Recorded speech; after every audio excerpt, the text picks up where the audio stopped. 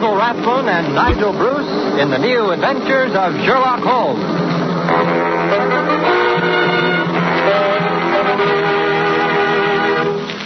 This rebroadcast is especially for the American Armed Forces and their allies. Now let's join Dr. Campbell as he enters Dr. Watson's study.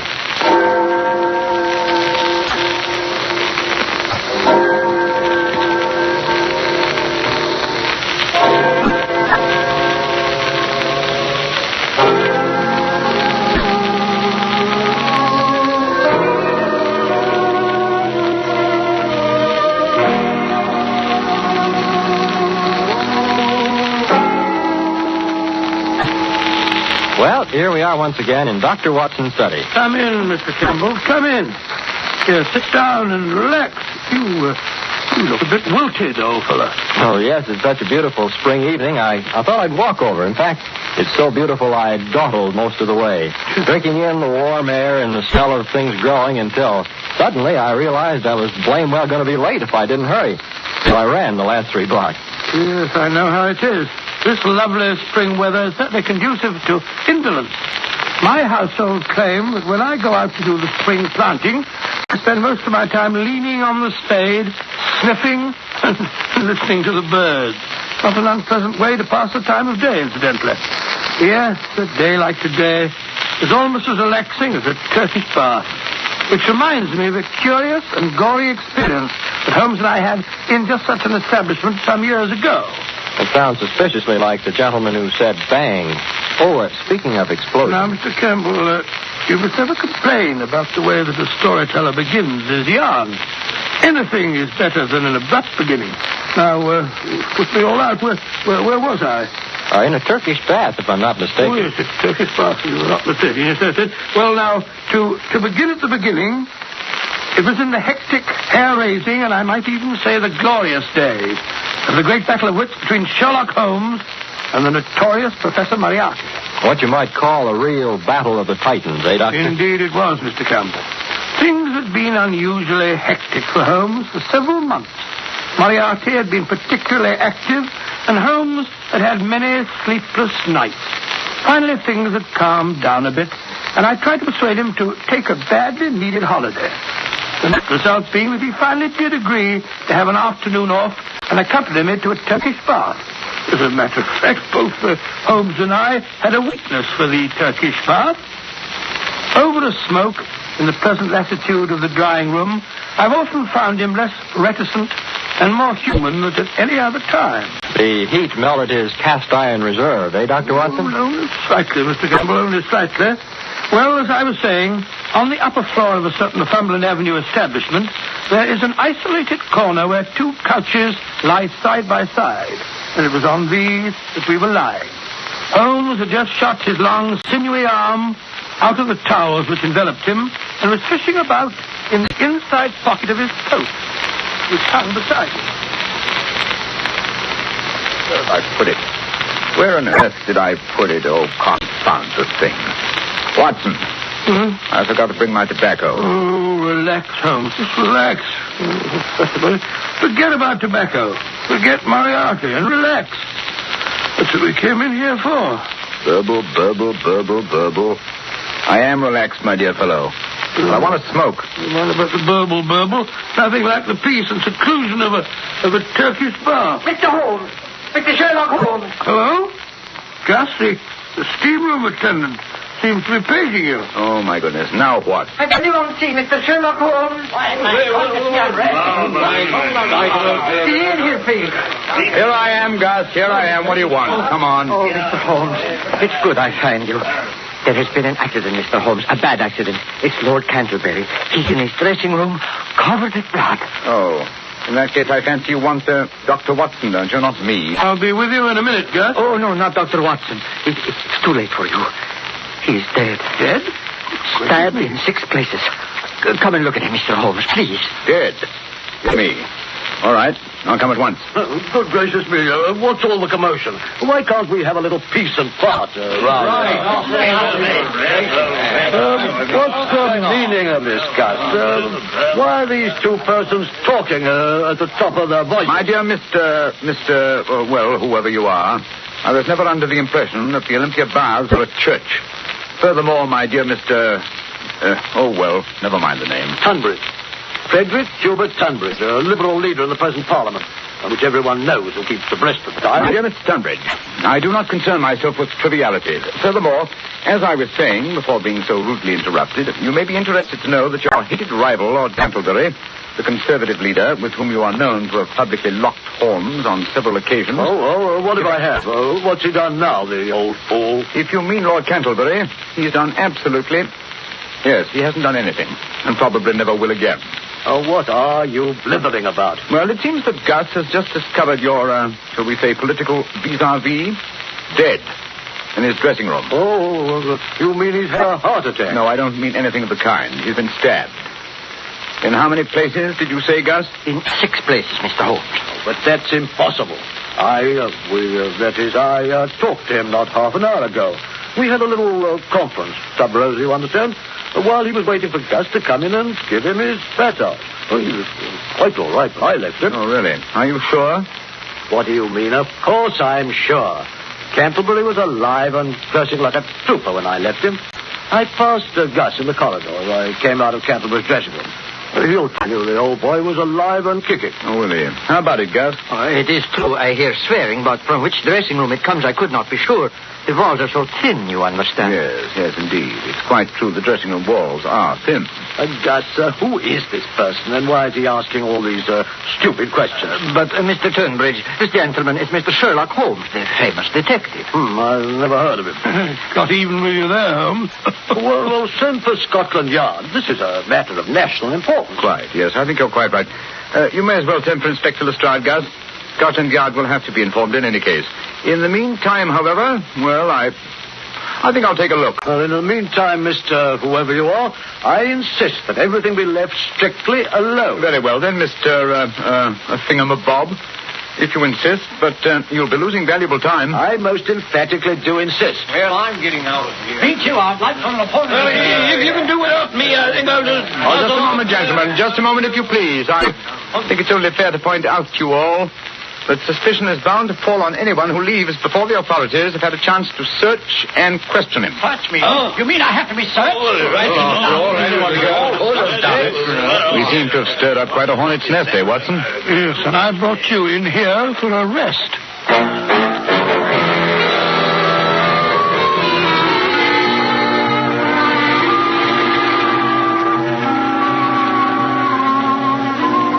Well, Lestrade?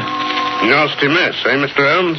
Knife from the back. Yes, not once, but 6 times. Deep, ferocious thrusts.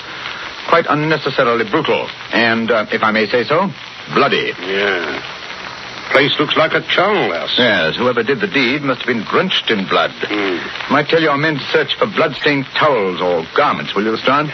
Yes. Well, I'll pick up anything that's got blood on it. Never you fear, Mr. Holmes. I've ordered a search of everybody and everything on the premises. Yes, that's not going to be very popular with Mr. Tunbridge, eh, Holmes? I wouldn't care if he was the Archbishop of Canterbury. When Scotland Yard says search everybody, we search everybody. Besides, everybody knows he and the corpse here are bitter enemies. They fought like cat and dog. How long would you say he'd been dead, Mr. Holmes? Oh, I don't know. About, let me say, an hour and a half. Took barely 40 minutes to get you here, Lestrade. And Canterbury had been dead, let me see, over half an hour when Gus found him. Yes, Gus. Did the doorman notice who left the establishment during the half hour before the body was found? Yes, sir. Only old Mr. Welford. And he's too feeble and nearsighted to do a crime like this. Was the door to Lord Canterbury's dressing room locked? No, sir. Huh? And how does it happen that he lay here for over half an hour before anyone found him? Particularly as he was down on the books for a massage half an hour before he was found. Well, you see, I thought he was asleep. Lord Canterbury, sometimes he liked a little nap after he was in the steam room, and he didn't want I should disturb him. Oh, that's very interesting. Then you did come in this room once before you realized Lord Canterbury was dead. Yes, Mr. Holmes. But he was lying there so peaceful. So peaceful. Yes, on his back? Yes, sir, just like we found him. It wasn't until the second time I come in I see he has his eyes open. Mm-hmm. And the place is, shall we say, all spattered with blood? It was so dark. The shades were drawn. It was not easy to see anything if you don't look close. Even then, some people are unable to observe the most obvious facts. And what might you mean by that? Oh, just an observation, Lestrade. Just a gratuitous observation. Come in. Well, Willis, what's up? We've searched the place from top to bottom, just like you said, Inspector. And there's no bloodstains nowhere, except on this. And what's that? A pocket knife, sir, large size. Oh. The handle's been wiped off, but there's still some bloodstains on the blade. We found it in the locker of a bloke named of Tunbridge. Uh-huh. Just a minute, Lestrade. Don't go off the deep end. Willis. Yes, sir? You say there were no bloodstains anywhere except on this knife. Not a sign of a bloodstain nowhere. You searched the dirty linen hampers, the towels and lockers, where the customers had their clothes? Oh, yes, sir. We searched everything. There's not a sign of blood anywhere, but on that there weapon. Amazing. That's enough for me. This here is the murder weapon, and it was found in Tunbridge's locker. Bring him in here, Willis, and we'll have him on the carpet. Yes, sir. Right away. I knew he was the murderer from the beginning. Who has the motive for killing Canterbury? This chap Tunbridge. Who had the opportunity? This chap Tunbridge. He admits himself he had a talk with the deceased, and they had words. And where is this here bloodstained knife found? Nowhere but in this Mr. Tunbridge's locker. Stupid place for a murderer to hide the fatal weapon in his own locker. Tunbridge isn't as stupid as that, Lestrade. No. And why was it there? Look here, this is an outrage, keeping me here like this. Oh, don't you realize I have influence? Well, you might at least let me put on my clothes instead of hauling them about. I'll complain to the authorities. I'll have you dismissed, all of you. Oh, maybe you will, sir. And then again, maybe you won't. But first of all, you'll answer some questions. Have you ever seen this knife before? Knife? Yes, of course. It's mine. I've had it all my life. I used to take it fishing when I was a boy. Oh, indeed. That would explain its size, then. Well, now I use it to open my letters. Oh, you do? Are you sure that's all you use it for? Yes, of course. And why are these here blood stains on it? Bloodstains? Yeah. Where? Here and here and here. No, don't you touch it. We don't want to destroy any possible fingerprints. But if it's mine, my fingerprints are already on it. Yes, he's right there, Lestrade. Furthermore, that stain doesn't look like blood to me. It's not red enough. It looks like rust. As a matter of fact, if the stain is a nice blood red, it's fairly certain it's not blood. Now, this particular stain, You as far as I leave see... this particular stain to Scotland Yard, Mr. Yes. Don't forget, my dear Lestrade, I invented the first infallible test for blood stains. That's quite true, Lestrade. He did. Yes, indeed. My test is infallible. It works on blood that is new or on blood that is old. I discovered the first reagent, which is precipitated by hemoglobin. I'm sorry, mister, I'm sorry, but Scotland Yard hasn't any time for lectures. We believe in action. Now, Mr. Tunbridge, it's my duty to take you into custody, and it's also my duty to warn you that anything that you may say may be used in evidence against you. Anything I say? Do you realize whom you're arresting? I'm a leading figure in British politics. So was this fellow who lies here stabbed with your knife, which has still got bloodstains on it. Lestrade, if you'll pardon me for saying so, in this case, it's not the bloodstains that are in evidence, but the bloodstains that are not in evidence, which is the significant factor. What? Oh, what do you mean by that? Simply that it would have been rather difficult for Mr. Tunbridge to have committed a murder as gory as this one without having bloodstains on the towel he's wearing or on the clothes which are still in his locker. What was to prevent him from dropping his towel outside Lord Canterbury's dressing room, going in and knifing him in the back, then sneaking down to the shower rooms, not more than 20 feet down the corridor, and washing away the evidence? Me going round about it in the nude? Certainly not. Most certainly not, sir. Remember, my dear Lestrade, as you drag one of Britain's leaders away to jail, that it might have been possible for him to stab his enemy in a fit of temper, but he would never have dreamed of running up and down the corridors in his birthday suit. Let me see. I'm afraid I shall have to look for another explanation of the missing bloodstains.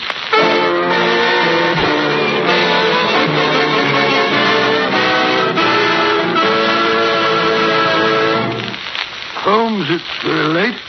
Everyone else has left the Turkish bar. Everyone but the faithful Gus. Oh, I don't mind. Tonight we have by my house sauerkraut. I don't like sauerkraut. Besides, I've got to stay and lock up. And then you'll have to wait till we find the bloodstains. They're here somewhere. That's why I sent home for my famous benzidine peroxide mixture. Somewhere on the premises there is a towel or linen or something that has bloodstains. Oh, but we've been through the towels and the linen a dozen times, Holmes. No sign of blood.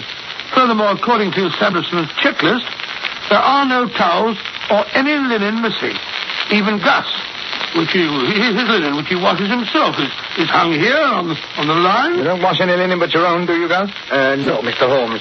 Everything go out to the laundry. I wash my own because I'd like to be fresh and clean. Twice a day I wash, noon and evening. Yes. The evening's job hasn't been done yet, eh? No. This one I washed this noon. It's my towel from this morning. Oh, yes. This morning's towel washed this noon, yes. What was it? Candleberry was murdered in the middle of the afternoon about 3:30. Now it's now after 7 o'clock. Don't you see, Watson? This towel. Don't you see? No, Holmes, I don't. I don't see a blasted thing. The towel's as clean as a whistle. But not dry. If it had been washed at noon, it would be dry now. But it's still damp. Yes, it was washed after Candleberry's death. Of course, to remove the bloodstains. Gus? Mr. Holmes. That's why you didn't report the death until half an hour after Canterbury had died. Oh, no. You had to have time to remove the bloodstains. But that's not true. Besides, you can't prove anything. The towel is clean now. There are no marks, no stains. The very fact that there were no stains on it, Gus, first made me suspect you. Lord Canterbury was found lying on his back. And yet, when you informed us that he had been stabbed, you were quite definite about the number of times that he'd been stabbed. In the back. Yes? Yes. How did you know that, Gus? Well, I lift him up and I look. Of course, I see what you're getting at, Holmes. He couldn't have done that. No one could examine the corpse without getting blood all over himself. And yet, when Gus appeared to tell us of Canterbury's death, there wasn't a spot of blood on him. But if I can prove that this towel which you so carefully washed once had bloodstains and that you were very careful to remove those stains... That you will never prove. I have scrubbed, I have used soap, I have even boiled that towel. There is not even a suspicion of a bloodstain left. That is where you're wrong, my friend. Watson, run the water into this tub, will you? No matter how thoroughly you try to remove a bloodstain, it will never... Out. Damn it, spot. Yes, we only need enough to moisten the cloth. Now I'll drop a few drops of my famous solution onto the cloth. There we are. Well, all I can see is a lot of pale blue streaks. Yes, it's undoubtedly blood. Blood? Yes, curious blue streaks prove infallibly that there was blood on the towel. And now, Gus, how are you going to explain why you were so anxious to remove these bloodstains? No, I did not do it. It was Mr. Turnbridge. He did it. The knife was his knife. There was blood on it. Let me out of here. It's not my fault. I don't want to help. Holmes, he's running away. Watson, can't let him escape. Well, there he goes down the corridor. He's gone to the steamboat. Don't worry, I'll get him. Phew. The steam's thick in here. I can hardly see my hand before my face. Must be in here. Look under the benches, Watson. Watson, leave the door open. Let some of this blasted steam out of here, will you? I didn't shut the door. Holmes, you hear that? The door. Someone's locked the door. Hey, somebody, let us out. Let us out, you hear? We're locked in. We've been locked in by mistake. No, you're wrong.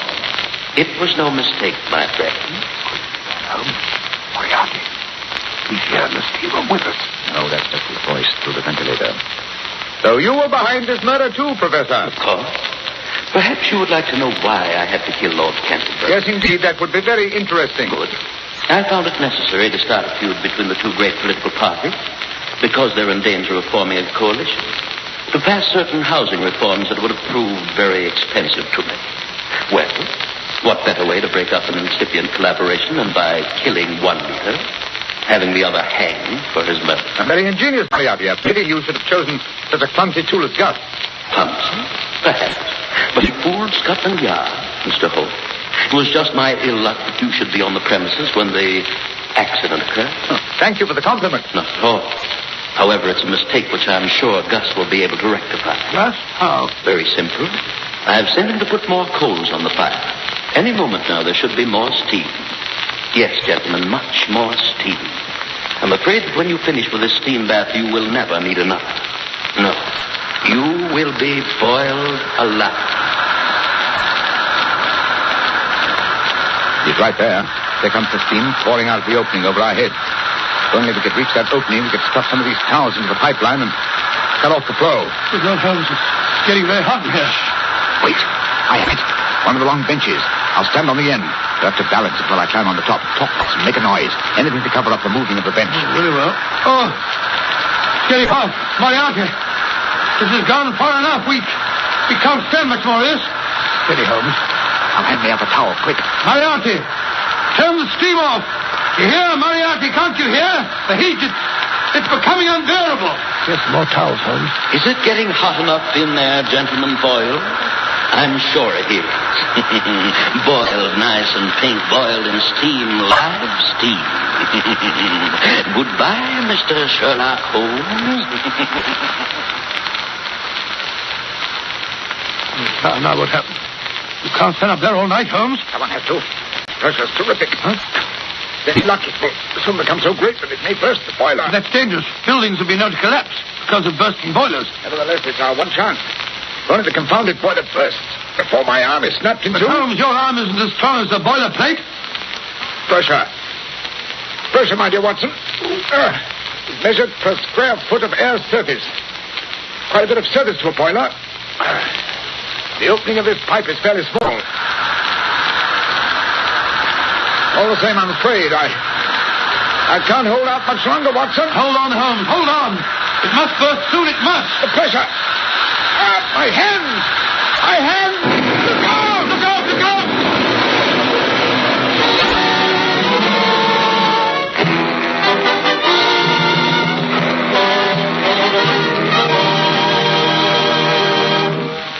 And you came through the explosion all right, Dr. Watson? Well, I had a nasty crack where Holmes and the bench fell on me, and Holmes had the wind knocked out of him, but we were in fairly good shape by the time the fire brigade pulled us out from the wreckage.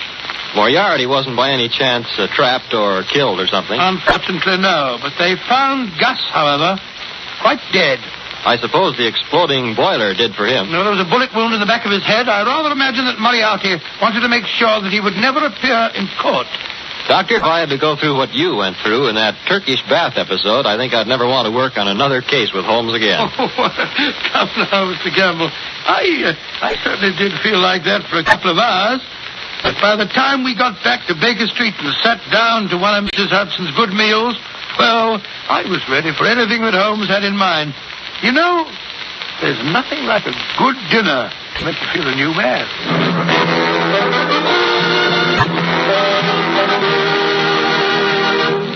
You have been listening to An Adventure in Crime with Basil Rathbone as Sherlock Holmes and Nigel Bruce as Dr. Watson.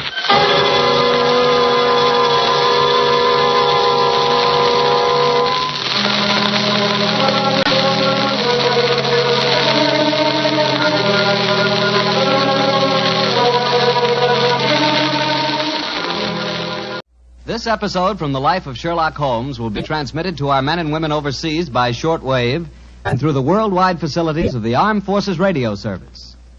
Petri Wine brings you Basil Rathbone and Nigel Bruce in the new adventures of Sherlock Holmes.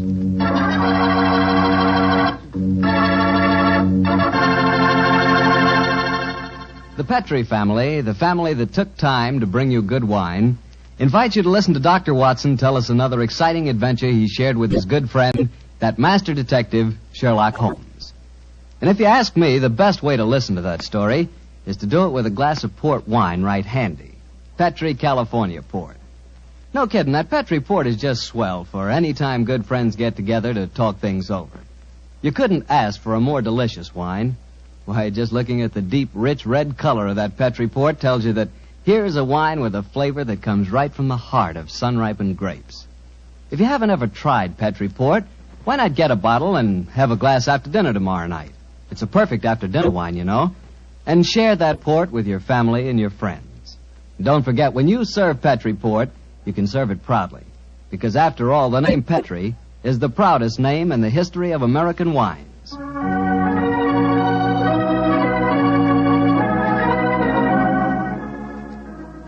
And now let's keep our weekly appointment. Good evening, Dr. Watson. Good evening, Mr. Bartell.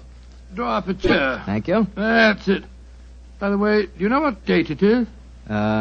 November 5th, isn't it? That's right. In England, it's known as Guy Fawkes Day. Have you ever heard of it?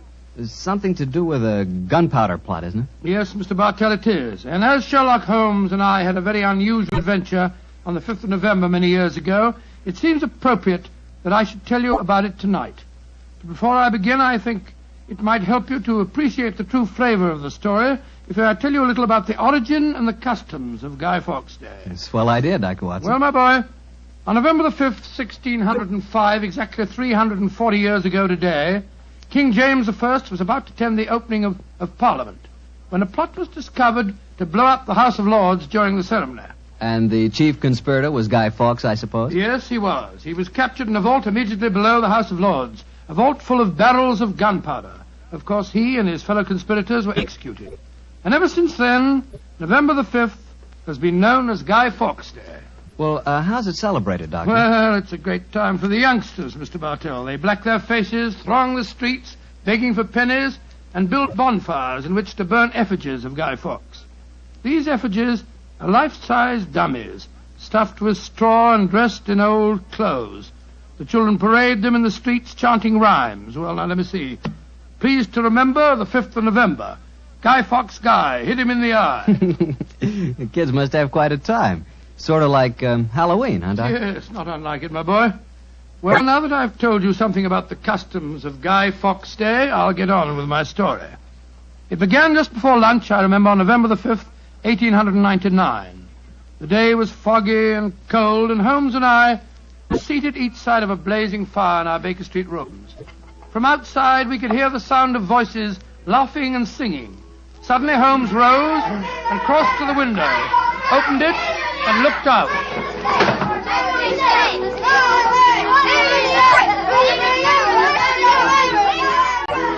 Then he turned to me and spoke. Children are having a great time, Watson, aren't they? Yes, it cost me a shilling worth of pennies to walk here this morning. Has it occurred to you, Watson, that the gunpowder plot offers very promising material to the speculative mind? In what way, Holmes? I say it's confoundedly chilly in here. Don't you think you might shut that window? Sorry, old chap. As I was saying, the gunpowder plot offers very promising material to the speculative mind. I've made something of a study of the historical records of the case. There is more than a little evidence to suggest that King James was never in any real danger. Never in any danger? Well, what makes you say that? Knowledge of the proposed dastardly scheme came to light early. But James Stuart, King of England, the possessor of a shrewd and diabolical mind, used the spectacular discovery of the plot to try and bolster his waning popularity, as well as to justify increased religious persecutions. Well, that's the first I've heard of it, Holmes. I dare say, old fellow, but it's true just the same. I'm afraid James Stuart, King of England, was an unscrupulous tyrant. Come in. Oh, yes, Mrs. Hudson? There is a gentleman to see you, Mr. Holmes. He said it was very important, and he asked me to give you his card. Oh, thank you, Mrs. Hudson. Oh, ask him to come up, please, will you? Aye, sir. Who is it, Holmes? A gentleman with a remarkably fine sense of timing. Read his card for yourself. Let's have a look. Mr. James Stuart. Great Scott, that's an extraordinary coincidence that he should arrive just as we're talking about James Stuart, King of England. Come in. Mr. James Stuart. How do you do, Mr. Stuart? My name is Sherlock Holmes, and this is my colleague, Dr. Watson. How do you do, sir? How do you do? Mr. Holmes, you've got to help me. I'm walking about in mortal fear of my life. You've got to help me. Mr. Stuart, I suggest that you sit down. I'll do anything in my power to help you, but you must compose yourself first and tell me quietly what it is that's frightening you. How can I compose myself when I may be dead within a few hours? No, Mr. Stuart. I'm a doctor. I really think if I were to give you a sedative that you'd find... How can you talk of sedatives when My heart. Doctor! My heart. All right. Now, here, let me help you into this sofa. There you are now. Imagine That's brandy it. would be in order, Watson. Yes, Holmes, and I'll give him some digitalis. A fellow with a bad heart like this shouldn't allow himself to get so excited. Here you are, Mr. Stuart. Drink this. That's it. And now this, Mr. Stuart. What is it? It's digitalis. Very well. Yeah, now. Feel better, sir? Yes, Mr. Holmes. Yes, I do. You're right. I shouldn't get so excited. My heart can't stand it, you know. Watson, is he well enough to talk, do you think? Yes, if he doesn't excite himself again. I'll be careful, Doctor. I'll take it quietly. Mr. Holmes, when you saw my card just now, did it strike any responsive chord? Oh, naturally, sir.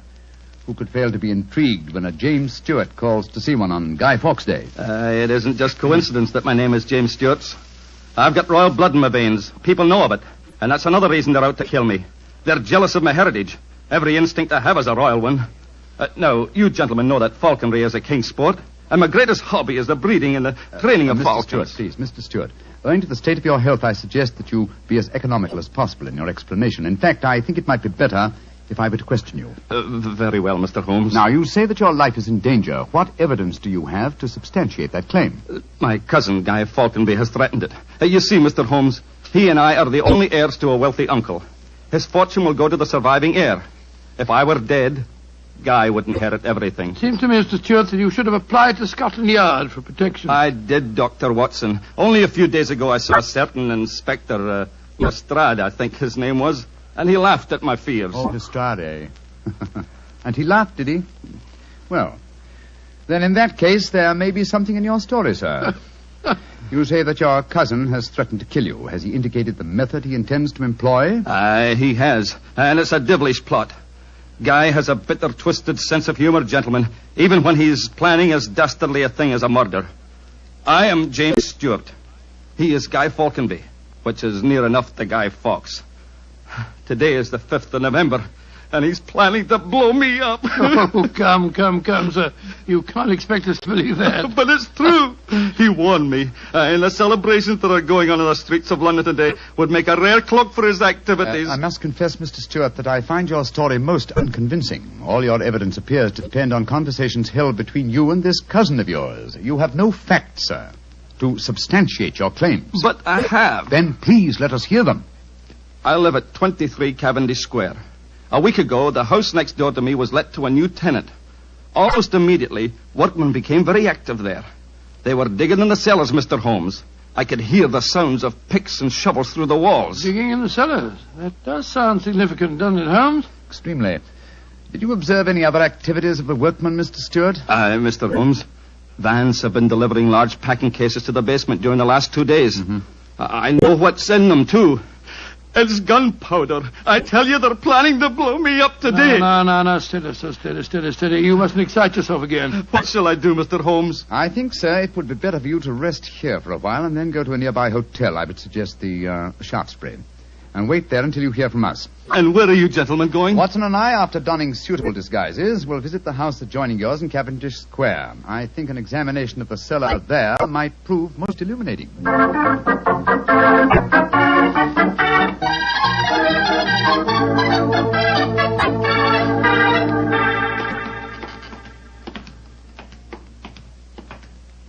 This must be the house, all right, Holmes.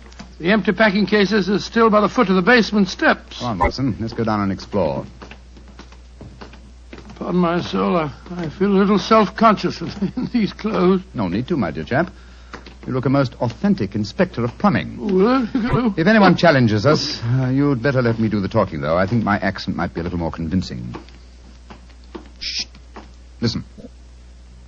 I can't hear anything. Exactly. Then we may reasonably assume that either the workmen are observing the Guy Fawkes holiday or that their work is done. Come on, let's try this door. It's unlocked. Yes. Huh. This is too easy, Watson. We must be prepared for a trap. Come on. I've got my revolver handy if there's any trouble. I don't use it until I tell you to. Remember, we're supposed to be plumbing inspectors. It's pitch black in here. I can't see a thing. Strike a match.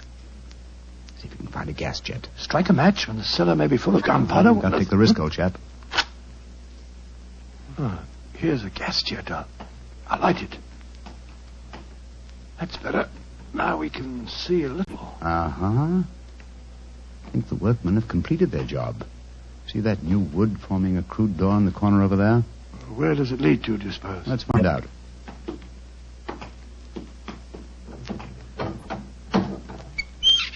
Oh. Also unlocked.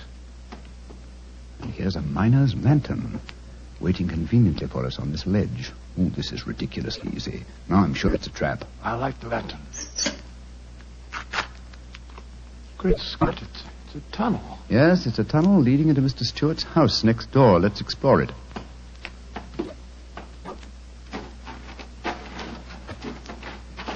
Look, Holmes. Look at the barrels. I bet they're full of gunpowder. Undoubtedly. We'll observe the fuses as well. Yes, the complete equipment for another gunpowder plot. I can't believe my eyes. What a fantastic plan, but how could the murderer be certain that Stewart would be killed in the explosion? I think that's easily answered, Watson. Remember Mr. Stewart's bad heart? In his present state of apprehension, an exploding firecracker would be enough to kill him. I suppose so. Hello? What's this lying on the floor? Curious. It's a funny strip of silk with a little ring on the end. Let me see it, Watson. Aha. This seems to be familiar. By Jove. I believe it's a Jess. A Jess? What on earth's that? The last piece of evidence necessary to confirm the conclusion... Come out of there! And keep your hands above your heads! I've got a revolver! Right, y'all, Governor. We ain't doing no harm. Now, remember, Watson. I'll do the talking. Come on! Archer, come! Well, you're a comical-looking pair.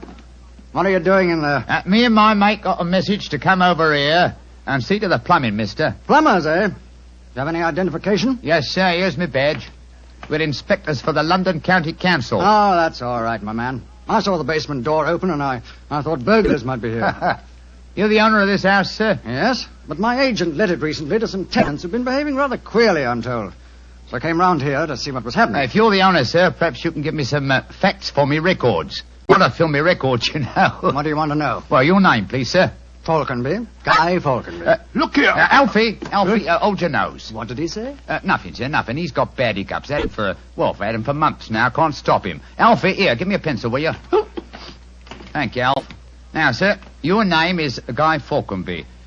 What's the name of the tenant this house is let to? There are 3 of them. Oh, do you know their names, sir? Got to have them for me records, you see. Yes, the names are Winter, Rokewood, and Keynes. Oh, yes. Winter, Rokewood, and Keynes. That's right, sir. Sounds as if they might be a firm of solicitors, don't they, sir? Well, perhaps they are. I haven't met them. Just one more question, sir, and then I needn't bother you no more. Well, what is it? My religion or my grandmother's maiden name? No, sir. No, nothing like that. I just wondered who lived in the house next door on that side. We've had a complaint from there, too. Their pipes is bunged up. My cousin lives there. His name's James Stewart. Mr. James Stewart, eh?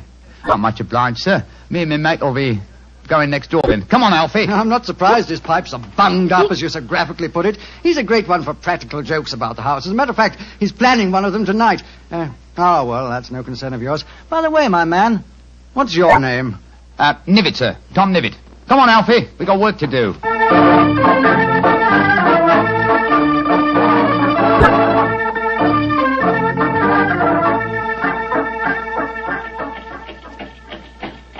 Holmes, I wish you'd tell me what's going on. Why have we taken this cab back to Baker Street?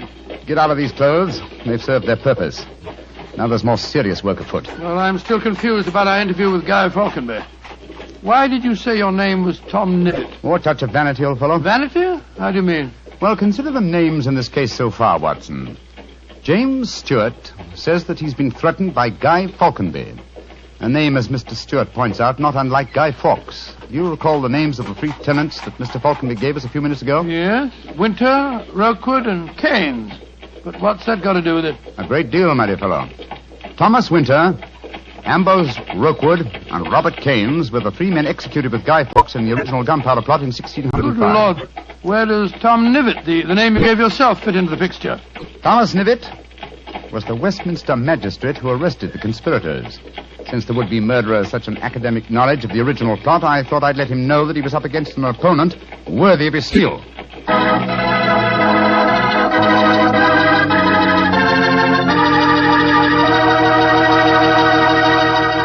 We'll hear the rest of Dr. Watson's story in just a few seconds. Just about time for me to remind you that if you want a wine that's sure to please the ladies, you can't mix with Petri California Muscatel. That's because Petri Muscatel is a golden wine with one of the most luscious flavors you ever tasted. Did you ever taste a big, plump muscat grape that's ripened in the sun? If you have, then you know what to expect when you taste Petri Muscatel. It's a wonderful wine. Perfect after dinner and swell when company comes. Just remember that, won't you? Petri Muscatel. Well, Doctor, you and Mr. Holmes were certainly having yourselves quite a Guy Fawkes day. What happened when you got back to Baker Street? We quickly changed out of our disguises and back into our ordinary clothes. I was still pretty much in the dark, as usual. And I kept questioning Holmes as to our next move. He was in a state of suppressed excitement.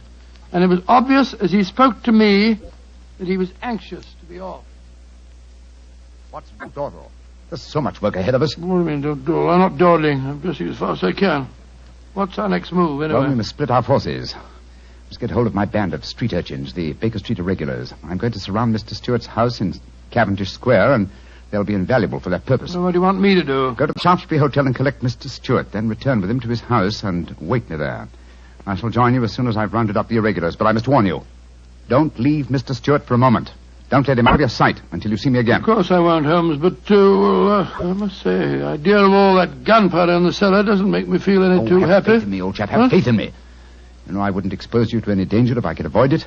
And I assure you that I shall join you and Mr. Stewart very shortly. You have your revolver? Yes, of course. Good. And, give Mr. Stewart this revolver, will you? Tell him that I insist that he carries it. I fear that his own has probably been tampered with. Right you are, Holmes. I'll see that he has it. This is a strange business, I must say. That Guy Falconberry seemed such a decent sort of fellow. Yes, he appeared to be a most amiable fellow, didn't he? This is indeed an unusual case, Watson. We're up against one of the most sinister and twisted antagonists that we've ever met. Well, old chap, I'm leaving now. I'll join you soon. And don't forget, stay close to Mr. Stewart. Stay very close to him.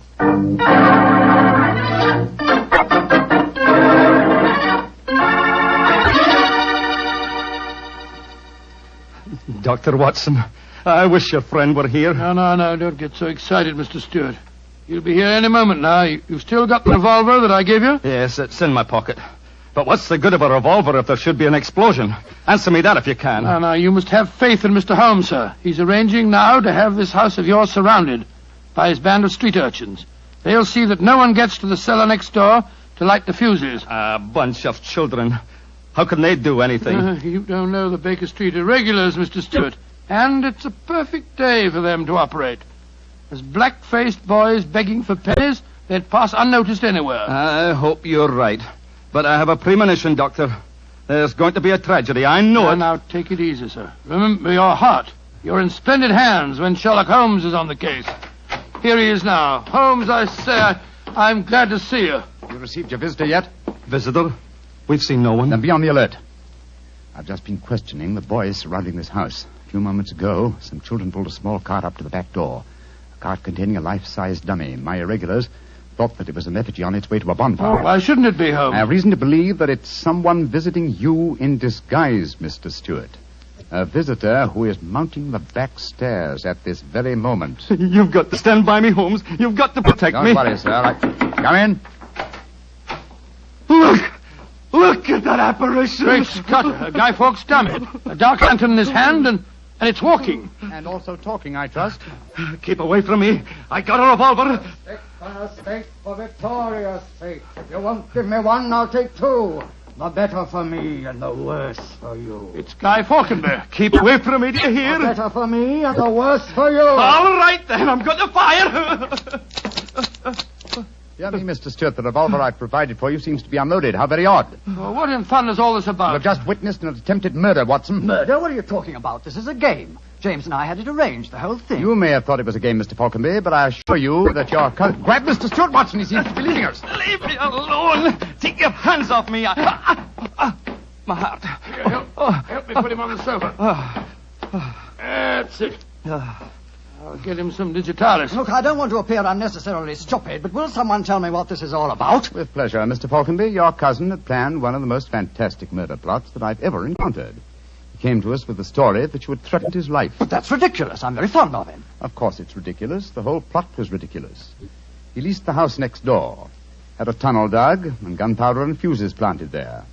Even entered the name of the tenants as Winter, Rokewood, and Keynes, to give the apparent plot a further authenticity. You mean my cousin was the real tenant? Certainly he was. However, he was clumsy enough to drop that piece of silk with the wire ring on the end that you found in the cellar, Watson. The thing you called a jess. And what's a jess? It's a strap that goes round a falcon's leg to which its leash is fastened. You will remember that Mr. Stewart informed us that falconry is his hobby, and it therefore indicated that he had been in the cellar and consequently must have known about the whole plot. And all he was trying to do was to build up in our minds the belief that his cousin was trying to kill him. Exactly, my dear fellow. Had we believed him, of course he could have shot you just now, Mr. Falconby, in apparent self-defense. Good Lord, what a fantastic plot. I still can't quite believe Mr. Falconby, why are you dressed as a Guy Fawkes dummy? Well, it was James's idea. He said that he was going to dress up too, and that we were to go round the bonfires tonight and frighten people by appearing as live dummies. But the last message he sent told me to come up here, that we'd play a practical joke on a couple of friends of his. And did he provide you with the costume that you're wearing? Yes, as a matter of fact, he did. Have you searched the pockets for any weapons? No, but I will. All right, and while you're doing that, I'll examine this dark lantern. How's your patient, Watson? Well, I've given him some digitalis, and now I'll get him some brandy. I can't find anything in the pockets. Here's the answer, my friends. Look here. Inside the lantern is a dagger. Your cousin planted it there to substantiate the claim that you were trying to kill him. Had his plans worked, you would have been dead, Mr. Falconby, before you could have told us the truth. Here, come back here, Mr. Stewart. James! He slipped out of the door. Confound it! He's faking the heart attack. Come on, Watson, after him.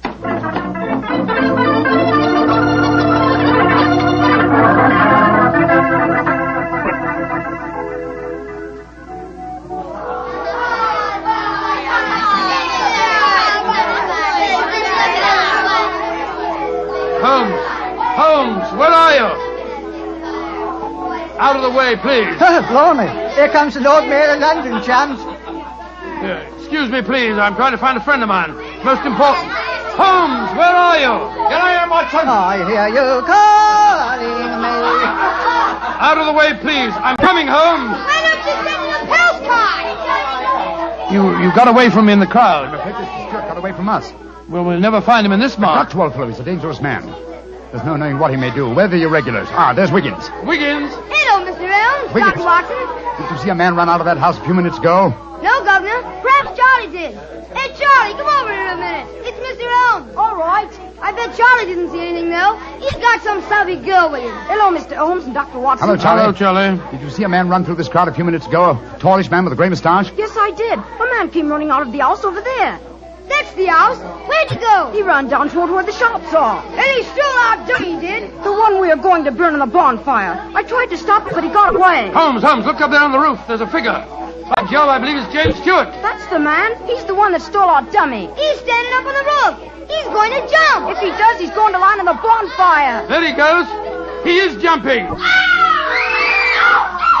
Right into the middle of the fire. It's awful. He'll be burned to death. Don't worry, Wiggins. That wasn't a man who fell into the bonfire. What do you mean? From the gyrations that the figure performed as it fell, my dear Watson, I'm convinced that Mr. Stewart threw the stolen dummy to try and put us off the track. Then Stewart's still up there. He is, Watson. Come along, old boy. It's up on the rooftops for us. Up on the rooftops.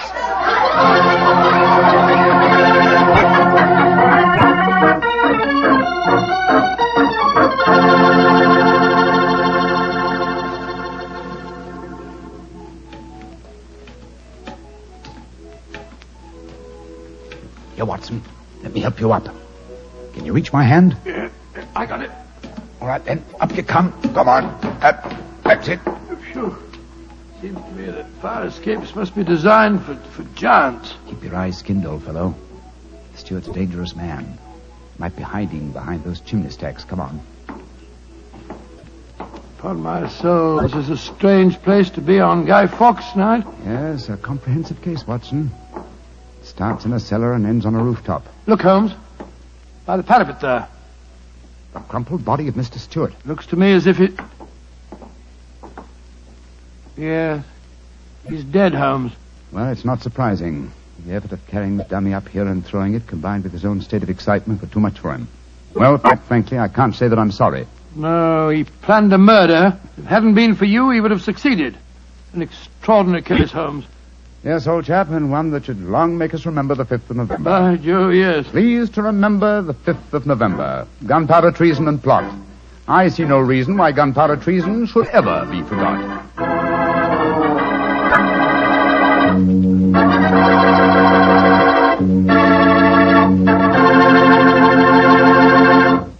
Well, Doctor, as you boys would say, that story was a bit of exciting, what? Yes, and even now I sort of lose my breath when I remember climbing that fire escape. You know, Doctor, those two fellas certainly went out of their way to celebrate Guy Fawkes Day.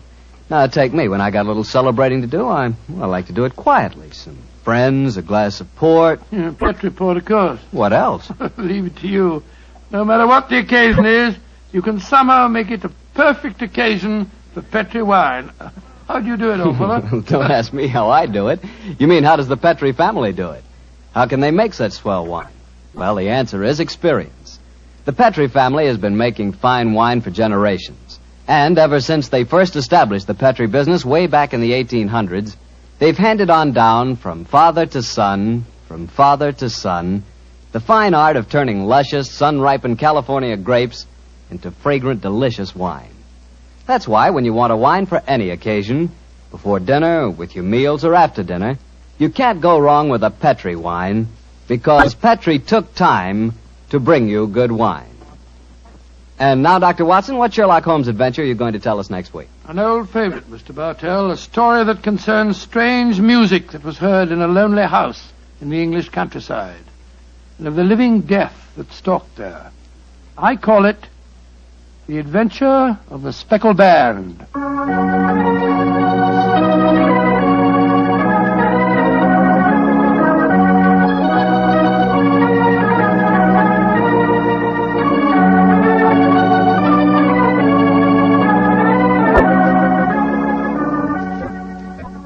Tonight's Sherlock Holmes adventure is written by Dennis Green and Anthony Boucher and was suggested by an incident in this Arthur Conan Doyle story, The Adventure of the Devil's Foot. Music was by Dean Fossler. Mr. Rathbone appears through the courtesy of Metro-Goldwyn-Mayer, and Mr. Bruce through the courtesy of Universal Pictures, where they are now starring in the Sherlock Holmes series.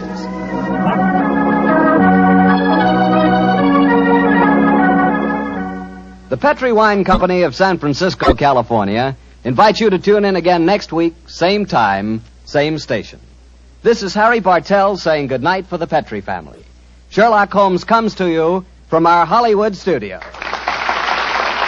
This is the Mutual Broadcasting System.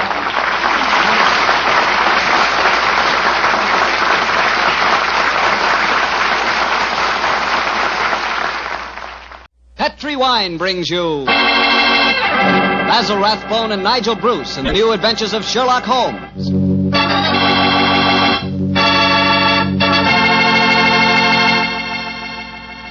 The Petri family, the family that took time to bring you good wine, invites you to listen to Dr. Watson tell us another exciting adventure he shared with his old friend, that master detective, Sherlock Holmes. And I'd like to ask you a short, simple question. Have you ever tried a glass of sherry before dinner? If you haven't, you'll never know what you're missing till you do. And make that sherry Petri California sherry. Because Petri sherry is the best beginning a good meal ever had. Just hold a glass of Petri sherry to the light. Look at its wonderful, clear amber color. Now just get a whiff of that aroma. Bouquet, the experts call it. I'm telling you can just smell those big, luscious grapes. Now, best of all, taste your Petri sherry. Sip it. Sip it slowly so you don't miss one single drop of this truly delicious wine. Yes, without a doubt, Petri sherry is good wine. Oh, and incidentally, Petri makes two kinds of sherry. Regular sherry and Petri pale dry. Both are fine. And if you're not sure which you might like best, do what I do. Don't buy one, buy two. Try them both. And serve them proudly because the name Petri is the proudest name in the history of American wines.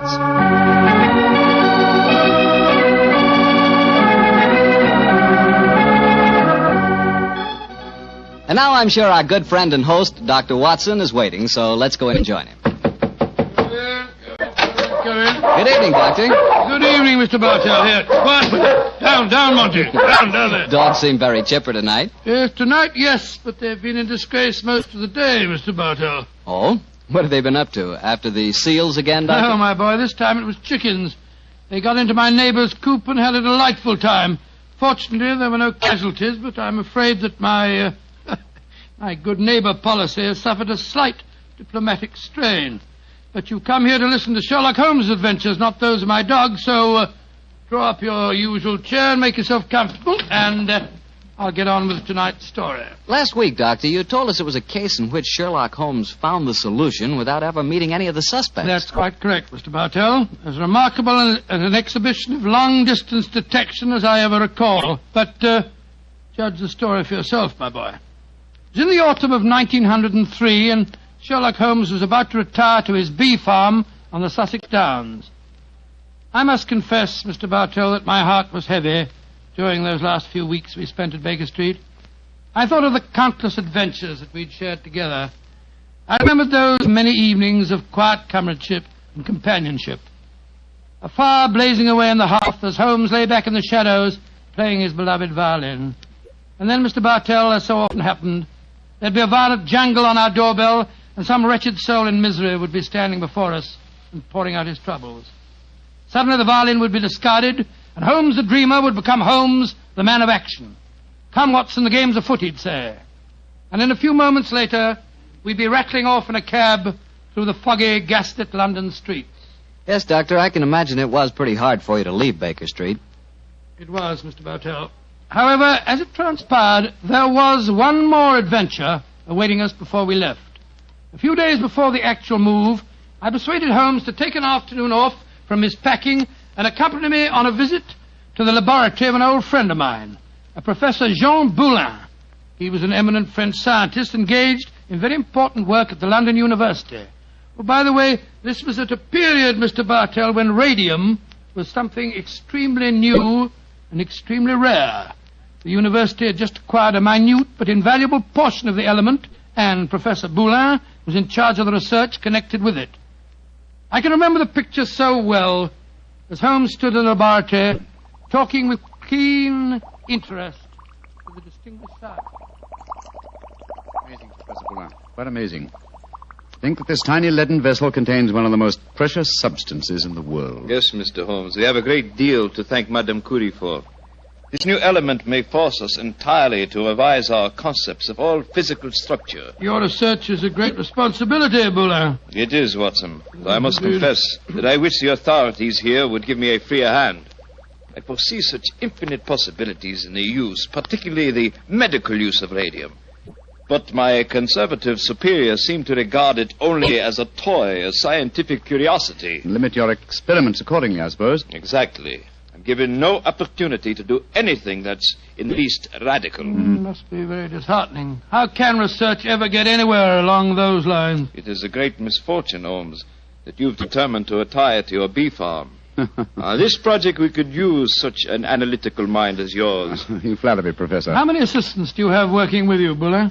3, but none of them are very inspired, I'm afraid. What? My best assistant is a man named Barker. He's a little on the conservative side, too. But he is extremely adroit. The other 2, a young man called Taylor and the girl Gladys Hughes. They mean well. But gauche, I fear, is the only word to describe them. Why do you laugh, Boulin? I was just amused to observe that in describing my assistants, I chanced to be literal as well as figurative. It's odd that random symbolism can sometime... but never mind that.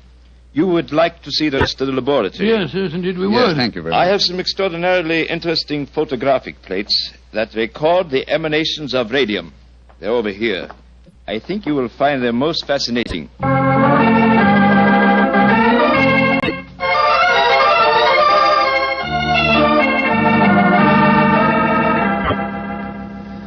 Baker Street, particularly when our rooms are full of packing cases, seems rather drab after the scientific stimulations of Professor Boulin's laboratory, doesn't it, old chap? Yes, it seemed drab even if we hadn't been to see him. I feel frightfully depressed, Holmes. I just don't know what I'm going to do without you. Oh, you're still a young man, Watson, and a susceptible one. You'll marry again. No, I won't. You will, old chap. And you'll end up by being glad that your old roommate, your difficult, rather unsociable old roommate, is living in retirement on the Sussex Downs. Rubbish. I shan't feel anything of the kind. In any case, I don't think you'll be able to stay in retirement for long. Your mind is much too alert to be satisfied by being a sort of midwife to a bunch of beastly bees. Oh, dear Watson. I feel that you'll never eat honey again. Yes, you can laugh, Holmes, but I could see how excited you were when Boulin suggested that you might help him with his radium experiments. Flattering suggestion, I must admit, my dear fellow. Just the same, Oh, now, who the devil's that? From the urgency of the tug on the bell pull, I'd say that it was a client. And go and head him off, will you, old chap? Yes, I'll do my best. Oh, Watson, explain that I'm no longer in practice. Too late, Holmes. He's brushed past Mrs. Hudson. Here he comes rushing up the stairs. Oh, confound it. I beg your pardon, sir, You but... Mr. Sherlock Holmes? No, I am not Sherlock. Then you must be Mr. Holmes. That is my name, sir. But may I ask what accounts for your rather whirlwind entrance? My housekeeper, Mrs. Hudson... I haven't any time to consider etiquette. My sister Gladys Hughes has vanished. Vanished into thin air. You've got to find her for me, Mr. Holmes. I'll pay you any fee you name, but you've got to find her. Mr. Hughes, I'm extremely sorry that your sister has vanished, but I'm afraid that I can do nothing to help you. I'm retiring. I'm giving up my practice. If you won't help me, I'll go to someone who will. That's exactly what I mean, sir. I suggest that you go to the police, or if you insist on a private investigator, I can strongly recommend Mr. Martin Hewitt. Yes. His address is 39 Pont Street, Knightsbridge. Good day to you. Good day, Mr. Hughes. 36 Pont Street, Knightsbridge. Mr. Martin. Yes, I can understand his concern, but his manners leave a great deal to be desired. Holmes. Gladys Hughes, his missing sister. That was the name of one of Professor Boulin's assistants, wasn't it? True, old fellow, but it's probably only a coincidence. What? Both Christian and surnames are extremely common ones. Well, I have a feeling that it may not be a coincidence. Oh, come now, my dear fellow. Don't you try and embroil me in a fresh adventure. I've retired and I'm leaving for Sussex in a few days. And if any more clients come wrenching at my doorbell, I shall ignore them.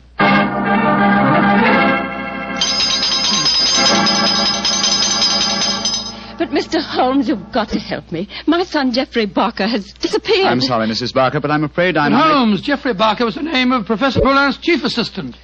Watson, please believe me when I say that I'm not to be inveigled into any further...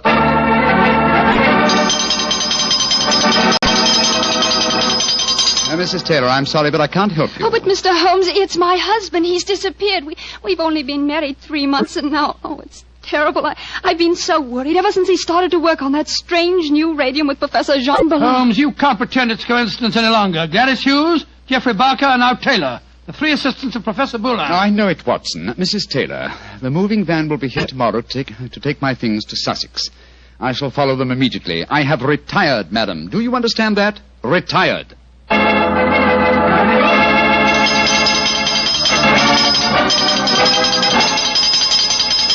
Yes, another telegram for you, Holmes. That'll be the 4th today. Why won't Scotland Yard leave me alone? Well, it's a pretty strange business. 3 people engaged in research of this new element, radium, have all disappeared within 48 hours. Scotland Yard needs your help. Let them earn their salaries, my dear Watson.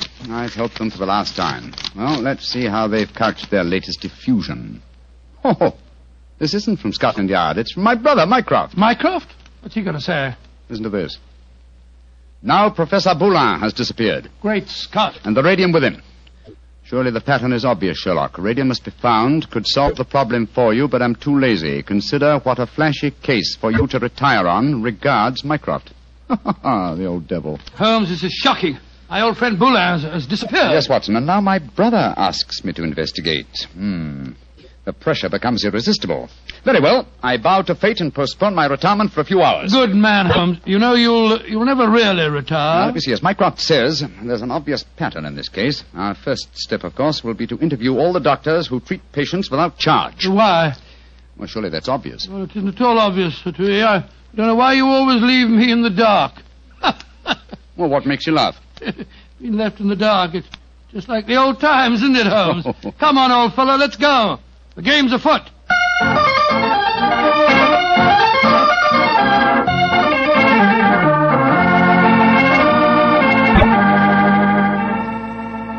Dr. MacDonald, this is Mr. Sherlock Holmes. Mr. Sherlock Holmes. I'm very glad to meet you. And are you, Dr. MacDonald? I swear that I've never been in as many doctors' offices as I have today. But Mr. Holmes is in search of some information. Perhaps, Doctor, you can help him. I'll do my best. What do you want to know, Mr. Holmes? Whether you have any charity patients with skin eruptions or growths of any kind. I mean, patients that have not kept their appointments recently, perhaps. Now, let me see. Why, yes, I do. Old Mrs. Pendle. She has a very bad case of lupus. She was due for a treatment here yesterday, and I've seen nothing of her. Splendid. Can you give me her address? Why, certainly. It's in my book here. Well, I hope this isn't a false trail, Holmes. You can only explore it and see, dear chap. Here we are. Mrs. Pendle, 36 Elm Gardens, Clapham. Mrs. Pendle, 36 Elm Gardens, Clapham. Thank you, Doctor. I'm greatly obliged to you.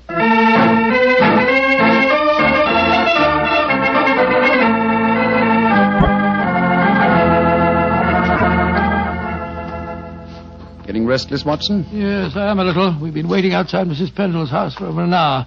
Why don't we knock on the door? See if she's at home. Oh, no, my dear chap. We mustn't frighten her. I hope that she's going to lead us to our quarry. You see... Shh. Front door's opening. A woman's coming out. Yes, it's Mrs. Pendle, beyond doubt. Look at that bandage around the upper part of her face. Yeah, hello, she's turning down the street. We're going to follow her, I suppose. Naturally, but let's give her a start, shall we? We don't want her to spot us. Well, while we're waiting, perhaps you'll clear up 1 or 2 points for me. I'm still very much in the dark. With pleasure, old chap. What puzzles you? Well, one of the things that Come on. What? We've given her enough of a start. Let's follow her. Oh, very well. But look here, Holmes. You asked me what I didn't understand. 2 things puzzle me. What did Mycroft mean by the pattern of the case? Why are we following a poor sick old lady through the London streets?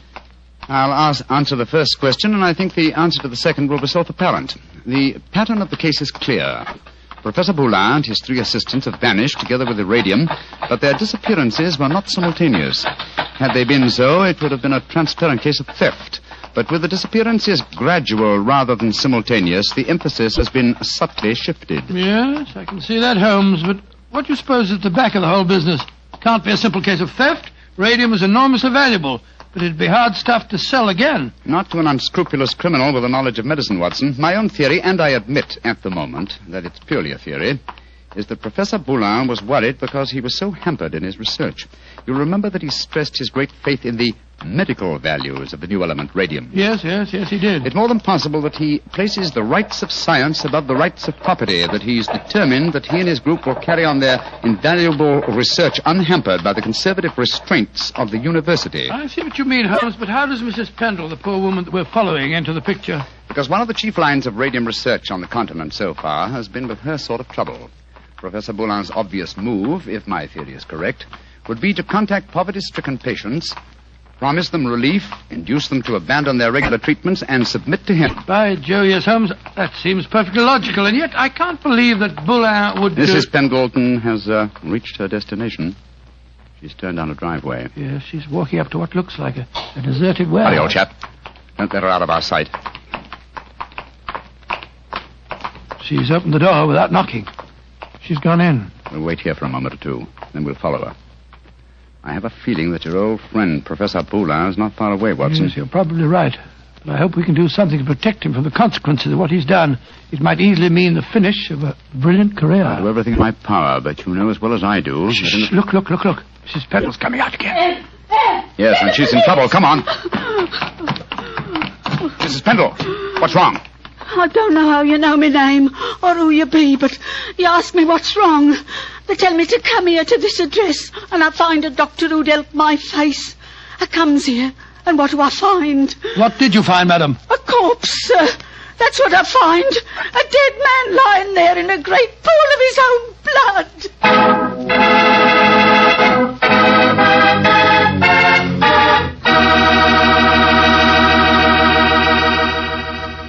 You'll hear the rest of Dr. Watson's story in just a second. So I'm just going to remind you that there's one wine which everyone likes and which is good on any occasion. Petri California Sherry. You want a swell wine to serve before dinner? The perfect answer is Petri Sherry. If you want a wine that's delicious after dinner, or later in the evening when you're just talking things over with your friends, again you want Petri Sherry. And if you want a wonderful wine to serve at cocktail time, naturally you want Petri Sherry. Sherry is a wine that's good at any time. And Petri, well, Petri is the wine that's good all the time.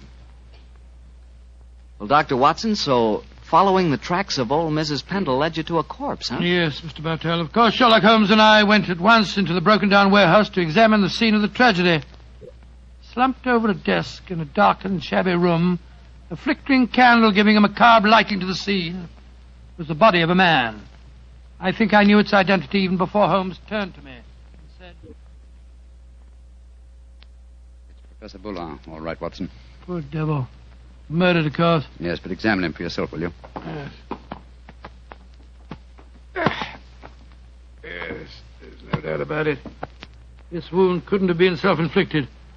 The right auricle of the heart has been pierced. How long ago would you estimate death took place? Not more than a couple of hours ago, I should say. Not hard to reconstruct the killing. The murderer came up from behind Boulin as he sat here, crooked an arm around his throat. Yes. See the finger marks on the right-hand side of the neck? Here? Then stabbed him in the chest. And then withdrew the weapon and disappeared. Leaving no traces, confound it. A dusty room is an ideal place for recording footprints, but there are half a dozen different prints here, including Mrs. Pendle's. Hello.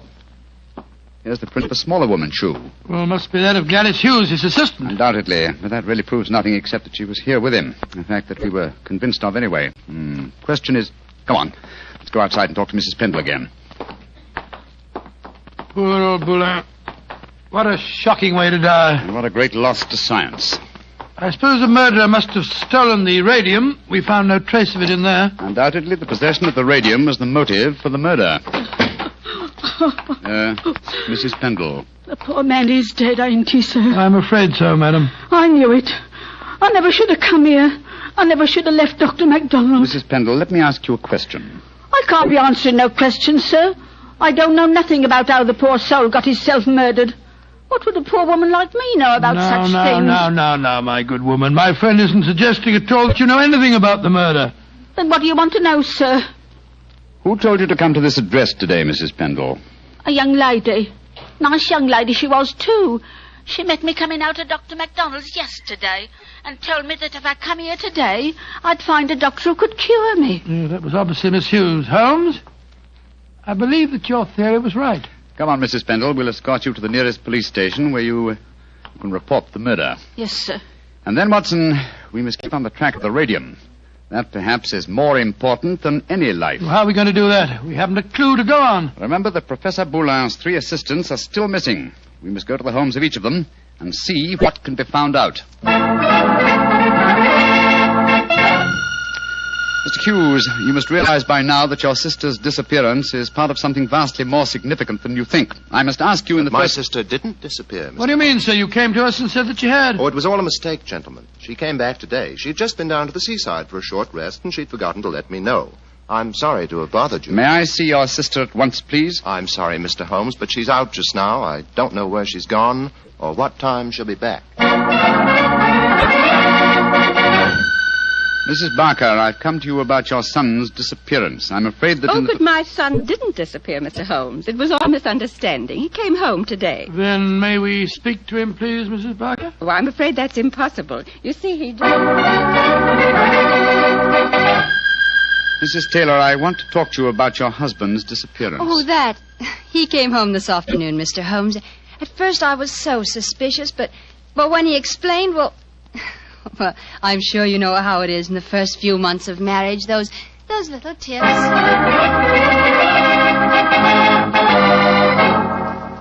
Confound it, Watson. We are no nearer the solution. And meanwhile, here we are back in Baker Street to find that the moving van has taken all your things off to Sussex.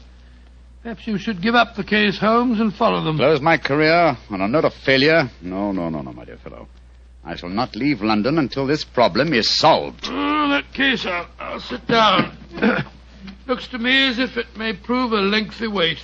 I've rarely felt more frustrated, Watson. All 3 vanished technicians home safely with plausible stories, or at least plausible alibis. And poor Boulin murdered, and the radium stolen. Well, I must say it makes no sense to me. Well, it must make sense.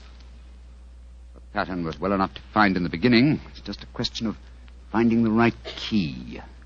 In a way, it's clear enough what's happened. One of the 3 assistants, placing the financial value of radium above its value to science, murdered Boulin to obtain the prize. The other 2, fearing that their complicity in the original plot would involve them as accomplices in murder, ran home and established an alibi. And the murderer did the same thing, for it's obvious one of the 3 must be the killer and the thief. Yes, the question is, which one of the 3 is the culprit? If only poor Boulin were alive, he could help us. My dear chap, If Boulin were alive, there would be no murderer. Oh, of course it wouldn't. Now, let's see. Boulin gave us a few bare facts about his 3 assistants. I wonder... But, of course, Watson! I have the answer. The case is solved. What do you mean, Holmes? How can it be solved? You haven't done enough investigation. If it comes to that, you haven't even seen any of your 3 suspects. That isn't necessary. Oh, you know who did it? Yes, Watson, and so should you. But we know nothing to set them apart from each other, except that one of them's a girl. We know more than that, my dear fellow. Think hard. Well, Boulin told us that Geoffrey Barker was an excellent technician, while the other 2 were somewhat clumsy. We know even more than that. Well, I'm just if I know what, Holmes. I shan't even need to stay in London and follow the case through to its logical conclusion. A telegraph to Mycroft and another to Scotland Yard to take care of it, yes. And I can be in Sussex before the moving van, after all. Oh, you mean you're going now, before the case is solved? But it is solved, my dear fellow. All that remains to be done is some purely routine work. What's the time? Look, it's just 3 o'clock. Splendid. If we hurry, we can catch the 3:45 express from Waterloo. We? Yes, I was counting on you spending a few days down there with me, old chap. I hope you can spare the time. I should hate to make so drastic a change without my good old friend Watson at my side. Oh, of course, I'll be delighted, but what, my dear boy? The case of the disappearing scientists. Wait until we get to Sussex, shall we? As soon as I get an answer to my telegrams, I'll explain the whole thing to you. And now let's hurry, shall we? Our train leaves in 40 minutes.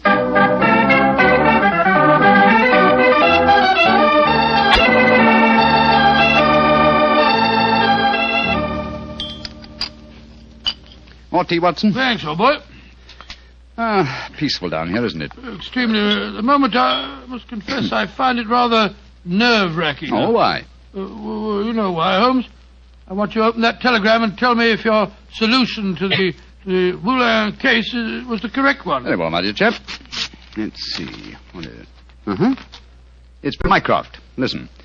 Murderer arrested and radium recovered. Well done, Sherlock, though you took longer than I expected. Regards, Mycroft. Congratulations, Holmes. And now perhaps you'll condescend to tell me how you solved it. Don't be angry with me, old chap. I only wanted to make sure that my solution was correct. You remember the nature of the fatal wound on Boulin's body? Of course. He'd been stabbed through the right auricle of the heart. From behind. Proving that the murderer was clearly right-handed. Oh, what does that signify? Almost everybody's right-handed. Oh, no, not in this case. If you recall, Professor Boulin said that Geoffrey Barker was adroit, while his other 2 assistants were gauche. Then he laughed because he said his remark was true both literally and figuratively. I still don't see what I was talking about. Oh, come now, Watson, come. Think of the origin of the word adroit. Ardois. Droit is the French word for right. And gauche is the word for left. Meaning the 2 gauche assistants were left-handed, and therefore only the adroit, the right-handed Barker, could have inflicted the fatal wound. I see it now, Holmes. You know, if you'd remembered that mark of Boulin's at the time we found his body, you could have solved the case much sooner. That's true, old fellow, very true. And when my old friend Watson points out that my memory is failing and my mind sluggish, then I know that my retirement has been postponed for far too long.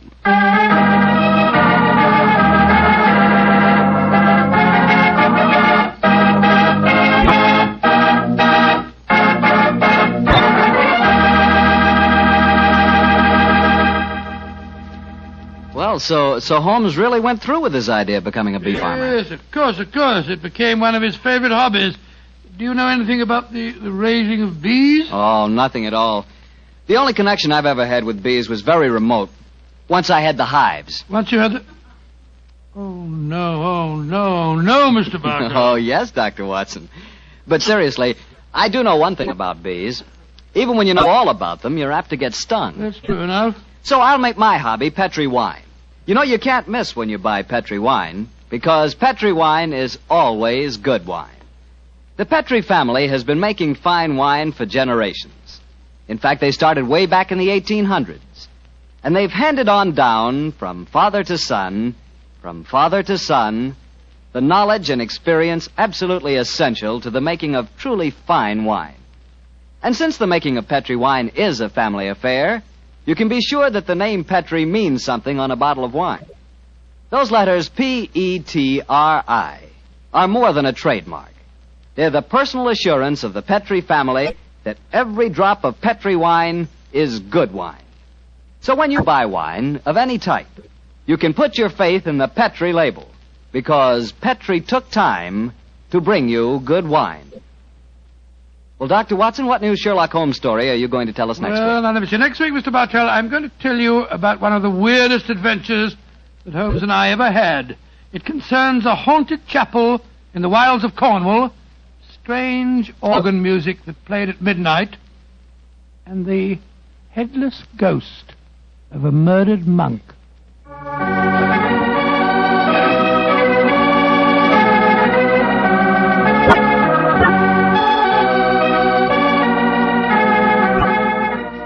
Tonight's Sherlock Holmes adventure was written by Dennis Green and Anthony Boucher and was suggested by an incident in Sir Arthur Conan Doyle's story, The Reigate Puzzle. Music is by Dean Fossler. Mr. Rathbone appears through the courtesy of Metro-Goldwyn-Mayer, and Mr. Bruce through the courtesy of Universal Pictures, where they are now starring in the Sherlock Holmes series. The Petri Wine Company of San Francisco, California, invites you to tune in again next week, same time, same station. Sherlock Holmes comes to you from our Hollywood studios.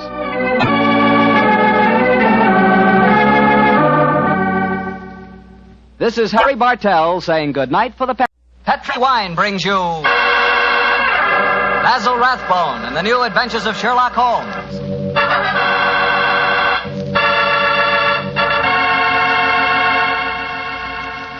The Petri family, the family that took time to bring you good wine, invites you to listen to Dr. Watson tell us another exciting adventure he shared with his good friend, that master detective, Sherlock Holmes.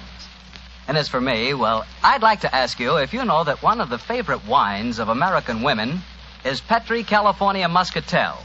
In fact, the whole family likes Petri Muscatel. And you'll certainly know why if you'll just pour yourself a glass. Why, that Petri Muscatel is wonderful just to look at. It's the color of sheer gold. And raise that glass of Petri Muscatel to your lips. Oh, boy, what a wine. Look, did you ever walk through a vineyard early in the morning? You know, when the dew is still clinging to the grapes? And did you taste one of those luscious, plump muscat grapes?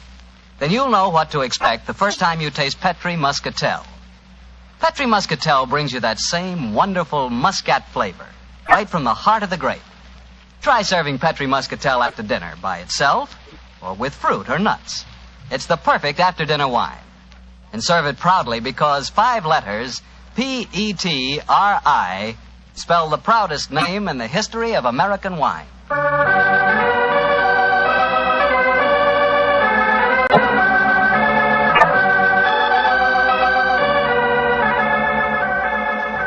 And now I'm sure our good friend Dr. Watson is ready for us. Let's go in and join him. Come in. Oh, there you are, Mr. Bartell. Good evening, Doctor. Are you all ready with tonight's new Sherlock Holmes adventure? I'm ready if you are, my boy. How would you like to hear a story that took place in Italy? In Italy? Say, you and the great Sherlock Holmes certainly did get around. What took you there, Doctor? We'd gone to Rome to investigate the sudden death of Cardinal Tosca. An inquiry, which I may tell you, Mr. Bartell, was carried out by Holmes at the express desire of His Holiness the Pope. Oh, say, Doctor, that sounds like a wonderful... No, Mr. Bartell, that's a story that I'm afraid I can never tell you. However, tonight's adventure took place a few days after Holmes had brought his case to a satisfactory, though somewhat terrifying, conclusion. I suggested to the great man that a short holiday would be good for us before returning to England, and so we spent some happy days browsing among the architectural treasures of old Rome, the Colosseum, the Baths of Caracalla, the Forum, the wonderful ruins on the Palatine Hill. I couldn't drag Holmes away from them, Mr. Bartell. And at night time he was able to indulge to his heart's content his great love of music. Finally, it was 2 nights before we were to sail for England, I remember. We went to the opera house to hear the famous Italian soprano Gina Valchesi singing Verdi's immortal La Traviata. I can hear that exquisite voice now, Mr. Bartell, as Holmes and I, seated in a box, listened spellbound to the great Valchesi singing her last act aria.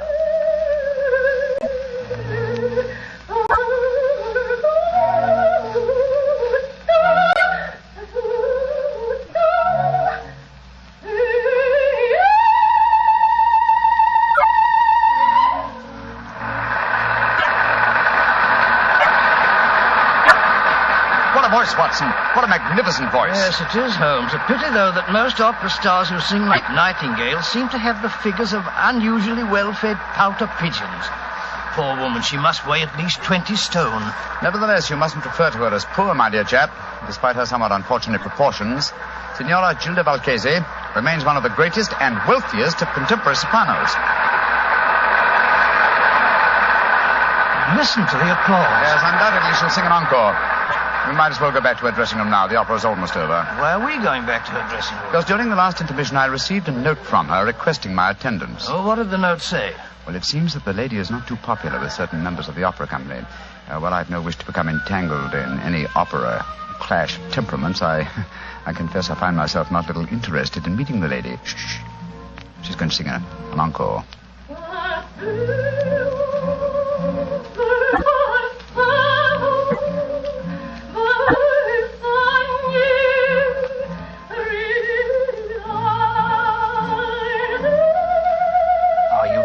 Going back to her dressing room? Certainly, my dear fellow. A summons from Gina Valchese is no more to be disobeyed than a royal command.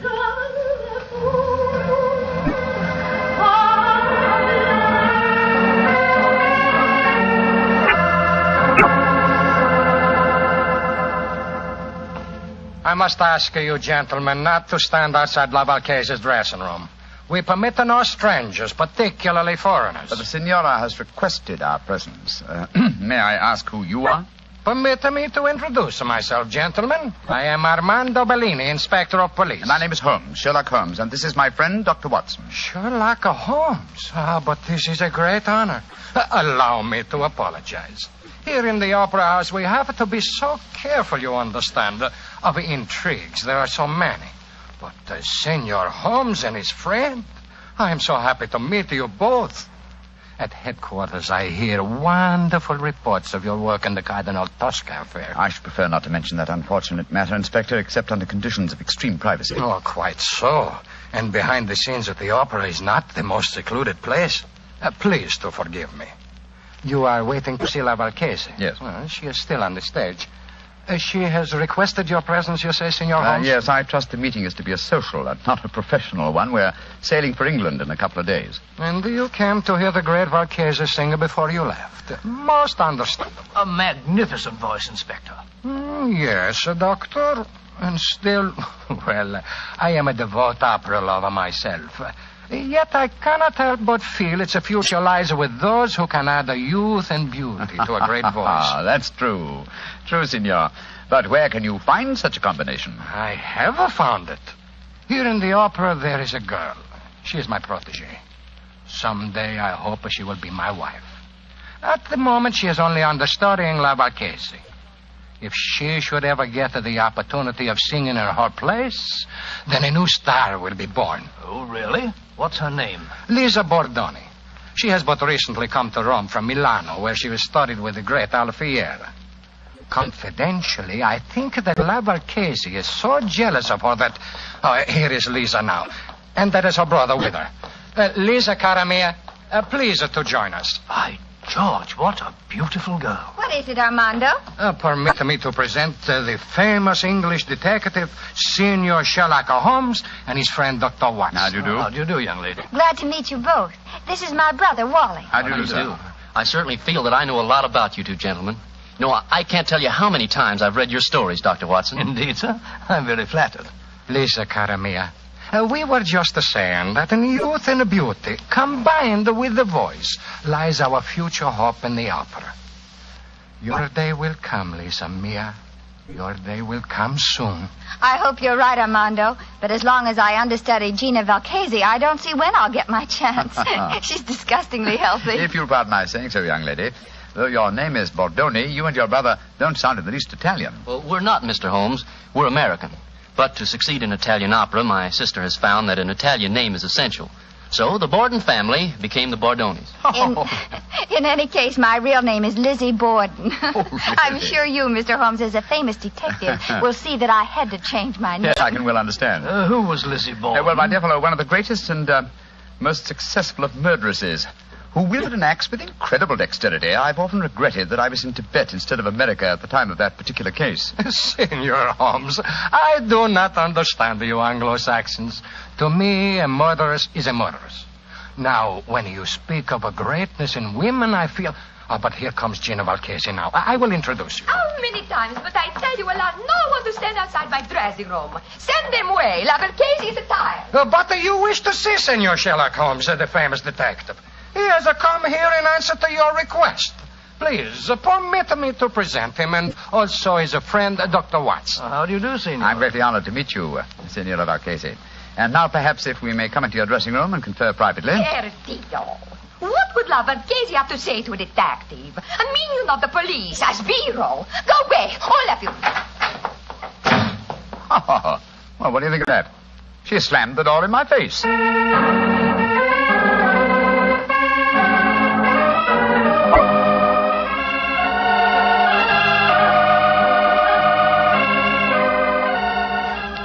Oh, waiter. Si, senor. Bring me some more coffee, please. Si, senor. The very pleasant dining here on the hotel terrace, I must confess. Very. Amazingly warm, considering yesterday's snow. Yes, it is. Later, I suggest we pay another visit to the opera and hear La Valchesi sing Gilda and Rigoletto. Upon my soul, Holmes, it seems to me that you're astonishingly casual after the way that woman insulted you last night, slamming the door in your face as if you were a tradesman. Shocking. What would you have me do, my dear chap? Force my way into her room, demand an apology, or have my friend challenge her to a duel in order to avenge my honor? Oh, don't try to be funny, Holmes. You know perfectly well what I mean. The lady asks you to come and see her, and when you do, she pretends she's never heard of you. And here it is nearly 24 hours later, and you've done absolutely nothing about it. Oh, dear old Watson. You're really quite upset over the affair, aren't you? Well, if it'll make you any happier, let me tell you, I have done something about it. I'm delighted to hear it. What? This morning, I was able to obtain a specimen of La Valchesi's handwriting from an autographed picture in the possession of Inspector Bellini. I compared the writing with that on the note that I received in the box last night. It was the same, proving that the message I received was authentic. Oh, in that case, why did she snub you like that? Well, something was to frighten her, I suppose. Something or someone who was standing at the dressing room door with us. Well, who was there? Inspector Bellini, Lisa Bordoni, and her brother. Precisely, my dear fellow. Therefore, we may assume that La Valchesi had no wish to recognize me in their presence. But if you think that, Holmes, why haven't you been in touch with her today? She may be in some dreadful danger. Oh, if she is, she can find me easily enough. And meanwhile, I'm perfectly happy to be left alone. The last few weeks have been sufficiently strenuous without becoming involved in some fresh case. On my soul, Holmes, you must be tired. I've never known you to be so indifferent to a case. Great Scott. What is it, Watson? Look, walking towards us. It's Signora Valchesi herself. Oh, and judging from the lady's expression, she seems to be in some distress. Good evening, Senora. Signor Holmes, I must speak Please to sit you. down, won't you? This is my colleague, Dr. Watson. How do you do? First, I must apologize for my behavior last night. It would have been dangerous if La Valchesi had acknowledged that she had to communicate with you. That's just what my friend assumed, madam. Please speak quite freely now, Senora. No one can overhear us. Signor Holmes, I am being persecuted. My life is in danger. You must save me. You've been threatened. Si, signor. And now today, tragedy has struck. My sister, my beloved Bella, lies near death from a murderous attack. An attack that was meant for me. Good Lord, what happened, madam? If you will please to keep quiet, and let La Valchesi speak, will I learn what happened. Oh, I'm so sorry, madam. This morning, I always myself take my dog for a walk. But this morning, I feel a trace of a cold. I ask my sister to take the dog for a walk. Please do understand that my sister is very much like me in appearance. Yes, I understand, Senora. Please continue. She walk alone in the park. From nowhere, a horseman come galloping right her down. This much I learned from the traces in the snow when I hurry and go to find her. Was she able to tell you who the horseman was? No, she cannot speak, senor. They say at the hospital that her skull is fractured, that she may not live. Senor Holmes, that attack, it was meant for me. You must protect me. Senora, I shall do everything in my power to... No! What's wrong, madam? Somewhere there is a cat. I know it. Make it go away. I cannot stand cats. They drive me mad. No! Oh, make it go away, please. I cannot sense them without even seeing them. Shoot, run away, shoot. No. I can't see please, one. It must be your imagination. Senora, I am sorry to make such a scene, but I cannot bear to be near a cat. I cannot tell you what it do to me. It may sound foolish weakness. No, not at all, Senora. Such a condition is quite common. In fact, I believe medical science has given it a name. It's known as ailurophobia. Oh, whatever it is called. It make me ill. I must go to my room. I cannot stand much more. My poor sister. I imagine with your sister at death's door, Senora, you will not sing tonight. Senor Holmes, I love her very much. But even a sister is only a sister. My art is my life. In an hour, Senor, I sing Gilda in a Rigoletto. You will attend the performance. And afterward, you will tell La Valchese how she may trap these devils who seek to destroy her.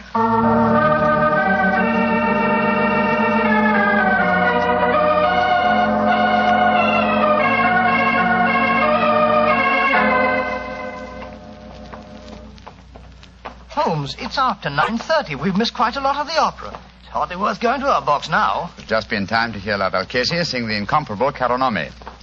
Come on, old fella. Let's slip in as quietly as we can. Seems to me we should have been in our box from the beginning of the performance. She asked you to keep an eye on her. That's true, old chap. But it occurred to me that an attack on her during the performance was unlikely, and that our time might be more profitably spent making inquiries at the riding academies. But you drew a blank. We found no trace of that mysterious rider. No, but at least we tried. Here we are. Let's stand at the back of the theater for a few minutes.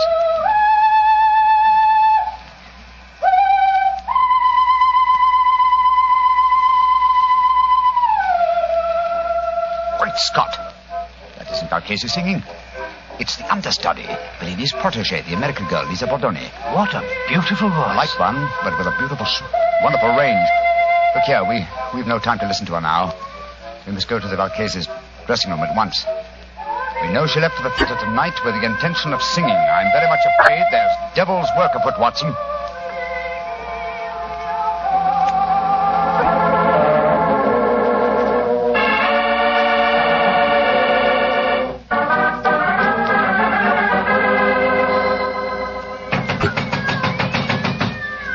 Doesn't she answer? Shh. Listen. There are cats inside our dressing room. Come on, Watson. Locked. Put your shoulder to it. Come on, help me. Watson, come on. Once more. Come on, again. Now, Watson, here. Great Scott, she's unconscious, Watson. See what you can do for her. She must have fainted with fright. Yes, some fiend, knowing her deadly fear of cats, has locked her in here with half a dozen of them. Shoot, off with you. Shoot. Her eyes are opening, Holmes. She's coming to. Signora Valchese. Her lips are moving. She's trying to speak. Signora Valchese, tell me, who did this to you? Great heavens! Her voice is gone. I've known many vicious crimes in my lifetime, Watson. But to murder a voice that was one of the treasures of the world, is as vile a killing as I've ever encountered.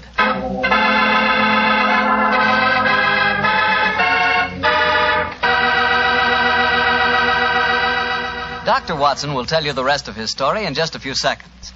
And right now would be a wonderful time to try a glass of Petri California Port. In the evening after dinner, well, any time you're taking things easy, is the perfect time for Petri Port. Petri Port is a rich red wine, the kind of wine you like to sip slowly, so you won't miss a drop of its truly fine flavor. I'm not kidding when I say you owe it to yourself and your family to try Petri Port. In fact, you should try Petri Port and Petri Muscatel. So don't buy one, buy two. Buy both Port and Muscatel. Just be sure you get Petri, because Petri wine is always good wine. Well, Dr. Watson, so the great opera singer lost her voice when someone locked her in a room full of cats, huh? What did you and Sherlock Holmes do? We took Signor Valchese back to her hotel at once and saw that she was properly taken care of. How did the understudy, Lisa Bordoni, make out, Doctor? Well, the tragedy that overtook La Valchese gave her great chance. She received a tremendous ovation at the close of the performance, and it seemed certain that another star had been born. But let me tell you the story just as it happened, Mr. Bartell. A little later that night, Holmes and I were once again standing on the balcony of our hotel, watching a crowd of people that had assembled in the courtyard. You see that crowd, Watson? Yes, I suppose they've come here to acclaim the new star. No, my dear fellow. That crowd isn't planning a celebration. Look at them and listen to their angry murmuring. I'm afraid there's going to be trouble. I don't like the look of it. Hello. Here comes Lisa Bordone's brother, Wally. What's wrong, sir? Mr. Holmes. Mr. Holmes, you've got to do something. What's happened? Well, somehow the story about the cats in La Valcase's dressing room has spread. The crowd outside are saying that my sister, Lisa, planned the whole thing so that she could sing Valcase's part in the opera tonight. Where's your sister now? In a room at the hotel here. I managed to get her away from the crowd, and I locked her in. But that mob, I'm frightened for her. Here comes the official representative of law and order, Inspector Bellini. Wally, where is Lisa? I was just telling Mr. Holmes that I'd locked her in a room. Now, that crowd's in a dangerous mood, Bellini. What precautions are you taking? I have thrown a cordon of police around the hotel. The mob is getting out of our hand, and Lisa must be protected. As a matter of fact, the situation is even worse than the crowd knows. I have just been told that La Valcase's twin sister Bella died in the hospital tonight. That adds a murder charge. If the crowd knew about that, I tremble to think what might happen. Did you say that La Valcase's sister was a twin, Inspector? Si, Senor Holmes. She was her exact double in everything but voice. Indeed, how very illuminating. If you don't mind, I should like to have a few words in private with my friend, Dr. Watson. Excuse us for a moment, please. What do you make of it, Holmes? What do you, old chap? Well, the American girl seemed very charming and all that, but she might have done it. It had to be either her brother, or the inspector himself. They all had a motive for wanting La Valcase to lose her voice.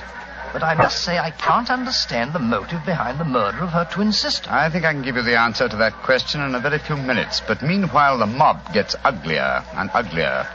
The only way to avert violence, Watson, is to give them quick proof and a certainty of conviction. I must go back to Bellini and the young American. I want to keep an eye on them. Meanwhile, I want you to slip out and get me a cat. Cat? What on earth for? You'll find out soon enough. But Holmes, what kind of a cat? Oh, any kind, but hurry.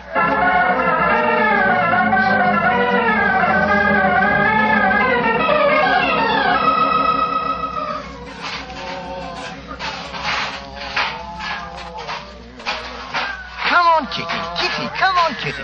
There's a good kitty. Here. What you do in a hotel kitchen, senor? Oh, you want to play with my cat? Oh, is he your cat? Charming little fellow. I'd like to borrow him for a little while. Why you want to borrow my cat? Oh, I thought I'd take him up to my hotel room and have a little game with him. I've got some old socks he can play with. Deal.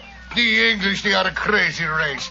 My cat does not like to play with the old socks. Look here. Here's 50 lira for you. Wait. Oh, no. I tell you, my cat does not like to play with old socks. My cat will stay here, and you can keep your money. I'll give you 100 lira. So that you may stuff my cat full of old socks? No. Give me back my cat. Oh, the place is with you. You'll get it back later. Here, stop him. The crazy Englishman, he's stealing my cat. Stop.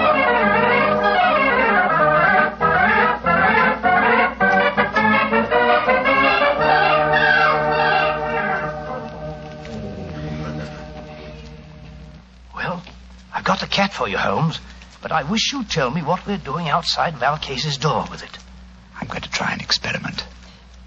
You open her bedroom door softly. So. Slip the cat in. So. And close the door. Holmes, man, what the blazes you think you're doing? You'll drive her mad. I think not. Listen. And watch through the keyhole if you can. You come from, you stupid cat. Go away. Holmes, her voice. It's come back. Yes, I thought it might. I can see her through the keyhole. She's picking the cat up by the scruff of its neck. She's walking toward the balcony. Yes, and towards the crowd down below. An excellent opportunity for a public confession. Come on. Stella? What do you want? I charge you with the murder of your sister, the great singer, Valcase.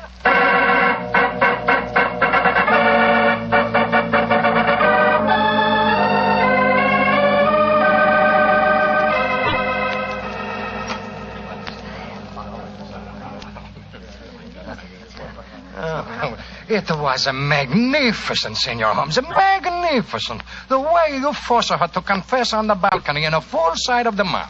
And so you saved Lisa. I can't thank you enough, Mr. Holmes. Nor can I. Though I still don't see how you guessed. She looked so much like her sister that she fooled even me, her understudy. Yes, it was an extremely cunning plot, Miss Bordone. The real Valcase sent me that note last night. When I met her at the dressing room door, she denied having sent for me because the three of you were there. I suppose she suspected one of us. Oh, yes, obviously. And later, no doubt, She told her twin sister Bella about having sent me the message and also announced her intention of coming to see me. Bella saw her opportunity, murdered La Valchese, assumed her identity, and to give added realism to her role, followed through with her sister's plan by coming to see me today. But I still don't understand this business, Mr. Holmes. Why did the twin sister lock herself in her dressing room and fill it with cats? What did it accomplish? It gave me the chance to sing. Yes, that's true. Which is why Watson felt certain the criminal must be you, your brother, or Signor Bellini. But you see, the episode with the cats accomplished one other thing. It made it plausible that the great Valchese should never sing again. To whose advantage would that be? An impostor, of course. In the person of a twin sister who could not sing and who must surely envy her sister's great will. Exactly, my dear fellow. As soon as I knew they were twin sisters and everything but voice, it became more than a possibility. It became probability, but it had to be tested. And that's why I sent for the cat, Watson.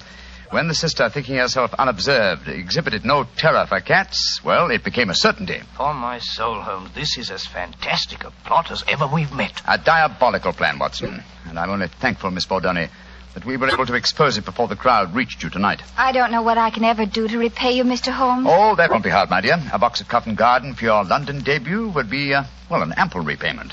And from what I hear of your reception in Rigoletto tonight, I shan't have to wait very long for that reward, eh? It's a promise, Mr. Holmes. Come in. Oh, excuse me, please. All over the hotel are looking for my cat. I say to myself, there he is. He's stealing my cat. Inspector Bellino, you arrest him. He tried to bribe me, and then he ran away with the cat and fill him full of old English socks. Oh, does she be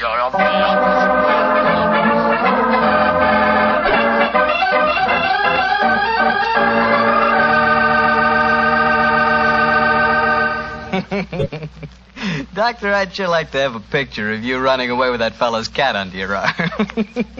You, a cat stealer. It's not a bit funny, Mr. Bartell. Believe me, it was most embarrassing. I know. But it was all for a good cause, and I think you were splendid about the whole thing. Incidentally, how'd you happen to look for a cat in the hotel kitchen? Oh, there's usually one round the back door of a kitchen. Haven't you ever wandered, backstage in a hotel?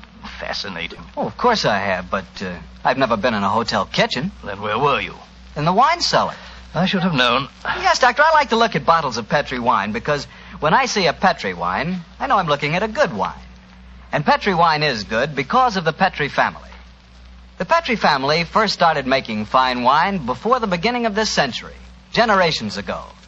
Since then, winemaking has been their heritage, handed on down from father to son. So you can take it for granted that the Petri family really knows how to turn luscious, sun-ripened grapes into clear, fragrant, delicious wine. And you can take it for granted, too, that the name Petri on a bottle of wine is more than a trademark. It's a personal assurance of the Petri family that every drop of wine in that bottle is good wine. You just can't go wrong with Petri wine because Petri took time to bring you good wine. Well, Dr. Watson, what story are you planning to tell us next week? Next week, Mr. Bartell, I'm going to tell you a strange adventure that Holmes and I had many, many years ago. It concerns a young girl, the mutilation of her doll, and the tragedy that overtook a certain wise woman from the mountains.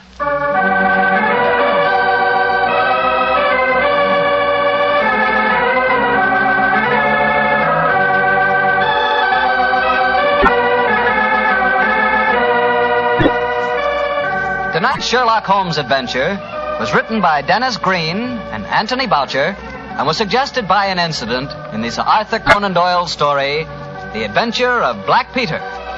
Music is by Dean Fossler. Mr. Rathbone appears through the courtesy of Metro-Goldwyn-Mayer, and tonight, Dr. Watson was played by Mr. Eric Snowden, who substituted for Mr. Nigel Bruce. Mr. Bruce is scheduled to return to the program next week.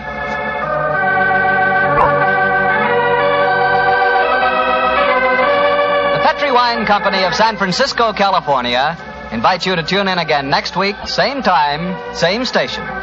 Sherlock Holmes comes to you from our Hollywood studios.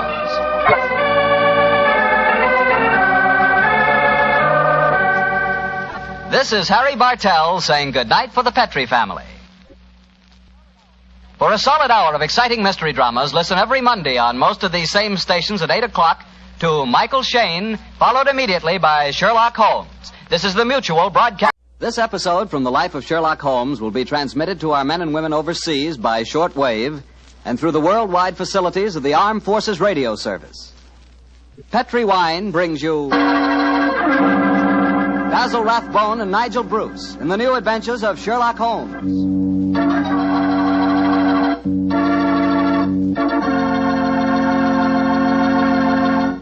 The Petri family, the family that took time to bring you good wine, invite you to listen to Dr. Watson tell us another exciting adventure he shared with his old friend, that master detective, Sherlock Holmes. And if you don't mind, I'd like to suggest something that you might share with your friends. And that something is a glass of sherry before dinner. Naturally, a glass of Petri California sherry.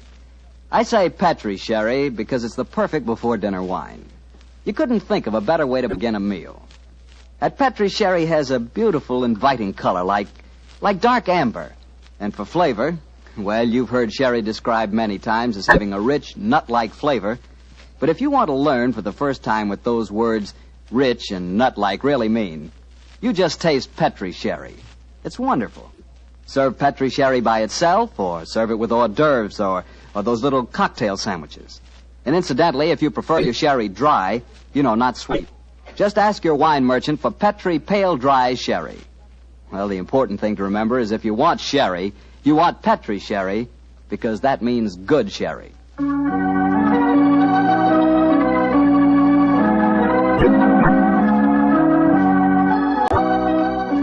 now let's look in on our genial friend and good host, Dr. Watson. Good evening, Doctor. Good evening, Mr. Bartell. Punctual to the minute, as usual. Never keep a doctor waiting, I always say. Particularly Dr. Watson. Draw up a chair, my boy. Thank you. That's it. All ready to tell us the Sherlock Holmes adventure of the Speckled Band, Doctor? Yes, I'm all ready, Mr. Bartell. Say, Doctor, just what does a Speckled Band mean? You wait until I've told you the story, young fellow, my lad. You'll find out for yourself. Sorry. The floor is all yours, Doctor. The adventure of the Speckled Band began on a rainy April morning in 1883. An urgent call from one of my patients had kept me up most of the night before, and in consequence I came down to my breakfast rather later than usual to find that Holmes had already left our house some hours earlier. As I sat there reading the morning paper and consuming my 2 lightly boiled eggs, there was a knock at the door. It opened to disclose a typical example of the British working man, a bag of tools in one hand and a grimy cap in the other, as he spoke to me from the doorway. You sent for me, Mr. Holmes? I'm not Mr. Holmes. Oh, beg your pardon, Governor. But I've come to him in the guest bracket over the mantelpiece. Oh? What's wrong with it? I've got a leak in it. Oh, leak? Well, get along with your work. Yes, sir. Hope I won't be disturbing you, sir. No, that's all right, my man. Don't mind me. Oh, dear. Very untidy man, Mr. Holmes, sir. What do you mean by that? Well, you can't help noticing the mess this room's in. I've heard say he was as tidy as any when he started, but he learned bad habits from a bloke what lived with him. Dr. Watson, I think his name is. You impertinent fellow. How dare you talk to me like that? I've got a good... Oh, where does he go to? Here! You come out of there! That's Mr. Holmes's room. Don't be angry with me, Watson. Just slipping out of these grimy rags into a dressing gown. Good gracious me. So was you, Holmes. Well, upon my soul, I'd never recognized you, but why the disguise? A case, my dear Watson, a case. One of those small problems which a trusting public occasionally confides to my investigation. To the British workman, old chap, all doors are open. His costume is unostentatious and his habits are sociable. Tool bag is an excellent passport, and a tawny moustache will secure the cooperation of the maids. But what's the case, Holmes? A modest little drama of life in the kitchen, one of those seemingly inconsequential affairs, and yet, Watson, the honor of a duchess is at stake. Duchess? A mad world, my masters, a mad world. Now I feel a little more comfortable. Let's return to the sitting room, shall we? A strong cup of tea would be most acceptable. Oh, I wish you'd tell me about the Duchess and life in the kitchen, Holmes. Some other time, old fellow, some other time. At the moment, suppose you tell me what you know about Miss Helen Stoner. I received a letter from her this morning in which she informed me that she would be calling here at 11, and also that she was a friend of yours. Helen Stoner? Oh, yes. A charming girl indeed. Pour me a cup of tea, Watson, and tell me about her. Well, I befriended her at the time of the tragic death of her sister 2 years ago. I told you about the case, don't you remember? The sudden death of Violet Stoner at an old house in Stoke Moran. Oh, yes. It all comes back to me now. There was a There was an inquest, wasn't there, with a string of stupid, ineffective witnesses? Huh? I was one of them. Oh, I'm sorry, old fellow. Then you were the exception, of course. Wait a minute. Let me see. I docketed the evidence on the case. Where is it? My scrapbook. Here we are. Let me see. Yes, S. Salisbury, Hatchet, Murder, Lord St. Simon. Here we are. Stoke Moran. Yes, I remember the affair well now. The villain of the piece was Dr. Grimsby Roylott, wasn't he? Yes, a dreadful fellow. He's the stepfather of the two girls. Violet, the one that died so mysteriously, and Helen, the one who's coming here to see you. Dr. Roylott has a pretty record. 55 years of age, killed his kit Magar in India, once in an insane asylum, married money, wife died, distinguished surgeon. Well, Watson, I wonder what the distinguished surgeon has been up to now. Oh, some deviltry, I fear. Why do you say that? You remember that Miss Violet Stoner's death followed close upon the announcement of her engagement? Yes. Well, I met Miss Helen Stoner on the streets a few weeks ago. She told me that she'd just become engaged to a young fellow in the army who was leaving for the Far East. She was very upset at the thought of being alone with her stepfather at Stoke Moran. Oh, naturally it was. Dr. Roylott stands to lose a considerable sum of money in the event of his stepdaughter's marriage. Yes, they both had a trust fund which he administered only as long as the girls were unmarried. That fact was brought out at the coroner's inquest 2 years ago. But if Roylott did poison the other stepdaughter, and I'm pretty convinced that he did, it seems unlikely that he'd try it again. 2 sudden deaths in the same household could hardly pass the coroner. Oh, no, my dear Watson. You're making the mistake of putting your normal brain into Rollitt's abnormal being. Oh, that must be Miss Stoner now. Yes, let me see. It's precisely 11 o'clock. Well, let's see what we can do for her. Well, I hope you can help her, Holmes. She's an extremely nice girl. Come in. Yes, Mrs. Hudson? There's a Miss Helen Stoner to see you, sir. She says she has an appointment. Show her in, please, Mrs. Hudson. Aye, sir. Come in, my dear. Thank you. Miss Stoner, I'm so glad to see you again. How do you do, Dr. Watson? And this must be your friend. Yes, Miss Stoner, I'm Sherlock Holmes. Sit down by the fire, won't you? Yes, please do, my dear. Hello, you're trembling with cold. It's not cold that makes me shiver. Tell me, Mr. Holmes, has my stepfather, Dr. Grimsby Roylott, been here? No, he hasn't. He saw me in the street. I dashed by him in a hansom cab, but he saw me. Our eyes met and he waved me to stop, but I came here as fast as I could. Very sensible move. Dr. Watson has already given me several hints as to your present problem, as well as having refreshed my memory as to the circumstances of your sister's death. My problem is a simple enough one, Mr. Holmes. I'm waiting to be murdered. No, my dear please girl. be a trifle more explicit, Miss Stoner. Very well, Mr. Holmes. My fiancé is leaving for the Far East today. When he leaves, I shall be alone with my stepfather at Stoke Moran. He plans to murder me just as he murdered my sister. What makes you say that, Miss Stoner? Many strange things have happened recently. For instance, he's just moved me into the bedroom in which my sister died. Well, what reason did he give for changing your room? That my old one needed repainting. It didn't need it, but Dr. Roylott did need to move me into that horrible room. And other things have happened. I've heard the music again. Music? What music? My sister first heard it a few days before she died. I heard it myself on that dreadful night she breathed her last. Oh, Mr. Holmes, I'm terrified. Don't worry, my dear. Please don't worry anymore. You have friends to help you now. Do you mind if I ask you a few questions?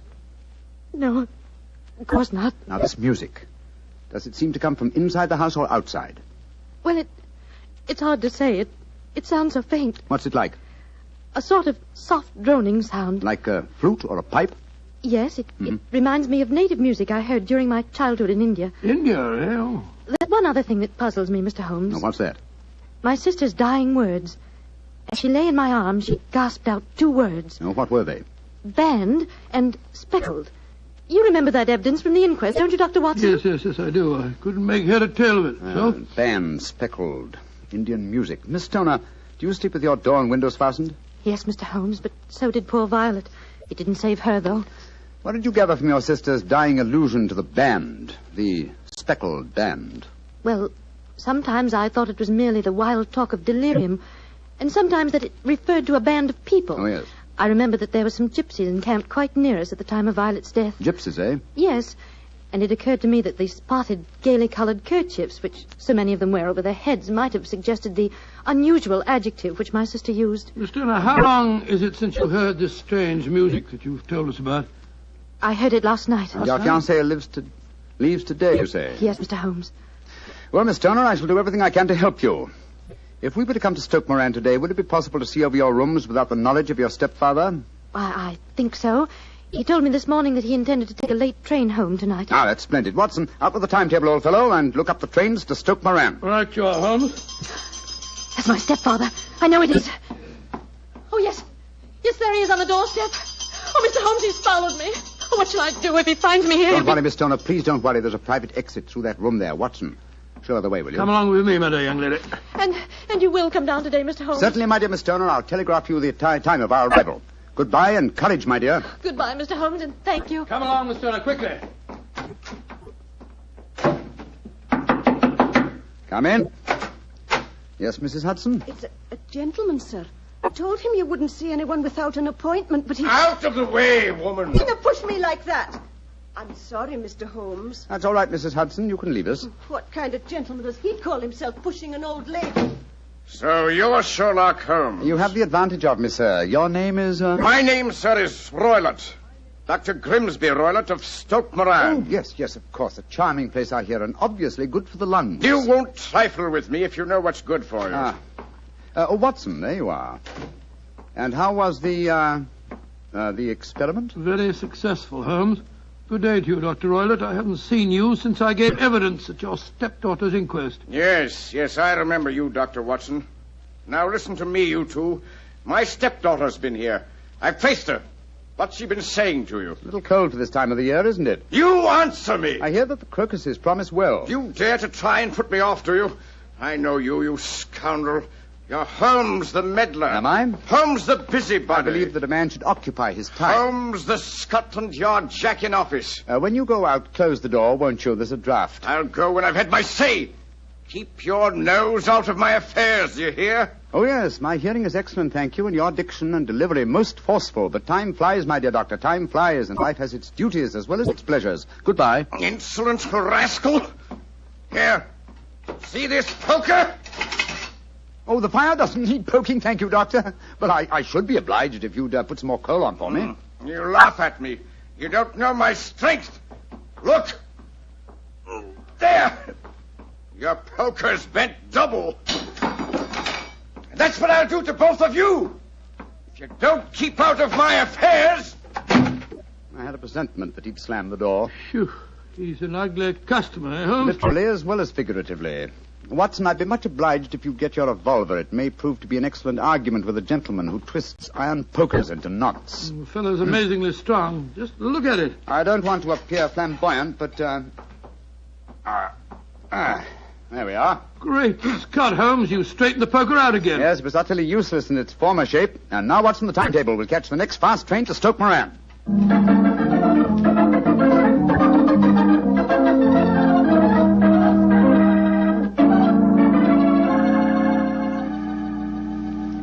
Oh, Mr. Holmes, Dr. Watson, I'm so relieved that you've come.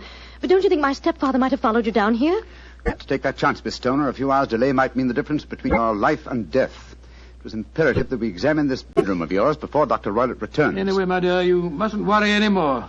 We're here in your house, and we're going to take good care of you, no matter what harm befalls you.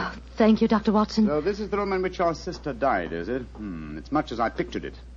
And Dr. Roylott's room adjoins this one, you say, Miss Turner? Yes, Doctor, on that side. The room which adjoins it on the other side is my regular bedroom. The one that's being so conveniently painted, eh? Yes. Well, let's examine this room. No trapdoors or sliding panels, I suppose. It sounds solid enough, Holmes. Yes, I think it is. Hello, what's this? Are you aware that this bed is clamped to the floor, Miss Stoner? Why, no, Mr. Holmes, I didn't know that. What an extraordinary thing. Was the bed in your other room anchored also? No, I don't think it was. Very illuminating. And this bell pull hanging against the wall above your bed. Oh, it doesn't work. It doesn't work, but if you want to ring. There's another one on the other wall over there. Now, why this one? Well, I don't know. My stepfather made a number of changes after we came here. Yes, quite a burst of activity, apparently. And it took some strange shapes. Why are you standing on the bed, Holmes? I'm curious, my dear fellow. Aha. It may interest you to know that this bell rope is fastened to a brass hook. There's no wire attachment. It's a dummy. A dummy? But why? There's a small screen above it. It's a ventilator, I suppose. Yes, Mr. Holmes. Yes. A ventilator leading into your stepfather's room. Curious. I notice there's no means of opening the ventilator on this side. It can only be operated from your stepfather's room next door. I wonder if you'd mind taking us in there. Of course, Mr. Holmes. Follow me. What do you make of it, Holmes? There's devil's work afoot, old chap. Here we are, Mr. Holmes. It's much the same as the other room. A bit bigger, perhaps. That large safe against the wall seems to be an unusual piece of bedroom furniture. What is it, Miss Stoner? My stepfather's business papers. Oh, yes. You've seen inside it, then? Only once, some years ago. I remember that it was full of documents. What's this saucer of milk doing on top of it? Does Dr. Roylott keep a cat? No, but he does have a cheetah and a baboon as pets. He brought them with him from India. Well, Holmes, a cheetah is just a big cat. True, but I doubt if a saucer of milk would go very far in satisfying the appetite of a cheetah. Well, I think I've seen enough. This matter is too serious for hesitation. Your life may depend upon your following of my instructions, Miss Homer. I'll do anything you say, Mr. Holmes, anything. Is that village inn I see through the trees from this window? Yes, the Queen's Arms. Your bedroom windows would be visible from there. Yes, Mr. Holmes. Very well, then. Watson and I will go there now and obtain accommodations. When your stepfather returns, you must confine yourself to your room on the pretense of a headache. You follow me? Perfectly. When Dr. Roylott returns for the night, you must open your bedroom window and put your lamp on the sill as a signal to us at the inn. Then withdraw quietly to your usual bedroom, the one that's being painted. I'm sure that you could manage there for one night. Of course. But what will you do? When we get your signal, Dr. Watson and I will come here and spend the night in your dead sister's room. We are going to solve this mystery of the dummy bell rope and the unusual ventilator and the strange music in the night.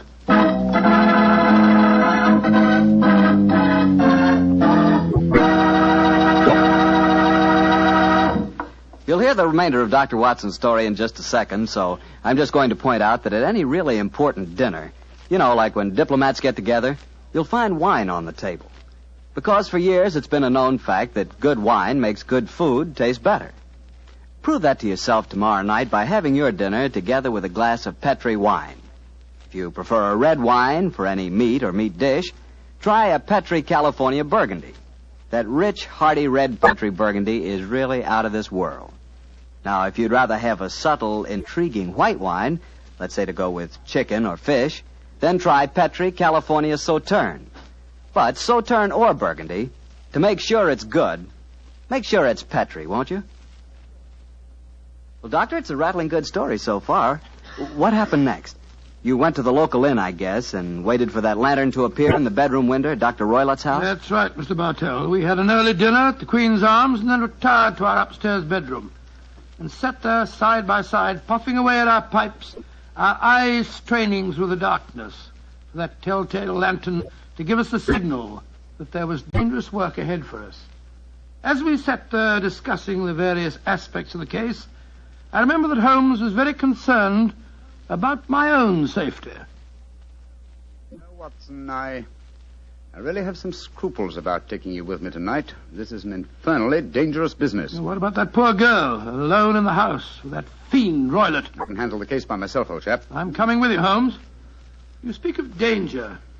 We haven't seen more in those rooms than was visible to me. No, but possibly I've deduced a little more, and I imagine you saw all that I did. Well, I saw nothing remarkable except the bell rope, and what purpose that could answer, I confess, is more than I can imagine. You saw the ventilator, too. Yes, but I don't think it's such an unusual thing to have an opening between two rooms.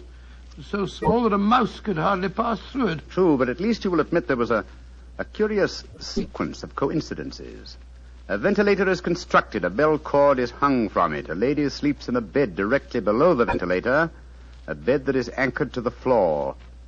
The lady dies. Well, I begin to see what you're driving at, Holmes. Look.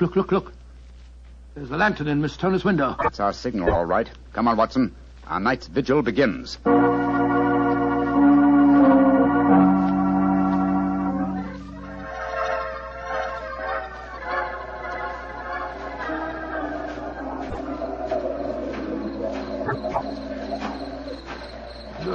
What a foul night.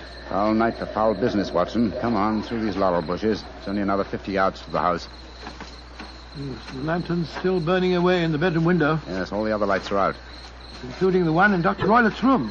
He must have gone to sleep. To bed, possibly, Watson, but not, I think, to sleep. Great heavens, Holmes. Look at that frightful creature leaping about in the moonlight. It looks like some hideous child. That's Dr. Roylett's pet baboon. It looks positively human. Yes, probably a great deal more so than its master. Shh. They're directly below the window now. This ivy provides a most convenient ladder. I'll go up first. Careful, Holmes, careful. Wait a minute. I hope the thing's strong enough to hold us both. We look pretty stupid on our backs in the mud. Give me a hand, will you, Holmes? I can't quite get my leg up over this window ledge. Oh, thanks, old boy. Oh, say, phew. Now to close the window shutters. This room looks exactly like the same as it did this afternoon.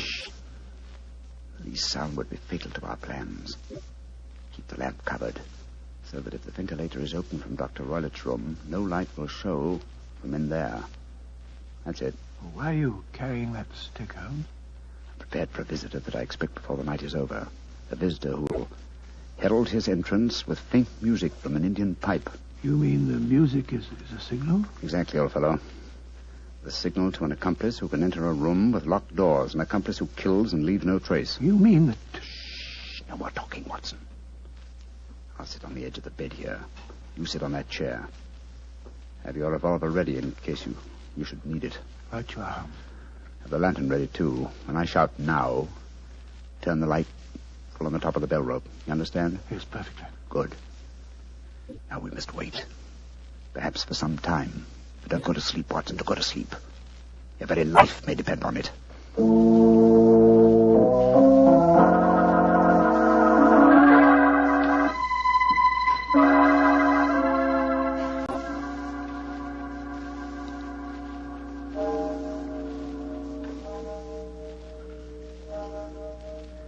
Watson.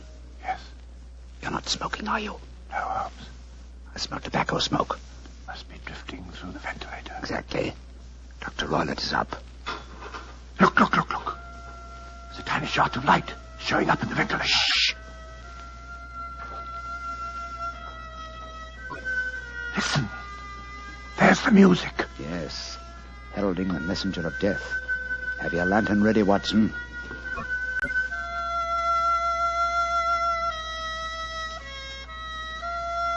Now, Watson, now! Great heavens, it's a snake slithering down the bell rope. You can't kill it with that stick, Holmes. Out of the way. Let me get a shot at it. I'm going to drive it back the way it came. Get out. There it goes. Back through the ventilator. Oh, what a fiendish plan.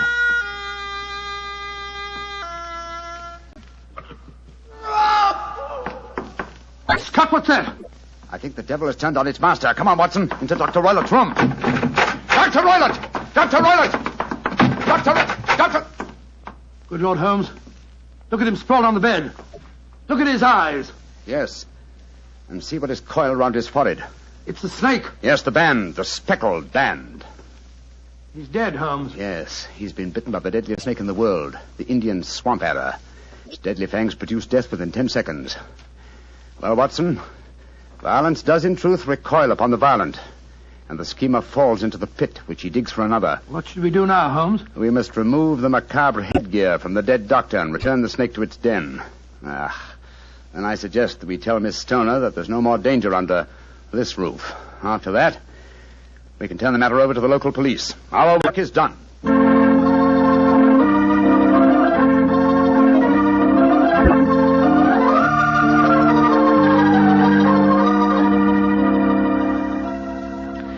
Holmes, Dr. Watson, I can't tell you how grateful I am that you brought me back here to Baker Street. Stoner, it would have been inhuman to leave you in that house of horror and death. We have a spare bedroom, and Mrs. Hudson is a motherly and understanding woman, and I can assure you that Dr. Watson and I will be delighted to have you stay with us here until you've decided on your future plans. Yes, of course we will, my dear. As a matter of fact, it'd be rather refreshing to have a touch of youth about the place. You're both so kind.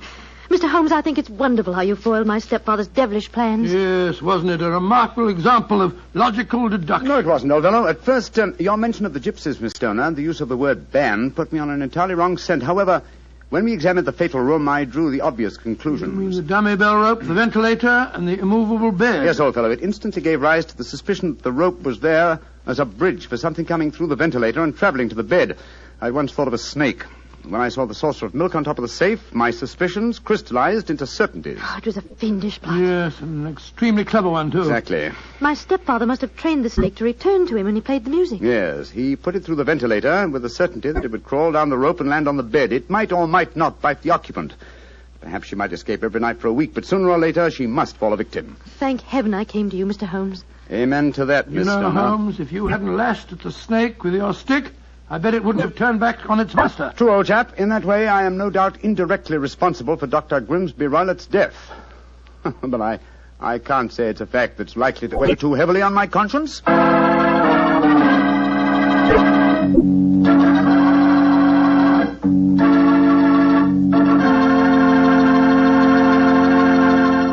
Doctor, that was quite a fascinating story.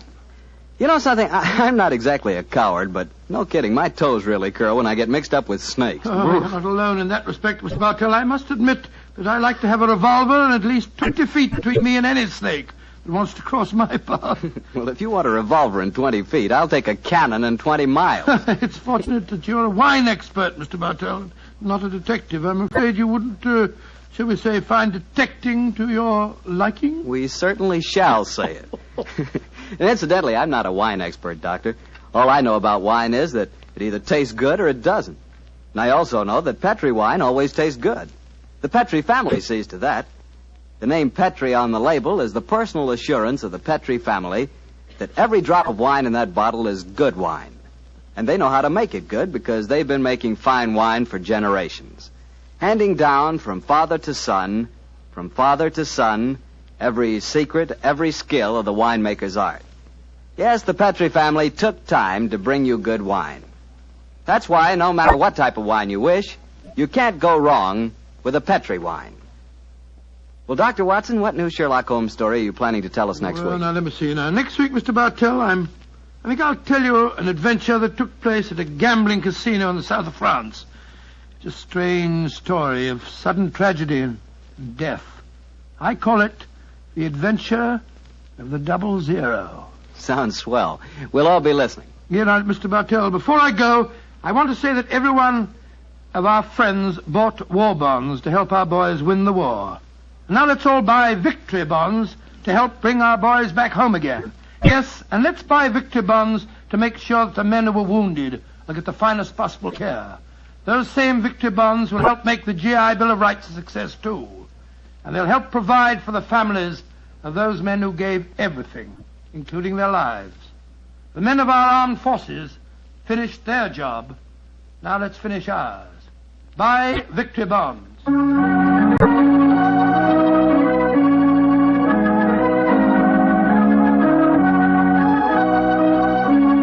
Tonight's Sherlock Holmes adventure is written by Dennis Green and Anthony Boucher and is an adaptation of the Sir Arthur Conan Doyle story, The Adventure of the Speckled Band. Music is by Dean Fossler. Mr. Rathbone appears through the courtesy of Metro-Goldwyn-Mayer and Mr. Bruce through the courtesy of Universal Pictures, where they are now starring in the Sherlock Holmes series.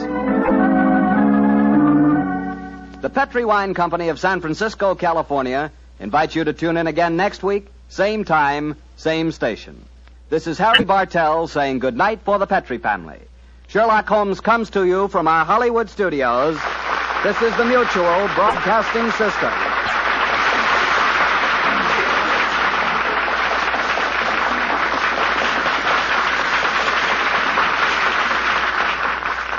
This episode from the life of Sherlock Holmes will be transmitted to our men and women overseas by shortwave and through the worldwide facilities of the Armed Forces Radio Service. Petri Wine brings you Basil Rathbone and Nigel Bruce in the new adventures of Sherlock Holmes.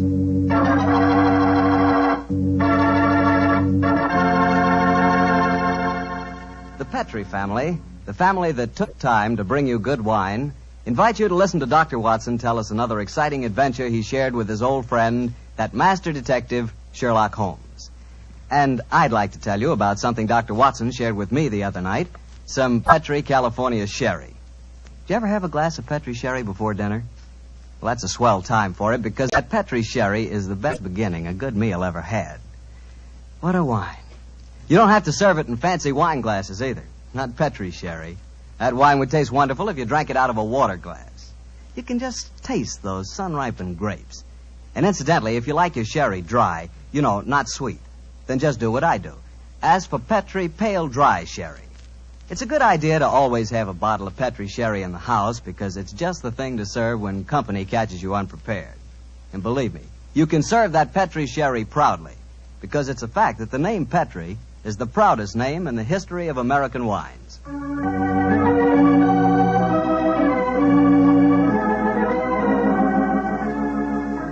And now let's visit with our good friend, Dr. Watson. I know he's expecting us. Come in. Good evening, Mr. Bartell. Evening, Doctor. Oh, you have the old black tin dispatch box out again, I Yes, see. my boy. I've just been refreshing my memory on one or two points in connection with tonight's story. Draw up a chair. Thanks. That's it. The tobacco's in the jar beside you. Thanks, Doctor. I'm particularly excited about hearing your story tonight. Last week, you told us that Sherlock Holmes' brother, Mycroft Holmes, took part in the adventure. That's quite right, Mr. Bartell. I didn't even know Mr. Holmes had a brother. I wish you'd tell me something about it. Well, Mycroft was 7 years older than Sherlock, but the difference between them was amazing.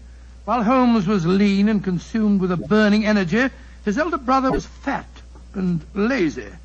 And yet Holmes has often told me that Mycroft was his superior in powers of observation and deduction. Well, now that you've thoroughly whetted my appetite, Doctor, how's about it?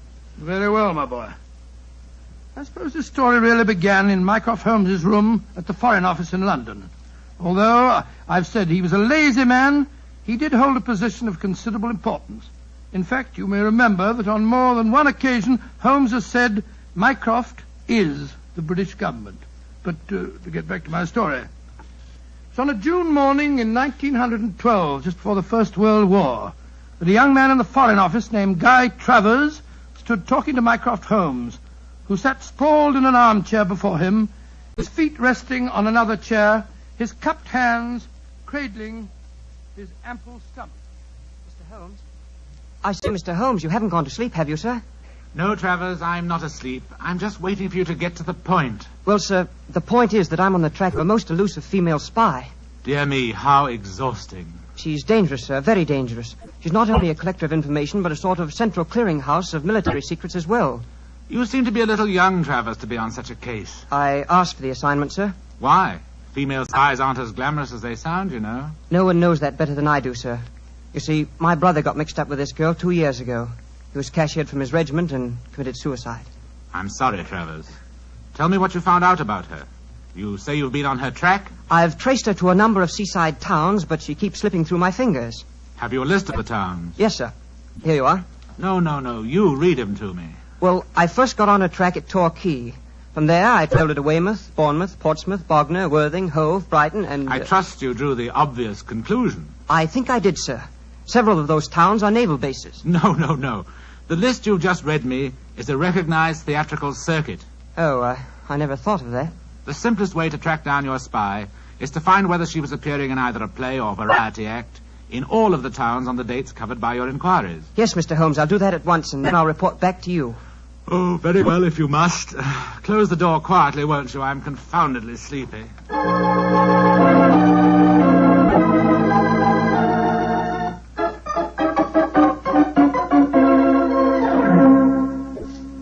Mr. Holmes? Mr. Holmes, you haven't gone to sleep again, have you, sir?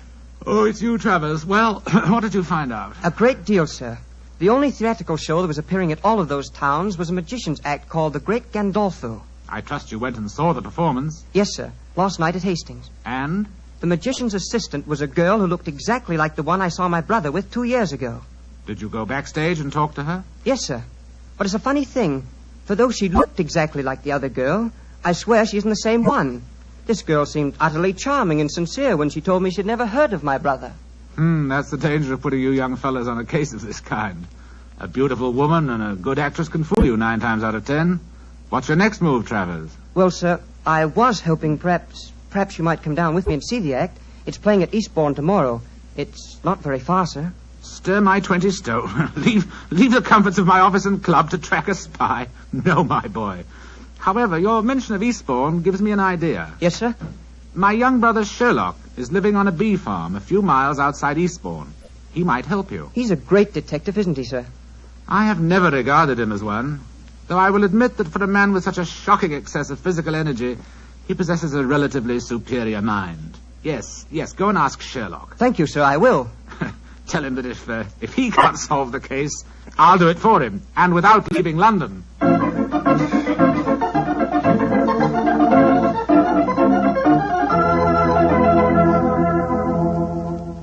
And so, Mr. Holmes, I did as your brother suggested and came down here to Eastbourne to tell you about the case. I quite understand, Mr. Travers. Very interesting story it is, too, my boy. I'm certainly glad that I happen to be staying down here with you, Holmes.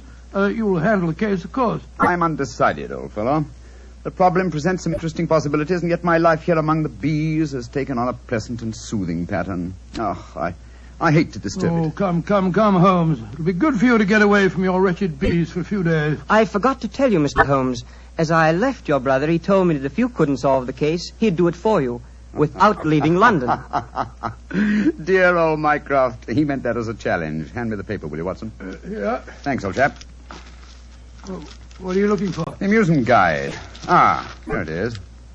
Devonshire Theatre, Eastbourne, twice, nightly varieties, 6:30 and 9, the Great Gandolfo, King of Magic. You mean you'll come to the theatre with me tonight, Mr. Holmes?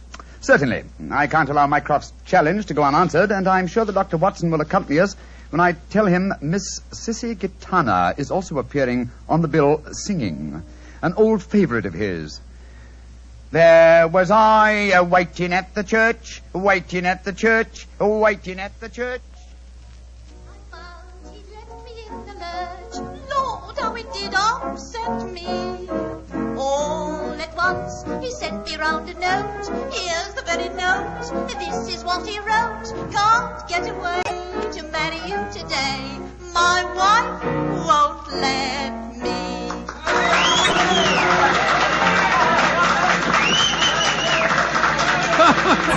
That's a most entertaining woman, Sissy Gitana. And dash good looking, too. My wife won't let me. The Great Gandolfo's next, Mr. Holmes. Yes, I was just studying the program. He's not exactly modest in his claims, is he? The Great Gandolfo, the world's staggering illusionist. Presenting the ceiling cabinet mystery, assisted by Miss Florine Lasseur. Oh, dear me, how very florid. I must say I love this old music hall flavor. I remember going to the Palace Theatre a few years ago to see a perfectly charming girl who wore a white dress that made her look like a little white rabbit. That dress did look frightfully becoming, I must say. I sent my card round the stage door with some flowers, of course, but to my amazement... It's a fascinating story, old fellow, but I'm afraid you'll have to finish it later. The curtain's going up. There he is. That's the Great Gandolfo. By Jove, this assistant's very attractive, isn't she? Listen. Ladies and gentlemen, it gives me great pleasure to be here before you tonight. I may say that the ceiling cabinet mystery that I am about to present has entertained and perplexed half a dozen of the crown kings of Europe, together with their queens. Go on, don't talk so much. Get on with the trick. And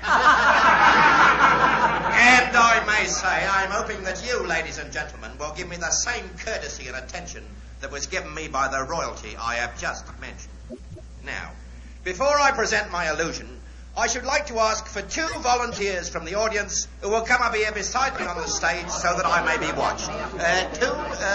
2 volunteers, please. Wait for us here, Mr. Travers. Very well, Mr. Holmes. Come on, Watson. You mean that we're going up on the stage? Yes, it's a wonderful opportunity. Do I see 2 gentlemen rising? Splendid. 2 gentlemen are coming up from the audience. 2 gentlemen that I have never seen before. Watch the step, please. That's it. Over the footlights and onto the stage. That's right. And now, sir, have you ever seen me before? Never. And you, sir? Don't be afraid to speak up, sir. No, I haven't. Miss Lasseur, please see that the gentlemen are seated. I thank you. Now, ladies and gentlemen, I want you to watch me closely. You will observe that there is a wooden cabinet on the stage. There is also another cabinet of the same shape and size hanging high above me, which you can all see. A glass of water, please, Miss Lasseur. Oh, go on. Put a sock in it. What did you say, sir? You heard. You ain't got cloth ears. We will dispense with the glass of water. Now, my assistant, Miss Florine Lasseur, will step into this cabinet on the stage. I want you 2 gentlemen to watch very closely. Miss Lesueur is now lying inside the cabinet, is she not? Yes, she is. Very well. I close the lid. So, I lock it with these bolts. And now, I ask one of you gentlemen to attach this padlock to the box. You, sir, will you oblige me? Very well. I thank you. And now, ladies and gentlemen, before your eyes you have seen Miss Lesueur enter a cabinet on this stage. A cabinet that has been bolted and padlocked. You can still see the duplicate cabinet hanging above me by an attachment of wires and pulleys. I now count a 1, a 2, a 3, and fire this revolver at the cabinet above me. Now, if you two gentlemen will kindly help me, we will lower the ceiling cabinet to the stage.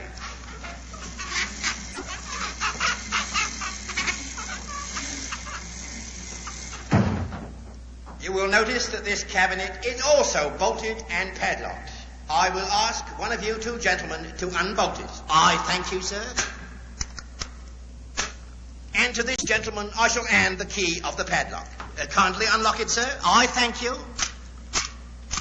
And now, if you will both raise the lid of the cabinet. And here, ladies and gentlemen, is Miss Florine Lesueur. I thank you, ladies and gentlemen. I thank you.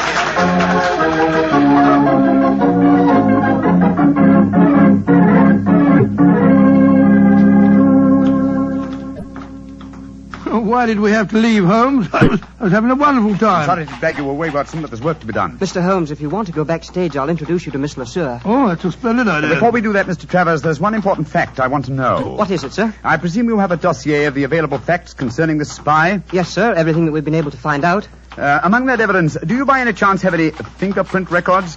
Yes, sir, I do. Splendid. Then let's go at once to the nearest police station and compare the fingerprints on this glass with those in your possession. Where did you get that glass, Holmes? You remember that Miss Lesueur, before she entered that cabinet on the stage, handed Gandolfo a glass of water. You mean that's the glass?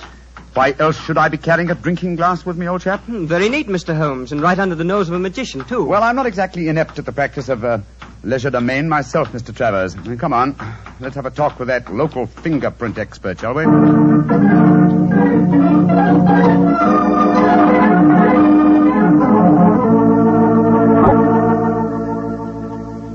Mr. Holmes, the fingerprints on this glass you brought me are not the same as the ones shown in this record. You're positive? Oh, absolutely, sir. Just as I thought. I'm much obliged to you. Always glad to help a gentleman like you, Mr. Holmes. Thank you and good night. Come on, Travers. Watson?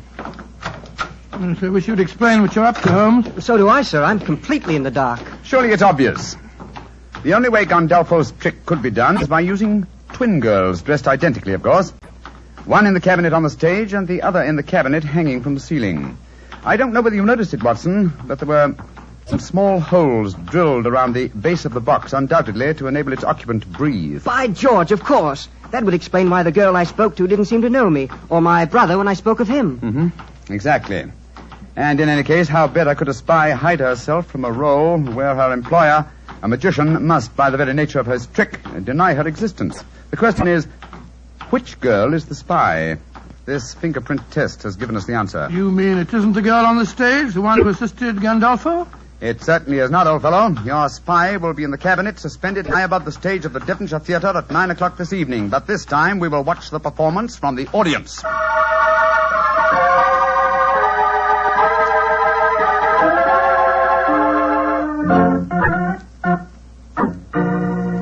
Now, watch me closely, ladies and gentlemen. There is no deception. 1, a 2, a 3. And now, if you two gentlemen will kindly help me, we will untie the ropes and lower the ceiling cabinet to the stage. Holmes, we mustn't let her get away. Don't worry, old chap. But keep your eyes skinned. He may have a surprise for us.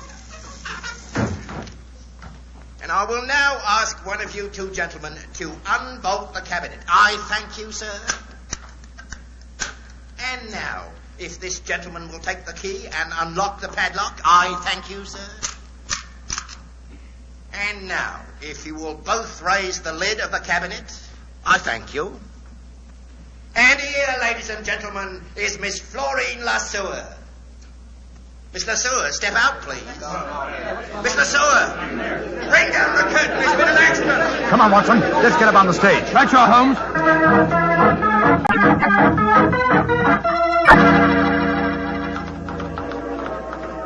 What happened, sir? It's Miss LeSueur. She's been injured. I'm a doctor. Let me look at her. I'm afraid she's beyond the help of doctors, Watson. Look at that bullet wound in her head. She's been murdered.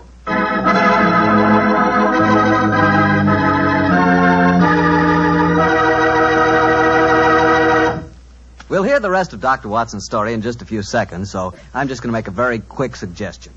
If you like good food, who doesn't, you'll find that good food always tastes better when accompanied by a good glass of Petri wine. And Petri makes wonderful mealtime wines. If you like a red wine, to go with any meat or meat dish, you'll really like Petri California Burgundy. And if you prefer a white wine to go with chicken or fish, you couldn't ask for a better one than Petri California Sauterne. Remember those two wines, huh? Petri Burgundy and Petri Sauterne. They're Petri wines, so you know they're good.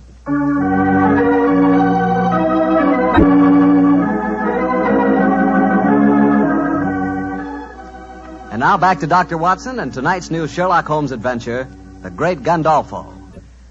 What happened next, Doctor? You just got to the part where you and Sherlock Holmes on the stage of a vaudeville theater were examining the dead body of one of the Great Gandolfo's assistants. That's right, my boy. As you can imagine, the excitement was intense. The local police were soon at the theater, and the officer in charge, a certain Sergeant Buff, seemed to take a very great personal dislike to Sherlock Holmes. The great Sherlock Holmes comes out of retirement to teach our police force how to handle a case, does he? Sergeant Buff, you're being ridiculous.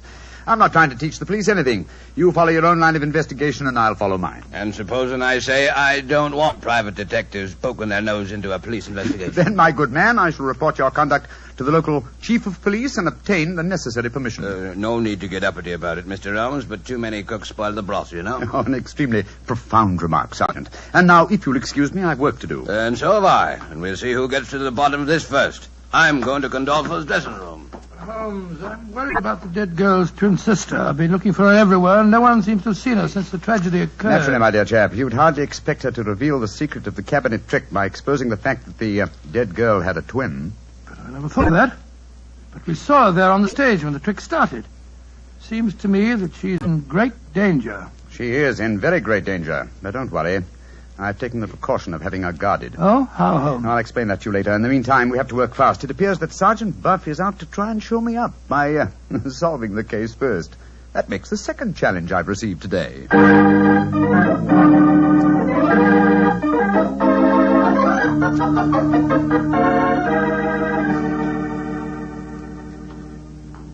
Well, Mr. Holmes, and how are you getting along? Splendidly, thanks. And you? I'm beaten. I don't mind admitting it. I thought at first the one man it couldn't be was Gandolfo because he was on the stage all the time.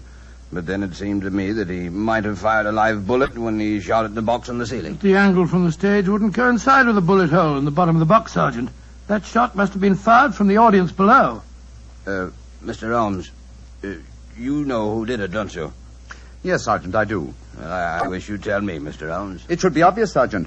Watson, you examined the corpse. Please tell the sergeant your findings. Well, the girl was lying on her back in the box. There was a small hole in her forehead and a large one in the nape of her neck. Exactly.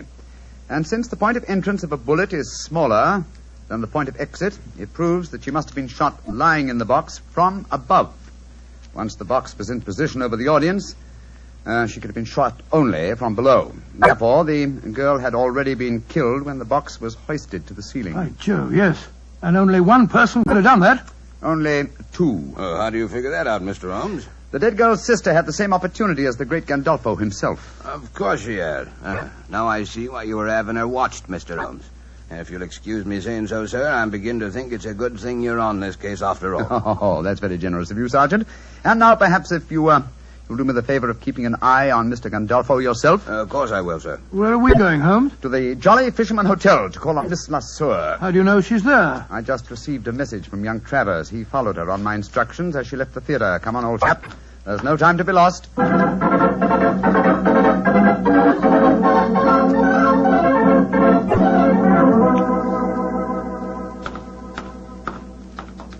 there you are, Travers. Miss Lasseur is still here, I trust? Yes, Mr. Holmes. She's up in her room. I wonder if you'd mind asking her to come down and see me. I'm sure that we can talk privately in the lounge over there. Right you are, Mr. Holmes. I'll go and get her. What are you going to say to Miss Lasseur, Holmes? That depends on her attitude, old chap. Come on, let's go into the lounge, shall we? Oh, it's a lucky thing that you had her followed. It was an obvious precaution, Watson. You see, I realized from the very nature of the cabinet trick that Miss Lasseur would have to leave the theater after escaping through the trapdoor below the cabinet that was on the stage, before her twin sister descended from the cabinet that was suspended from the ceiling. And she doesn't know that her sister's been murdered, huh? If she's innocent, she doesn't. And if she is innocent, then we'll know that our murderer is Gandolfo. Shh, here she comes. I've told Miss Lasseur that you want to talk to her privately, Mr. Holmes. If it's the act you want to talk about, Mr. Holmes, I've nothing to say. Magicians have a code of honor, you know. I quite appreciate that fact, Miss Lasseur. Won't you sit down? What do you want with me? I have news for you. News of your twin sister. I haven't got a twin sister. My friend knows exactly how the cabinet trick is done, my dear young lady. Yes, you might as well tell the truth, Miss Lasseur.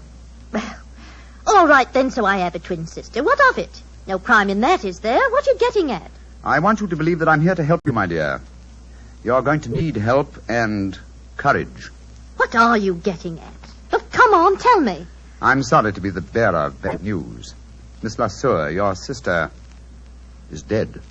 Dead? Huh. I don't believe it. I'm afraid it's true. She was murdered. You're lying. This is a trick. You're trying to make me give myself away. I'm trying to get at the truth. Your sister was found shot through the head when the cabinet was lowered to the stage tonight. I still don't believe it. Why should my friend lie to you? How was your sister the last time you saw her for the commencement of the act? No different from any other time. Who was responsible for superintending her entry into the cabinet? Gandolfo, or me. She used to go into it before the performance, when the stage was dark and deserted. Did you help her enter the box tonight? No. Gandolfo did. You knew, of course, of your sister's activities. How do you mean? That she was engaged in espionage. That's not true.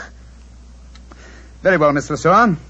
If you won't be honest with me, I'm afraid I'll have to turn you over to the police. I think you'll find their methods are a little more crude than mine, though. The police?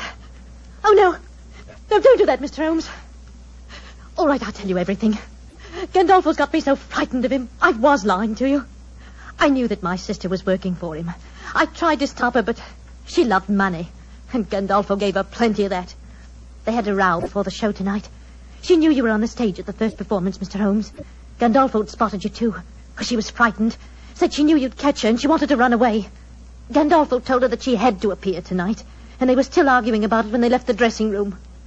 The dirty swine killed her because he was afraid she'd give him away. And now he'll kill me, too. Don't worry, my dear. The great Gandolfo will be beyond the help of magic before this night is out. Yes, he'll be behind bars where he belongs. Travers. Yes, sir. Now stay here with Miss Lasseur, will you?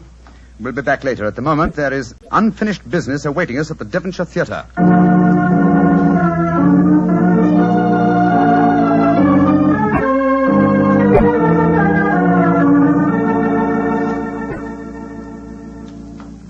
Well, Mr. Holmes, I can't tell you how grateful I am. Gandolfo's safely in prison thanks to you, and now you tells me you don't want no credit in the case. Oh, my dear Sergeant.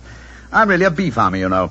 In any case, I want to restore your faith in private detectives. The next time you meet one, I'm sure you won't be so unfriendly, shall I say? I'm humble, sir. I'm very humble, and I thank you very kindly for all you've done. Oh, and by the way, Mr. Holmes, this telegram arrived for you at the theater while you were away, and here you are, sir. Oh, thank you, Sergeant Blood. No, sir, it's me that should be thanking you, sir. Who on earth knew that you were at the theater tonight? We'll soon find out. Well, what does it say, Holmes? It's from my brother, Mycroft. Mycroft? What's he got to say? Oh, really? It's quite humiliating. After all, he said he wouldn't have to, and he never did leave his armchair in London. Listen to this. Have just checked on Gandolfo's repertoire of magic tricks. You will find spy in box suspended from ceiling of theater. Elementary. Eh, my dear Sherlock? Why, Joe Holmes, he really is amazing, isn't he? He is also a prophet, old chap. Prophet? How do you mean? Well, he indicates the handwriting on the wall. I'm past my prime. I'm too old for alert detection. It's back to me bee farm, old fellow. It's back to me bees.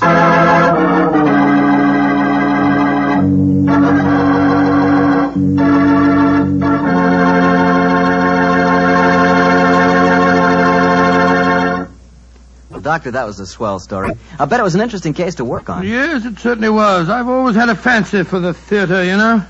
What you really mean, Doctor, is you always had an eye for a pretty girl. Mr. Bartell, you're a very blunt fellow. Why not? I must admit, I like to look at a pretty girl myself. You, Mr. Bartell? Why shouldn't I like to look at a pretty girl? Oh, go right ahead and look, my dear fellow. Go right ahead. You just sort of surprised me a bit, that's all. I never thought you gave a moment's consideration to anything but Petri wine. Now you're really pulling my leg. I must admit, I do talk a lot about Petri wine, but after all, Doctor, it's worth talking about.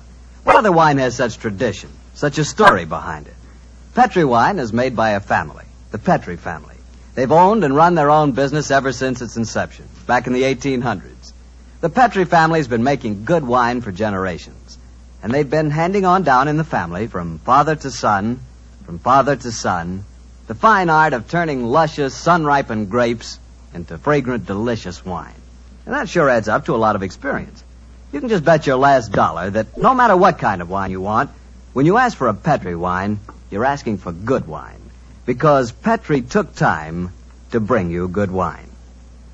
Well, Doctor, how about giving us a clue to next week's Sherlock Holmes adventure? Well, now, next week, Mr. Bartell, I'm going to tell you a most unusual story that took place aboard a small steamship as it plowed through the stormy seas of the Indian Ocean. I call the adventure Murder by Moonlight. Before I say good night, ladies and gentlemen, remember that on Saturday, October the 27th, the nation will observe Navy Day. This is your opportunity to thank your fleet for its magnificent contribution towards victory. Don't forget, will you?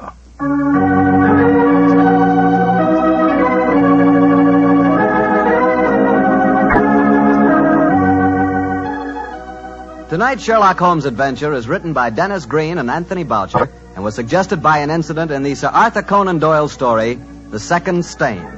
Mr. Rathbone appears through the courtesy of Metro-Goldwyn-Mayer and Mr. Bruce through the courtesy of Universal Pictures, where they are now starring in the Sherlock Holmes series.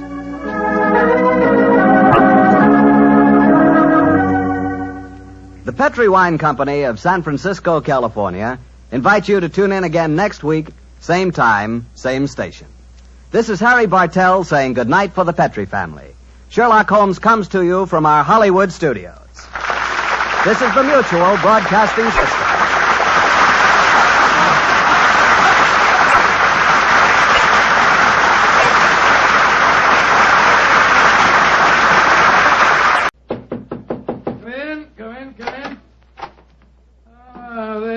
Mr. Bartell. Good evening, Doctor. Oh, no, don't get up. You look much too comfortable. Take off your overcoat and come and join me. Well, I enjoyed your story of a scandal in Bohemia last week, Doctor, and tonight you promised us a sequel. Yes, that's right, Mr. Bartell. A sequel that took place over 20 years afterwards, in 1909 to be exact. Sherlock Holmes was living on his Sussex bee farm. It was only in June, I remember, that I received a telegram from the great man asking me to come and spend a long weekend with him. And I'm sure you needed no urging to accept the invitation. None, Mr. Bartell, none at all.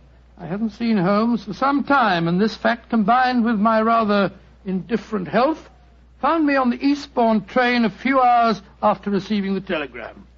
A dog cart was at the station to meet me, and after a brisk drive across the downs, I found myself once more with my good friend. He looked somewhat older than when I'd last seen him, but as he spoke to me, I realized from the keenness of his voice and the sparkle in his eye that Sherlock Holmes would never really be old. After a while, our conversation lapsed into the comfortable silence that can exist only between friends. And then, as the sun was setting, Holmes picked up his beloved violin and began to play some haunting melody. As he lay back, eyes half closed, his long, thin fingers caressing the instrument, a wave of nostalgia swept over me. I thought of the many years that we'd spent together, and of the exciting adventures that we had shared during the old days in Baker Street.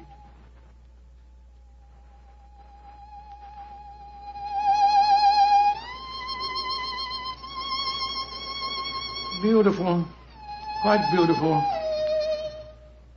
Thank you, Watson. You look uncommonly wistful, dear chap. You thinking of the old days? Yes, Holmes. I was. So was I. Uh-huh. Oh, well. Those were exciting times, but it's comforting to think that now we will not be disturbed by a jangling doorbell, followed shortly by some poor devil in trouble. Nowadays, my greatest excitements are connected with the segregation of the queen bee and the nighttime proclivities of Charles Augustus, my tomcat. I still find it hard to think of you in retirement, Holmes. Do you ever consider returning to active practice? Oh, I consider it occasionally and then reject the idea. And I should work only up to the peak of his ability. I'm past mine. Nonsense, Holmes. You're just alert as ever you were. Mentally, perhaps, but not physically. Would you consider handling a small problem in England? Oh, if it's a personal problem that affects you, my dear chap, you know I'll do anything I can. Well, it's not exactly my problem, Holmes, but there was a charming young girl on the train. We got into conversation and... You don't age it in a real chap. You're just as susceptible as ever. No, Holmes, let me finish. She said that you knew her mother quite well. Her mother? Come in. Oh, yes, Devers, what is it? I'm sorry to disturb you, Mr. Holmes. Your man said I might come in. My master, Mr. Lytton Stanley, instructed me to deliver this note. Oh, thank you. He also instructed me to wait for a reply. What confounded impudence.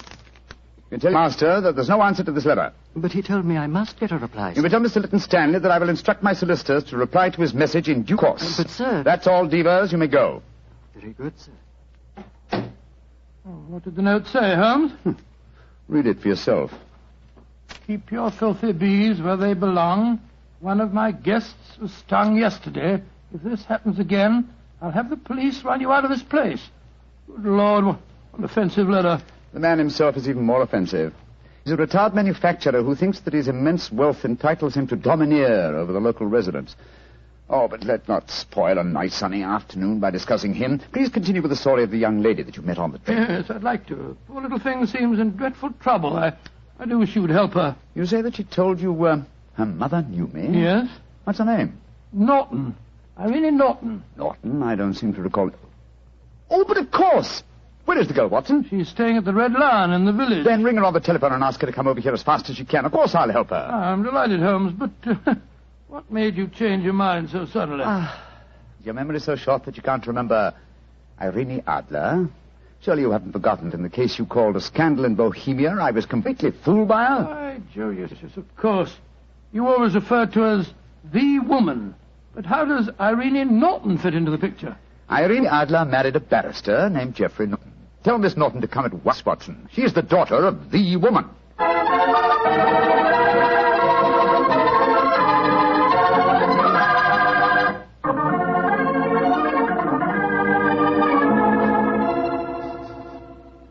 Mr. Holmes, I've heard so much about you from Mother. She says you're the cleverest man in England. Your mother flatters me, my dear child. She herself was much more clever than I. In fact, yes. Did she ever tell you about the circumstances under which we met? No, Mr. Holmes, though she did tell me that you were a witness when she and my father were married. Very true, my dear, very true. Though the occasion was a little, shall we say, unusual. Look here. This golden sovereign I wear on my watch chain is a memento of that day. I also have a charming photograph of your mother. You must have known her quite well. How about telling Mr. Holmes about your troubles, my dear? Yes. Reminiscences are charming, but they can wait until we've dealt with your problems. Mr. Holmes, I'm being blackmailed. Oh, I'm sorry to hear it. By whom? By a neighbor of yours, Mr. Lytton Stanley. Do you know him? Oh, yes, indeed I do. As a matter of fact, Mr. Holmes received a most offensive note from the gentleman less than an hour ago. What hold does Mr. Stanley have over you, my dear? He has some letters, some rather indiscreet letters of mine that I wrote to a friend of his last year. How did he obtain these letters, Miss Norton? He must have stolen them. I don't know how, but when I was staying at his house a few weeks ago, he told me that he had them and asked £5,000 for their return. Oh, gracious me. And why should he consider your letters, even indiscreet letters, worth so large a sum? I'm engaged to be married to Lord Weston's son. That awful man, Lytton Stanley, knows that if my fiancé saw the letters, the marriage would never take place. They must be extremely compromising. Oh, they aren't really. But I was much younger when I wrote them. In fact, I was only 17, and I'm afraid they could easily be misconstrued. Have you told your mother? Oh, no, she'd never understand. She might surprise you on that score, I think. How about your father? Daddy's a barrister. You can imagine how straight-laced he'd be about the whole thing. That's why I came to you, Mr. Holmes. Oh, I see. You feel that I am not so, well, shall we say, straight-laced? Of course you aren't. Mother's told me about you, and in any case, I've read Dr. Watson's stories. Watson, my dear fellow, your stories will land me in serious trouble one of these days. What are you suggesting Mr. Holmes can do for you, Miss Norton? Get the letters back for me. But how? Steal them, of course. Well, my dear, I hardly think you... No, my dear Watson, don't be shocked. Miss Norton is a forthright girl, like her mother before her. It's most refreshing. Mr. Holmes, you can't say you won't help me. No, I don't think that I can say it. In any case, I have a slight personal score to settle with Mr. Lytton Stanley myself. He's rude and has no understanding of bees. But how are you going to steal the letters? That problem requires a little thought, old chap. I can tell you how to do it, Mr. Holmes. Oh, really? This is delightful, my dear. You've explained the problem and also the way of solving it. How easy a detective's work might be if all clients were equally helpful. Tell me, what is your plan? Tomorrow's a servant's half-day off at Mr. Lytton Stanley's. He'll be alone there during the afternoon. How do you know that fact? My maid was keeping company, as they say, with Divas, the butler, when I was staying there a few weeks ago. She found out everything from him. My letters are kept in a filigree box in his desk. With your enterprise, my dear, I'm surprised that you didn't try and open the desk yourself. I did. But it's very sturdy and has a combination lock. Oh. However, I'm sure that you and Dr. Watson can think of some way of getting the letters, particularly if Mr. Lytton Stanley's alone in the house.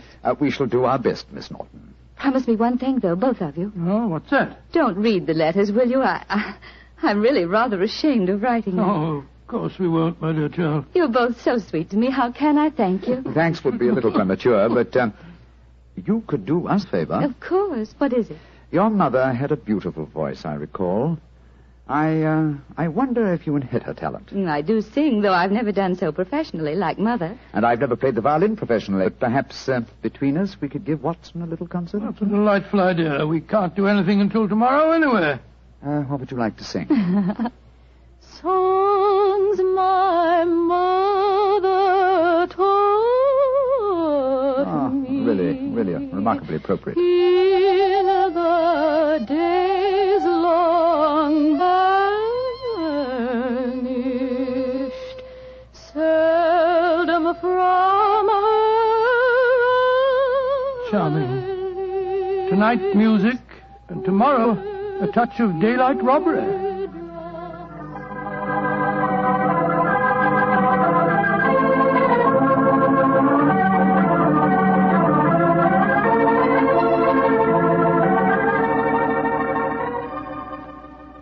Dear old Watson, your disguise is really excellent. Oh, I must confess I'm a little apprehensive. Hi, old chap. There's no need to be, I assure you. You, as Dr. Hamish, and I, as the Reverend Albee, are calling on Mr. Stanley ostensibly in search of a contribution for my charity hospital that you are in charge of.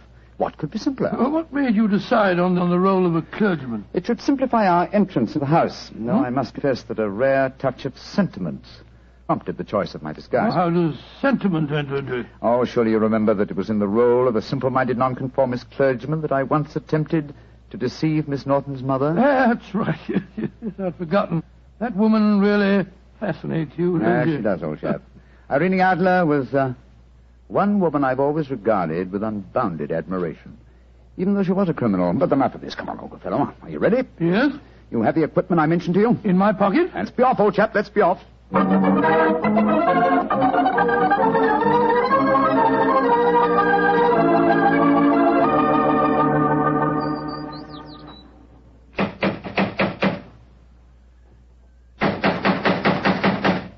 he's home, why the devil doesn't he answer the door? Come, my dear Reverend Appleby. For a parson, your language is hardly appropriate. I'm sorry, Dr. Hamish. Shh. There comes someone. Yes? Miss Lytton Stanley? That's my name. Mine is Appleby, and this is my friend, Dr. Hamish. I'm proud to meet you, sir. I've heard a great deal about you. What can I do for you? If we could come in for a moment, I'll explain our mission. Very well. Come into the study. We are raising a subscription list for a charity hospital at Paddlewaite, just across the downs. You're a prominent resident here, and we thought that you'd like to donate a few guineas. I'm really not very interested. I've given as much to charity this year as I can afford. Well, it's a fine cause, sir. I'm giving my medical services 3 days a week, and the Reverend Appleby is donating his services too. Who else has contributed to this fund? All your neighbours, sir. We just came from the bee farm over the downs. The owner, Mr. Holmes, gave us a cheque for 5 guineas. Holmes gave you 5 guineas, did he? Aye, a very nice gentleman, Mr. Holmes. We're proposing to name a ward in the hospital after him. Is this list of subscribers going to be published in the paper? Oh, yes, Mr. Lytton Stanley. I'll give you 10 guineas. 10 guineas? Thank you, sir. Very kind of you, sir, I'm sure. I'll get my checkbook. It's in this desk. Right, Watson. The chloroform. Right. Now, who do I make this check payable to? Come on there. Hold him still, Holmes. Hold him still.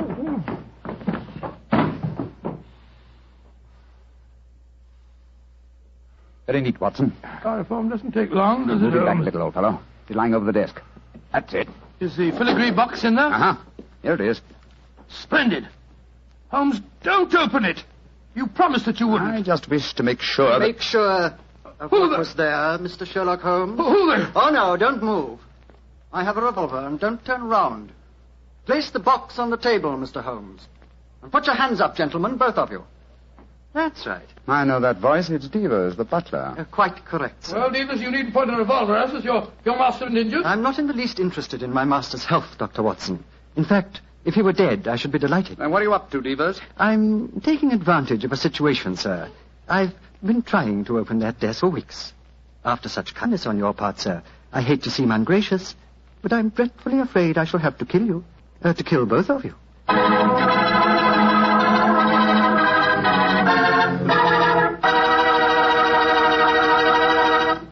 Dr. Watson's story will continue in just a second, so I'm just going to remind you that good food always tastes better when served with good wine. And if you like a red wine, say with steak or meat of any kind, you'll love Petri California Burgundy.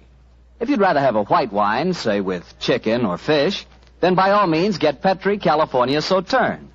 Oh, and look, if opinion is divided in your family, if some of you like a red wine and some like white, the answer is obvious. Don't buy one, buy two. Remember that, huh?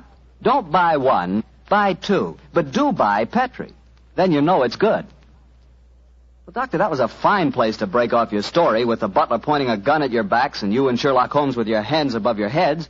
What happened next? I know at least you didn't get killed, or you wouldn't be sitting here in California tonight telling me the story. Elementary, my dear Mr. Bartell, but supposing I take you back in the story to the point where I left off. Well, all right then. Take me back, Doctor. Take me back. Very well. We stood there, Holmes and I, our hands above our heads.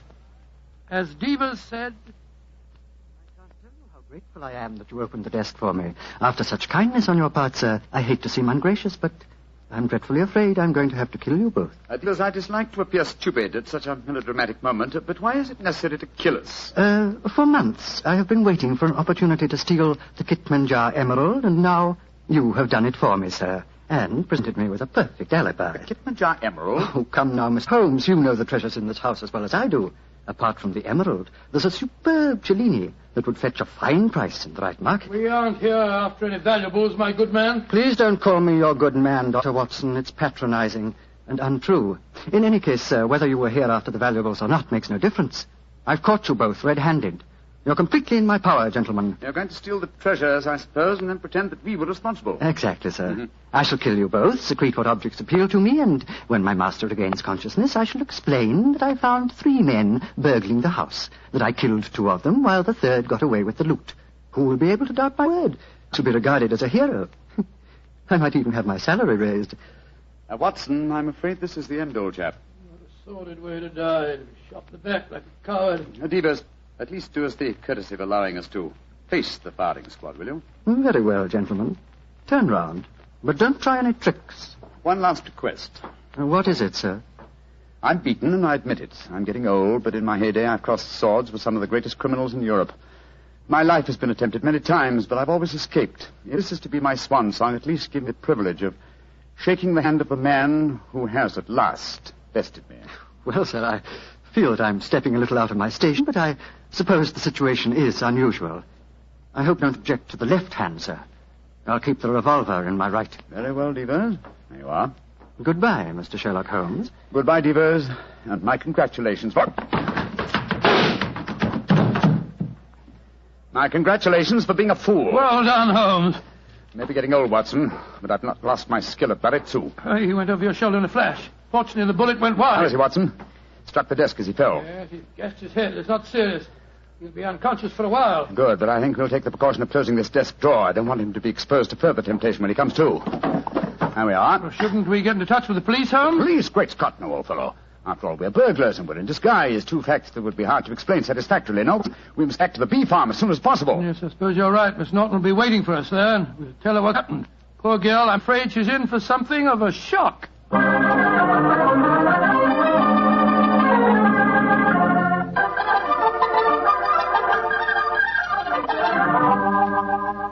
Mr. Holmes, Dr. Watson, I'm so glad to see you back again. Did you get the filigree box? Yes, Miss Norton, here it is. But, Holmes, I didn't know that you... Miss Watson.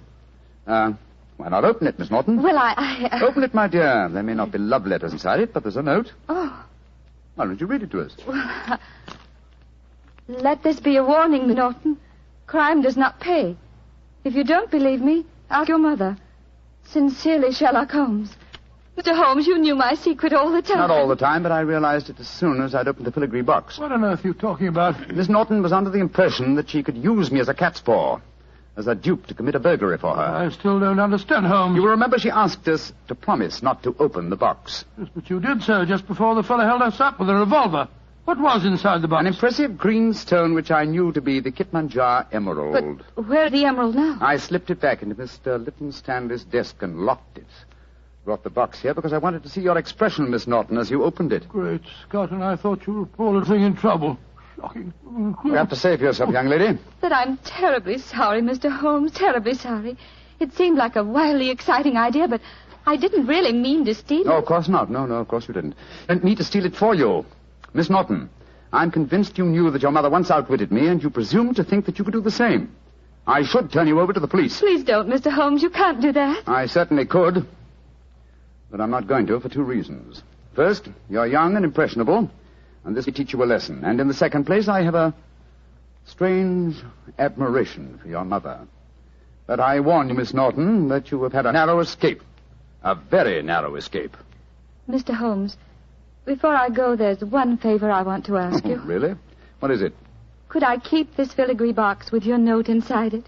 It would be a reminder all my life of how we met. What do you say, Watson? Well, it isn't your box to give, Holmes. That's true, old fellow. That's quite true.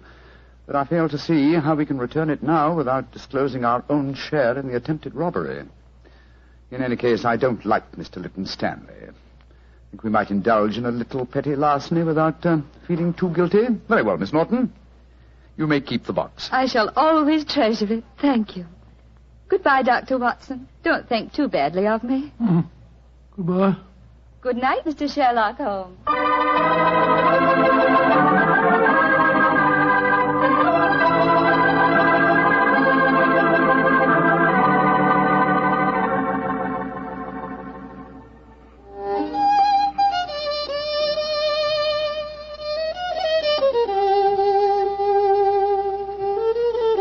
You know, Holmes, I must say you were surprisingly lenient with that girl.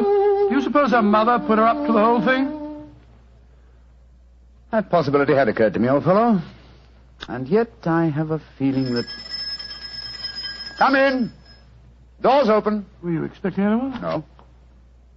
Great Scott, it's Lytton Stanley. Good evening, sir. This is an unexpected honor. Sherlock Holmes, we haven't been the best of friends, I know. But you've got to help me now. I'm in serious trouble. Oh, indeed, sir. Won't you sit down? This is my friend, Doc Watson. How do you do? And now, sir, what is your trouble? I've been robbed, Holmes. Robbed? What was stolen? Well, my greatest pleasure. The Kitmanjar emerald removed from his case and then mysteriously returned loose in my desk afterwards. But there's a priceless Cellini missing. Have you any idea who the burglars might be? Oh, it was a gang, I'm sure of that. A couple disguised as a clergyman and a doctor came into the house on the pretext of raising money for some hospital. And they overpowered me with chloroform. Oh, dear me. How very unpleasant for you. Yes, well, when I came to, I found my butler was lying beside me in a pool of blood. The brave fellow had wrestled with the thieves, but they got away. And he's in the hospital now. Holmes, you've got to help me. The Kitmanjar emerald was returned, you say, but a Cellini is missing. Yes. It's an exquisite filigree box in which I'd kept the emerald. A filigree box? Yes, it's a genuine Cellini. It's worth several £1,000s. Holmes, you must help me solve this business. I'm sorry, Mr. Lytton Stanley, but I'm afraid I can't help you. I've retired. Yes, and I intend to remain in retirement. Good night, sir. Oh, but I'll pay you any fee within reason. My decision is final, sir. Good night. Oh, I might have known I wouldn't get any help from you. Holmes, she fooled you again. Yes, the little devil. She knew that box visit Cellini all the time. You don't seem very angry with her, old fellow. I should be, but I'm not. What splendid audacity. What a superb nerve the child has. But you must get the box back from her. I shall, Watson. I shall. Or rather, I shall persuade Divas to do it for me. As the price of our silence. But how can he get it back? Remember that he walks out with Miss Norton's maid. I'm certain that when he explains his predicament, he can prevail upon her to steal the box from her mistress so that it may be returned to its rightful owner. That's a good idea. By George, Holmes, Miss Norton's a chip off old block, all right. Yes, Watson, she is, and it makes me wonder. What about? I wonder, my dear chap, how long I can remain in retirement. Such a worthy antagonist at large, it's a challenge. It's an irresistible challenge.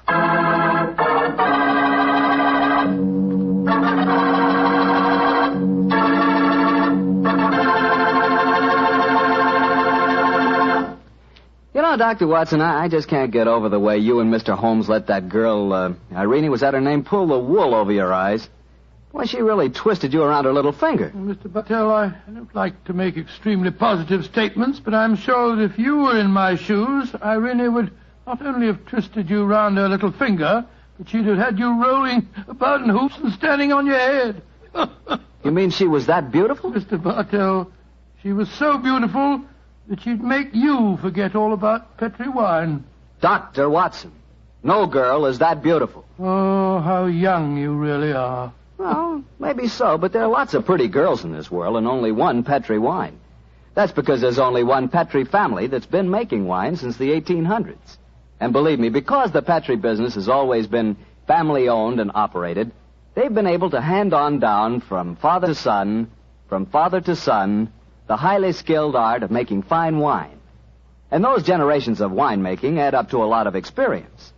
The Petri family really knows how to turn luscious California grapes into fragrant, delicious wine. That's why, no matter what type wine you wish, you can't go wrong looking for the label that says P-E-T-R-I, Petri, because Petri took time to bring you good wine.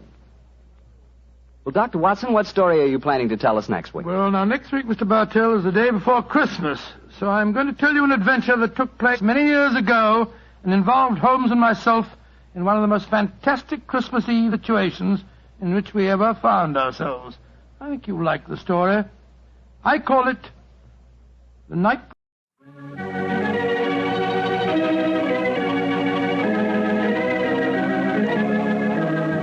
In 1945, I considered myself a very lucky man because I was the announcer on The New Adventures of Sherlock Holmes. My name is Harry Bartell. Won't you join me now as I reminisce about those wonderful days of dramatic radio?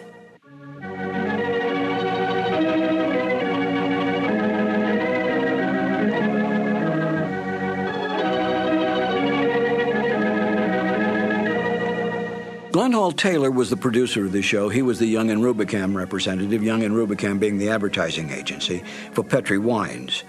And Edna Best, in the season that I was on the show as the announcer, was the director. So that Glenn Hall would provide commercial material and so forth for Edna's use, and then Edna directed the show in the booth. She was the one who made all the line changes, all the timing changes, all the cuts, and so forth. I know that Glenn Hall, I think, directed it 1 year. I got the Sherlock Holmes show by accident. I came over to CBS Studios on Sunset Boulevard one day to rehearse for another show, and the lobby was loaded with announcers. Practically every announcer in Hollywood was there. I couldn't figure out what was going on, and as the secretary came out with her list and said George or Sam or whoever, I said, "What's going on here?" And she said, "They're auditioning for a new show." And I said, "Who's holding the audition?" They said, "Edna Best." Edna Best was a lovely, lovely lady. I had worked with her on other shows. And I said, if she has a moment, let me sneak into the studio, if you don't mind, just to say hello, and I'll come right back out. She said, I'll ask. So she came out a little later and said, you can go in for just a second. I went in, stepped in front of the microphone, which was set up in the studio, and said, Edna, I came in to say hello. Hello, bye-bye. And I started to leave. And she said, aren't you going to read? And I said, well, no, I hadn't planned to read. She said, well, as long as you're here, read anyway. So she gave me the copy that they were auditioning. And I said, thank you very much. It's been a pleasure to see you again. And I left, never dreaming that I would ever get it. Because there were big name announcers. The Ken Carpenters, the Ken Niles, the Wendell Niles, a whole bunch of them. And sure enough, I got a call. And that's how I wound up on the show, because I happened to be in CBS at that time. Petri Wine brings you Basil Rathbone and Nigel Bruce in the new adventures of Sherlock Holmes.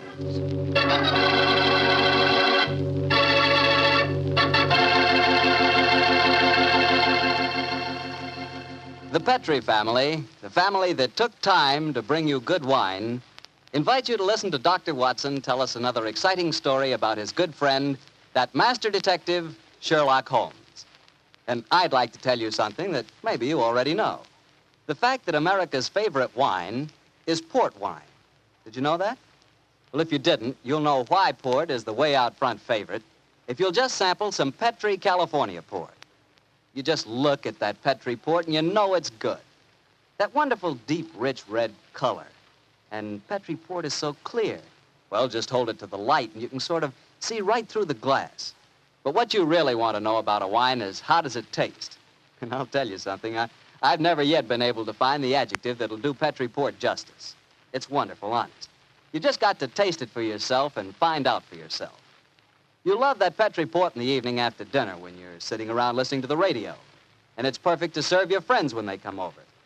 Oh, and you can show that Petri label, too. In fact, you can show it proudly, because the name Petri is the proudest name in the history of American wines.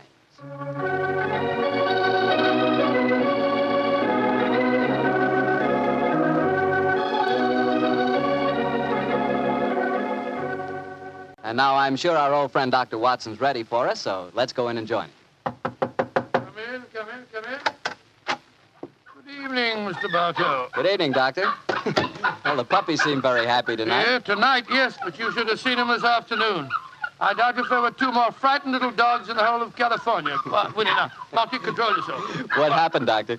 Well, I took them for a walk on the beach.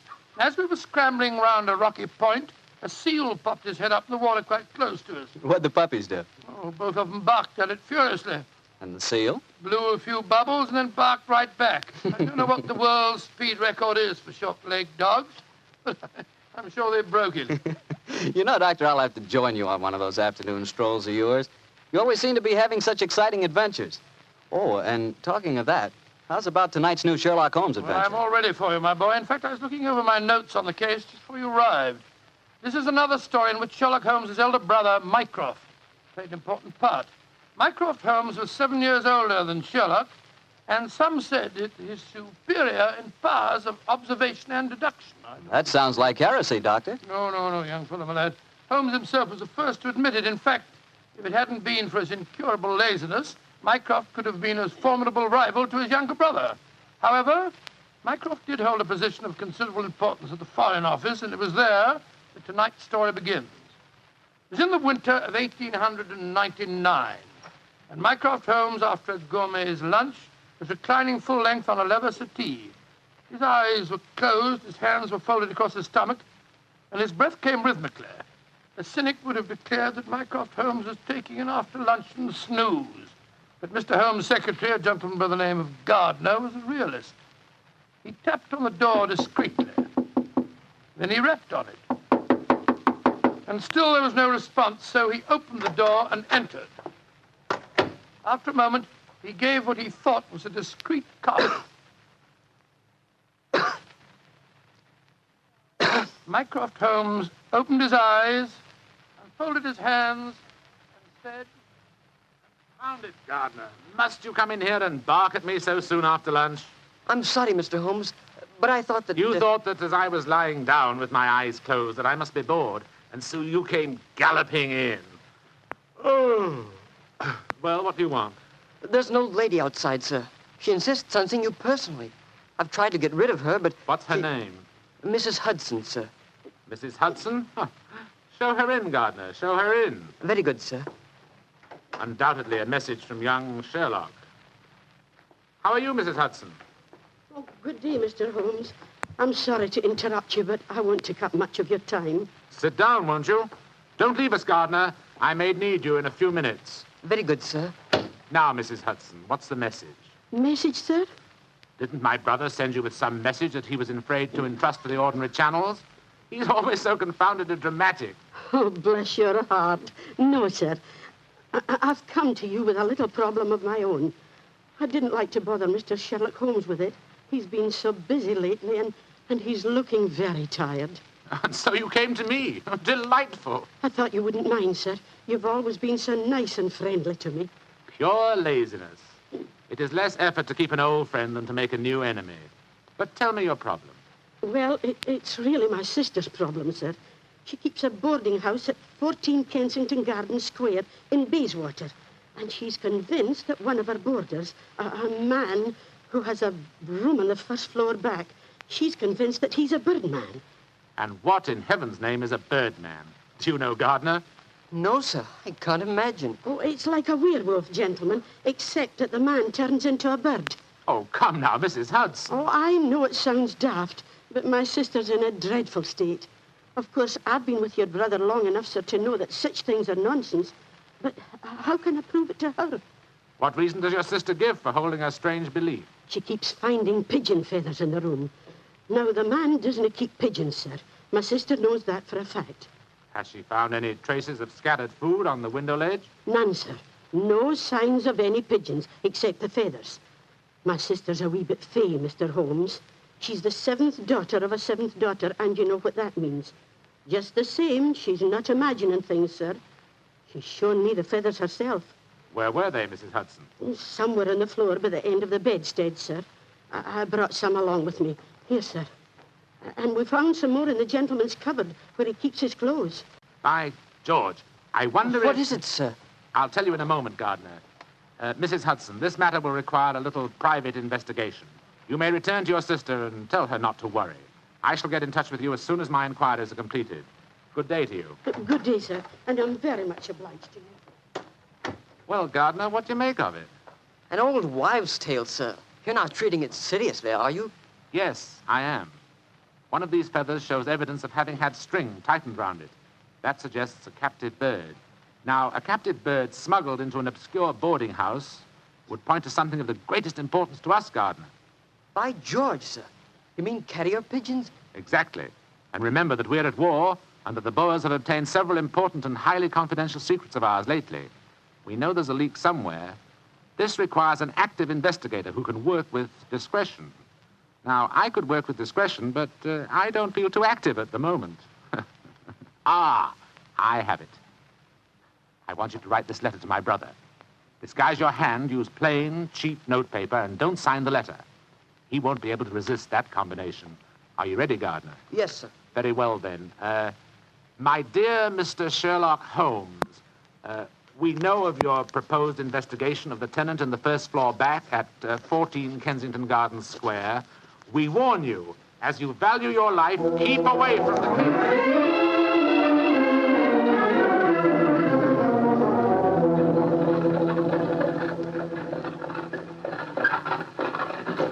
We warn you, as you value your life, to keep away from the case. And that, my dear Watson, is why we are driving towards 14 Kensington Gardens Square, disguised as building inspectors of the London County Council. Well, I must say it's a very challenging letter, Holmes. Unsigned, Yes. I notice.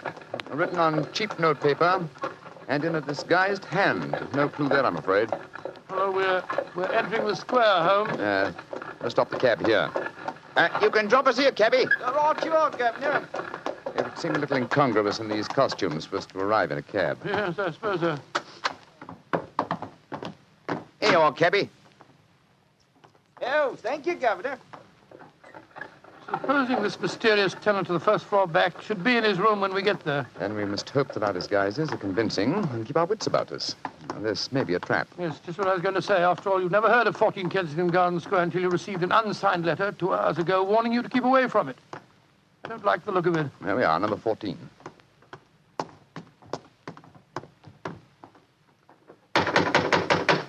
I suggest that you let me do most of the talking. Good Lord, yes. My Cockney accent doesn't compare with yours.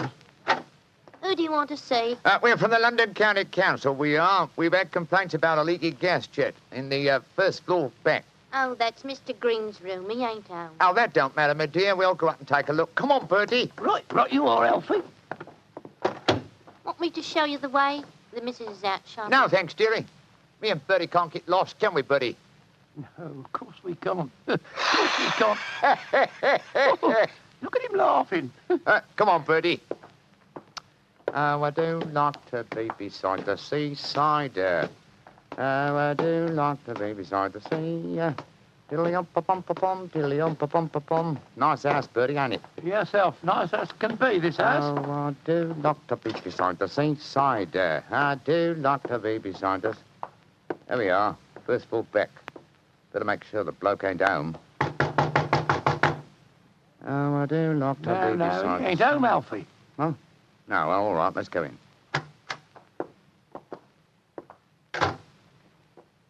Oh, so this is the mysterious room, eh? Well, it looks perfectly ordinary, doesn't it? Yes, a depressing example of the squalor of boarding house life. Hello. What's this on the bedspread? Feathers. Must have come out of the pillow. No. These are pigeon's feathers, old chap. And look here, Watson. Attached to the bed rail. No, it's only a piece of string. String, yes, but with a small metal ring on the end. A ring such as is used to place around a homing pigeon's leg. But why should someone keep carrier pigeons in an obscure boarding house like this? Yes, why indeed, why indeed? The answer could be that the tenant of this room is engaged in some sinister activity that requires the use of carrier pigeons in sending messages. Yes, there's no evidence of the birds being kept here. That's true, Othello, that's true.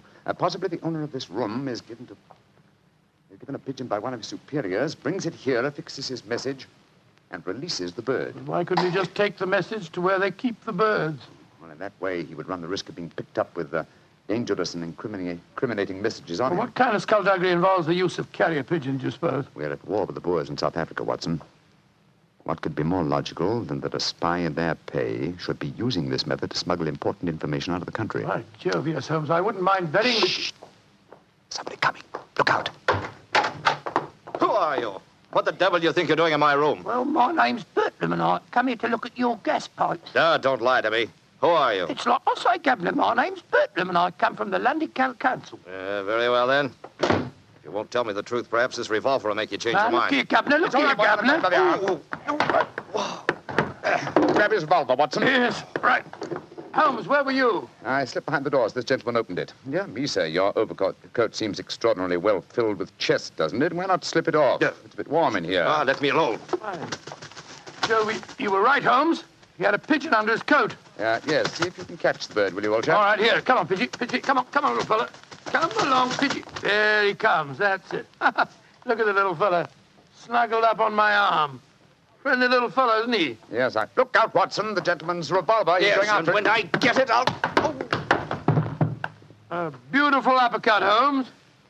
I'm afraid he'll be unable to talk to us for some time. How fortunate he told us where the message was hidden before we indulged in this little set, What do you mean? He didn't say anything about a message? No, not verbally, but I was watching his reflection in the mirror as he entered the room. His eyes first glanced at this top drawer on the dresser here to see if we touched it. It was obviously the most important spot in the room. Let's see. Here we are. A message already rolled up and in its container. Oh? What does it say, Holmes? It's in code, which is not surprising, but I don't think it will be very difficult to decipher. Yes, and when you've done that? Then, my dear fellow, I shall compose a code message of my own and persuade this pigeon to lead us to its master.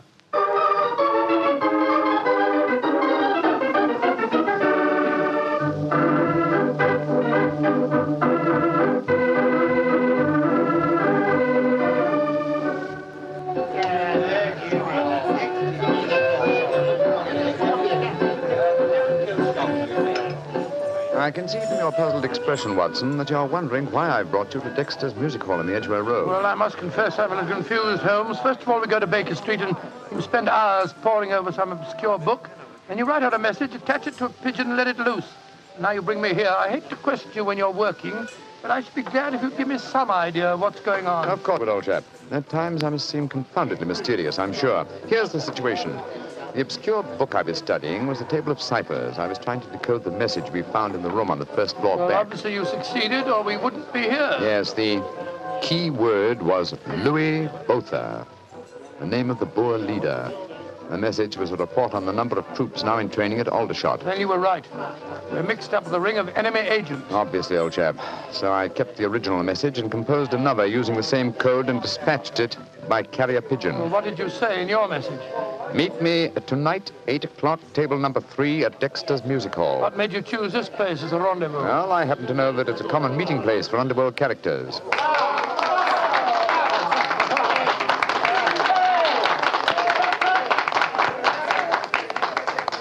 And which is table number 3? The one over there in the corner. I reserved it. Then why don't we go and sit down there instead of standing it here at the back? I thought we'd give our visitor the opportunity of showing his hand first. He won't be expecting Sherlock Holmes and Dr. Watson, I fancy.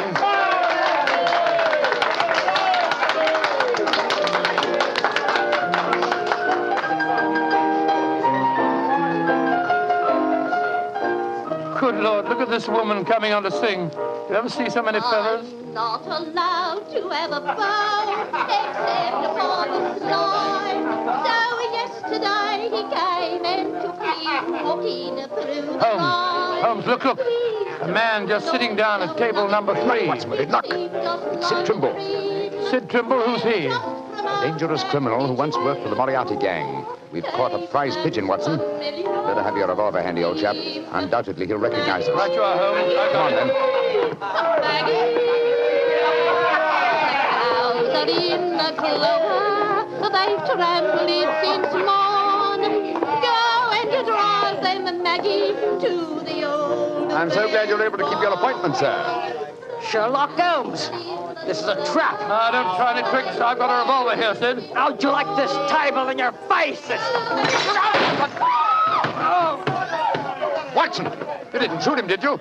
No, he knocked my hand. The revolver went off. The shot went wild. I swear it did. Yes, of course. Look at the wound. There are no powder burns. The shot was fired from some distance. Holmes, he's dead. Out of the way! Out of the way, please. Now then, what's going on here? Constable, this man has been killed. Yes, and it's easy to see who did it. Well, I didn't do it, Constable, if that's what you're thinking. No? Then why are you standing here with a smoking revolver in your hand? Come on, you're under arrest. But you can't arrest me. I'm Dr. Watson, and this is Mr. Sherlock Holmes. I don't care if you're the King of Siam and the Bishop of London himself. You're under arrest, and I'm taking you both to Scotland Yard.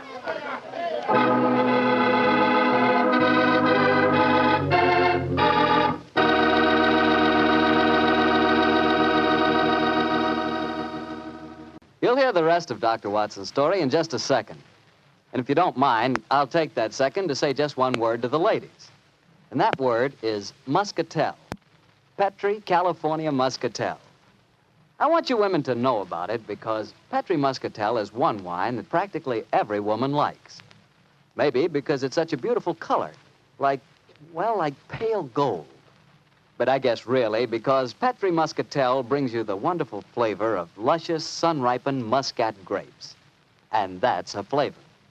Try Petri Muscatel after dinner or any time as a change from Petri port. Have a bottle of each on hand. When you buy Petri wine, don't buy one, buy two. Remember, if it's a Petri wine, you know it's a good wine. Dr. Watson, that was really one for the books.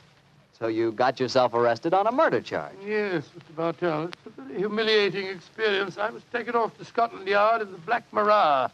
Just like any common criminal.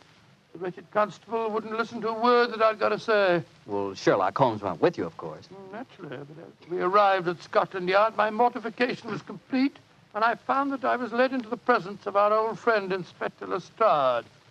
Holmes spoke to him at some length, but I could see from Lestrade's expression that my position was a very serious one. Now can see what it is, Mr. Holmes. You see, I know you both. But I must say there are lots of them here at the yard as don't like what they call your high-handed method. But, Lestrade, personal likes or dislikes have nothing to do with this. No, of course they haven't. This is purely a matter of evidence. Well, I know that, Dr. Watson. And the constable's evidence was as clear as the nose on your face. The dead man was shot through the head, and you were standing in front of the body with a drawn revolver in your hand. But, my dear Lestrade, there were no powder burns on the wound. Yeah, that's what you tells me, Mr. Holmes. But I'll have to wait for the official report on that. The police surgeon's examining the body now. You understand, gentlemen, I'm not saying I'm sorry that Sid Trimble's dead. He's been a thorn in our side for a good many years. In fact, here's the police surgeon now. Dr. Hendricks, this is Mr. Sherlock Holmes and Dr. Watson. How do you do? How do you do, gentlemen? I'm a great admirer of you both, and I'm sorry to see you in such a very unfortunate plight. Thank you, Doctor. Thank you. What were your findings, Dr. Hendricks? Well, I've just extracted the bullet, Lestrade, and I'm very much afraid it's the same make and caliber as the one missing from Dr. Watson's revolver. Yes, but that doesn't prove that I fired the fatal shot. A 45 Colt's a very common weapon, Doctor. It proves nothing. Dr. Hendricks, as I was just saying to Inspector Lestrade before you came in, the only fact that would show my friend guilty would be powder burns on the wound, thereby proving that the bullet had been fired from close range. I entirely agree with you, Mr. Holmes. Then, as there were no powder burns on the... but there are powder burns, Mr. Holmes. What? Very distinct ones, too. Lord, I don't understand, Holmes. I'm sorry, gentlemen, to be the bearer of bad tidings, but I have my duties to perform. Yes, and I'm sorry, too, Dr. Watson. Huh? I'm afraid I'm not going to be able to let you leave here. You must consider yourself under arrest.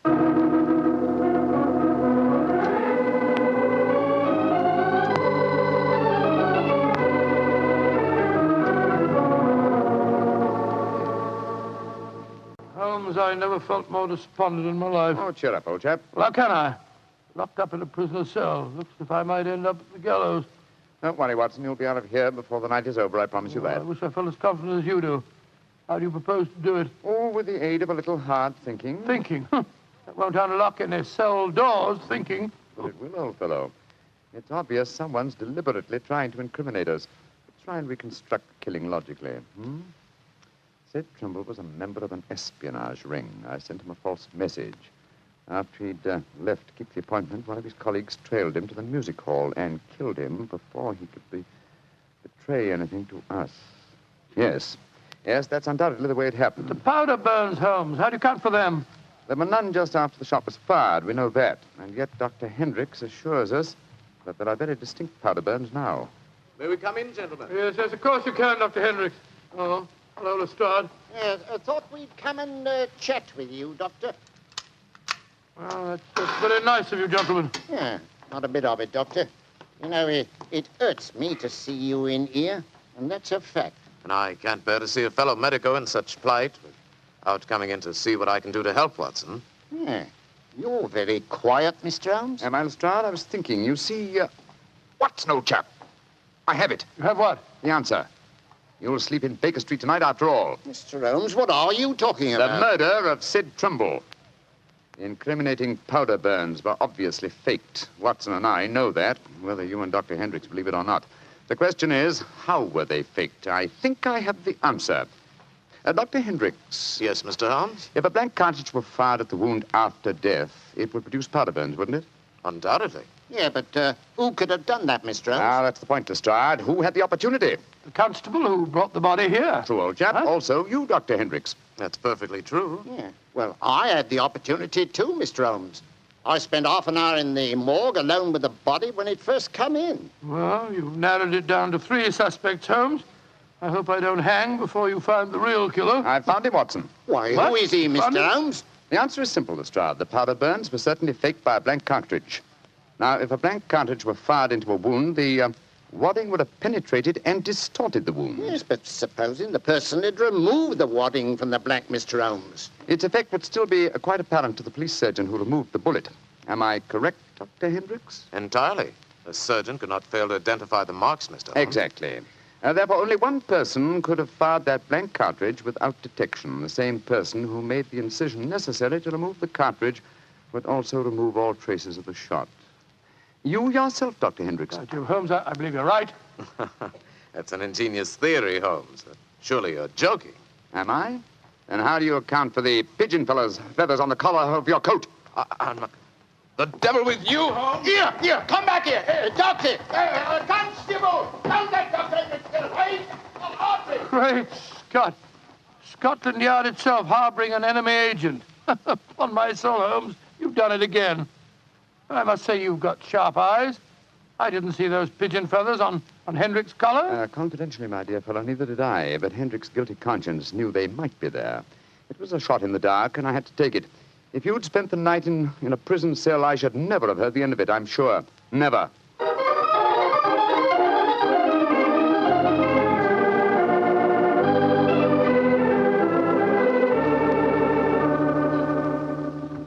I want to see Mr. Mycroft Holmes, please. Follow me, Mrs. Hudson. He's expecting you. Aye, sir. Ah, there you are, Mrs. Hudson. Come and sit down. Oh, thank you, sir. I got your message and came over right away. In the first place, Mrs. Hudson, you may tell your sister that she needn't worry any more. I'm sure she'll find no more pigeon feathers in her room on the first floor back. No, sir, thank you. But she knows the fact, because the birdman left her yesterday for good. Some strange men came and took him away, and today she's let the room to a nice young commercial traveller. I'm really sorry to have bothered you with her troubles, sir. I'm very glad you did, Mrs. Hudson. Thanks to your information, an enemy espionage ring has been broken, and the British government is deeply grateful to you. You're always one for a joke, aren't you, Mr. Holmes? Well, I'm glad you're not angry with me. I'll be going now, sir. Just one more favour I'll ask before I go, though. Anything, Mrs. Hudson. What is it? Please don't tell your brother about this, sir. He'd be so angry with me for wasting your time.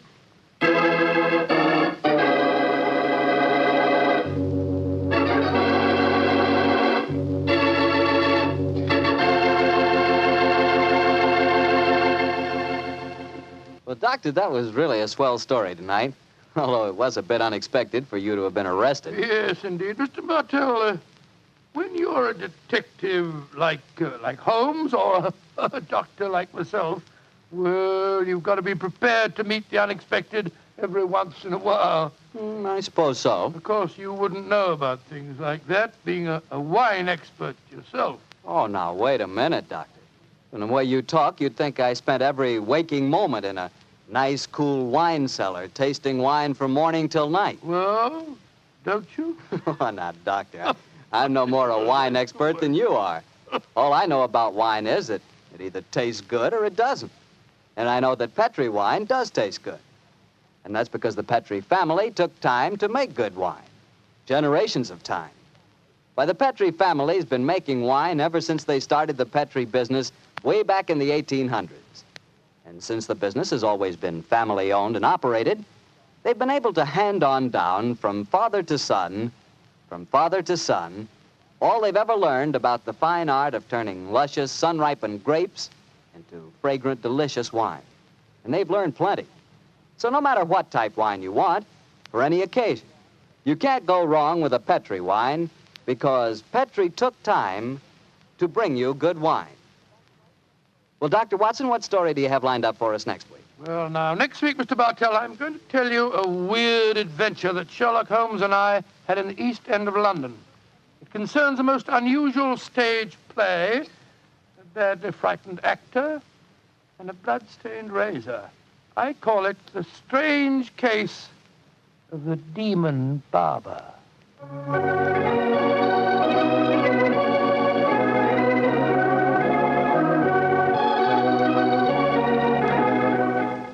Tonight's Sherlock Holmes adventure was written by Dennis Green and Anthony Boucher and was suggested by an incident in the Sir Arthur Conan Doyle story, The Greek Interpreter. Music is by Dean Fossler. Mr. Rathbone appears through the courtesy of Metro-Goldwyn-Mayer, and Mr. Bruce through the courtesy of Universal Pictures, where they are now starring in the Sherlock Holmes series.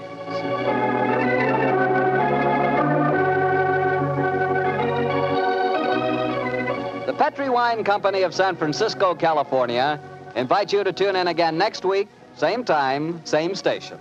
Sherlock Holmes comes to you from our Hollywood studios. This is Harry Bartell saying goodnight for the Petrie family. For a solid hour of exciting mystery dramas, listen every Monday on most of these same stations at 8 o'clock to Michael Shayne, followed immediately by Sherlock Holmes. This is the Mutual Broadcasting System. This is Harry Bartell. I'll be right back with another new adventure of Sherlock Holmes.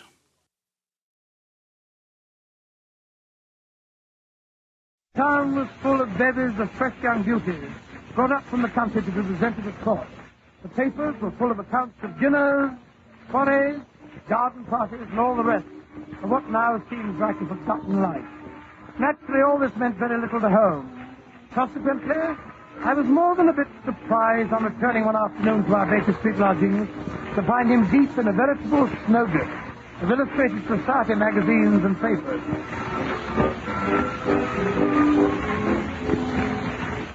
Watson, do you know about this man Damery? Damery? What Damery? Lord Damery, of course. He's got his photograph and all this society these days. Oh, that's true. The fellow's a household word in society. Yes. He's a man of the world with a backward turn to diplomacy, and he's asked me for a 4:30 appointment if I grant it. You mean that Lord Damery's coming here? But it's 4:30 now, and look at the mess of the place he's in. Calm yourself. It's sad as Mrs. Hudson. Lord Damery is not paying a visit to Baker Street to investigate our housekeeping, but to consult me in my professional capacity. That will be the gentleman now, unless I'm very much mistaken. Punctual to the minute. Take a look out of the window, will you, Watson? That's a good fellow. Really, Holmes, why you always expect me to play Sister Anne for you? Oh, all right, very well. Yes, Mrs. Hudson, she's up the door to it. I shoot, she's out in the front step making his curtsy. Oh, what's this, Donna? He's removing his hat and bag. His lordship must have got a very expensive tailor. Every detail, from his black satin cravat to his straightened leather shoes, is perfect. The shape must have cost him Really, an unmarried man, our Lord Damery. Why do you say that, Holmes? Well, only a bachelor squanders money on his wardrobe with such a lavish hand. The married man is too busy putting his wife's bills for feathers and Oh, but it's worth it, my dear fellow. It's worth it. The pleasure of seeing the lady of one's choice in a fetching new bonnet or an agitating You tippet can wire. omit the Rhapsody, my dear Watson. Our visitor is just outside the door. Come in. Lord Damery, I presume. And this must be the celebrated Mr. Sherlock Holmes. I'm delighted to make your acquaintance. Going to sit down, sir. Watson, dump that encyclopedia off the other armchair, will you? Yes, I was hoping to find Dr. Watson. A pleasure, I assure you. Well, the pleasure is mine, sir. Yes, I'm truly delighted to find Dr. Watson present. His collaboration may be very necessary, Mr. Holmes. We are dealing on this occasion with one of the most ruthless individuals in all England. Oh, and who might that be? My sister, the Lady Alicia, widow of the late Earl of Devon. You don't say. Yes, she has the well-known whim of iron. Anyone who crosses her in any way is in great danger. You mean that she'd go as far as to poison them or lice them with that? Ladies in high society, my dear Dr. Watson, have more subtle but nonetheless deadly ways of dealing with their adversaries. And for whom is the Lady Alicia sharpening her knife this time? Well, I suspect it's Miss Kitty Kissam. Kitty Kissam? You mean the delightful Kitty Kissam, the star of the Sweetheart of the Regiment? The same. And how did Lady Alicia's path happen to cross the charming Kitty? Through my dunce of a nephew, Percy, who also happens to be Alicia's only son. Oh. He's become infatuated with this Kitty? He's asked her to marry him. And, quite naturally, his mother objects. No, that's the most startling aspect of the whole affair. As soon as I heard of the engagement, I rushed round, expecting to find Alicia in the midst of hysterics, or at least having taken to her bed surrounded with smelling salts. And such was not the case. No, on the contrary. She was sitting at her desk in the morning room, making out her list for a reception and musicale to be given tomorrow afternoon to honor Miss Kissam.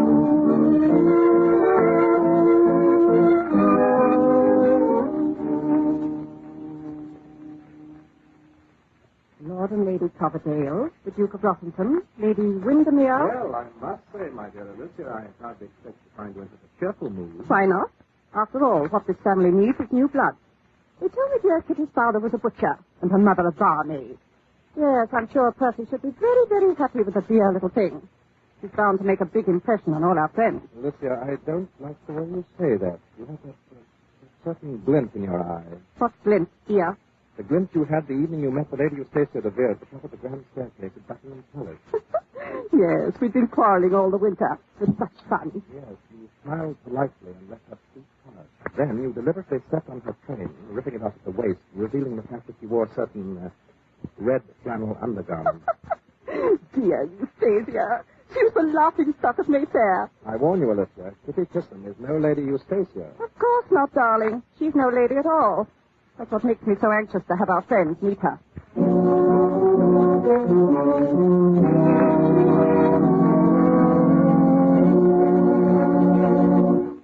Sounds like a rather ominous situation, Lord Damery. By the way, do I gather that you have the pleasure of Miss Kissam's acquaintance?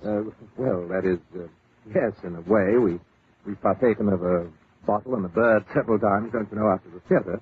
Kitty's really a dear little thing, in spite of her reputation. Reputation? Well, surely you've heard of her confounded pearls. I'm afraid I'm rather ignorant of the chit-chat of our metropolis. But everyone knows that she was given those dashed pearls by a certain Balkan king who spends most of his time in Paris.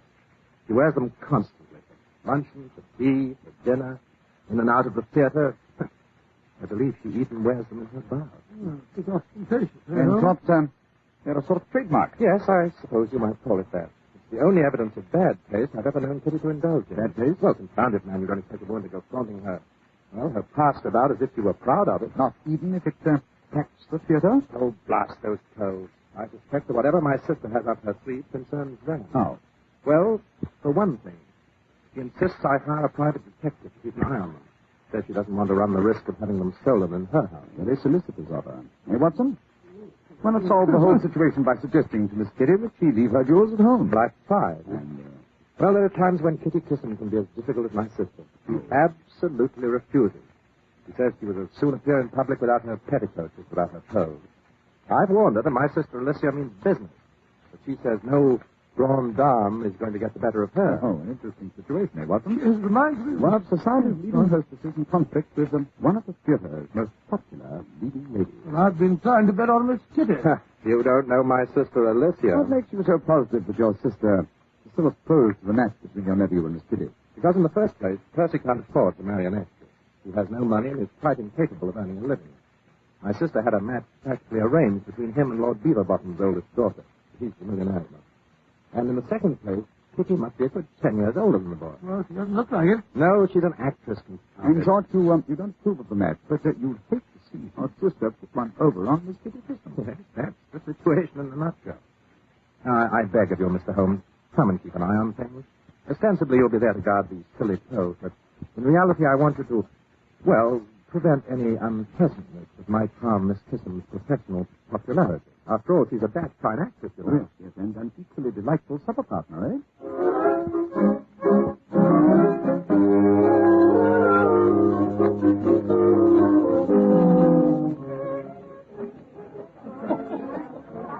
I warn you, my dear, if anything awkward happens to Kitty, Miss Kissam, at this party of yours, I shall cut Percy out of my will. He won't get a penny from me. And then where would you be?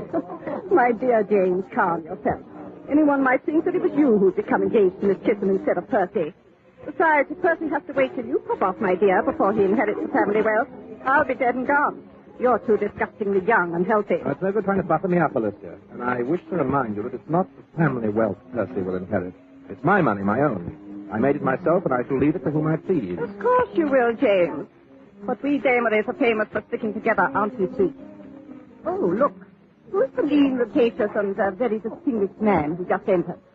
Sherlock Holmes and Dr. Watson. Oh, these are the gentlemen I've asked to guard Miss Kissam's pearls. And I warn you, Alicia, Sherlock Holmes has the best brain in England, so no monkey tricks. Don't be vulgar, James, my pet. Ah, they've seen you. Coming over. I'm all of a flutter. Ah, Mr. Holmes, it's so good of you to be so prompt. The guest of honor is due at any moment. Good evening, Lord Damery. James, my darling, haven't you forgotten something? Hmm? Oh, yes. Alicia, my dear, may I introduce Mr. Sherlock Holmes and his friend and colleague, Dr. Watson? How do you do, madam? This is really delightful. I was just saying to Lord Damery, Mr. Holmes, that I had no idea a member of the police force would be so perfectly fascinating. I'm sorry to disappoint you, ma'am, but we are not members of the official police. We are merely amateurs of the not-so-gentle art of detection. How charming. How simply charming.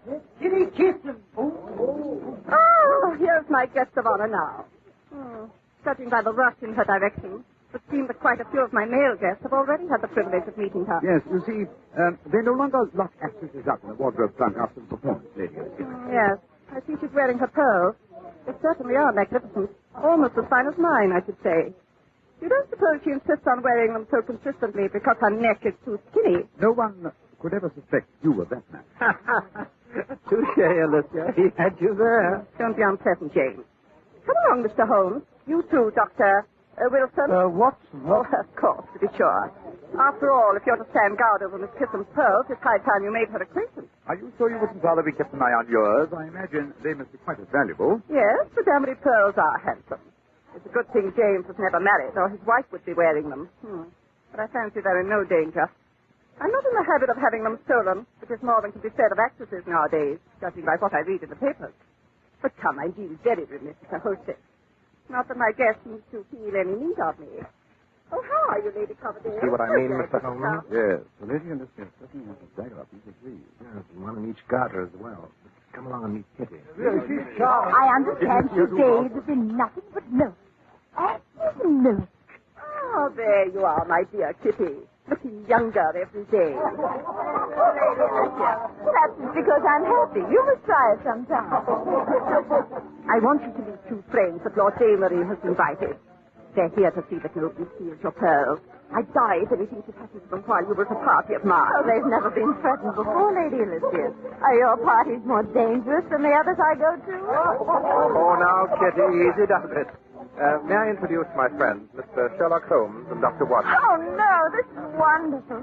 I've read all of Dr. Watson's famous accounts of your wonderful adventures. Oh, thank you so much. Your sensationalism, my dear Miss Kissam. I don't believe it for a moment. Such wonderful, dramatic material. Have you ever thought of writing them into a play, Dr. Well, Watson? that's already been done most successfully with a great American actor, Mr. William Gillette, who plays the leading role himself. And does a far more creditable job of it, no doubt, than I could myself. Oh, I never believe that either. Yes. Have you ever thought of playing the board, Mr. Holmes? There's a certain, shall we say, voltage about you. You would make a very exciting performance. No. Don't you try and persuade him to change his métier, Miss Kitty. I'll never be able to follow him onto the stage. Mother, my dear, this would never do. Hello, Percy. We can't allow these two people to monopolize you, Kitty, my sweet. You must meet some of our other friends. All in good time, Percy. First, give your fiancée a chance to catch her breath. Kitty, my dear, you must have a glass of champagne to brace you for the ordeal of meeting all these people. Percy, tell Paddlefoot to bring that tray over here. Oh, very well, dear. I'm sure Mr. Holmes and Dr. Watson could do with a spot. There's a bar in the anteroom here if you'll just step in for a moment. James, my dear, aren't you forgetting what these gentlemen are here for? We can't leave Kitty unprotected. Ah, here's Paddlefoot. Allow me, Kitty, my dear. Oh, thank you, Lady Elizabeth. And a glass for you, Mr. Holmes, and one for... Oh, how clumsy of me. Get a towel, run, Percy. James, change your handkerchief. Oh, I soaked Miss Kissam's beautiful sleeves. Oh, dear. Look out for the glasses. Get them swept up, Paddlefoot, quick. Easier, easy. You're not hurt, are you, Kitty? The tray went right past your shoulder. Oh, no, I'm quite all right. Oh, but your sleeve, your beautiful sleeve, it's soaked. Oh, it doesn't matter, really. Here's the towel, my dear. Just let me pat it dry. Good heavens. What is it? Your pearls. They're missing.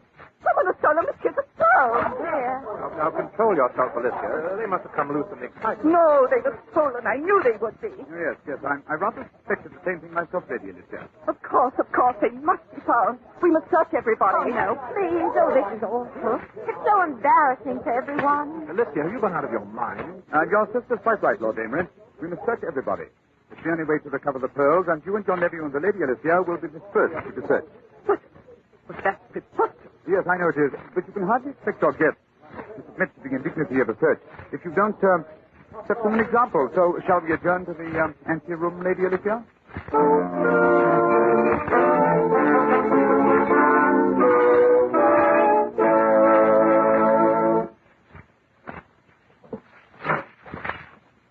Well, here we are, Mr. Holmes. My sister, my nephew, and myself. Which would you like to search first? Suppose we allow Miss Kitty to choose. After all, it was she who lost the pearls. Oh, really, Mr. Holmes, I feel this is all so unnecessary. The pearls came loose in the excitement over the upset tray. They've probably rolled under a chair or rug somewhere. If we wait until the guests have gone, I'm sure we'll find them. Certainly not, my dear. Those pearls were stolen. There wasn't a chair or rug anywhere near us. Nothing but bare parquet floor. And a lot of people. Yes, she's right about that, Holmes. Of course I'm right. There's a thief in my house, and I insist that the fact that he or she is probably a guest of mine should be no protection. After all, that necklace was given you by a certain royal personage. It's practically a historical relic. Yes, I know, but really I'd much rather not have any fuss or commotion. Nonsense, my dear. We must find the culprit. Everyone must be searched. Bravo, Lady Alicia. Thank you. Thank you, Mr. Holmes. And now that enough time has elapsed so that they will think that we've been thoroughly searched, suppose we call in the rest of the guests, one at a time. You gentlemen can search the men, and Kitty and I will search the ladies. Behind that screen. Oh, please, I'd be much happier if you wouldn't. Nonsense. Let's get on with it. Right. But I still insist the search begin with the family. Oh, very well, if you insist on being a stickler for form. I suppose Percy and Lord Damery may as well turn out their pockets. No, Lady Alicia. We shall begin with you. Me? But I haven't any pockets. I don't even carry a reticule. So where could I hide anything? In your body. And Miss Chisholm, if you will investigate Lady Alicia's body. The idea. The very idea. Oh, I'd much rather not. Very well. If you won't, Kitty, I will. James, don't you dare. James, take your hands off my neck. That's an outrage. Oh, James, stop it. I'm sorry, but I can't let this past go on. That is, it's not worth it. That is, well, you see, those pearls aren't real. My dear, you mean the king gave you imitation jewelry? That whole story was made up by my publicity agent. He thought it would be good for me. I rather suspect you knew the pearls were imitation the first time you saw them. That's why you planned to show me up. But all these stories about you and the king... Oh, I'm so sorry to disappoint you, Percy, but I'm really quite a respectable person. I've never met a king. Well, I must say this is a blow. A surprise, I mean. I shall be terribly ragged by my pals, you know. They were all rather envious of me. After all, no one needs know. We don't have to publicize this thing to the world. Oh, but I must tell my guests, James, dear. After all, I owe them some explanation if I let the whole matter drop after making such an issue of things. I'm sure that everyone will be interested to know that not only are Miss Chisholm's pearls not real, but Miss Chisholm is somewhat of an imposter herself. But how could you know the pearls were false, Mother dear? After all, ladies don't wear imitation jewels. And actresses don't wear trinkets given them by men who don't consider them ladies. Here is your engagement ring. Well, I didn't really. Oh, this is... Keep the ring as a remembrance, don't you know? Thank you, Percy, but I'd rather not. Well, Alessia, now that you've accomplished the results for which the party was undoubtedly given, suppose you let me send the guests home. Oh, not before I've had a chance to explain. You'll do nothing of the kind. Biddy Kissam wants people to think a king gave us some pearls. That's her business. Thank you, Lord Damery, but it really doesn't matter. I'd just as soon they did know it. That story of the royal pearls was beginning to make me feel just a bit foolish. Oh, I'll admit it was helpful when I was just a struggling small-part player, but now, well, I flatter myself that my hold on the ladder of success is firm enough so that it'll take more than a few imitation pearls to shake me loose. Bravo, Miss Kitty. I salute your courage. Thank you, Mr. Holmes. I say, look here. Perhaps I've been a bit hasty, don't you know? You keep your silly mouth shut. I'll handle this from now on. You stay here, Alicia. I'm going to explain the situation to our guests. But, James... Alicia, shut up! Well, really? I'm afraid, Mr. Holmes, there's a streak of vulgarity in my brother. I'm sure I don't know where it comes from. Well, probably from the same place he gets his honesty and sense of fair play. Dear me. Don't tell me you're going to be cross with me, too. By the way, whatever made you think that I might have secreted Miss Kitchen's pearls in my body? My dear Lady Alicia, when something of value disappears during a manufactured commotion, the first one suspected should be the person who did the manufacturing. You mean, you thought that I upset the tray on purpose? Quite. But come, let us join the others, shall we? I think we've given Lord Damery ample time to make his explanation. Miss Chisholm, if you will do me the honor. Watson, you may escort the Lady Alicia. Thank you. Thank you very much indeed. Oh, by Jove, here's one. Well, that makes 99. Here's two more. 100 and 101. I found 5 more, all in a little bunch. Oh, this is simply thrilling. So much more fun than hunting for Easter eggs. Well, that makes 106. James, what on earth are you doing? Hunting for pearls. Seems I was right in the first place. Miss Chisholm's pearls weren't stolen. The string must have broken and strewn them all over the place. Any more? We've looked everywhere. I'm sure there isn't an inch we haven't searched. Then here you are, my dear Kitty. Allow me to return your pearls. Oh, thank you. But I don't understand. Tell me, Miss Chisholm. Yes? How many pearls were there on your string? 105. But Holmes, Lord Damus, just counted them. He mentioned 106. There's one more pearl now than there was when it was stolen. It's incredible. It's absolutely impossible. No, my dear Watson, no. It's not incredible. It's not even impossible. It's merely enlightening. What do you deduce from the presence of this added proof of the humble oyster, Lady Alicia? Perhaps you can explain why there are now 106 pearls in Miss Pigeon's necklace.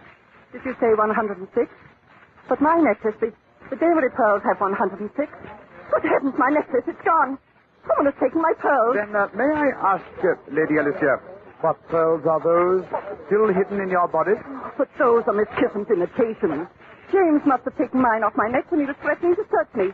And now he's pulled this trick to get even with me. The string that broke are my pearls. She has no right to them. They are the Damery pearls. My dear Lady Alicia, there is one person who has a better right to them than yourself. That person, of course, would be Lord Damery's wife. Yes. Judging by the look in Lord Damery's eyes, Watson, wouldn't you say they've been handed over to the proper party? My Jove, yes. Elementary, my dear Holmes, elementary.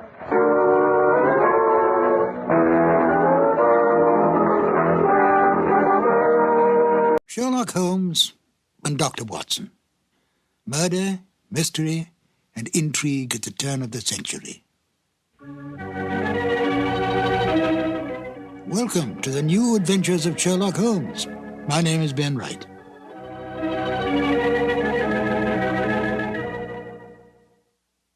Sherlock Holmes, the most brilliant mind in crime detection, is without peer.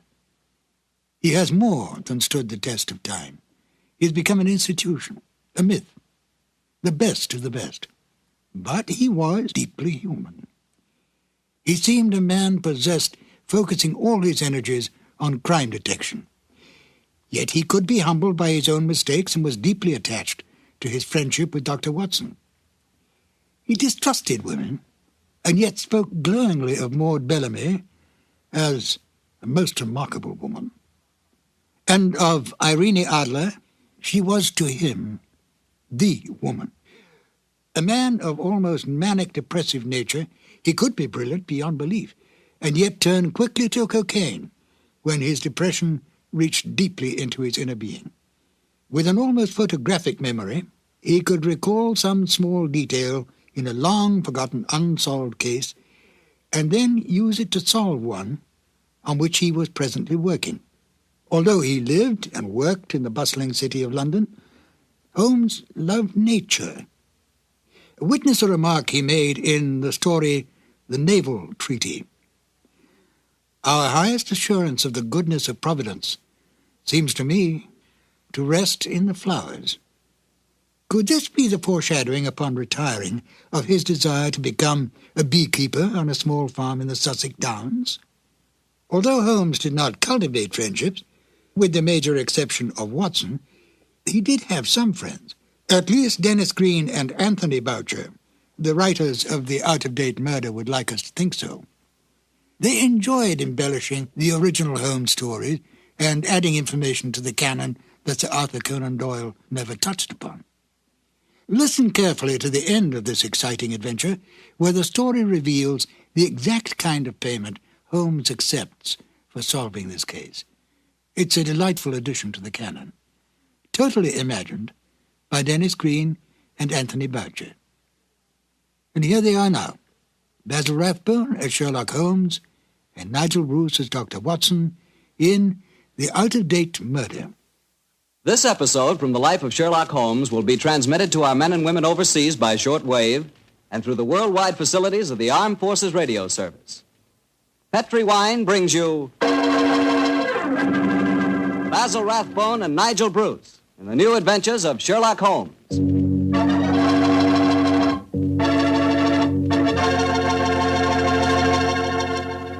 The Petri family, the family that took time to bring you good wine, invites you to listen to Dr. Watson tell us another exciting story about his old friend, that master detective, Sherlock Holmes.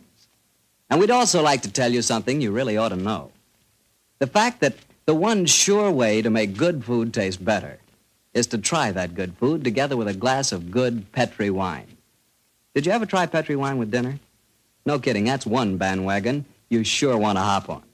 Take, for instance, a deep red, hearty Petri California Burgundy. Wait till you taste that Petri Burgundy with, let's say, a delicious old-fashioned beef stew. Or maybe try a glass with spaghetti. I'm telling you, when you add the luscious flavor of that Petri Burgundy to the flavor of your favorite foods, you're really living. You're finding out for the first time what good eating really means, on the level. So better keep a bottle of that Petri Burgundy right on the dining room table. And never forget, the best friend a good meal ever had is a glass of Petri wine.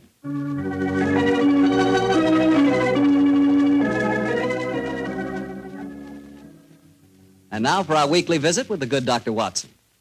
May I come in, Doctor? No, Mr. Bartell. You know me better than that. Of course you can come in. I'm expecting you. I always look forward to these Monday evenings together, you know. Me too, Doctor. In fact, I always say this is the one doctor's appointment that never scares me. Oh, that's very nice of you, my boy. Draw up your chair and make yourself comfortable. Thanks. And what prescription do you have in mind for us tonight, Doctor? Well, now, let me see. Take one measure of subterranean peril, one of aristocratic lady in distress, a sprinkling of assorted villains, a corpse or two, and a little more than a dash of Sherlock Holmes and Dr. Watson. Shake the mixture well, and you have the case of the out-of-date murder. Well, how did the adventure begin, Doctor? Exactly enough. It was in September of 1900. I remember that Holmes and I went to Eastbourne for a much-needed rest.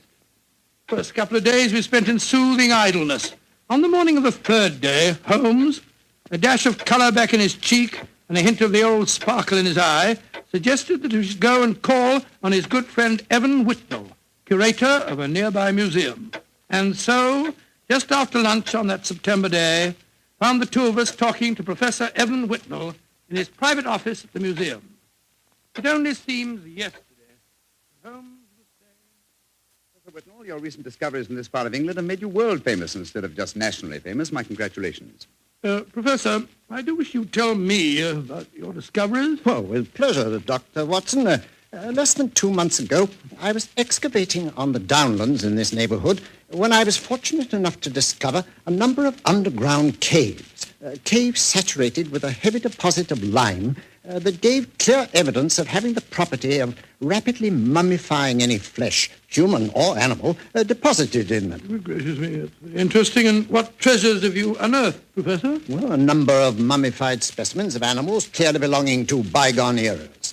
My prize specimen is the body of a large wolfhound. The inscription on its collar identified the animal as having belonged to some local squire in the year 1748. Amazing. I didn't know that limestone had such qualities of preservation. Come in. Yes, Alan? What is it? It's Lady Clavering, Professor. She asked me to tell you that she was in the museum. Oh, yes. Show her up here, will you, Alan? Very good, sir. Yes, I'm most anxious for you both to meet her. And she, in turn, is even more anxious to meet you. Now, I dined with her last night, and when I told her that you were coming here today, she insisted on meeting you. Oh, Whitnell, you scoundrel. There's a twinkle in your eye. I suspect that Lady Clavering is here to consult me in my professional capacity, and that you engineered the meeting. Well, perhaps I might have dropped a hint. No, I warn you, Professor, Holmes can't become involved with another case. He's completely run down. Well, don't worry, Doctor. All that Lady Clavering requires is a little advice. Advice? Oh, that's a different matter altogether. Yes, sir. I knew you wouldn't mind, Holmes. Helena, my dear, there you are. Come along in. Thank you, Alan. Allow me to introduce Lady Clavering, Mr. Sherlock Holmes and Dr. Watson. How do you do, How are you, gentlemen? Now, here you are, my dear. Sit down here. And I may as well tell you, Helena, that our little plot has already been discovered. Oh, dear. And I was just getting ready to exert all my feminine wiles in an attempt to persuade you to help me, Mr. Holmes. Oh, I'm certain that he found you utterly irresistible, my dear Lady Clavering. You flatter me, Doctor. No, I mean it. The professor tells me that you're in need of a little advice, Lady Clavering. Yes, Mr. Holmes. I'll put my question simply. 5 years ago, my husband, Sir George Clavering, left me. Left you? Gracious me, how stupid of him. I haven't seen or heard tell of him since. I now wish to remarry. But of course I couldn't do that without having my husband declared legally dead. My dear Lady Clavering, I Can't help feeling that a lawyer is the proper man to consult, not a detective. Perhaps you're suggesting that there was foul play in connection with your husband's disappearance. Oh, no, Dr. Watson.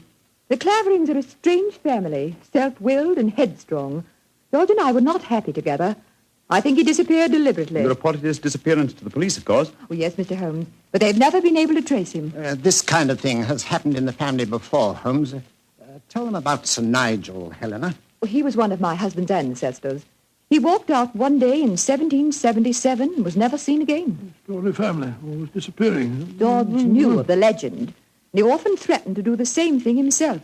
But your problem, Lady Clavering, is not that of your husband's fate, but rather of your own freedom. Yes, Mr. Holmes. Well, I'm afraid my advice can be of little consolation to you. The law has specified a number of years that must elapse before anyone disappearing can be declared legally dead. I would suggest that you possess your soul in patience until that period has elapsed. Oh, dear. And I was hoping you'd be able to think of some terribly clever way of getting round the law, Mr. Holmes. Lady Clavering, sometimes perhaps my methods may be unorthodox, but I assure you that getting around the law, as you put it, is a procedure I do not indulge in. Oh, dear me, now I've offended you, Mr. Holmes, and it's the last thing on earth I meant to do, I assure you. My friend's a little touchy about matters concerning his professional honor, you know, Lady Clavering. Oh, nonsense, my dear Watson. I'm not touchy and I'm not offended. And now, may I suggest we all examine the Professor's latest treasures, and after that, perhaps he'll take us for a stroll on the downs. I'm most anxious to examine those lime pits of his.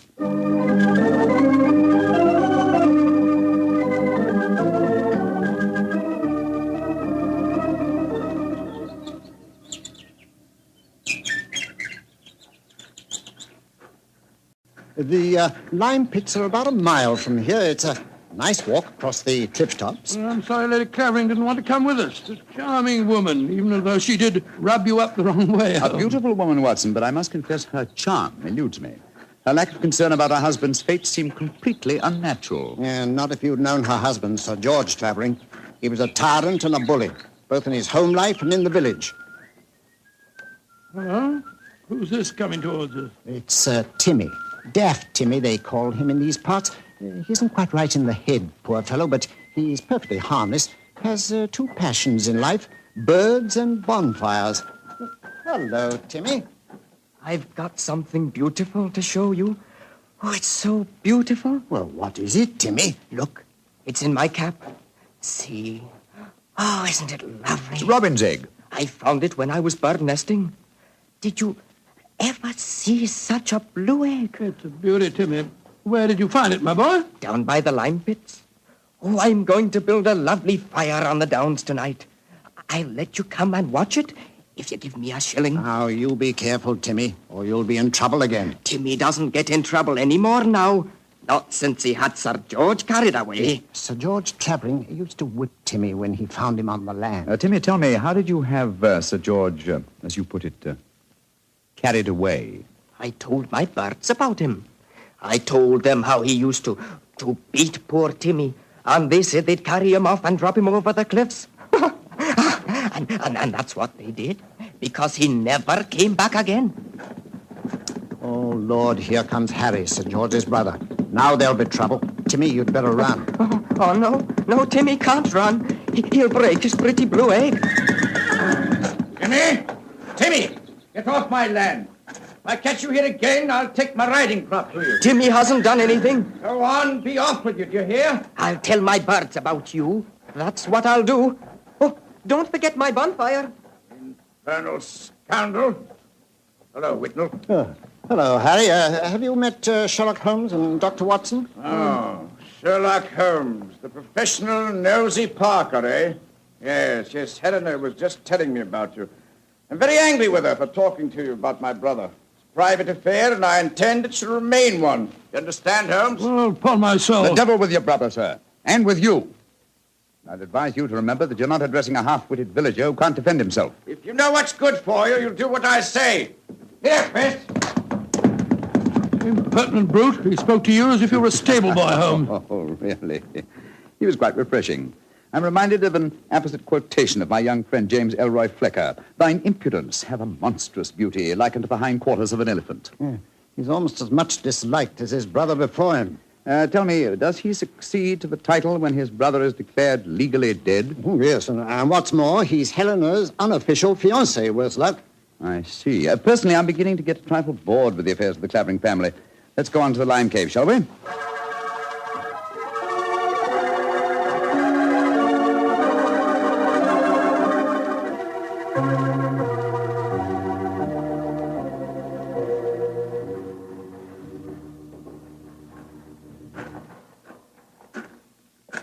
These caves are amazing. We must be 50 feet below the level of the ground, aren't we, Whitnell? Well, more than that, I should say. Rock formation is most unusual, a series of caves connected by a veritable honeycomb of tunneling. Yes. I think I'll light the lantern now. It's getting darker in here, and I haven't explored this particular cave before. Since I've had a wall cave in on me a couple of times, so you'd better watch where you're walking. There. Now we can see better. Let's go deeper, shall we? But do watch your step. It's eerie down here, isn't it? Hello. Well, what's this in the crevice here? Looks like a mummified bird of some kind. It is a beautiful specimen. Judging by its markings, a black streak here and bars of white in the tail, I'd say it was a peregrine. That's exactly what it is, a falcon. Dating back a couple of 100 years, I should say. And in a perfect state of preservation. Oh, this is a treasure. Come on, let's explore deeper. There's another cave over here. If you'll hold the lantern up a little, I'll... Oh, I say.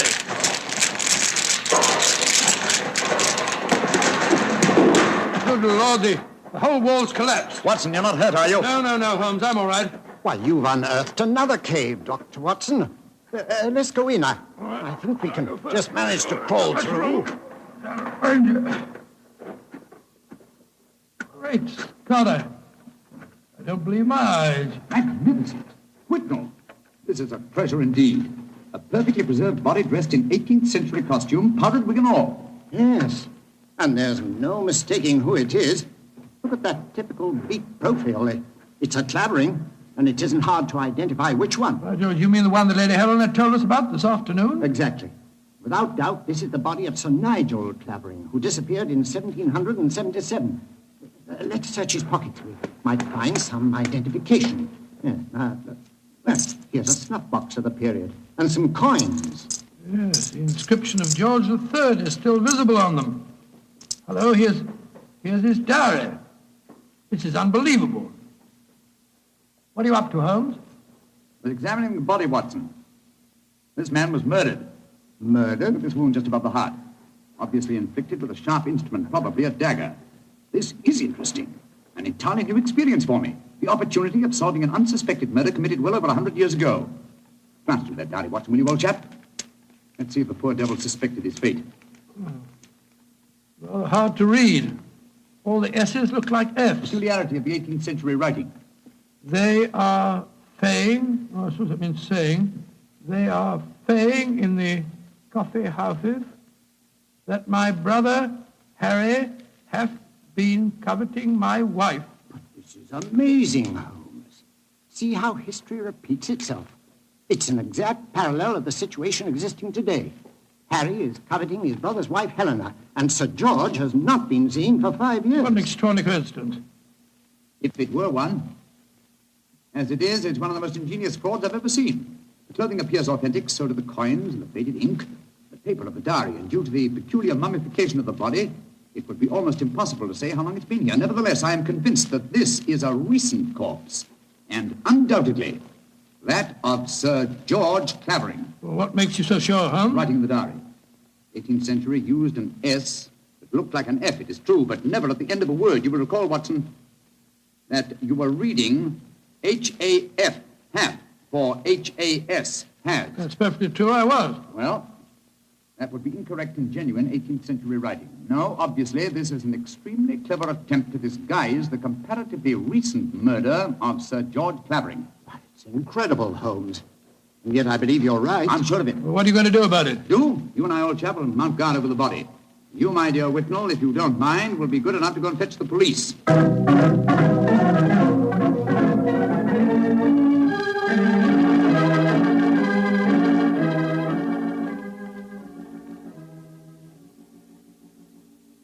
Holmes.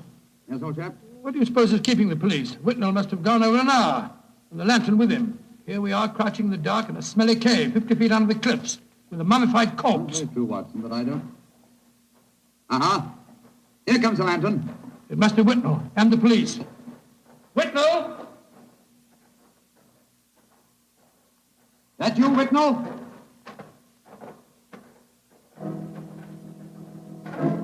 That lantern's blinding me. Is that you, Whitnell? Answer, can't you? Look out, Watson!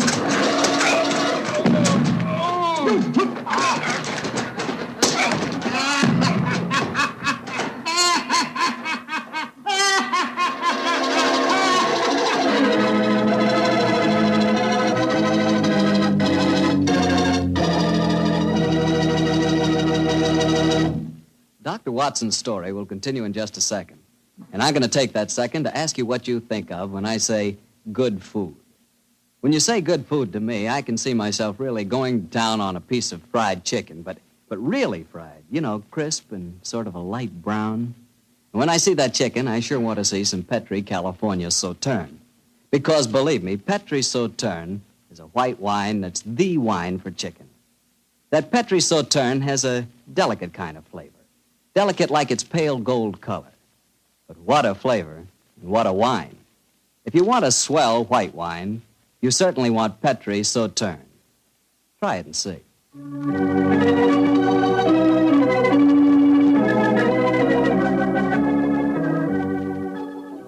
And now back to Dr. Watson and tonight's story, The Case of the Out-of-Date Murder. Well, Doctor, you certainly had me on the edge of my chair during the first part of the story. Oh, I'm glad of that, my boy. Say, what happened when Sherlock Holmes yelled out at you in the cave? I was struck from behind with a spade and knocked out. A second later, the same thing happened to Holmes. You see, we were blinded by the lantern and couldn't protect ourselves. When we came to, we found we were at the bottom of a pit. The walls were narrow and vertical, and I saw no earthly way of our getting out of the trap. But as usual, Holmes had something up his sleeve.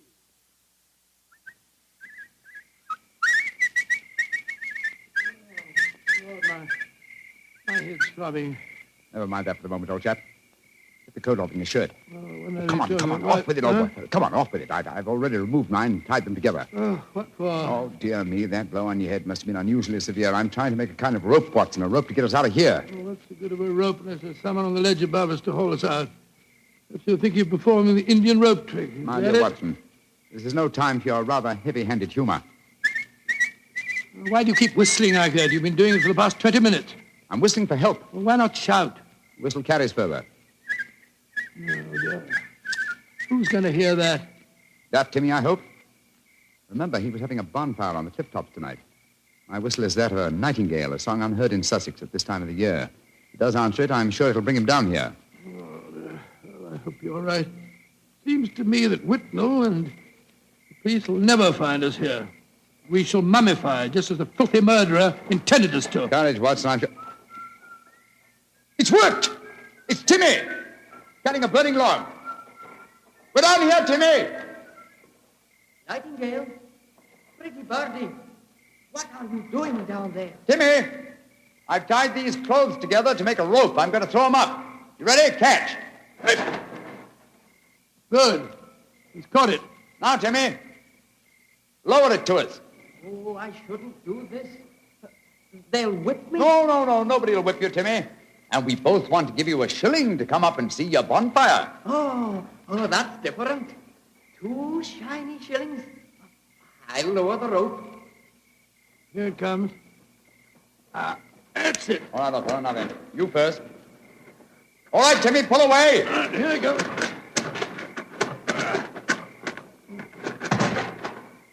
Splendid. I'm up, Holmes. Now lower it for you. All right. I've got it. Look out now. Here I come.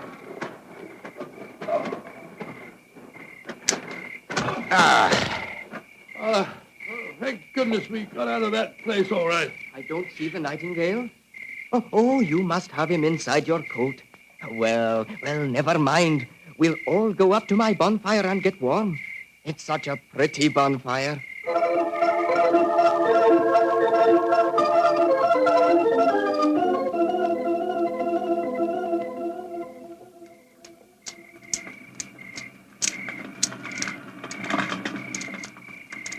Did you ever see a finer bonfire? Never, Timmy. It's lovely. It's the most comforting sight I've seen for the last couple of hours. Oh, just one thing's bad, though. Somebody tried to burn a book in my lovely fire. It must have been when I was off getting more wood. I found it when I came back, and I pulled it out of the fire and stamped on it. See, here it is. Let's have a look. Hello, it's the diary that we found on the body in the lime pits. Precisely, Watson. Now I begin to see daylight. People shouldn't burn books. Books are nice. Books are like birds and bonfires. Oh, they're nice to be near. Oh, your nightingale must be cold. I'll get some more twigs to burn. Well, now that fellow's gone away for a moment, I can see why we were attacked tonight. The murderer knew that we were going to the caves. He was afraid that his devilish plot wouldn't stand up under your scrutiny. So he watched us. When we discovered the body and sent Whitnell off for the police, he knew that he'd got to get rid of us. And who do you think that somebody is, old fellow? Well, that's easy. There's only one person strong enough to have knocked us both out and shifted our bodies. The dead Sir George's brother, Harry Clavering. I think not, old fellow. Didn't you observe as we entered the caves that pickaxes and wheelbarrows were much in evidence? Yes, that's right. They were, of course. Strength was not required under the circumstances. We were extremely vulnerable in the darkness. Any man with a modicum of cunning could have disposed of us, or any woman, for that matter. Good Lord, you're not suggesting that... Watson! Oh, Whitnell! Why, thank heaven you're safe. I've had the police with me for the last hour, but we couldn't find you. You went where I left you. True. Whitnell, I want you and the police to take me to Lady Clavering's house at once. After that, I wish to lodge information and make a charge of assault and possibly a charge of murder.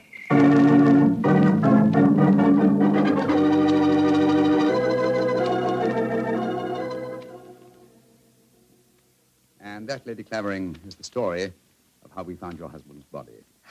Horrible, Mr. Holmes. Horrible. But who in thunder could have planned such a devilish plot? Why did the murderer attack you and Watson? There, my dear Whitnell, you have the key to the murderer's identity. The man who so cunningly conceived and executed the murder of Sir George could never have bungled the job of disposing of Watson and myself unless he had meant to bungle it. You mean he didn't mean to kill us? Exactly. He merely wished us out of the way while the incriminating evidence was removed. You mean the diary? Of course I do. You will recall we found it partially burnt in Timmy's bonfire. Then it was Timmy who... No, my dear fellow. Surely it's obvious one person and only one knew that the diary was the key to the murderer's identity. The man who was present when we discovered it and detected the fraud. Great Scott, Professor Whitnell. Whitnell, you murdered my brother. Evan. Evan, you? Oh, no. I did it because I love you, Helena. All these years has been nothing in my life that meant anything but you. How could you? I thought that if George were out of the way, I could make you care for me. Then when I realized that you loved Harry, I was mad with jealousy. And so I planned to conceal George's body forever. It was a clever plan. You said so yourself, Holmes. If it hadn't been for you, it would have worked. Yes, it was diabolically clever, Whitnell, but I'm afraid that no amount of cleverness now can prevent you from paying for your crime. Sir George, I suggest that you instruct the police to come in. Our work is done.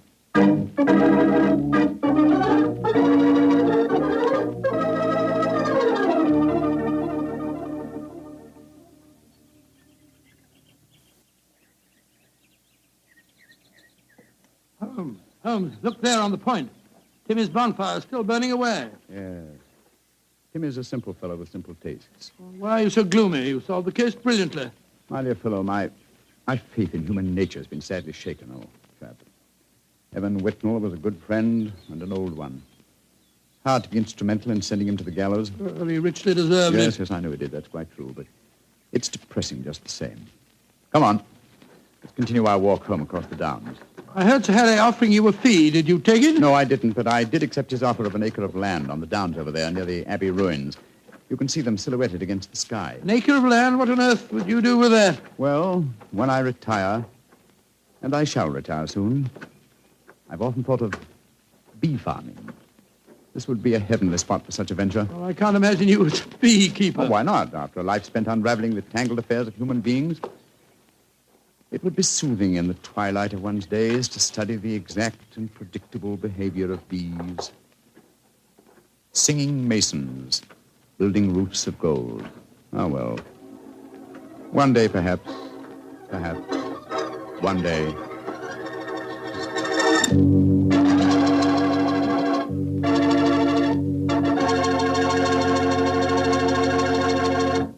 Well, Doctor, that was a swell story. You know, I'm sure glad we get together like this once a week. Oh, thank you very much. Next week, why not come over a little earlier for dinner? Oh, no, I wouldn't think of having you go through all that trouble. Oh, well, of course, if you feel that way. Well, say, aren't you going to coax me? Well, to tell you the truth, I knew I wouldn't have to coax you. Mr. Bartell, I was just going to show you the 2 thick steaks that I've got frozen in my refrigerator. Oh, no. Oh, yes. I'll also put aside a bottle of Petri Burgundy. Well, in which case, I'll bring along a very hearty appetite. If you pick the steak, I know it's good, and when it's Petri wine, you know that's got to be good, too. Because the Petri family has been making fine wine for generations. They've owned and operated the Petri business ever since its inception, way back in the 1800s. During all that time, they've sure learned plenty about the fine art of turning luscious grapes into clear, fragrant, delicious wine. And they've been able to take this experience and hand it on down from father to son, from father to son. That's why, when you want a wine for any occasion, you can't go wrong with a Petri wine. Because Petri took time to bring you good wine. Now, Dr. Watson, what story do you have lined up for us next week? Well, now, let me see. Next week, Mr. Bartell, I'm going to tell you an adventure that occurred to Holmes and me in the shadowy depths of the Limehouse district in London. It's a strange tale of death and terror. I call the story The Eyes of Mr. Layton. Well, Doctor, we'll be sure not to miss it. And meanwhile, don't you forget you promised to contribute to the National War Fund. National War Fund, of course, Mr. Bartell. It's a must. The money you give to your war fund not only helps the men and women in our armed forces, and it not only helps our allies, but that money goes to work right in your own community, helping make possible many relief and welfare agencies in your own hometown. So let's all be generous in victory. Give to your community war fund.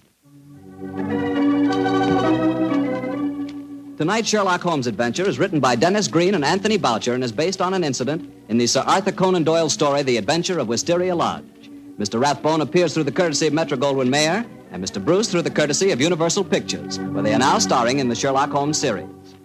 The Petri Wine Company of San Francisco, California, invites you to tune in again next week, same time, same station. Oh, the Petri family took the time to bring you such good wine. So when you eat and when you cook, remember Petri wine. To make good food taste better, remember...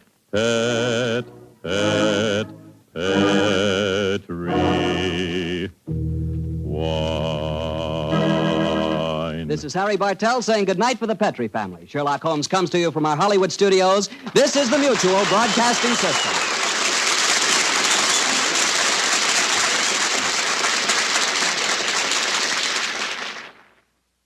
Sir Arthur Conan Doyle never revealed how Holmes came to own his bee farm on the Sussex Downs.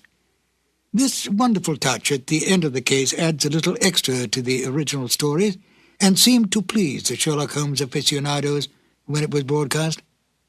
Well, I'm Ben Wright. In a moment, I will present you with another new adventure of Sherlock Holmes.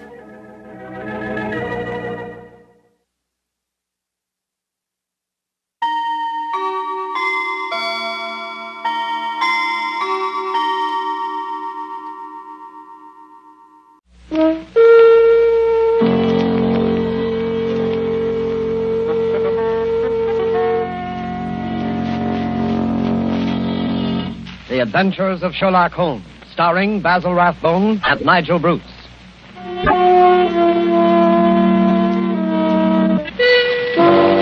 The makers of bromoquinine cold tablets bring you another adventure of Sherlock Holmes with Basil Rathbone as Sherlock Holmes and Nigel Bruce as Dr. Watson. Watch out for colds, ladies and gentlemen. They're very prevalent now, and a little cold may be the start of a serious illness. What you want to do at the first sign of a cold is take famous bromoquinine tablets. Bromoquinine tablets are made for one purpose and one purpose only, and that is the relief of colds. They act fast, give you speedy results, and that's what you want when you have a cold. Bromoquinine tablets are known the world over for their efficacy. Trust to reputation when buying a medicine. Do this when you feel a cold coming on, and you'll ask for bromoquinine cold tablets. And now, as we make our way through the night to Dr. Watson's hospitable door, we notice a feeling of spring in the air. The buds are swollen on the trees, still black and dripping from the rain. There's the smell of warm, damp earth. Delicious. Hey, Mr. Manning? Well, hello, Dr. Watson. I didn't see you in the dark. Yes, I've been out checking up to see if my magnolias survived the winter. Any casualties? No, they all seem to be fairly bursting with buds. There's nothing as delicious as that first faint whiff of spring. All is treacherous. Come along to the house before we both catch our death of cold. After you, sir. Not at all, my boy. None of that age before beauty nonsense. I'm not as decrepit as all that. Oh, what's this? The front hall littered with trunks and suitcases? Oh, yes. I'm afraid my annual wanderlust has broken out rather early this spring. I'm off on a little jaunt first thing tomorrow morning, but come along into the study. Does that mean that this is the last of our storytelling evening? For this winter, yes, I'm afraid it does. Well, I trust I'm not too forward if I hope to be invited back again in the fall. Oh, of course not. You know we'll be waiting for your return. Oh, thanks very much. It's very, very decent of you to put up with the meanderings of an old fellow like myself. I appreciate it, you know. But sit down, Mr. Manning. Sit down there, over there, in the usual chair. Let's get on with our story before I get all glittery and sentimental. You're going to tell us about Professor Moriarty tonight, aren't you? Well, I had intended to, but I've changed my mind. I'm going to tell you the adventure of retired Colourman instead. Retired Colourman? Isn't that a military term? No, it isn't. Mr. Josiah P. Amberley had been the junior member of Brickfall and Amberley, manufacturers of artistic paint boxes. He made quite a tidy little fortune. Retired from business at the age of 61, bought a house at Lewisham, and then settled down. Early next year, 1897, I think it was, the old fool married. Married? Yes, married. The woman 30 years his junior. Yes, that's always a bit risky. Risky? Within 2 years, he was as miserable a creature as crawls beneath the sun. Oh, dear me, I'm jumping ahead in the story again. As I was saying, it was the 23rd of April, 1899, and a rainy and disagreeable April it had been. Holmes was in a melancholy and philosophic mood that morning as he stood by the window, watching the raindrops chasing one another down the pane. Rain had always depressed him when he was not working on a case.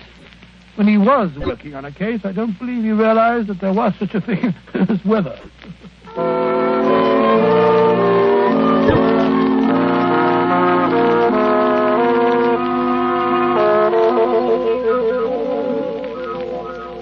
Look at that beastly rain. Hasn't stopped for 3 days. Might as well be another flood. Well, heaven only knows what transgressions could have brought it on.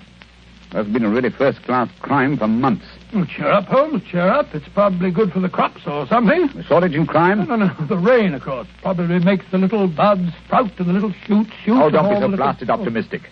More likely rotting all the seed that's already been planted. Rain, where the deuce does it all come from? This confounded English climate? Why any man with half a brain stays on this rain-soaked, mist-bound island is beyond me. Oh, I doubt if the men have anything to do with it. It's the ladies, God bless them. This climate gives them perfect complexions, and with so many lovely creatures about, what Englishman would think of quitting the country? So much beauty, such exquisite... Oh, rubbish, Watson, rubbish. The spring has given you a temporary softening of the brain. I regret to say it seems to have that effect on most impressionable males. Impressionable nonsense. When a woman's concerned in one of your cases, you never even notice whether she's 16 or 60, and then you don't care whether she's got a well-turned ankle or whether she's flat-footed. Oh, why should I? Holmes, there are times when I think you're a cold-blooded fish. Possibly, Watson, possibly. Why do you suppose the fool doesn't show up? What fool? Josiah P. Amberley. Oh, is he one of your clients? Oh, I suppose I may call him so. He's been sent to me by Scotland Yard. Oh, by Scotland Yard? Quite. By Lestrade, to be exact. You must consider the case fairly hopeless if Lestrade hands the matter over to me of his own accord. Look, Holmes, there's a cab drawing up in front of our front door. He must be your client, Mr. Amberley. Yeah. Strange-looking individual, eh, Watson? He's quite an old fellow. Looks literally bowed down with care. Ah, but no weakling. Look at those shoulders and that chest. The framework of a giant. He's arguing with the cab driver about the fare. Huh. Watches the pennies, eh? I must say I don't like his face. So fierce and eager, and the way those snaky locks of grizzled hair stick out from under his hat. I wonder what he's worrying. What's worrying, Mr. Amberley? Willing to bet it has something to do with money. I imagine nothing else could upset him to any great extent. Nonsense, Holmes. You always look on the base side of human nature. Here he is now. Come in, come in. Which of you is Sherlock Holmes? I am. This is my friend, Dr. Watson. I'm a broken man. He's robbed me, the swine. Taken everything I had in the world. I thought he was my friend, and he took everything. Right from under my nose, in my own house. Robbed me, he did. Yes, I felt sure it was a question of money. Money? Who said money? He stole my wife, the light of my life, the apple of my eye. It's true she was very expensive, but after all, she was my wife, and he stole her. Now, Mr. Amberley, my beautiful blonde wife, hair like gold, and my securities. The money I saved up with years of hard work. Gone, all gone. Yes, thank you. First, tell us about your wife. How long have you been married? 2 years.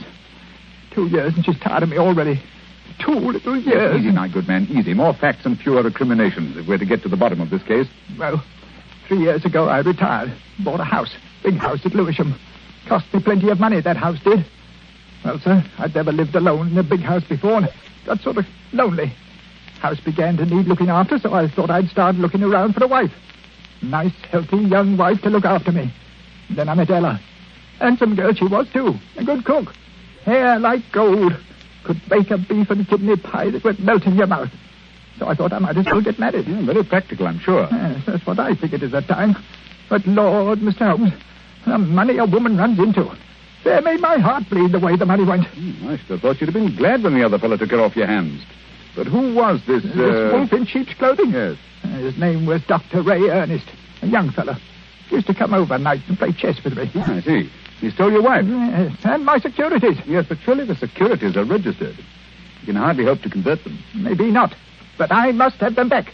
And you've got to find those securities for me, Mr. Holmes. You've got to find them. And your wife, of course? Well, of course, wherever she is, they are. Ah, quite. On the other hand, Mr. Amberley, I confess I don't see that I can be of much service. It's a routine matter, and I'm sure that Scotland Yard would be only too glad... They haven't found a thing, not a single security. Very well. We'll do our best. Dr. Watson will take a run down to your house at Lewisham to look over the grounds. Oh, really? Yes. I hardly expected you'd come yourself. After my heavy financial loss, nobody cares if an old man's heart is broken. Now, stop that blubbering. I'm not coming myself because I'm preoccupied with the case of the 2 Coptic patriarchs. This particular case doesn't seem to be very complicated. I'm sure, Mr. Amberley, that Dr. Watson can handle it as well as I could myself. Well, if that's the best that you can offer, I suppose I must be satisfied. Pampered, that's what she was. And that young man, that dirty pickpocket, I treated him like my own son. He had the run of the house. And now look how they treated me. Me, you never harmed a soul. Quite. And now, good day, Mr. Amberley. Yes. Well, good day, Mr. Holmes. And I shall expect Dr. Watson this afternoon. You have my address, I believe. Oh, the ingratitude, the rank ingratitude of it all. I must say, Holmes, I like the way you shoved all this off onto my shoulders. Coptic patriarchs, indeed. You just don't want to go. Right, Watson, right, the very first time. You've been begging for a case all to yourself for months. Well, here it is. Yes, and a nice case you've given me, I must say. That old skinflint. Oh, my daughter, oh, my ducats, with the emphasis on the ducats, if I'm not mistaken.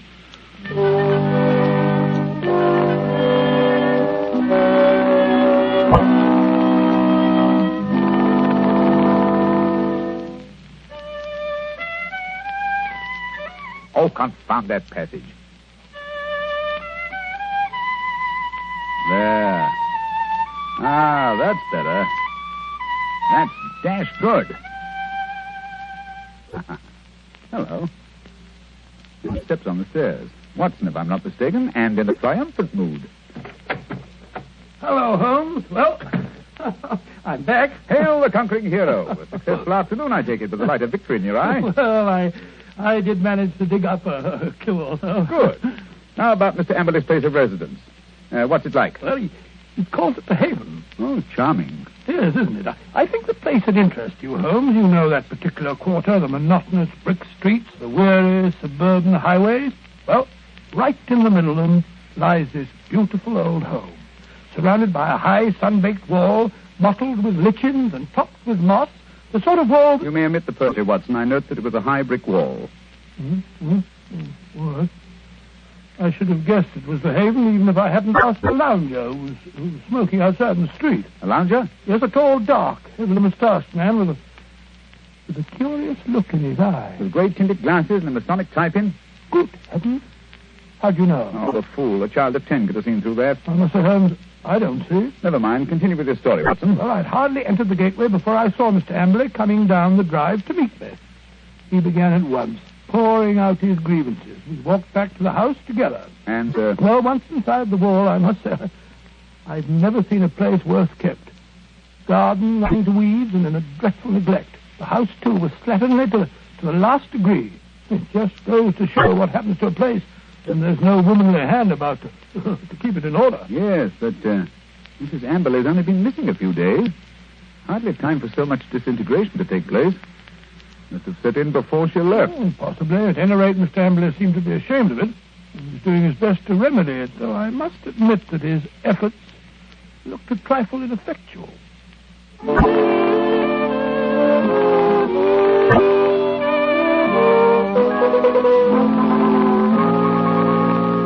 What's to become of me? What's to become of me? My wife gone, most of my fortune stolen. Oh, come in, Dr. Watson, come in. Here you see what remains of what used to be called my home. An Englishman's home is his castle, so they say. But home is where the heart is. And my heart... look out, Dr. Watson, look out. That woodwork's just been... Oh, look at that. My best pair of trousers. Too bad. Careful. You almost kept in that pot of paint. Oh, dash it all, Amber. This is absolutely the limit. Sorry, I shouldn't have left that pot of paint in the middle of the passage, I suppose. When one's alone in the house, one forgets. Alone?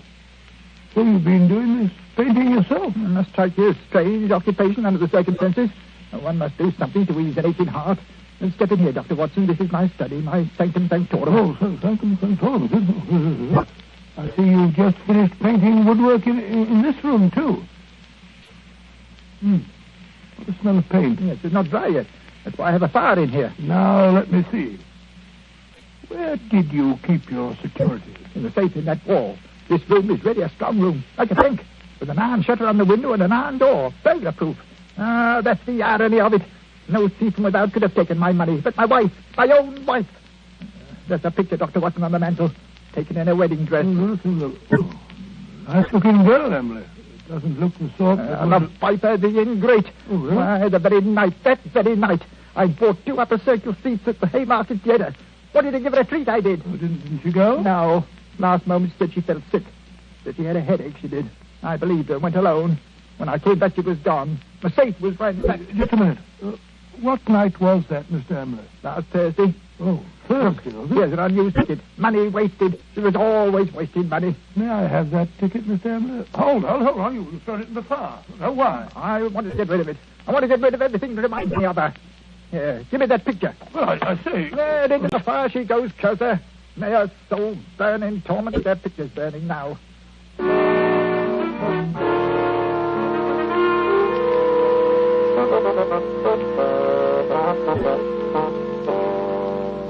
Unpleasant fellow, eh, Watson? This case begins to look more somber than I suspected. If you could only have brought me that ticket, Watson. Oh, I did my best, Holmes.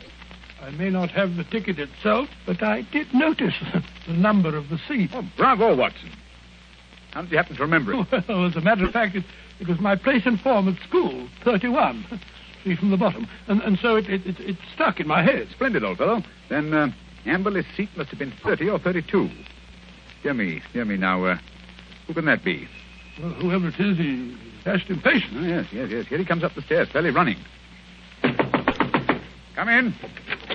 Well, bless my soul if it isn't our old friend, our good friend, Mr. Amberley. What's up? A telegram, Mr. Holmes. I can't make anything of it. Here, see for yourself. Uh-huh. Come at once without fail. Yes. Can give you information as to your recent loss signed Elman, Yes, the Elman. vicarage.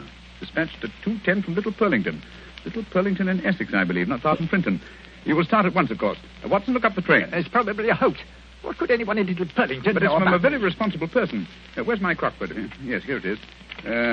We'll look up this minister of the gospel. Elman. Elman, here it is. Yes, J.C. Elman, M.A., living of Mossmore, Little Purlington. Yes, but I still don't... Surely, Mr. Amberley, you want to find your wife and your lost securities, don't you? Of course, but it's a waste of time and money. Here we are. Here's the train from Liverpool Street at 5:20. Yes, we just have time. Mr. Amberley, you go downstairs and hail a cab. I'll help Dr. Watson throw a few things in the bag. Do you think I need Dr. Watson? Perhaps I'd better go alone. Oh, no. It may be a trap for all we know. Don't think I shall go. Mr. Amberley, it would make the worst possible impression on both police and on myself if you refused to follow up so obvious a clue. We should feel that you are not in earnest about this investigation. Very well, I'll go. Perhaps you'd better go with him, Holmes. What? Take your case, Watson. After the brilliant ways in which you've handled it? No. Go along, Mr. Amberley, or you'll miss your train. Very well, but the expenses or something. Here you are, Watson. Here's your bag. It's packed. Yes, you never know when you may be called off on a case like this. I packed it for you. Holmes, I do think Quite. Now, whatever you do, see that he really does go to Little Purlington. Yes, I don't think that he's Again, quite. Should he break away and try to return, get to the nearest telegraph station and send me the single word bolted. I will arrange to have it reach me wherever I am. What? You have something to look into at this end, then? I have, Watson. This case is beginning to take on a rather curious and sinister aspect. Above all, old man, take good care of yourself. And Mr. Amberley.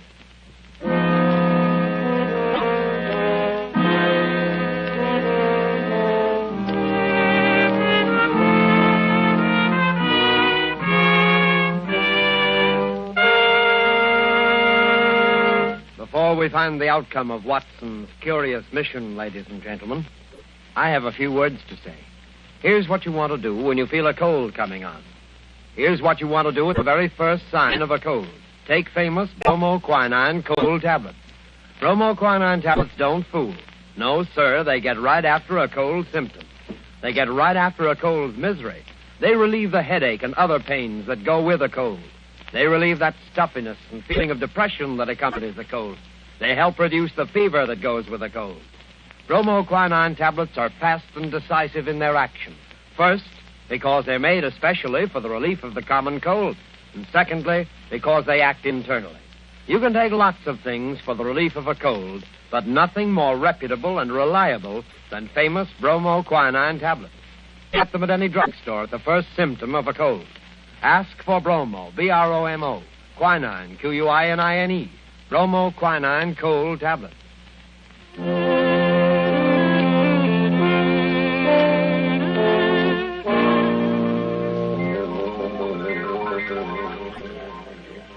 Ah, confound this rain. Everything's as dark as a black hole of Calcutta. Here, the haven. Shitty little haven this is. I can find a window unlatched. Not much chance on the first floor. The old boy's 2 quarters. Ooh. Second-story window, perhaps. Now, if I can manage to scale this porch pillar. Ah, this confounded rain. Just slippery as a greased pole. Come on. Hey, there we are. Yeah. Here's the window that's unlatched. Easy. Now. 1 foot over the sill. Now up with your hands. Up with them, I tell you. Thought I wouldn't see you prowling round down below, eh? Well, I've caught you red-handed.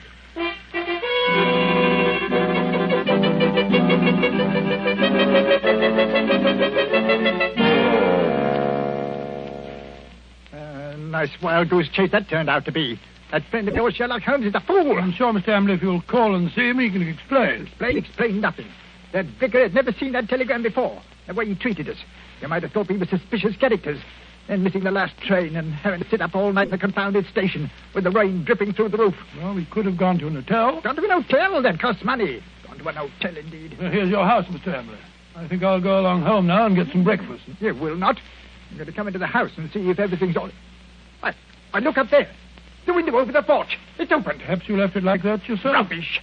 I tell you, I don't like the looks of this. Where's my key? Here it is. We'll soon find out. I say, it's gloomy, isn't it? Look. Someone's been here right enough. Footprints on the fresh paint. I'll find them if I have to tear the place apart. No need for that, Mr. Amberley. We're here waiting for you in the study. Holmes! Good heavens, what a start you get. How did you get in here? Arrived in through the through an upstairs window. That's burglary, young man. Yes. Burglary has always been an alternate profession, and I cared to adopt it. I'll admit I was glad I hadn't when I walked into Inspector Lestrade's gun last night. He thought I was a burglar, too. But come, we're keeping him waiting. He's in the library. Here they are, Lestrade. I told you we could expect them back before 10. No, but look here, that's not Lestrade. That's the man I saw loitering in front of the gate yesterday afternoon. The fellow with the black moustache and the glasses. Yes, that's right, Dr. Watson. Yes. Lestrade fondly imagines that's a disguise. Oh, now, look here, no. It's as obvious to anyone who takes the trouble. Look here, I've had enough of this. I won't have 2 busybodies prowling around my house in the middle of the night. And what's more, Mr. Sherlock Holmes, I suspect you sent that telegram yourself. Very clever of you, Mr. Amberley, very clever. You look a trifle pale. I thought a night in the country might do you no, good. enough of that. What kind of a fool do you take me for? I'll have you put behind the bars, all of you. Oh, surely not Inspector Lestrade. Why, he's from Scotland Yard. I don't care if it's from the House of Lords. Yeah, none of that. You're all disgraced, publicly disgraced. Breaking into my house in the middle of the night. Oh, I'll get you for that. What were you doing in here last night? Answer me that. Looking for the bodies. What? Looking for the bodies of your wife and Dr. Ernest. What have you done with them? How dare you? You murdered them in this room. We have ample proof. Why, you... Stop him, Watson. Stop him. He's got a capsule in his hand. It's poison. He's to swallow it. No. Come on, spit it out. Spit it out. Spit it out. Spit it out, or I'll choke No you. shortcut, Mr. Amberley, if you please. Everything decently and in its proper place. Take him away, Lestrade. Right, come along now. No more monkey business. I won't put up with that. All right, come. Phew, what a scene. So that old brute Amble is a murderer, eh? How did you find it out? Well, the first clue was the theater ticket, which you didn't use. We found that out. Oh, that destroyed his alibi. Yes, the theater people assured us that there had been 2 empty seats, not just one. The second clue was the smell of fresh paint. What was he trying to hide by that? Yes, what? Gas. He asphyxiated his wife and Dr. Ernst in this room. Good heavens. His strong room, which was as near airtight as anything could humanly possibly Yes, be. but how? Well, that's what I wanted to find out. That's what I was looking for when I broke into the house last night. And what did you find? Look here. Notice the gas pipe along the skirting here? It rises in the wall, in the angle there, and ends in that plaster rose in the center of the ceiling where it's concealed by that ornamentation. The end's wide open. How horrible. Yes, and look here. Look, near the floor. What do you make out? 2 words written on the wall. Then a scroll. We were. What does that mean? The poor devil was trying to write, "We were murdered." I can see the whole ghastly scene.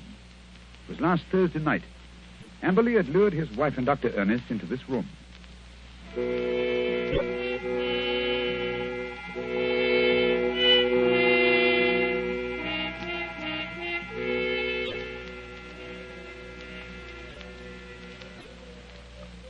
Oh, listen to that wind. I wish it would stop. It's not so bad in this room. Have a little game in here, eh, Dr. Ernest? Just you sit here, will you? Entertain the doctor while I go and look for the chessmen. Excuse me for a minute, Dr. Ernest. Certainly. And if you don't mind, I'll close the door. There's such a draught. It'll be much cozier in here with the door closed. Much cozier. If that wind only wouldn't howl. I feel so depressed. Is there something terrible we're going to happen? Oh, nonsense, my dear Mrs. Amberley. This house is getting on your nerves. Is it any wonder? He gets worse and worse. Oh, Dr. Ernest, I'm so frightened. You must go away. What? Now, don't be alarmed, Mrs. Amberley. I've had your husband under observation for some time. I'm afraid he isn't quite normal. It isn't safe for you to stay here any longer. But, Dr. Ernest, don't you understand? I can't leave my husband. Heaven knows what would happen if I left him alone. We could get a nurse to take care of him. You can't stay here with him. What was that? Josiah, he heard us. He was outside the door listening. Oh, Dr. Ernest, this is terrible. What can we do? Listen. You hear that? It's the gas. Someone's turned on the gas. I can smell it. Hurry, we've got to get out of here. What? The door's locked. He's locked the door. Amberley! I say, Amberley, open the door! Quick, the window. No, that's locked, too. The iron shutters. Amberley, let us out! You realize what this means? He's going to kill us. He must have gone mad, I'm afraid. Yes, it's what I was afraid of. He's a maniac. A homicidal maniac. Oh, this is horrible. We're trapped. What a fool I was. What can we do? I feel so faint. I can hardly breathe. Here. Lie down on the floor. The air's better down here. It's no use. I can't stay awake. I don't mind anymore. I'm quite all right. Really. Mrs. Amberley. Don't give up. I feel faint, too. I must warn people. It's dangerous. I can't think. God, I can't breathe. I can't think. Oh.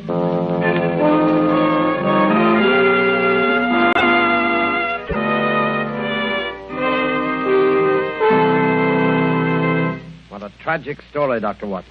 And was Mr. Amberley insane? They decided he was. He ended his days in an asylum. Did they ever find the bodies? Yes, at the bottom of an old well, the opening of which had been cleverly concealed by a dog catcher. I see. And now I'm afraid it's time to say goodbye. Well, not goodbye, Dr. Watson. Au revoir. Oh, just as you say, Mr. Manning. Anyway, in conclusion, I want to thank you and our radio audiences who so patiently listened to the reminiscences of a sentimental old fellow. And I want to wish you all, old and young, an extremely happy summer. Thank you, Dr. Watson. Ladies and gentlemen, in just a moment, Basil Rathbone would like to say a few words to you. But first, may I give you a word of advice? Remember the danger of the so-called common cold. Remember the sickness it can cause and the bills it can cost. Act promptly, decisively, at the first sign of a cold. Take famous bromoquinine tablets. Bromoquinine tablets have a reputation. Their fame extends to all quarters of the globe. Their merit is an assured fact. Reliability is the one thing you want in any medicine, especially a medicine for the relief of colds. Don't wait. Don't procrastinate when you feel a cold coming on. Go right to your druggist and get a box of bromoquinine tablets. The small cost may save you a lot in grief and expense. Ask clearly for bromoquinine cold tablets. And now, here's Basil Rathbone. Ladies and gentlemen, to me, Sherlock Holmes has always been one of the greatest characters ever created. Tonight, as our present series ends, I'd like to thank our sponsor, the makers of bromoquinine, for giving me the opportunity of playing Holmes on the air, especially with such an inspired Dr. Watson as Nigel Bruce. Oh, Basil, that's very... Please. Oh, sorry, what? Speaking to myself and Mr. Bruce, may I express our gratitude to our radio audience for the many letters of interest and encouragement that we received. And finally, a word of appreciation to all the performers and others concerned with this program who have helped so immeasurably in making the Baker Street days live again. And now, until fall, it's time for me too to say au revoir and good luck.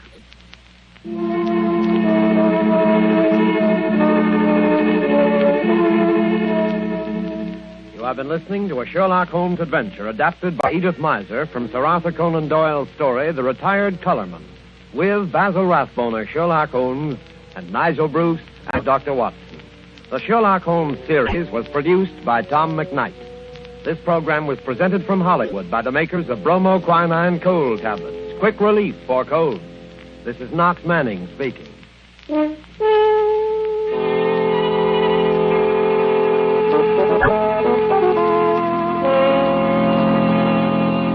This is the National Broadcasting. Good evening, Doctor. Good evening, Mr. Bartell. Draw up your usual chair. Thank you. That's it. Well, did you enjoy the Christmas holidays? Well, I've had a whale of a time, thank you, but I don't think I can face a turkey or a mince pie for at least another year. How about you, Doctor? Oh, I had a very pleasant week, too, my boy. Parties, visitors, and a flattering number of Christmas messages to be answered. Oh, say, you got a new pipe. Is that a Christmas present? Yes, new pipe, new tobacco pouch, and a pound of my favorite tobacco. All of them sent to me from London by an old client and a friend of mine, Sir Ian Dunbar. An old client, huh? Well, do you mean he was one of your patients, or was he someone that you and the great Sherlock Holmes helped? The latter, Mr. Bartell. As a matter of fact, it was receiving this gift that reminded me of the story I've decided to tell you tonight. A story in which Sir Ian Dunbar played a prominent part. And how did it begin? The day before New Year's Eve in 1899. Sherlock Holmes and I sat in opposite corners of a first-class railway carriage as we sped towards Edinburgh in the Flying Scotsman. What took you and Sherlock Holmes up there, Doctor? It started off as a holiday visit, Mr. Bartell. My old friend Sir Walter Dunbar had asked Holmes and me to spend a few days with him at Dunbar Castle, about 20 miles outside Edinburgh. After we left King's Cross Station, Holmes, his sharp, eager face framed in his deerstalking cap, dipped into the bundle of fresh papers which he'd brought with him. We left Bedford far behind us before he thrust the last one of them under the seat, leaned across, and offered me his cigar case.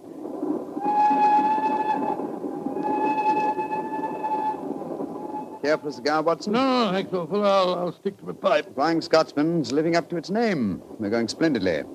Our present rate is 53.5 miles an hour. Oh, I haven't noticed the quarter-mile post. Nor have I, but the telegraph posts on this line are 60 yards apart. With the aid of a watch, the calculation is a simple one. Watson, my dear fellow, we have several hours ahead of us. Tell me more about Sir Walter Dunbar. I have a feeling that he's in some kind of trouble, but you haven't wanted to talk about it. Well, it's not exactly trouble, Holmes, but there's a strange problem that confronts the Dunbars. A problem that'll be settled at midnight tomorrow. Oh, indeed.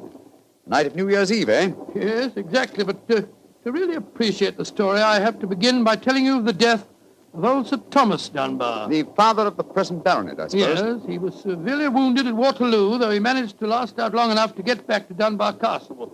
The story goes that as he lay there on his deathbed, he told his wife of his plans for their unborn child. Dinna grieve, lass. I fetched the baronetcy home from Waterloo. What if I fetched a mortal wound as well? Oh, hush, lass. I'm not afraid to die. All that niggles me is that I shall ne'er see the child you bear. Is Sir Wattle Scott no coming yet? Can he visit the deathbed of his old friend? Oh, who's there? Is that you, Sandy Murdoch? Aye, Thomas. It's me. Aye. I'm leaving an unborn son behind me when I die. Now, I don't trust women or children or banks for that matter. I put the best part of my wealth and gold in the big iron box you'll find under the bed. The money's there. Aye, and something else for a rainy day. You're to keep that box in trust for me, Sandy. You can turn it over to my boy on the New Year's Eve before his 21st birthday. And he'll be a man and wise enough to know how to use it. You understand, Sandy? Aye, Thomas.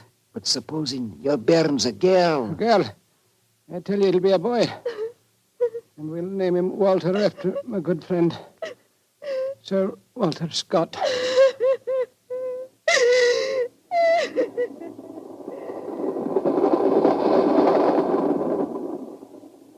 Very interesting story, Watson. And that child, of course, is the gentleman we are going to see now, Sir Walter Dunbar. Exactly.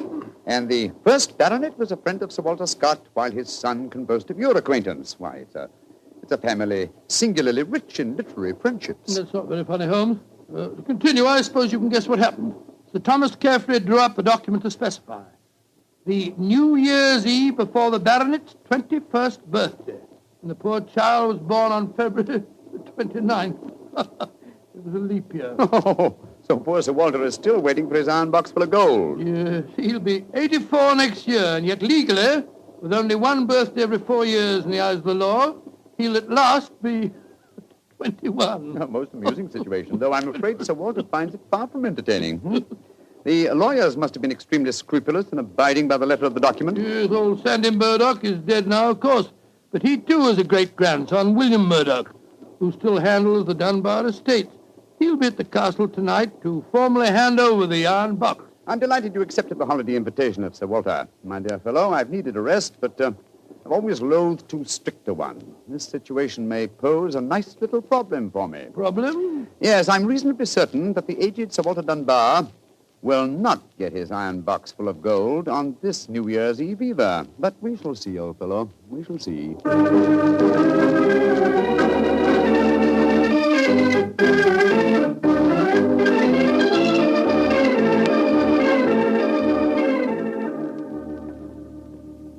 Dr. Watson, I'm glad to see you and Mr. Holmes here at the castle. Thank you, my boy. Holmes, this is Ian Dunbar, Sir Walter's grandson. How do you do, Mr. Dunbar? I'm very proud to meet you, Mr. Holmes. I've heard a lot about you. Our grandfather will be down in a few moments. Let's go into the library, shall we? Well, I imagine Sir Walter's quite excited about tonight's ceremony, isn't he? Wouldn't you be, if you'd waited 63 years too long for an inheritance? Indeed, I should. Thank the Lord I had the foresight to be born on the prosaic date of August the 21st. In the event of your grandfather's death, you will be the next baronet, I take it. Yes, Mr. Holmes. You see, my father was killed 2 months ago at Mafeking. Yes, I read about it in the papers, my boy. I'm very sorry. Thank you, Doctor. The opening of the box isn't going to be the only ceremony at midnight. Dorothy and I are announcing our engagement. Dorothy? Dorothy Small. She and her father are staying here, too. My congratulations. Yes, indeed, Ian. Indeed, mine, too. Thank you. It's been quite a battle with her father, though. He's a businessman and isn't impressed with titles when they aren't accompanied by a suitable income.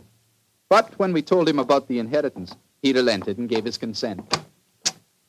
Here's Dorothy now. Dorothy, darling, I want you to meet two friends of mine, Mr. Sherlock Holmes and Dr. Watson. How do you do? Now, how do you do, Miss Small? How are you, my dear? From what this young man's been telling us, I gather that congratulations are in order. Thank you. I finally persuaded Father that Ian would make a worthy son-in-law.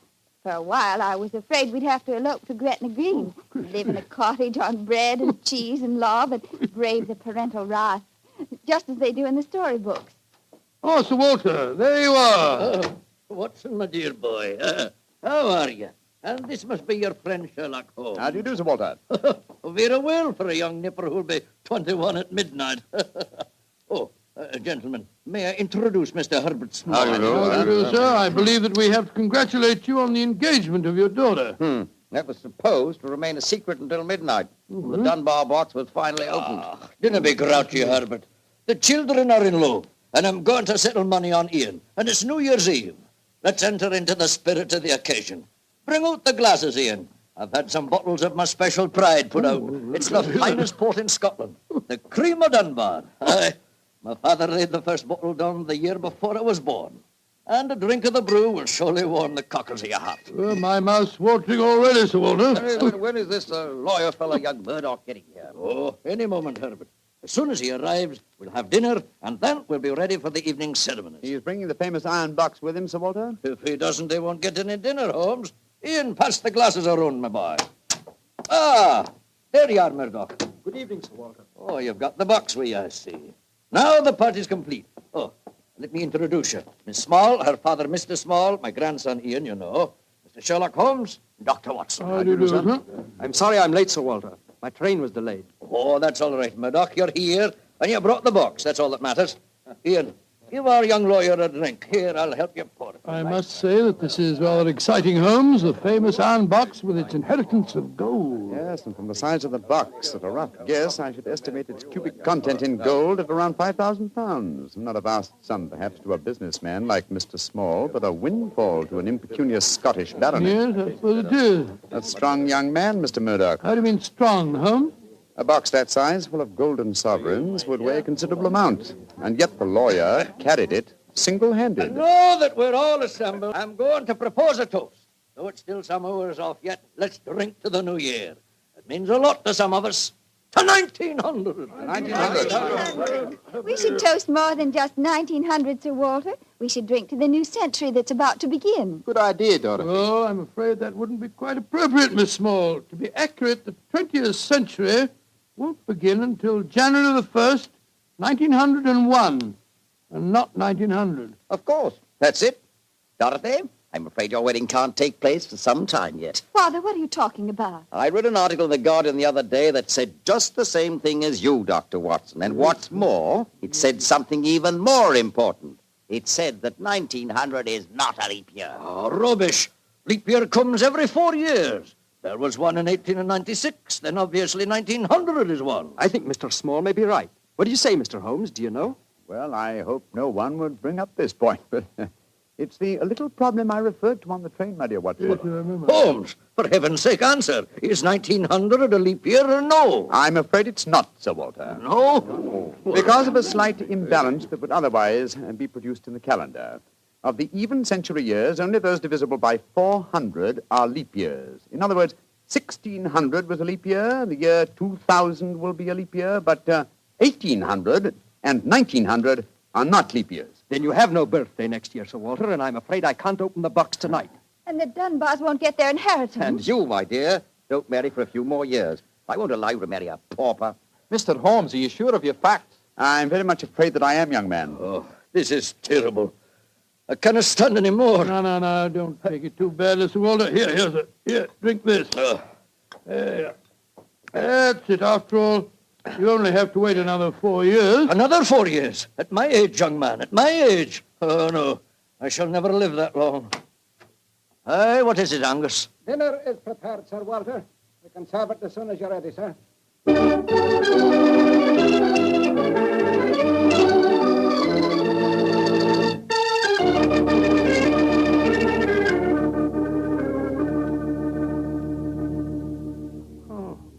What a miserable meal, Holmes. Walter's gone to his room. The young lovers are nearly in tears, and Small and the lawyer Murdoch seem to be positively gloating. Yes, a most depressing atmosphere in which to welcome the new year. But let us, at least, make the best of it. I think I'll go and have a talk with Sir Walter. And you, my dear chap, why not try and cheer up the young folks? Some of your experiences in India may make them take their minds off their trouble. Yes, quite an idea. I'll join you in the library. Call me if you want me, Holmes. Ah, there you are, my dears. Hello, Dr. Watson. All alone in front of the fire, eh? I'm afraid we're not in very good spirits, sir. Oh, nevertheless, I'll sit down here and join you, if you don't mind. Misery loves company, you know. You're very kind, Doctor. I was just trying to persuade Ian to elope with me. But he's being most ungallant. He won't even consider it. How can I, darling? I've got under 200 pounds a year in my own right. How could we live on that? I was counting on the money the grandfather was going to give us to get me started. Now, Miss Small, a little earlier you talked of Gretna Green and bread and cheese and love in a cottage. Yes, there's a lot to be said for it, you know. Well, to be said for it, yes, Doctor. But have you ever tried it? Not literally, my boy, but I may tell you that when Mary, my wife, and I were first married, I had very little money. In fact, my income was just about the sum that you mentioned. And we were very happy. Ah, but you have a profession, Doctor. Look at me. I've been trained for nothing except to be Laird of Dunbar Castle. I can't support a wife on tradition. But you're young, Ian. You can get some kind of position. I'm sure you yes, can. Of course. As a matter of fact, I think that... Holmes, what is it? What's wrong? There's devil's work afoot, Watson. Come with me, old fellow. And you, Mr. Dunbar. Mr. Holmes, what's happened? It's Sir Walter. I went to his room. It was in darkness, but in the moonlight I saw two figures struggling by the open casement. One of them was Sir Walter. As I entered, he disappeared from sight. His attacker had pushed him out of the window into the moat. How dreadful. The other man got away in the darkness. We must get lanterns and go out to the moat at once. Though I'm very much afraid, Mr. Dunbar, that your grandfather is beyond our help.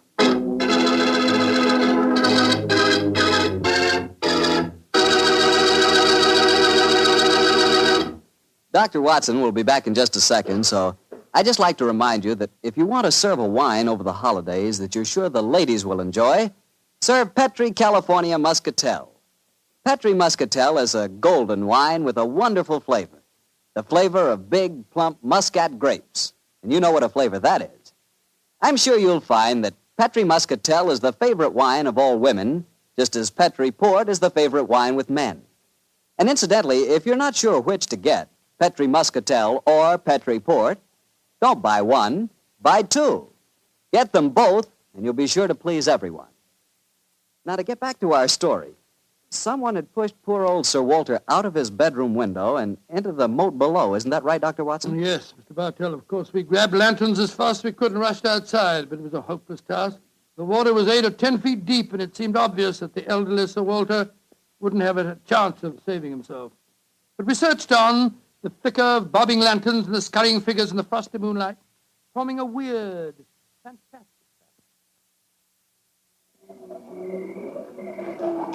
Angus, bring a lantern over here. Aye, sir. Can you see anything, Holmes? Not a thing. I don't see why your friend doesn't call the police, Dr. Watson. He's accomplishing nothing. He thought there might be a chance of finding the old man alive, Mr. Small. He wants to avoid a scandal, if possible, for your sake, sir, as well as the Dunbars. The scandal can't touch me or Dorothy over this.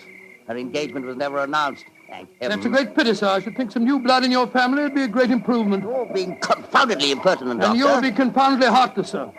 Well, Holmes, have you given up hope?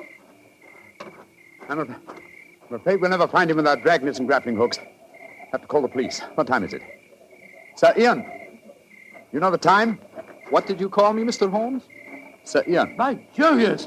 It does seem a bit premature, Holmes, but of course you're right. If your poor grandfather's dead, Mr. Dunbar, you're the baronet now. And the time, Sir Ian? It's 11:45, Mr. Holmes. A quarter of an hour to the new year. Sir Ian, doesn't that fact suggest something to you? Yes, it does. So I'm the new baronet, am I? Very well, then. There'll be no more talk of the police for 15 minutes. I want all of you to come back to the castle with me. As the last chime of midnight rings out, I shall have a statement to make. A statement that I want you all to hear.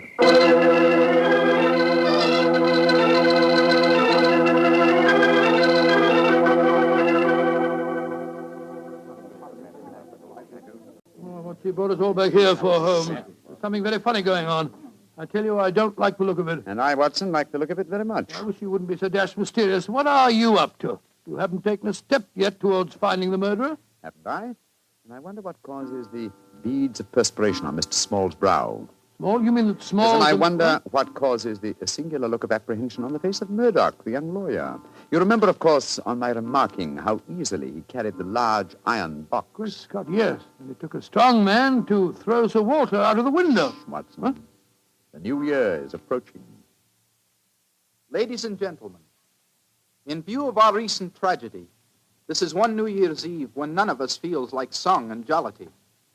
But there still remains a ritual duty for me to perform. Mr. Murdoch, open the iron box, please. But I can't do that. It was only to be opened for your grandfather. No, Mr. Murdoch. The phrase was that it was to be opened on the New Year's Eve before the baronet's 21st birthday. I am now the baronet, and I shall be 21 next year on August 21st. Open the box, please, Mr. Murdoch. Ian, darling, how frightfully clever of Good you. lad. I hoped you'd think of it. Sir Ian. Murdoch, open that box. Very well, Sir Ian. But I'm afraid you're in for something of a shock. Great Scott, the box is empty. Except for a sheet of notepaper in the bottom. What's the meaning of this, Murdoch? Read that paper, Sir Ian, and you'll understand. I owe you 4,000 sovereigns. And it's signed Alexander Murdoch, on behalf of Murdoch and Murdoch, lawyers.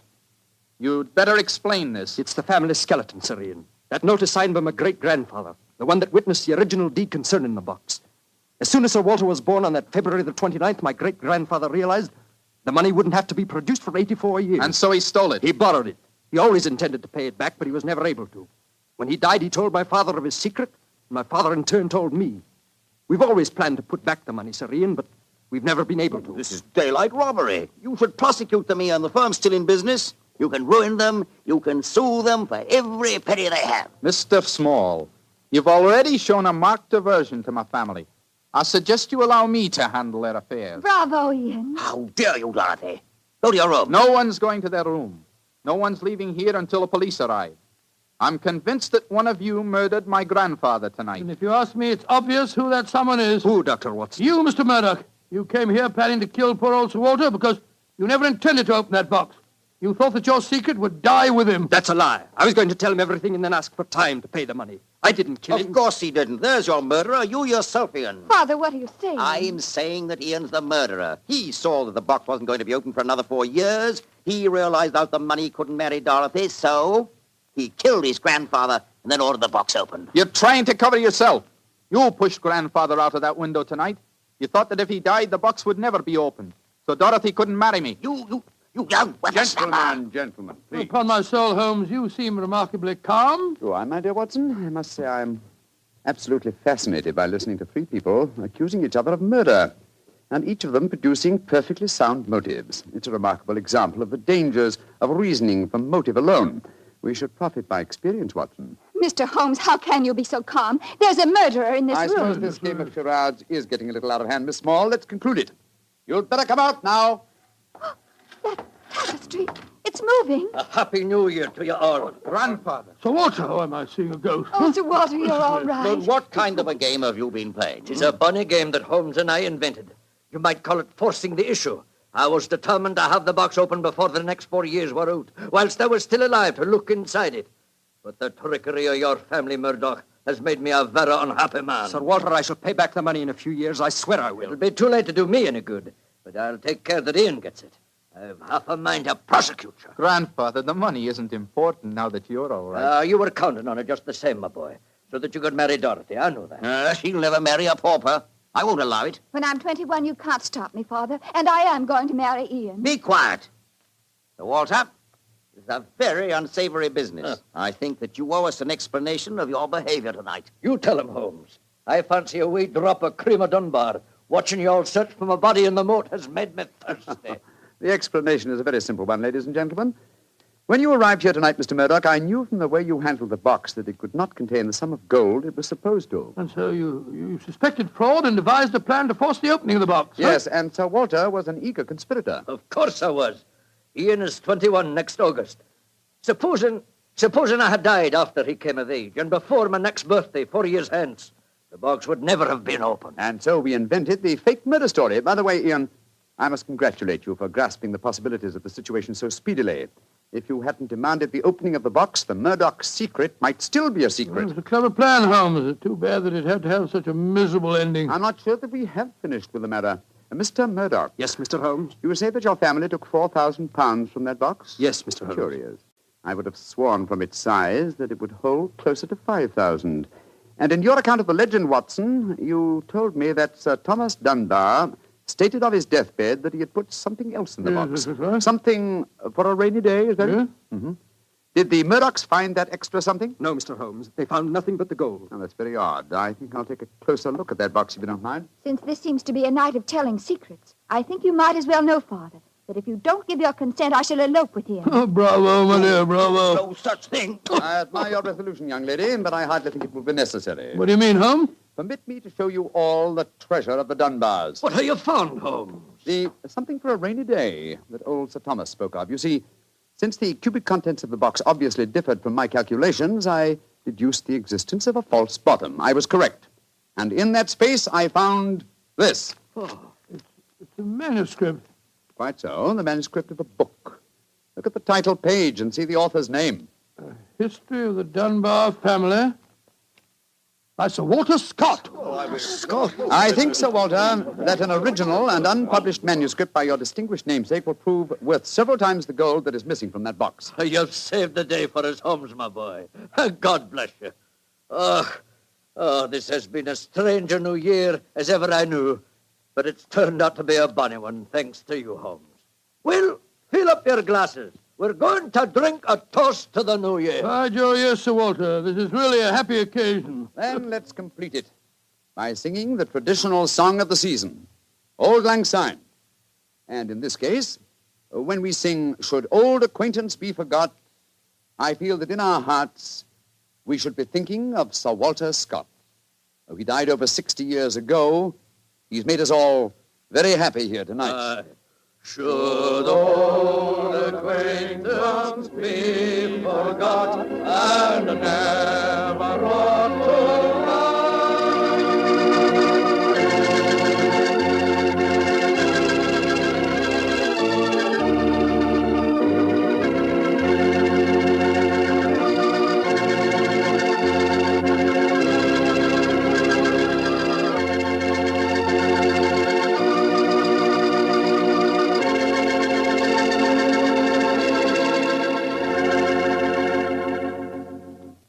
Doctor, that turned out to be a very happy new year for all concerned. Yes, that's one new year that I'll never forget. Well, I sure hope you'll always remember this one, too. Oh, just a second, my boy. That calls for a glass of port. Fine. Well, to a happy new year, my boy, for you and for our many friends listening in. And to you, Doctor. Oh, thanks, boy. That's good. Doctor, this has indeed been a pleasant association for me. Oh, I'm glad to hear. You're the best storyteller I've ever known, and the Petrie family makes the best wine I've ever tasted. I hope that, just as they've been making wine for generations in the past, the Petrie family will continue to make fine wine in the future. And Mr. Bartell, I know that you'll always be here to tell us just how good that Petrie wine is. Well, I hope so, Doctor. And I hope you'll always be right here beside me to tell another swell story about Mr. Holmes. I hope so, too, my boy. Oh, and incidentally, Doctor, what new adventure are you planning to tell us next week? Next week, Mr. Bartell, I'm going to tell you a weird story. It starts with a series of murders on Hampstead Heath and ends with a battle to the death in a burning waxworks. I call it the strange case of the murderer in wax. Tonight's Sherlock Holmes adventure was written by Dennis Green and Anthony Boucher and was suggested by an incident in the Sir Arthur Conan Doyle story, The Silver Blaze. Music is by Dean Fossler. Mr. Rathbone appears through the courtesy of Metro-Goldwyn-Mayer, and Mr. Bruce through the courtesy of Universal Pictures, where they are now starring in the Sherlock Holmes series.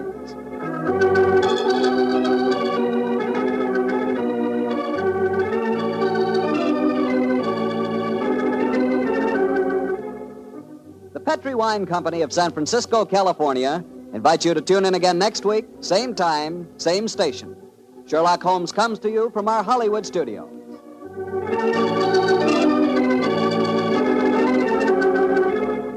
This This is Harry Bartell saying goodnight for the Petrie family. For a solid hour of exciting mystery dramas, listen every Monday on most of these same stations at 8 o'clock to Michael Shayne, followed immediately by Sherlock Holmes. This is the Mutual Broadcasting System. I would like to thank Phyllis White for taking the time to tell us about her husband, Anthony Boucher, and also about Dennis Green, and those wonderful times, not so long ago, when Holmes and Watson were played by Rathbone and Bruce.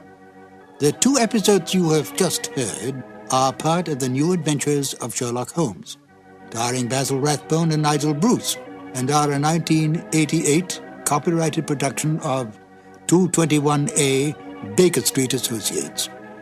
The Sherlock Holmes stories and the characters of Sherlock Holmes and Dr. John H. Watson were created by Sir Arthur Conan Doyle and are used with the kind permission of Dame Jean Conan Doyle. This is Ben Wright. Won't you join me again sometime soon for 2 more new adventures of Sherlock Holmes? Thank you for listening.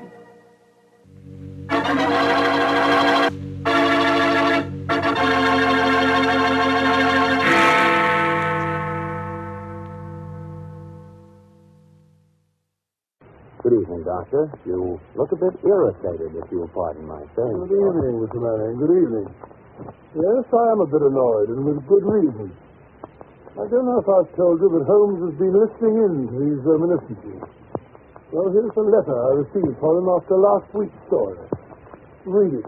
All right. My dear Watson, I noticed that in your last broadcast you gave way to your regrettable habit of emotionalizing your stories. Detection, my dear fellow, is or ought to be an exact science. To tinge it with romanticism is like introducing a love story into the 5th proposition of Euclid. As ever, Sherlock Holmes. Well, what do you think of that? But the emotion was there. You couldn't tamper with the truth. Holmes has always maintained that the truth is not in what you say, but in the impression you create in the other person's mind. Well, Holmes always complained that I overstress the human element in recording his cases. How well I remember the attitude with which he received the publishing of my first book about his adventures. It was a cold morning in early spring. We were sitting on either side of a cheery fire in our rooms in Baker Street. A thick fog rolled down between the dun-colored houses. Our gas was lit. It shone on the white cloth and glimmered on the coffee cups and on the silver. The breakfast table had not yet been cleared away. Holmes had been silent all the morning, smoking his long cherrywood pipe, which usually disgraced his favorite tray when he was in a disputatious mood. Altogether, he was not in the best of tempers.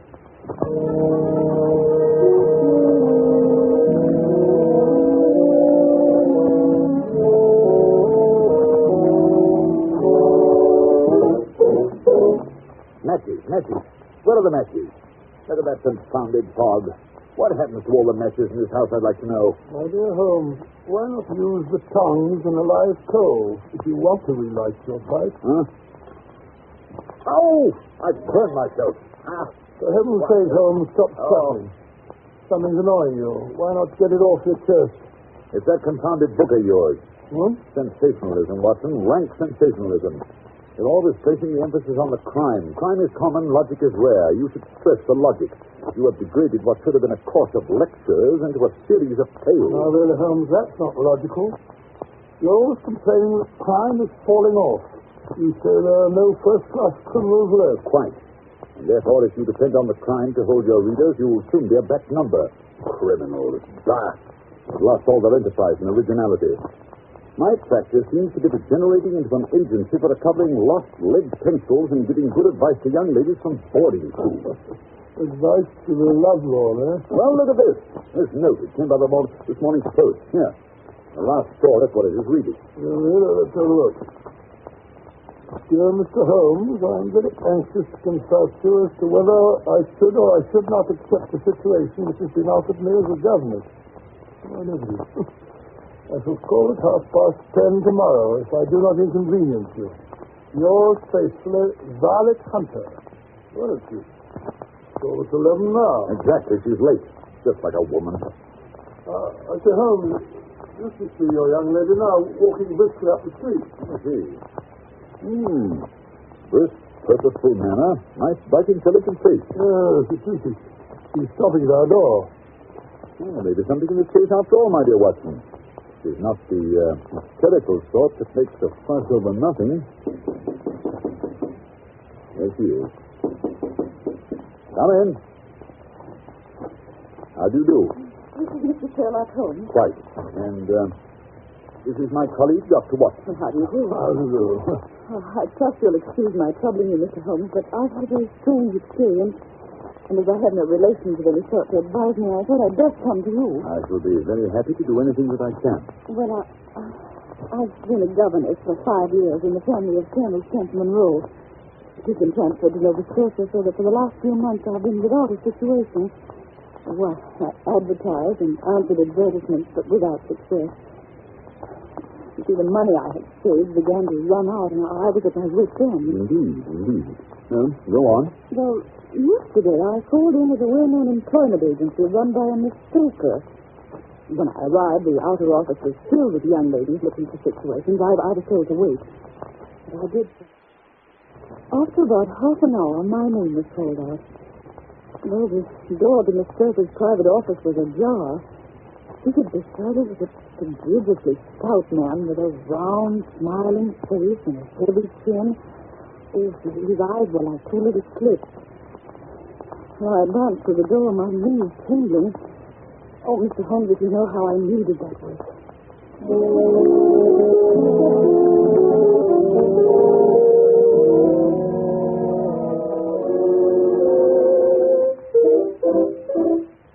Come in, my dear. Come in. Mr. Newcastle. This is Miss, what is your name, my dear? Miss Hunter, Violet Hunter. Oh, yes, Miss Hunter. Capital. I couldn't ask for anything better. I'm sure you'll do, Miss Hunter. I hope so, Mr. Newcastle. You're looking for a situation as governess? Yes, sir. And what salary do you ask? Well, I had £4 a month in my last place. £4? Sweating. Frank Sweating. How anyone could have the audacity to offer that to a lady with such a question, such accomplishment. A lady fitted for the rearing of a child who may someday play a considerable part in the history of this country. Your salary with me, madam, would commence at £100 a year. 100? Oh, Mr. Newcastle. And furthermore, it is my custom to advance my young ladies half their salary beforehand. May I ask where you live, Mr. Newcastle? Hampshire, a charming rural spot. The Copper Beeches is the name of the place, 5 miles north of Winchester, or the dearest old house. And what would be my duty? One child, a dear little romper, age 6. Oh, if you could see him killing cockroaches with a slipper. Smack. He's gone before you could wink. My sole duty, then, is to take care of this child. Well, I'm sure your good sense would suggest that you obey any little commands which my wife might give, provided, of course, that they were such as a lady might obey with propriety. You see no difficulty. Oh, I should be happy to make myself useful. Oh, by the way, in dress, for example, we're faddy people. Faddy but kind-hearted. Now, if you were asked to wear a particular dress that we might give you, you wouldn't object to our little whim. No. Or to sit here or there. That wouldn't be offensive to you. Why, no. Or to cut your hair short before you come to it. My hair? Oh, yes, it is quite essential. It's a little fancy of my wife, you see. And ladies' fancies, my dear, Miss Hunter, must be consulted. But my hair... Oh, no, I couldn't. No, what a pity. Well, in that case, Miss Stoker, I'd best inspect a few more of your young ladies. Good day, then, Miss Hunter. I'm afraid you must consider yourself struck from our list. Oh, but you can hardly expect us to exert ourselves to find another such opening for you. But, Miss Stoper... Good day, Miss Hunter. Oh, just a minute, Miss Stoper. Let's not be too hard on the young lady. After all, my request was a little sudden. Perhaps, Miss Hunter, you'd like 24 hours in which to consider the matter? And in view of the fact that you have particularly beautiful hair, I might be willing to raise the salary to £120 a year. To recompense you for our little eccentricities.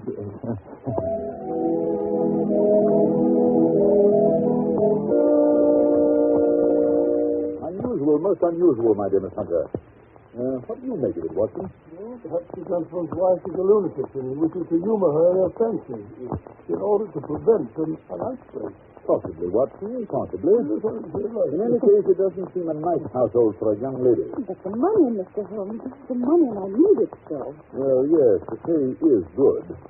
Too good. Why should they give you 120 pounds when they can have their pick for 40? There must be some strong reason. But I have no choice. Then you've made up your mind to accept? Yes, I must. I thought if I told you the circumstances, you would understand afterwards if I wanted your help. And Mr. Holmes, I could feel so much stronger if I knew you were behind me. Certainly you may carry that feeling away with you. And if at any time you should find yourself in danger... Danger? Well, what danger could there be? My dear Miss Hunter, you could cease to be a danger if we could define it. But remember, at any time, day or night, just telegraph me, and we'll come to your help. Thank you, Mr. Holmes. Thank you.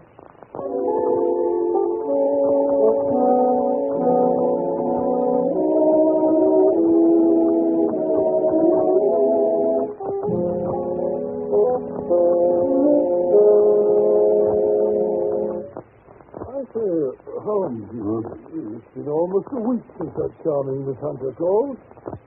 Conditions must be pretty good at the Copper Beeches, or we'd have heard from her. You never know, Watson. You never know. She may not be able to get to a telegraph office. Huh? Nonsense, Holmes. Nothing very dreadful can happen out in the open country like this. Well, that's where you're wrong, Watson. My experience that the vilest alleys in London do not present a more dreadful record of sin than does this smiling, beautiful countryside. Oh, you repeat. What do you mean? The pressure of public opinion is greatest in the towns. There is no lane so vile that the scream of a tortured child or the thud of a drunkard's blow does not beget sympathy and assistance from the neighbors. But the countryside, my dear Watson, filled with its lonely houses. Think of the hellish cruelty, the hidden wickedness. Life may go on year in, year out in such places, and no one the wiser. Had our young friend gone to Winchester, I should not have had this fear for her safety.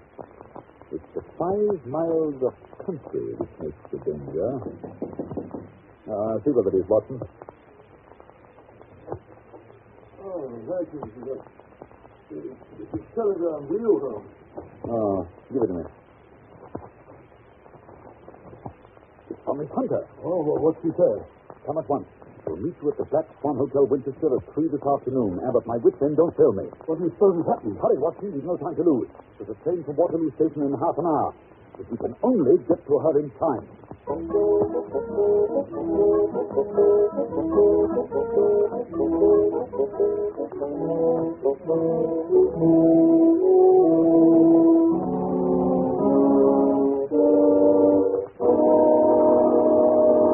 In just a moment, we will follow Sherlock Holmes and Dr. Watson on their strange journey.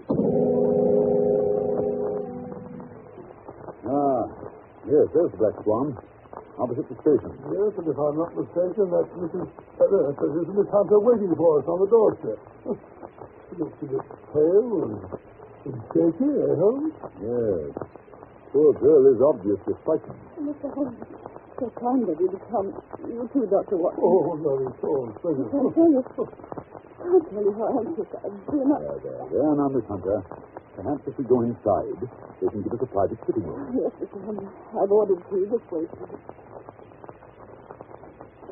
Ah, yes, that's better. Nice, cozy fire. Close the door, will you, Watson? That's right. Now then, suppose we let the doctor do the pouring while you tell the story. First of all, how do you like the tea? 2 lumps of a little cream. Oh, right-o. Thank you, Dr. Watson. Yes, and now? Well, first of all, I've had no actual ill treatment from the things of Newcastle, but he's frightened me. However, I'd best begin at the beginning. Yes, that is generally a good place to start. Well, Mr. Holmes, Copper Beeches is a large, sinister-looking house, almost completely surrounded by woods. It depressed me from the moment of my arrival. I was met at the door by Mr. Whitcastle and his wife. And is he... No, Mr. Holmes. He's not married. I see. She's a small, pale-faced woman, much younger than Mr. Newcastle. In fact, I gather that she's his second wife. You see, there was a daughter by the first marriage, a girl now over 20, but she's not living at the house. Mr. Newcastle said that she couldn't get along with her stepmother, so he sent her to America, to Philadelphia. And does Mrs. Newcastle strike you as a difficult woman to get along with? Oh, no, Mr. Holmes. She's shy and rather quiet. More than once I surprised her in tears. At first I thought it might be worry over the disposition of her child. What's the matter with his disposition? Well, he's badly spoiled. He has an ungovernable temper. He seems to take great delight in torturing birds and small animals. Pleasant little beast. And the rest of the household? Well, there's only one servant. Toller is his name. A rough, uncouth man with a perpetual smell of drink about him. Why to keep him, I don't know. Except perhaps because he's the only one who can manage Carlo. Carlo? Yes. Carlo was huge, underfed mastiff that kept chained in the stables during the day, but at night they let him out. It was a terrible beast. Even Mr. Newcastle is afraid of him. I'm sure he'd try any practice at a grip. I wonder why Mr. Newcastle desires such ferocious protection. Well, I don't know, unless there's something on the top floor of the west wing that he wants to protect. The west wing, eh? Yes, the door that leads into it is opposite my room, and it's kept securely locked. Yes, it looks nasty to me, Holmes. Please, Watson, please, don't interrupt. So, the second day after my arrival, immediately after breakfast, Mr. Newcastle asked me to put on a dress which had been laid out for me on my bed. What was it like? Well, it wasn't a new dress, Mr. Holmes, but the material was excellent and of a particularly brilliant shade, and electric blue. Electric blue, charming color. I put it on and went down to the living room. Mr. Newcastle had placed a chair for me by the front window. He asked me to sit there with my back to the window and to read to him from a French novel. Well, I read for an hour, and at the end of that time, he said I might go upstairs and change. Strange. And this experience has been repeated every morning since then. Well, as time passed, I became more and more curious. Why were they so careful to keep my face turned away from the window? Naturally, I was consumed with the desire to see what was going on behind my back. And today I devised a means. I noticed at breakfast that Mr. Newcastle had had quite a few drinks. A happy thought seized me. My hand mirror had been broken, so I concealed a piece of it in my handkerchief and later in my book, feeling sure that Mr. Newcastle was too drunk to notice. Holding the book up, I was able to see everything behind me. And what did you see? Well, at first there was nothing. At the second glance, however, I saw a young man in a gray suit leaning against a railing which bordered our field. He was looking earnestly in my direction. Mr. Newcastle must have noticed my surprise, so he burst out angrily.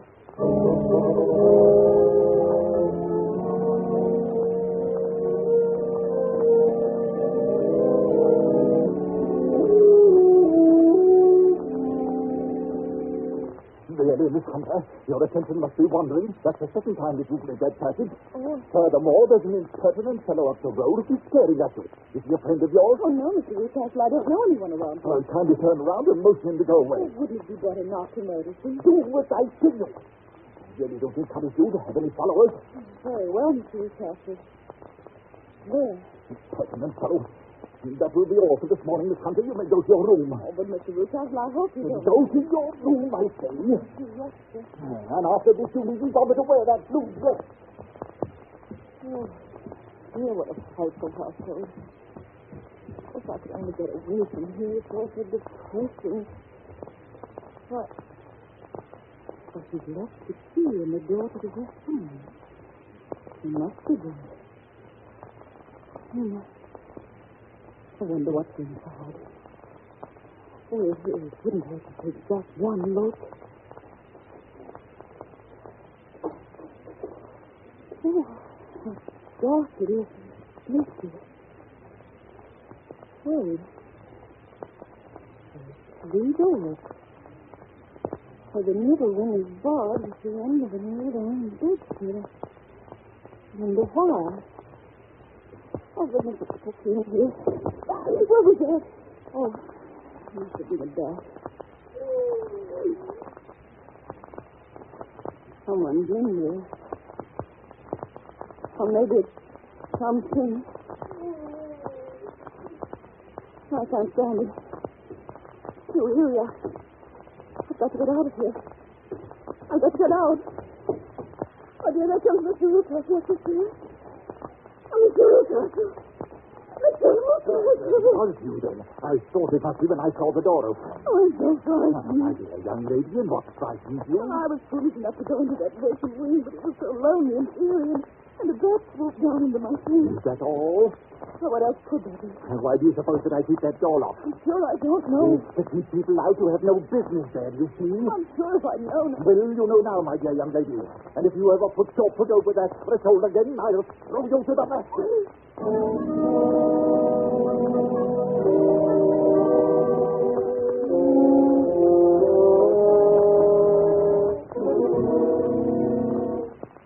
What a dreadful experience. Mr. Holmes, I feel sure there's someone locked in that room. Someone who's unhappy, perhaps tortured. Oh, good heaven, it's almost 5. I promised to be back by 6, and things as Newcastle are going out. If Mr. Newcastle should discover where I've been... You've acted like a brave and sensible girl, Miss Hunter. Yes, indeed you have. Do you think you could do one more thing? I can try, Mr. Holmes. Dr. Watson and I will be at the Copper Beeches by 7. The Newcastles will be gone by that time, and I don't imagine the mastiff will be let loose until they return. Oh, no, Mr. Holmes. It would be too dangerous for them to get back to the house. Good. We will hope the killer is still drunk. At any rate, you must get us into the house. We must explore the west wing. I'll do my best, Mr. Holmes. Now I must hurry. Goodbye, Mr. Holmes. Goodbye, Miss Hunter.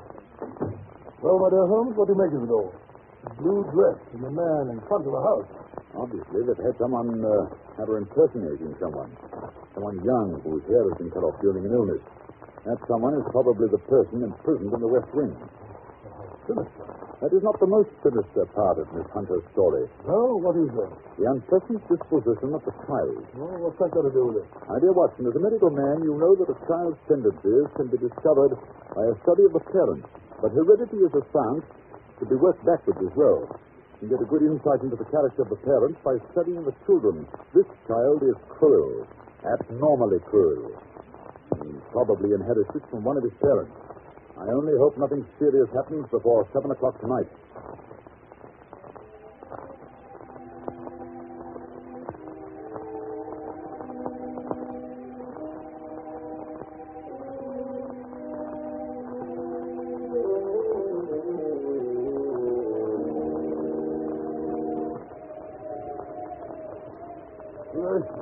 What a night. The first thunderstorm of the season.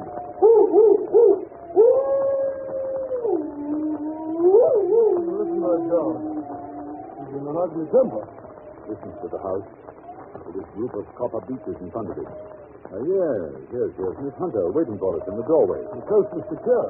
Come in. You must be close to the street. Oh, you're rather wet yourself. Be careful, you know. You'll be catching... What? What's that sounding? It's Tola. He was just going out to release the dog. I sent him to the wine cellar, then locked him in. Splendid. I managed to get Tola's fuses off him, too. He was quite drunk. They're duplicates of Mr. Lucas. Better than better, but come along upstairs. We've no time to waste. Have you got your revolver handy, Watson? Yes. Good. Good heavens, that lightning must have hit quite near here. The Copper Beeches, no doubt. No, this tree. Oh, this one. That's right. Nothing here. Come along. Listen to that rain on the roof.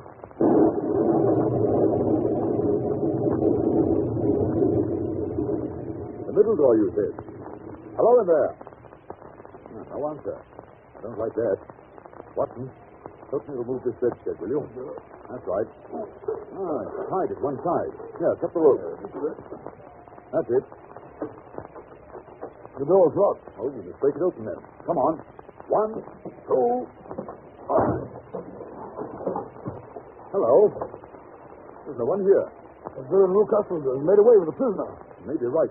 He's probably been carried off. Yes, but how? Through the skylight. It's still open. Shut that table over here. What are you going to do? Stand on it, of course. Yes. 2 pairs of footprints, and there's a ladder resting against the eave. Oh, that's how he did it. But that's not possible. The ladder wasn't there when the Newcastles went away. Then he must have come back. He's a dangerous and clever man. Listen. Yes. I think I hear his steps on the stairs. Oh, Mr. Holmes, just kill us all. I thought I'd find you here. Oh, villain, what have you done with your daughter? I'm the one that's asked that. You see, you Robert. I've caught you. You're in my power. I'll take you. Hello. Oh, Hello. He's trying to get the dog where we found the trail. Quick, Watson. We must close the front door. Let me up, Mr. Rudolph, and loose the dog. You kill Mr. Rudolph. Oh, quick. It'll be too late. Hold on. Get the keys, mister. I'll let him out. All right. Oh, it's Carlo. Is that Mr. Rudolph by the throat? Quick, Watson, give me a revolver. Careful, you don't hit the man by mistake. Shut up and stand back, Watson. Oh, Mr. Holmes, thank heaven. You killed Carlo. I thought it was too late. It's so horrible. I think Watson and Tola, bring Lucas into the house, will you? Oh, it is so strange. Weak. No. Please, it's all over. Just you go upstairs and pack your bag. Dr. Watson and I are going to take you back to town with us on the 9 o'clock train.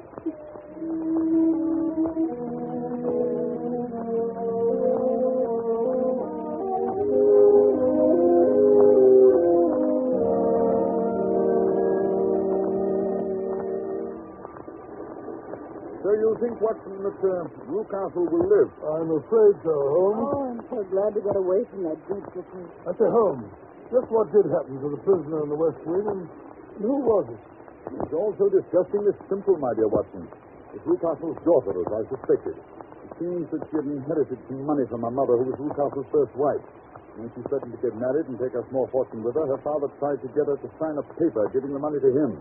He worried her until she got brain fever and had to have all her hair cut off. Oh, what a brute. I got all these details from Tola. Still, her young man stuck to her and she to him. After that, Mr. Newcastle locked his daughter up and brought Miss Hunter down from London in order to impersonate her, get rid of the persistent suitor. This young gentleman, however, was a persevering chap, and having greased Tola's palm very thoroughly, he learned the true state of affairs. With the help of Tola and a long step-ladder, he rescued his fiancée. They're now headed for Southampton with a special license, and this time Miss Newcastle, or rather Mrs. Fowler, is really going to America on our honeymoon. Oh, this is quite romantic, isn't it, Holmes? You and your romance, Watson. You're a regular old woman. Well, I'm glad we were able to help the poor thing, but I wouldn't go back to that house again. Not for twice the salary. Oh, that reminds me, Miss Hunter. I was talking to a friend of mine about you the other day. She has a private school in Walsall. I believe she said she had an opening for you. Oh, Mr. Holmes, you're a darling. No, my dear, it's quite inconsequential. You really know. Shut up, Watson.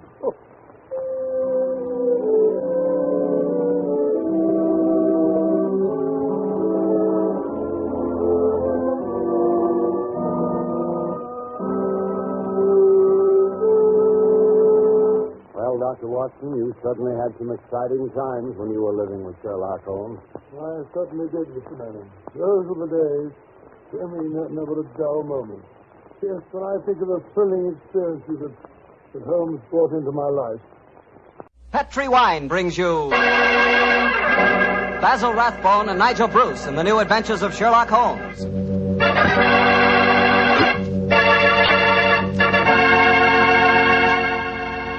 The Petri family, the family that took time to bring you good wine, invites you to listen to Dr. Watson tell us another exciting adventure he shared with his old friend, that master detective, Sherlock Holmes. Oh, and say, I'd like to tell you about something myself. I'd like to tell you about the wine that more Americans prefer than any other wine. That wine is port. And if you want to know why port is such a favorite, just pour yourself a glass of wonderful Petri California port. Look at that Petri port. Look at its glowing deep red color. And sample that aroma. It'll remind you of a walk through a dew-covered vineyard. And now taste that Petri port. Boy, you've got something. Petri port is one of the most delicious wines ever poured from a bottle. Right then and there, Petri port will become your favorite wine. I'm confident of that. And I'm sure you'll want to serve Petri port to your friends, too. After dinner or any time they drop in for a visit. And remember, you can serve Petri port proudly. Because those letters, P-E-T-R-I, spell the proudest name in the history of American wines. Petri. Petri wine.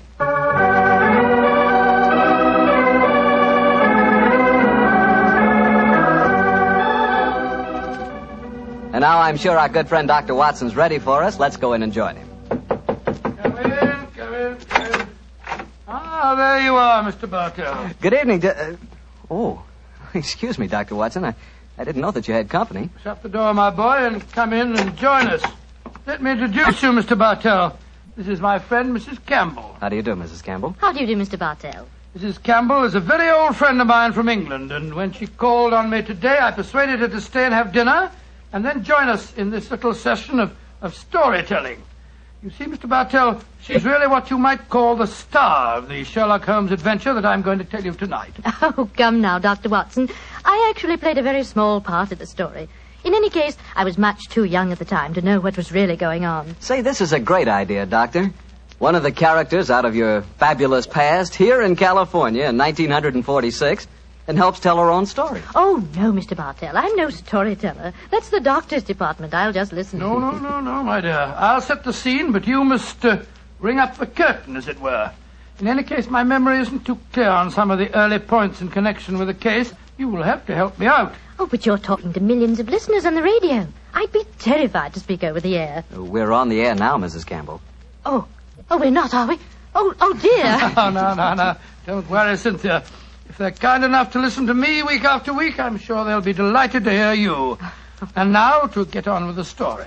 The title, The Adventure of the Living Doll. The setting, the Sussex Downs, near the bee farm to which Sherlock Holmes retired. The period, 1910. And now, Cynthia, my dear, the curtain's going up, and the first scene belongs to you. Supposing you set it for us. Well, I'll try. We were living on the Sussex Downs also, Mr. Bartell, at that time. My name was then Cynthia Browning. My father, Arthur Browning, had been dead for some years, but my mother kept up the estate with a manager, Mr. Hugh Tanner.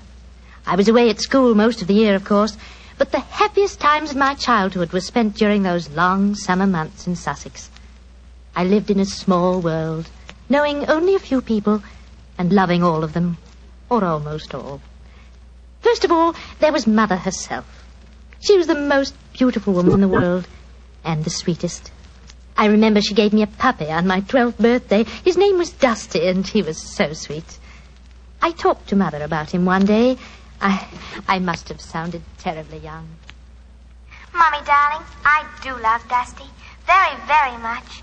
He's a lovely puppy, and you gave him to me. You love him, Cynthia. I know that. But I've been feeding him. That's your job, darling. It's good for grown-up people to have responsibility. Oh, Mommy, I'll feed him. Of course I will. I'll feed him so full, he'll burst. Then there was the estate manager, Hugh Tanner, such a pleasant man, and so willing to tell a 12-year-old all the things that a 12-year-old has to know or die. But, Mr. Tanner, why did you have to shoot the horse? He'd only broken his leg. Cynthia, horses aren't like human beings. Their legs won't mend. Now think of a horse that couldn't brisk and run and gallop across the downs. We're actually being kind to him. Honest we are, Cynthia. And then there was Frank King, the painter who lived on the downs. He taught me to open my eyes and really see things. No, Cynthia. That sunset isn't red. It's gold and rust. And the water, child, look at it. It's almost rose in this light. Rose flecked with cobwebs of eggshell blue. Cynthia, darling, a sunset's never just one color. Do try and remember that, won't you? And then there was Mr. Pound from the city.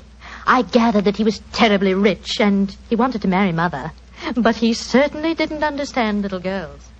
Cynthia, I'm going to give you £0.50 for being a very good little girl. Now, tell me, what will you do with it?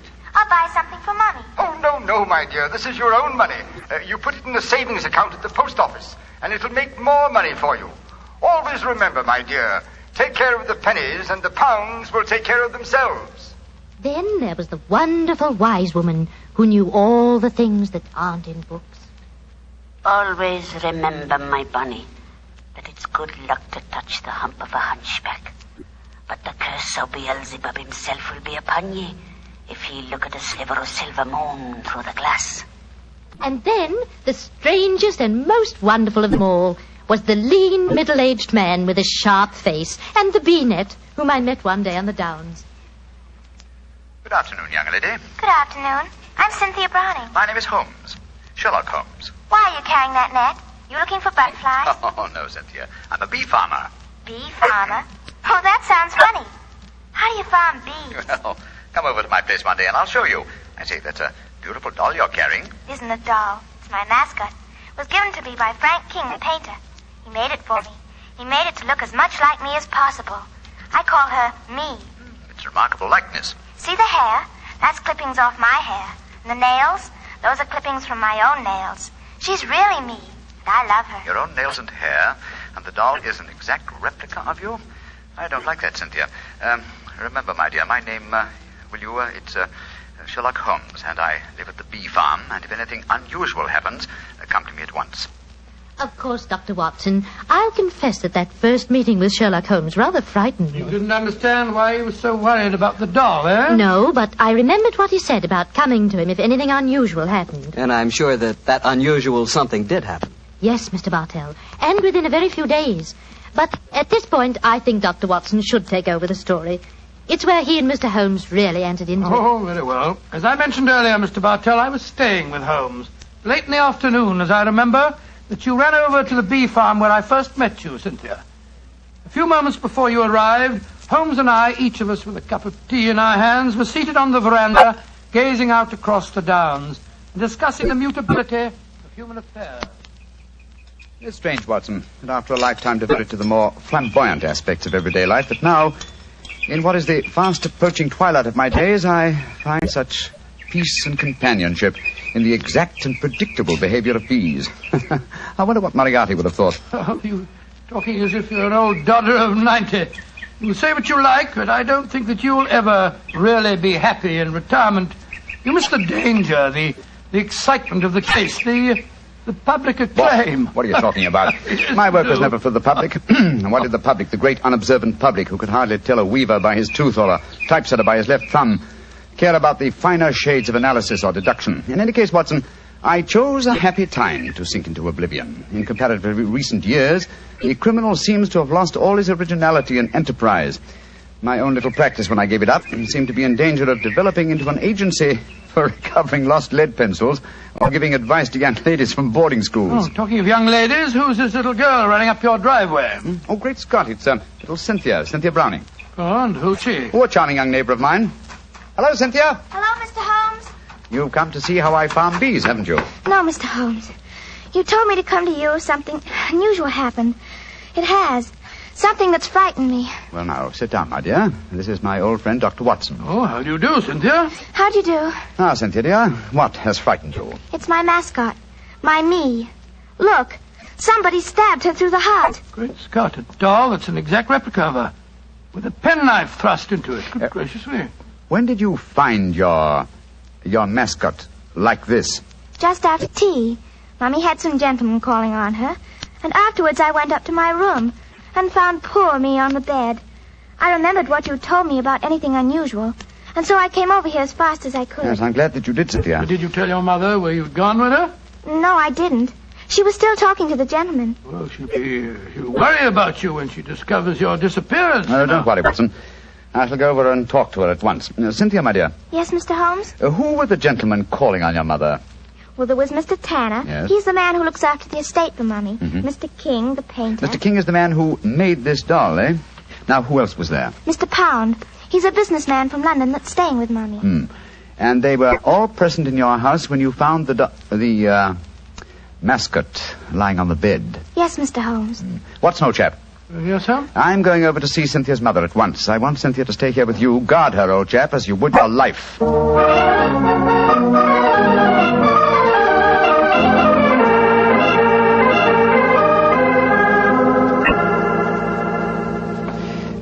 Mrs. Browning, I know I must seem like an intrusive neighbor, but possibly you've heard of me. My name is Holmes, Sherlock Holmes. Well, who hasn't heard of the famous Sherlock Holmes? Please sit down, won't you? Thank you. Your guests have left? Yes, but how did you know I had guests? I know you're a great detective, but... Your charming little daughter, Cynthia, came over to see me half an hour ago. She told me. So that's where she went. Did she come back with you? No, Mrs. Browning. I felt it safer that she remained at my place for a while. My friend Dr. Watson will look after her. I'm afraid she may be in danger. In danger? Mr. Holmes, what makes you say that? You know your daughter's doll, the one fashioned in her own likeness and with her own hair and nails? Of course. Frank King made it for her. While you were at tea this afternoon, your daughter found the doll lying on her bed with a penknife stuck through its heart. That's very peculiar. But I don't see that she should be in any danger because of it, Mr. Holmes. Mrs. Browning, certain practitioners of magic believe that if a doll-like effigy is made of a human being, and the effigy is then mutilated, that a similar fate will befall the living original. But, Mr. Holmes, that's black magic. You can't possibly believe in it. Not in the results of stabbing a doll, Mrs. Browning, but well, it's possible that someone is trying to kill your daughter. To kill Cynthia? Oh, no. It may be more than a possibility, I'm afraid. And when these magical means fail, they will turn to more direct methods. But who could possibly want her death? You have not remarried, Mrs. Browning? No, I feel it my duty to devote my life to Arthur's child, Cynthia. Yes, then anyone wishing to marry you might feel that Cynthia stood in the way. But that's absurd. But logical, Mrs. Browning. Do you mind if I ask you a very personal question? With Cynthia's safety at stake, you may ask any question. Are any of the 3 men who were present at tea this afternoon desirous of marrying you? Well, Please be completely honest, Mrs. Browning. At different times, they've all asked me to marry them, yes. And you won't contemplate marriage because of your dead husband's child, Tell me, Mrs. Browning, have you seen this penknife before? It was the one found stuck through the doll's heart. I don't think I've ever seen it before. One final question. Would anyone among Cynthia's acquaintances have a knowledge of the practice of magic? Well, the old woman that Cynthia calls the wise woman might. Oh, who might she be? A strange creature that lives in some hovel on the downs near here. Mm-hmm. She brews weird concoctions with herbs, love philters, and all that sort of thing. I'd be a suitable companion for your daughter, Mrs. Browning. I know it, Mr. Holmes. I've told Cynthia over and over again that she mustn't stray off and see the old woman. But you know how disobedient children are at her age. I'm sure she's been over there recently. I'd like to talk to this woman. Where does she live? I don't know exactly, but Frank can take you there. He used her as a model. Frank King, the painter? Yes, he lives in the village. Then I shall call on him at once and persuade him to accompany me. We must find that wise woman and, I hope, save your child from magic. Magic and possible murder.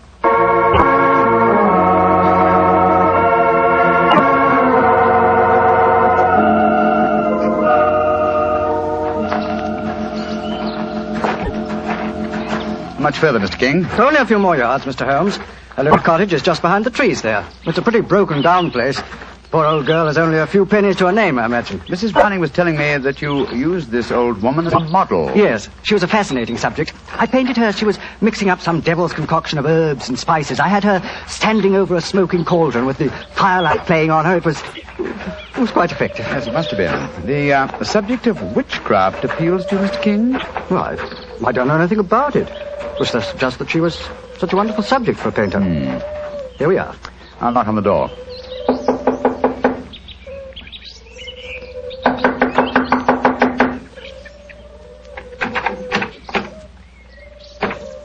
I think we'll take the liberty of going in, shall we? I don't see why not.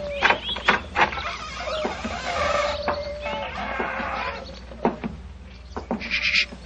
What is it? Listen. It came from that room. Someone is here. Come on. Look at her. Look at her head.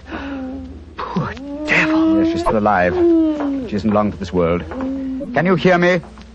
Here, let me lift you up a little. Can you understand what I'm saying? Tell me, who was it that did this to you? She's too far gone to speak. Got a piece of paper and a pencil? Yes. Wait a minute. Here you are. Thanks. Now, can you write the name of the man who did this to you? She's pushing the pencil away. I don't suppose she knows how to write. She's trying to show you something, Mr. Holmes. She's trying to crawl over to the wall. Yes. Here, let me help you. Must be a hiding place of some kind. Look. She's taking a brick out of the wall. What is it? Great Scott! Money. A veritable jackdaw's nest of pennies. And small silver. And at least a dozen golden sovereigns. That must be the money. Look! She's picking out one of the silver coins. She's trying to give it to you. A sixpence, but what? Oh, poor woman, she's dead. And just as she was trying to tell me something. I can't understand it. Golden sovereigns in this hovel, and she was showing you a silver sixpence as she died.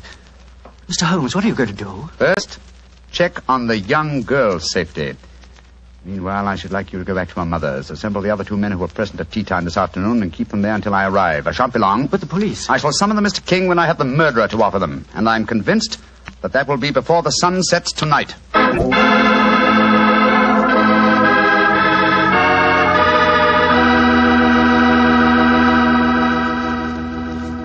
We'll hear the rest of Dr. Watson's story in just a second. Time enough for me to mention another wonderful Petri wine. Petri California Muscatel. If you like that subtle muscat flavor, and who doesn't, you really like Petri Muscatel. Petri Muscatel is a clear golden wine that is just as much a hit with the ladies as Petri Port is with the men. But I don't mean by that only the ladies like Petri Muscatel. In fact, if you want to be sure to please everybody, get both Petri Port and Petri Muscatel. In other words, don't buy one, buy two. But do be sure you always buy Petri. Now back to Dr. Watson and his guest tonight, Mrs. Campbell, who played a most important part in the story herself. Oh, not nearly as important a part as that played by Mr. Holmes and Dr. Watson. Well, Dr. Watson, what happened when Sherlock Holmes rejoined you at the bee farm? Well, first of all, he made sure that the little girl was safe. Then he told me of finding the dead woman and of his theories as to the killing. I can almost hear him now, Mr. Bartell, as he said... Watson. Someone wanted the little girl out of the way because they knew the mother would never marry while the child was alive. And that someone persuaded the old woman to do the job for him, I suppose. Undoubtedly. And she, believing in the powers of black magic, mutilated the doll, firmly convinced that in so doing she was destroying the young girl it was fashioned after. And then, I suppose, when the potential murderer discovered the woman was merely indulging in stupid folklore, he killed her, realizing she was only a hindrance to him, and with her knowledge of the plan... a dangerous hindrance. Exactly, my dear fellow. But how do you suppose we account for the hoard of money? Golden sovereigns, don't forget, that we found in the hovel. Well, no doubt it was a sum that she was already being paid for the murder that she was going to commit. As she died, she tried to give me the clue to her murderer by selecting certain coin. Now, in her possession, she had gold, silver, and copper. She chose a silver coin. And yet I can't see its significance, I must confess. Well, at the moment, possibly not. And yet, before the evening's over... I bet you that... What did you say, Watson? I said before the evening's over, I bet you... Thank you, old fellow. That's the clue. You bet me. What on earth are you talking about, Holmes? I was just saying... You've just given me the answer to the whole problem, Watson. What? I'm much obliged to you. Stay here, will you, old chap? And look after Cynthia a little while longer. Within a very short time, I shall have her intended destroyer under lock and key.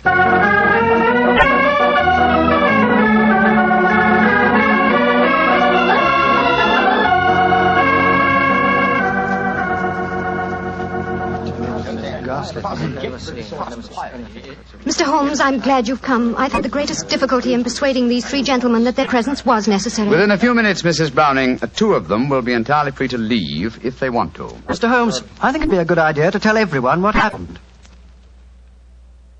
Yes, Mr. Pound, I think it'd be a good idea to tell everyone what happened. Yes, how do you do, Mr. Pound? How do you do, Mr. Holmes? Look here. If there's some scandal down here... Oh, there is, Mr. Pound. Then I want my name kept out of it. You hear? I have a seat on the London Stock Exchange. Oh, very comfortable for you. Yes. And the other gentleman, by the process of elimination, must be Mr. Hugh Tanner, the manager of your estate, Mrs. Browning. Yes, I'm Hugh Tanner. And now, Mr. Holmes, supposing you tell us what this is all about. I'm a straightforward man, and all this mystery is rather aggravating. Something has happened. Something that concerns us all. What is it? Murder. Murder? Good Lord, who's been murdered? An old woman who lived in the village. Your daughter, Mrs. Browning, referred to her as the wise woman. Mr. King and I found her tonight in her cottage on the downs, beaten to death. Murdered. Well, that's shocking, but what's it got to do with us? I'll explain, Mr. Pound. Each one of you, I believe, would like to marry Mrs. Browning. Her daughter, Cynthia, is an obstacle to such a marriage. One of you decided to remove that obstacle and engaged the wise woman to carry out the plan. Finding the woman clumsy and ineffective, you decided that she was a dangerous witness, and so you murdered her. Fortunately, the poor woman, as she was dying, gave me the clue to her murderer. But how did she do that, Mr. Holmes? I thought you said that she died without speaking. She did, Mrs. Browning, but she gave me the clue nonetheless, though I was shockingly slow in spotting it. Well, what was the clue? Yes, let's stop being mysterious and come out into the open. You were with me, Mr. King. As she died, I shall let you tell them. Well, she was dying, unable to speak when Mr. Holmes asked who had attacked her. She couldn't write, but she showed him a hoard of copper and silver coins and 12 golden sovereigns. Sovereigns in a hovel like that? Oh, I see. she meant her murderer was the man who had paid her. And with all that ill-gotten wealth, she died clutching a silver sixpence. And you still don't see who the murderer is? Come along, gentlemen. You should know it as well as you know your own names. Now, Mr. King mentioned that there were a dozen sovereigns. Whose name does a sovereign suggest? Sovereign? King! You, Frank King, were the murderer. Oh, that's ridiculous. The old woman wasn't exactly a mastermind. Why should she be so indirect? And how much is a sovereign worth? £1. And your name, my friend, with a seat on the London Stock Exchange is Pound, isn't it? This is absolutely absurd. I can prove that I've never even met the woman. Well, what is the answer, Mr. Holmes? I'm sure that you know it. The answer is obvious, Mrs. Browning, though I'm ashamed to say that a chance remark of Dr. Watson's gave me the clue. Oh, now look here. Stop beating about the bush, Holmes. What is the answer? A very simple one, Mr. Pound. With 12 golden sovereigns at hand, sovereigns that would suggest either the name of King or Pound, what coin did the dying woman select? A sixpence. Exactly. A humble silver sixpence. And what is the common slang word for a sixpence? A tanner. Precisely. Which tells us that you, Mr. Hugh Tanner, killed the wise lady. Try and prove it. That's all. Just try and prove it.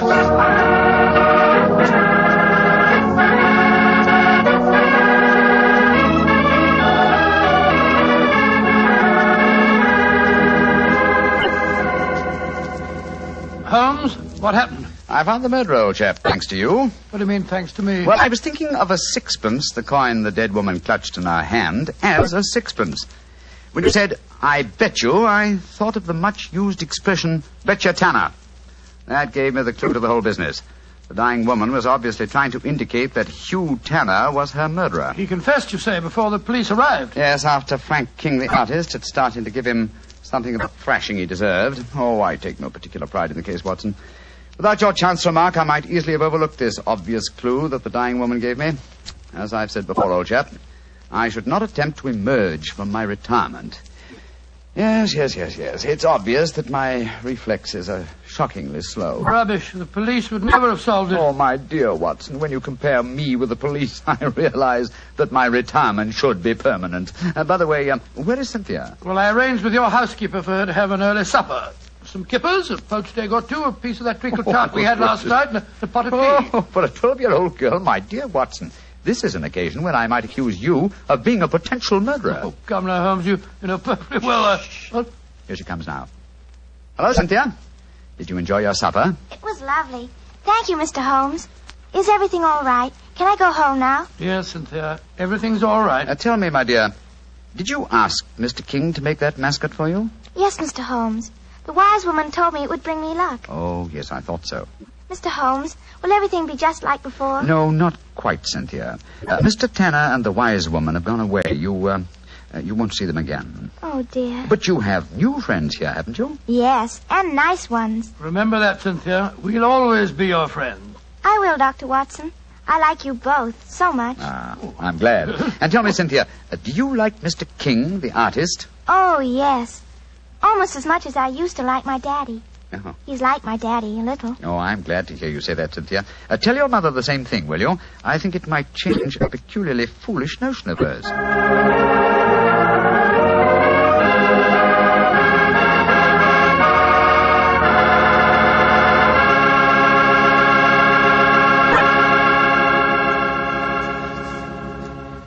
Well, Dr. Watson and Mrs. Campbell, that was a really different kind of story.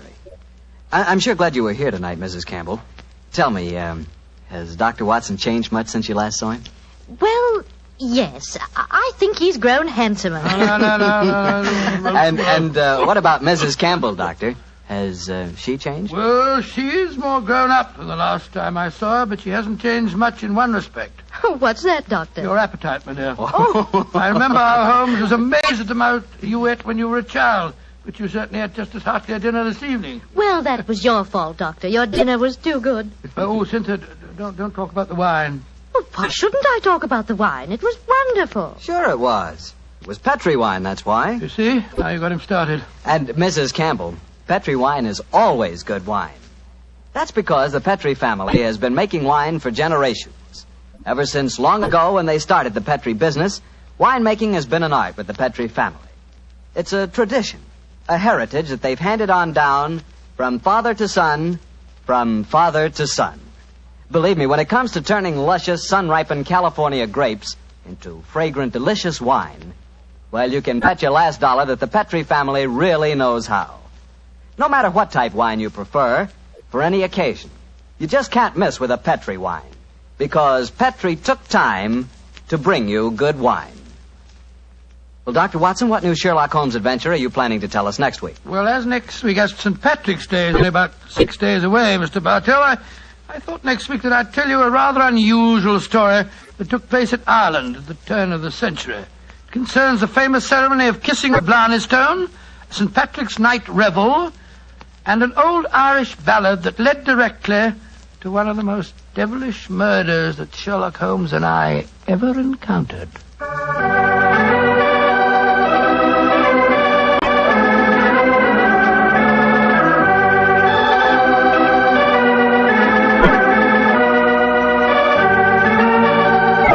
Tonight's Sherlock Holmes adventure was written by Dennis Green and Anthony Boucher and was suggested by an incident in the Sir Arthur Conan Doyle story, The Adventure of the Copper Beeches. Music is by Dean Fossler. Mr. Rathbone appears through the courtesy of Metro-Goldwyn-Mayer, Mr. Bruce through the courtesy of Universal Pictures, where they are now starring in the Sherlock Holmes series. You can read about the stars of our broadcast in the April issue of Everybody's Digest. The Petri Wine Company of San Francisco, California, invites you to tune in again next week, same time, same station. Sherlock Holmes comes to you from our Hollywood studios.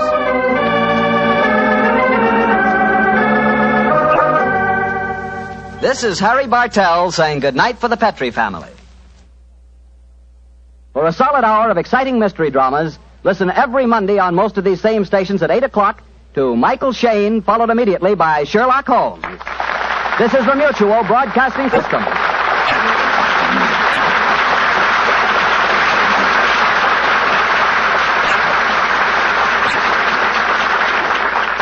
Petri Wine brings you Basil Rathbone and Nigel Bruce in the new adventures of Sherlock Holmes.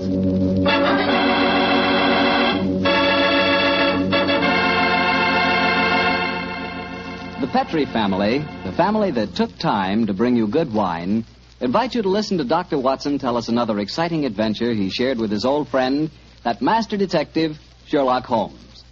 And I know that Dr. Watson will agree with me when I tell you that the best way to begin a good meal is with a glass of Petri California sherry. Before you sit down at the table, pour yourself and your family a glass of Petri sherry. Try it. There are many ways to tell a good wine, by its color, its aroma, and its flavor. On every count, Petri sherry is outstanding. The color of Petri sherry is a clear, deep amber. Perfect. The aroma?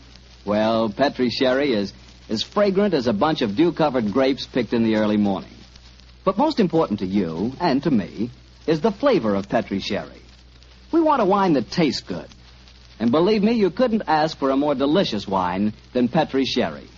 And just to make sure you get a wine that's exactly the way you want it, Petri makes two kinds of sherry, the regular and Petri Pale Dry. If you're not sure which you like better, why not try them both? Don't buy one, buy two. Just be sure you always buy Petri Sherry.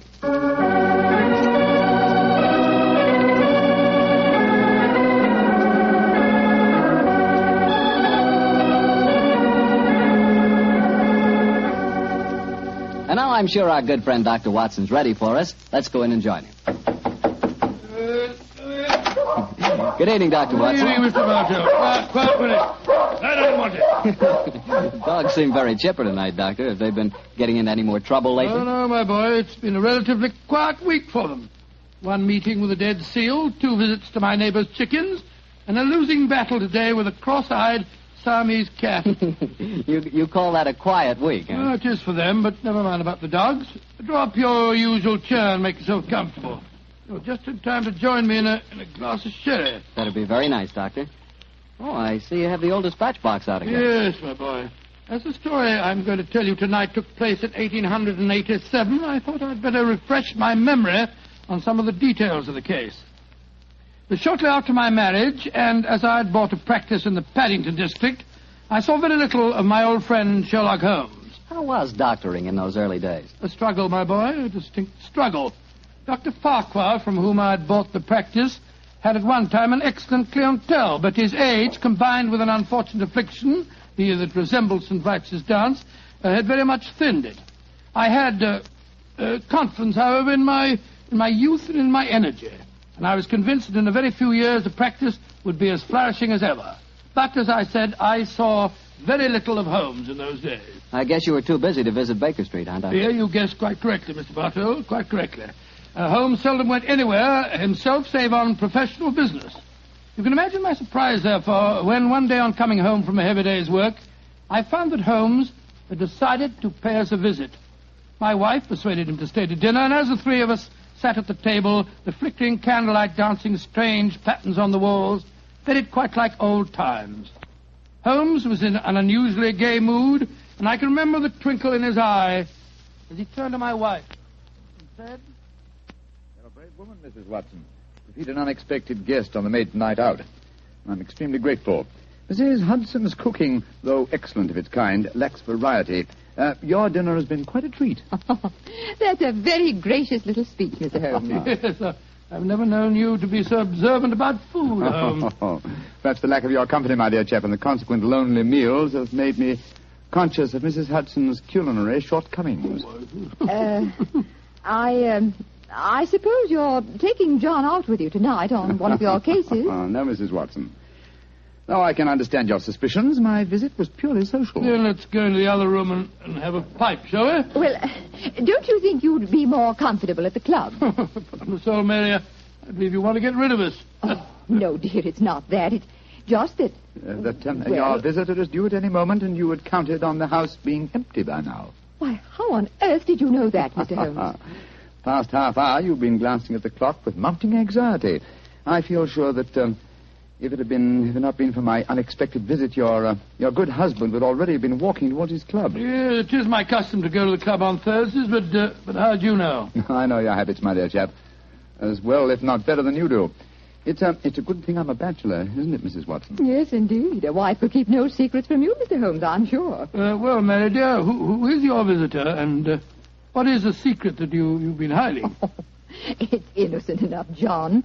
As Thursdays is the maid's night out, and you've been going to the club, I've been letting Alicia Wentworth meet her young man here, with me as chaperone, of course. Oh, so that's the mystery. Well, Watson, your love is on the wing, and I'm sure we're dreadfully in the way. Let's stroll to Baker Street, shall we? Yes, of course, I'll get my coat. Why didn't you tell me, Mary? Well, I was afraid you might be angry, John. Angry, of course, ma'am. Alicia's such a sweet girl. And Harry Prendergast is a very charming young man. He comes from an excellent family, has a commission in the infantry, and the children are tremendously in love. But her beastly guardian forbids them to meet. So Oh, there she is now. Well, we can pretend that we were just leaving anyway. Yes, I'll get my coat. Hello, Alicia, dear. Oh, Mrs. Watson, I'm so glad to see you. Come, dear. Alicia, this is my husband and Mr. Sherlock Holmes. How do you do, my dear? It's a shame that we have to go now, but my friend and I have some very important business to attend to. You're Mr. Sherlock Holmes, the detective, aren't you? Yes, Miss Whitworth. Please don't go, Mr. Holmes. Please don't. I need help so badly. Why, Alicia, what's wrong? You're as white as a ghost. Let's go into the drawing room, shall we? What's troubling you, Miss Wentworth? It's Harry, Captain Prendergast. I don't know exactly what's the matter, but something dreadful has happened to him. Oh, now sit down here beside me, dear. That's it. Miss Wentworth, what reason do you have to suppose that Captain Prendergast is in trouble? I've seen friends of his today. They spoke of him almost as if he were dead, and yet they wouldn't tell me why. And just now I went to his club, and they told me that Captain Prendergast was not a member. But he is a member. He's been a member for years. Oh, what's happened to it? What has happened to it? There, dear. Mr. Holmes will help you. Now, don't you cry. Have you been to the police, Miss Wentworth? No, Doctor. You see, I went to my guardian, but he wouldn't let me go to the police. He said there'd be a scandal. But then he hates her. The Prendergasts are a fine family. Why does your guardian object to him so strongly? I don't think he would approve of anyone I choose. He doesn't want me to get married. Oh, sounds like a positive ogre to me. Who is your guardian, my dear? Colonel Moran. Colonel Sebastian Moran. Indeed. He's a man who has many entries against him in my ledgers, but a man that I've never met. I have long hoped to cross swords with him directly. But how could Uncle Sebastian have anything to do with the criminal profession, Mr. Holmes? He's a son of Sir August Moran, and he was once British minister to Persia. Oh, you must be confusing him with someone else. No, my dear, it's the same man, and furthermore, I'm almost certain that your guardian is the right-hand man of a certain friend of mine whose name also begins with the 3 letters M-O-R. Good Lord, Moriarty. I have no proof. And yet I suspect that Colonel Moran is the second most dangerous man in London. That's Harry. It must be Harry. Oh, poor girl. I do hope you can help her, Mr. Holmes. I shall do my best, Mrs. Well, Watson. if that is her young man at the door, it's more than likely her problem doesn't exist any longer. I hope you're right, Watson. Though with Colonel Moran as a guardian, I'm afraid the young lady is destined to have trouble. Come on, Harry. Good evening, Mrs. Watson. I'm so glad to see you, Harry. This is my husband. How do you do, Doctor? How do you do, my boy? And Mr. Sherlock Holmes. How do you do, Captain Prendergast? How do you do, sir? Harry, what's wrong? I can tell by your face that something dreadful has happened. It has, darling. Tell Mr. Holmes about it. He's promised to help us. Well, sir, I'm afraid this is a little outside of your province. You will find that my friend's province is quite extensive, Captain Prendergast. I shall be more than happy to do anything I can to help, sir. That's very nice of you, Mr. Holmes. Well, it's pretty bad. Last night I was accused of cheating at cards at the Tankerville Club. Oh, dreadful. Of course, I don't have to tell you that I didn't cheat, but the evidence was dead against me. I'd been winning heavily, and the cards were proved to be marked. Marked? How? There were pinpricks on the edges. Pinpricks which indicated the card's value. How did the pack of cards come into play? That's the devil of it. I myself broke open a sealed pack given to me by the club porter. And I swear that was the pack that was later found to be marked. Was everyone searched? Yes. But they found a new, unopened pack in my pocket. The obvious implication being that you had substituted the marked cards, of course. I can see what happened. Somebody deliberately tried to incriminate you by dropping the new pack in your pocket. Of course, darling. But what I can't understand is how the marked pack was introduced into the game. Were there any other cards found in the room? None, Doctor. The Tankerville, eh? Colonel Moran is a member of the club, isn't he? Yes, he is. Uncle Sebastian uses it all the time. He was present at the game last night, Alicia. Oh, Harry, now we're worse off than ever. If he thinks you cheated at cards, he'll never let us get married. Now, don't worry, Alicia. I'm sure that Mr. Holmes can find a way out of this. I'm afraid it'll be too late. I couldn't marry you now, Alicia. What do you mean, Harry? But they forced me to resign from the club. That's a bad enough disgrace. But I know there's worse to come. You see, I was expecting my promotion to major any day. Now it'll be a miracle if I'm not cashiered from the regiment. What kind of a life can I offer you? Harry, you're talking absolute nonsense. I think, Captain Prendergast, the next step is obvious. We must remove this apparent stain on your character. But how? Miss Wentworth can stay here with Mrs. Watson. The doctor and I will drive over in a cab with you to the club and see what can be done.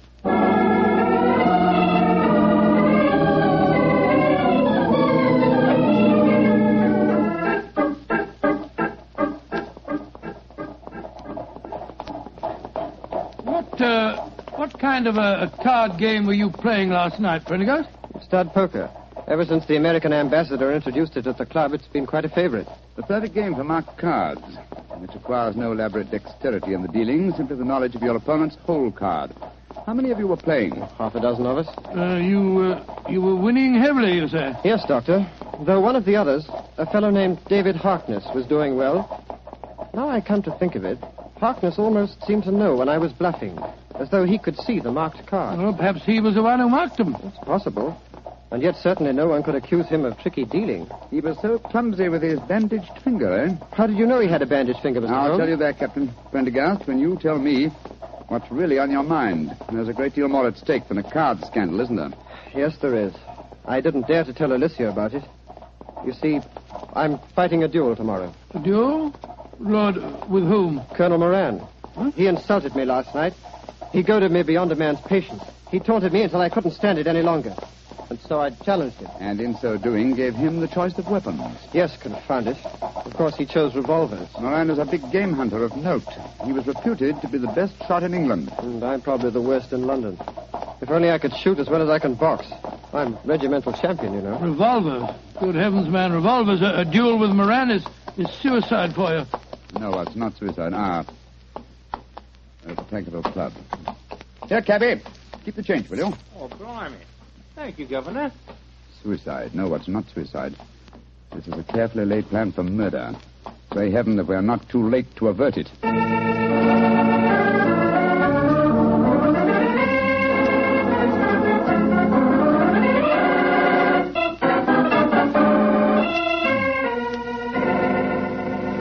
It's Mr. Harkness that you're wanting, sir? Yes, he went to his room half an hour ago. Number 108. Up the main stairs and down the corridor, sir. Thank you. I want you to follow us in precisely 1 minute and bring a sealed pack of the club's playing cards to Mr. Harkness's room. Do you understand? Oh, yes, sir. And thank you.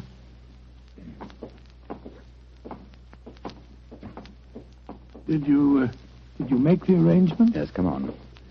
Let's go up to Harkness's room. Well, 3 members have cut me dead since I came in here. It's the most humiliating experience. A little patience, Captain Prendergast, and I'm sure your honor will be entirely vindicated. I wish I knew what you were up to, Holmes. I'm going to try and restage the drama that was presented in this club last night. The only difference being that my production will have a cast that's a little different. Now, here we are. Now, let me do the talking. Yes? Did you want something? Prendergast, I don't want you in my rooms. I don't know why they allowed you inside the club. Let us in, Mr. Harkness, please. No, I won't. Take your foot out of the door, confound it. Mr. Harkness, there are 3 of us. I think you'd better let us in. You're going to let us in, Harkness. Oh, all right. Come in. Ah, thank you for your hospitality, sir. Now perhaps you fellows will tell me what the devil you think you're up to. With pleasure. As you very well know, Mr. Harkness, this is probably Captain Prendergast's last day on Earth. He has one request to make of you, that you join him in a farewell game of poker with us, to show you bear no grudges. Oh, it's fantastic. You're all insane. Oh, by the way, Mr. Harkness, I'm delighted to notice that your sore finger seems to have healed with great rapidity. By an odd coincidence, you'll observe that I seem to have injured mine. Mr. Holmes, when did you do that? Oh, in the carriage just now, a mere scratch. Fortunately, I had some first aid materials in my greatcoat. Come in. Yes, Taylor, what is it? Begging your pardon, Mr. Harkness, but the gentleman asked me to bring this sealed pack of cards here. Put them on the table, Taylor. Very good, sir. Well, what's the game? Stud poker, Mr. Harkness. A game with which you're quite familiar, I understand. And the stakes? A man's honor. Possibly another man's freedom. Open the pack, Mr. Harkness, and deal us all a hand. I should think this might be a very unusual game.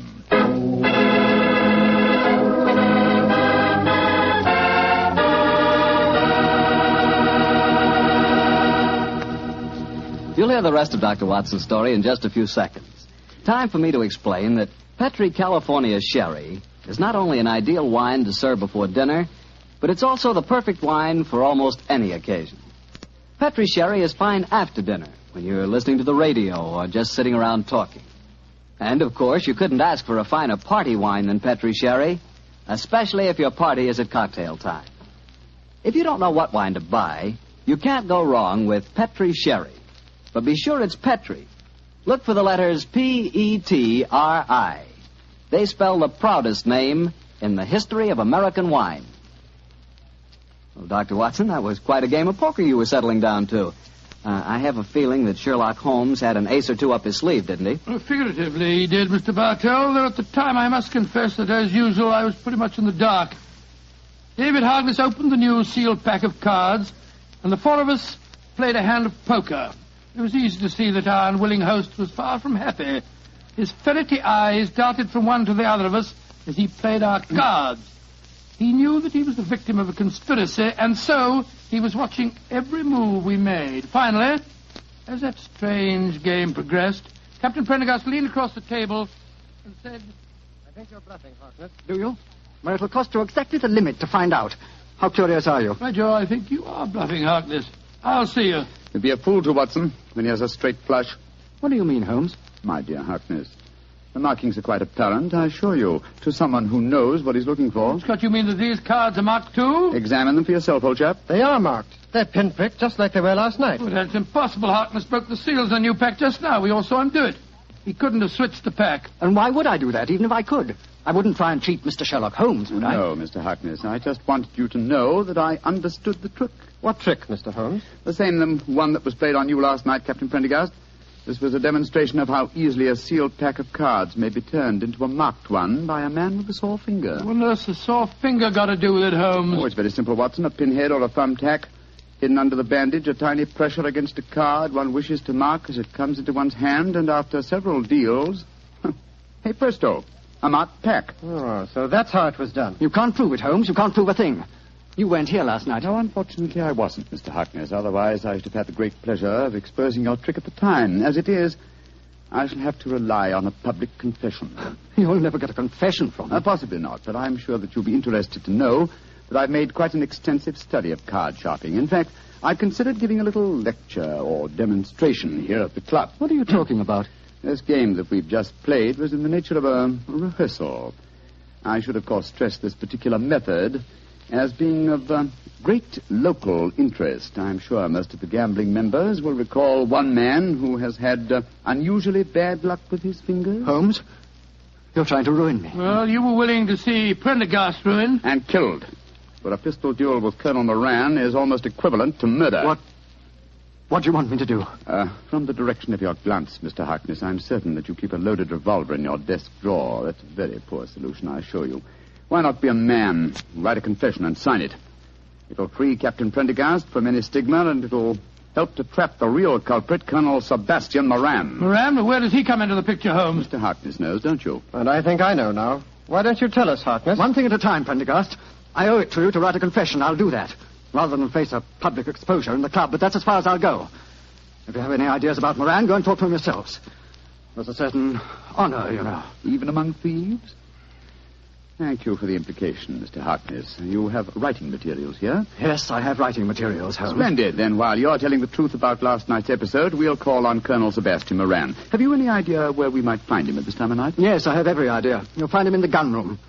Thinks he has a duel on his hands tomorrow. In the gun room, eh? Thank you, Mr. Harkness. We'll go and talk to him. You may expect us back within half an hour.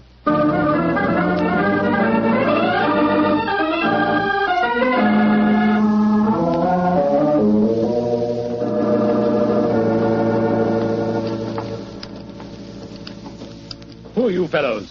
Turn the gas up, can't you? Colonel Moran, this is Mr. Sherlock Holmes and Dr. Watson. How do you do? Colonel Moran, I've been wanting to meet you for a very long time. Sherlock Holmes, I've heard a lot about you. And I of you, Colonel. Harry, what are you doing inside the club? Mr. Holmes brought me back.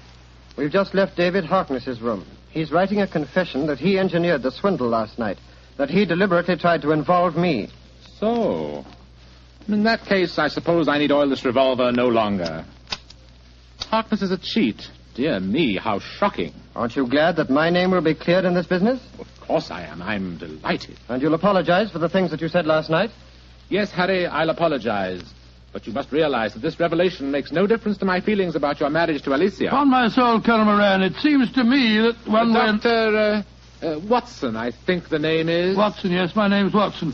Dr. Watson, I would suggest that the happiness of my ward is a matter that cannot possibly concern you. Now, look here, sir, I don't want to go... Will you, old chap? Oh, sorry. Colonel Moran, I think I may be able to change your mind on the question of your ward's marriage. How very interesting. And what makes you labor under that delusion? Would you care to have it known at the club that you had deliberately planned Captain Prendergast's murder? What in thunder are you talking about? You know, sir, that a revolver duel with you is no duel. It's a cold-blooded killing. Rubbish. I was challenged. Therefore, I had the choice of weapons. Naturally, I chose the weapon with which I was most familiar. And you had the choice for a very good reason, Colonel Moran. You forced Prendergast into a duel because it was the only way you could be certain that he'd never marry your ward. Alicia? What do you know about her? More than you think, sir. She's at my wife's house this very minute. She suspects you of jealousy. I think it's far more likely that the financial aspect of guardianship is involved here. A financial accounting is due upon her marriage, isn't it? That's none of your business. An accounting is due, Mr. Holmes. Alicia told me that herself. Exactly, and the accounts were in no state to undergo scrutiny. The answer is obvious. David Harkness, a card sharp, was in need of money. You induced him to practice his cheating last night in order that you could trap Captain Prendergast into a duel. Harkness, what the devil do you want? Put that revolver down, you fool. I don't care about my own disgrace, but you're going to pay for your share in it, Moran. Drop that revolver, Harkness. Don't you see that you're... Moran, you shot him. You saw that it was in self-defense, gentlemen. He was waving a loaded revolver at me. It's most unfortunate, but it was in self-defense. Yes, self-defense that removed the one dangerous witness who could have testified against you. He's dead, Watson, isn't he? Yes. Shot right through the heart. Moran, you're a cold-blooded, murdering devil. I demand satisfaction for that insult. These gentlemen are my witnesses. I apologize for the misunderstanding last night, but this is a different matter. You've insulted me, Harry. The duel will take place, Colonel Moran, and Dr. Watson and myself will act as seconds for Captain Prendergast. Let's make the necessary arrangements, shall we?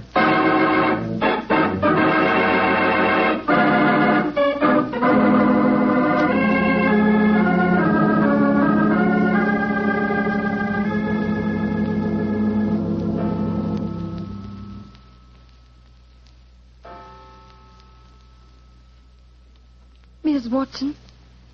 Yes, Alicia, dear? It's 2:00. What can have happened to them? They left here just after 8.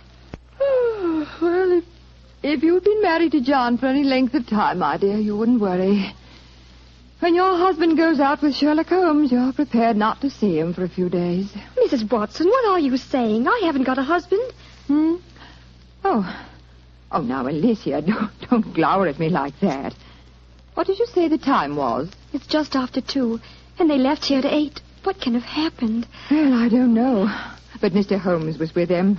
So don't worry, my dear. He's frightfully clever. I wouldn't be surprised. There's the front door now. They're back. Oh, dear me. Now I'll have to make cocoa. Harry, darling, what's happened? Oh, lots of things, darling. I'm a member of the Tankerville Club again. I'll probably become a major, and you'll certainly become Mrs. Prendergast before very long. Oh, it all sounds wonderful.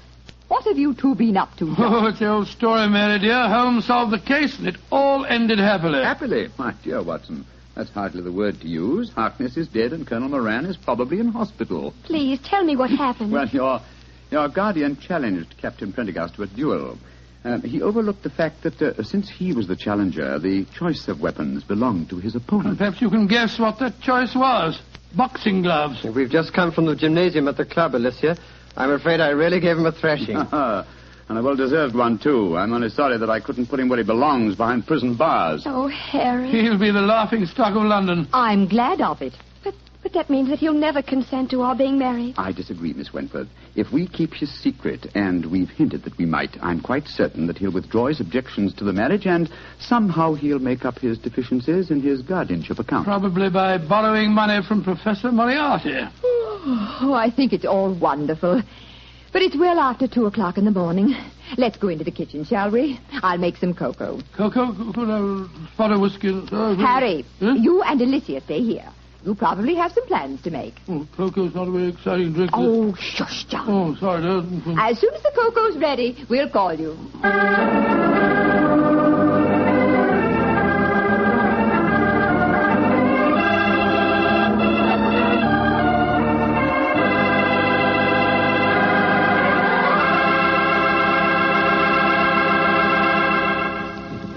Well, Doctor, that was some story. You know, I'm glad the age of dueling is over. I'd hate to have someone challenge me to a duel. What's the matter, Mr. Bartell? Are you afraid of being hurt? Afraid of being hurt? Of course not. If someone challenges me to a duel, I have the right to choose the weapons, don't I? Yes, and what weapons would you choose? Cream puffs at 30 paces. Nobody's going to hurt me. see that. Although, come to think of it, instead of cream puffs, I'd rather have a piece of cake. Oh, why a piece of cake? Because it tastes so good with a glass of Petri sherry. Any questions? No questions. For a while there, I'll bet you thought I'd forgotten all about Petri wine. I've forgotten about it. Not you, Mr. Bartell. No, not anybody who's ever tasted it. Petri wine is the kind of wine you'll always remember. That's because the Petri family really knows how to make good wine. They've been making wine for generations. Winemaking is their heritage. It's an art that's been handed on down in the Petri family from father to son, from father to son. Every drop of Petri wine is clear, fragrant, and delicious. As delicious as the luscious, sun-ripened California grapes from which it's made. Remember, the name Petri on a bottle of wine is more than a trademark. It's the personal assurance of the Petri family that their wine is the kind of wine you like, for any occasion. You can't miss with Petri wine because Petri took time to bring you good wine. Well, Dr. Watson, what new Sherlock Holmes story are you planning to tell us next week? Well, now, let me see. Next week, Mr. Bartell, I'm going to tell you an adventure that took place in the gay Vienna of the 90s. Concerns a strange tragedy that occurred on a ballroom floor and a weird series of murders that were punctuated by the sound of music. I call the story The Waltz of Death.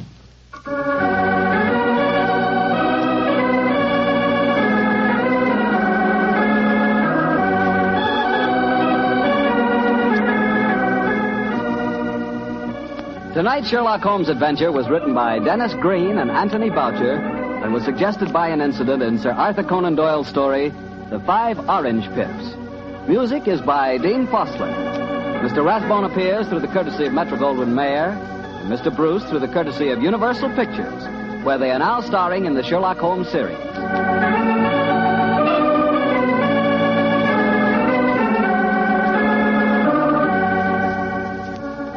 The Petri Wine Company of San Francisco, California, invites you to tune in again next week. Next week, many communities will change time, and this program will reach some of our listeners at a different hour. Consult your local newspaper or mutual station for the exact time in your area. Sherlock Holmes comes to you from our Hollywood studios. This is Harry Bartell saying goodnight for the Petri family. For a solid hour of exciting mystery dramas, listen every Monday on most of these same stations at 8 o'clock to Michael Shayne, followed immediately by Sherlock Holmes. This is the Mutual broadcast.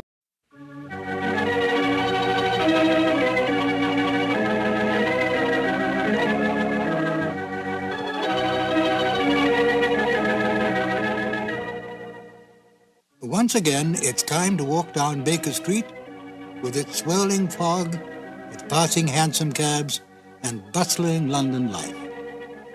Hello, this is Ben Wright, welcoming you to 2 more new adventures of Sherlock Holmes, starring Basil Rathbone and Nigel Bruce. At the end of each broadcast, the announcer says, tonight's episode was written by Dennis Green and Anthony Boucher. Both men, although they are no longer with us, were married. Dennis Green's widow, Mary Green, lives in New York and is still active in theater and dance. And Phyllis White, Anthony Boucher's widow, lives in San Francisco and makes numerous guest appearances at Mystery Club gatherings and at the meetings of the Baker Street Irregulars. Well, tonight it is my pleasure to present Phyllis White, who will tell you a little about what her husband and Dennis Green did for the Sherlock Holmes radio series. Phyllis? I've been asked to give an account how it happened that my husband got involved with the Sherlock Holmes show. The way his career developed was not according to any underlying plan. Whenever he turned a corner and moved into a new field, it was brought about by chance. And this was a good example of that. He was at the time a mystery reviewer for the San Francisco Chronicle. Well, this time he went over to the book department office, got his books in his mail, and found among the mail an invitation to a cocktail party.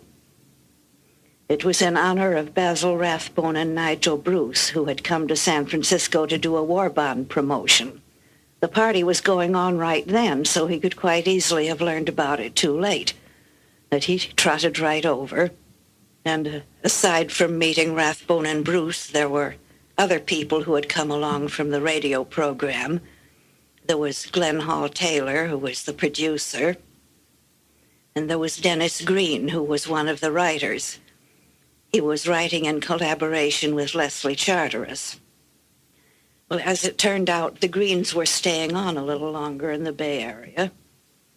My husband invited them to come over to Berkeley and have dinner with us and see his Sherlock Holmes collection. Well, they went back to Hollywood, and not long after, it turned out that the program was in need of a new writer. Dennis suggested Boucher. Well, it turned out that it meshed just beautifully as a collaboration. Here was a noble project working with gifted colleagues, something that they could all feel affection for and respect, and a lot of fun along the way, too. Thank you, Phyllis. And now, Sherlock Holmes and Dr. Watson in Colonel Warburton's Madness. Petri Wine brings you Basil Rathbone and Nigel Bruce in the new adventures of Sherlock Holmes.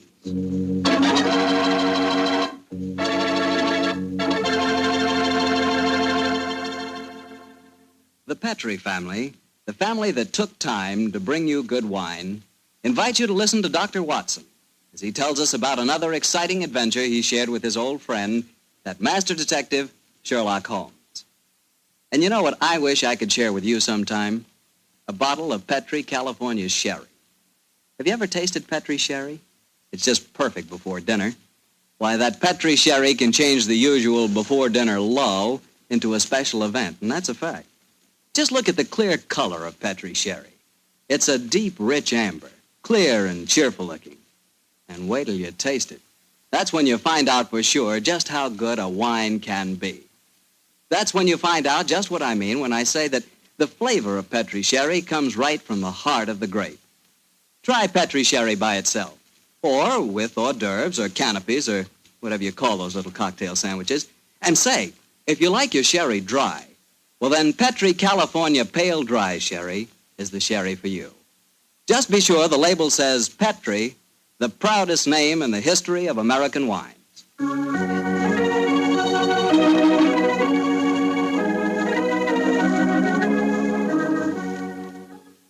And now let's look in on our old friend, Dr. Watson. Doctor?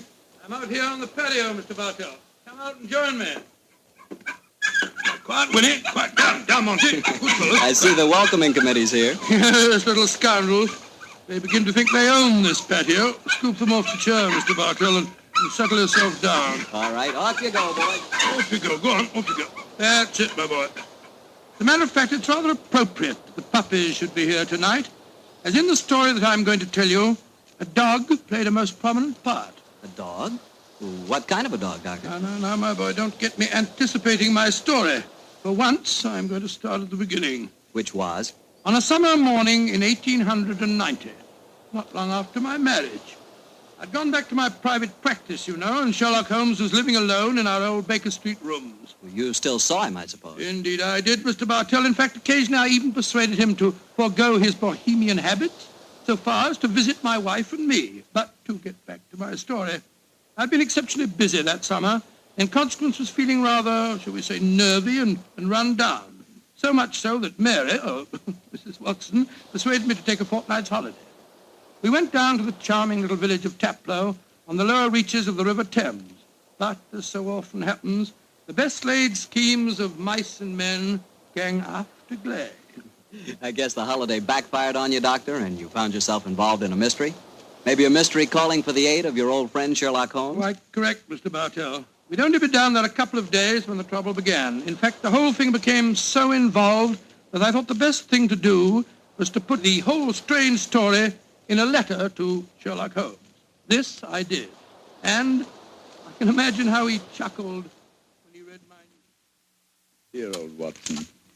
Seems to be a little out of his depth. My dear Holmes, I need your help. Or at least your advice. 2 days down here, and I've become involved in a most unusual problem. It began this morning when Mary and I were out for an after-breakfast stroll. The sun was shining, the birds were singing, and there seemed every indication of it being a happy and carefree day. You know, Mary, I've always thought up to now that balmy was rather a silly word. I still do, John, dear. Nevertheless, it's the only possible word that describes a day like this adequately. Very well, dear, it's balmy. Personally, I'm so happy to see you relaxing that I don't care what the weather's like. You've been working much too hard. Yes, it's been a busy year.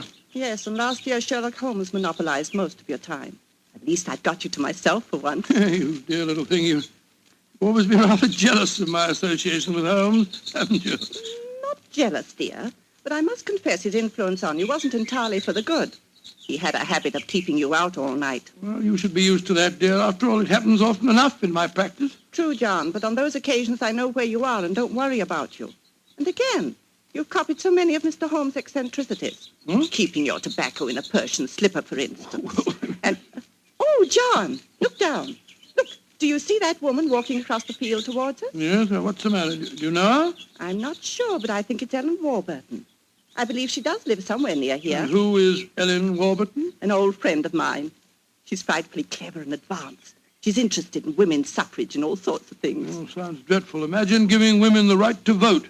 Their place is in the home. It is Ellen. Ellen Warburton. Oh, how are you?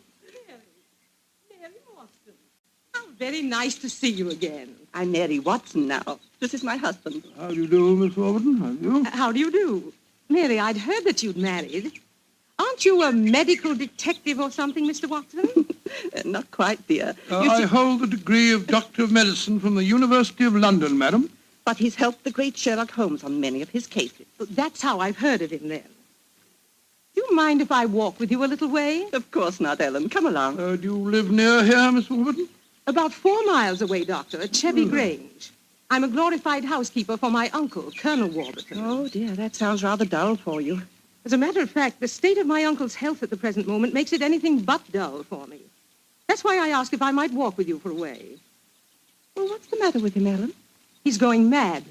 Before my eyes. And I can do nothing to help him. Mad? Come now, Miss Warburton, surely you... Doctor, I'm not an hysterical girl. In fact, I regard myself as something of a scientist. I studied physics for a number of years at Bristol University. And I tell you that my uncle is going insane. What are the symptoms? Most of the time, he's perfectly normal. But when these attacks are on him, he gets in the most frightful rages and says the strangest things. He's even complained of hearing a shrill, piping whistle that comes out of nowhere. I can't hear it, nor can anyone else. But Uncle gets into the most dreadful state. I wonder, would you have a look at him for me, Dr. Watson? Well, I don't hardly Of course, feel... John will do everything he can. Thank you so much. Then supposing you both come over... So, my dear Holmes, at 7 o'clock this evening, we found ourselves approaching Chevy Grange. It was rather a forbidding-looking place, covering a little more than an acre, I should say. As we stood waiting for admittance, I must confess that I was not entirely... Gloomy-looking place, isn't it, Mary? It is a little forbidding, John, dear. Oh, dear. What's that? Sounds like a tom-tom. Someone singing a weird chant. Seems to be coming from the direction of that barn over there. It doesn't seem quite appropriate, dear, does it?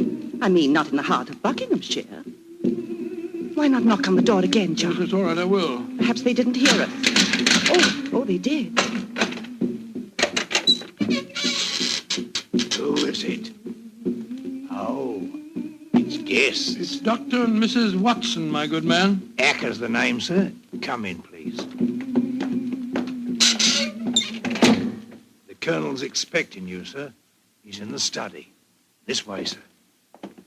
By the way, Hacker, as we were waiting outside the front door, we heard a strange chant, and it sounded as if someone was beating a tom-tom. Oh, that was Miss Narda.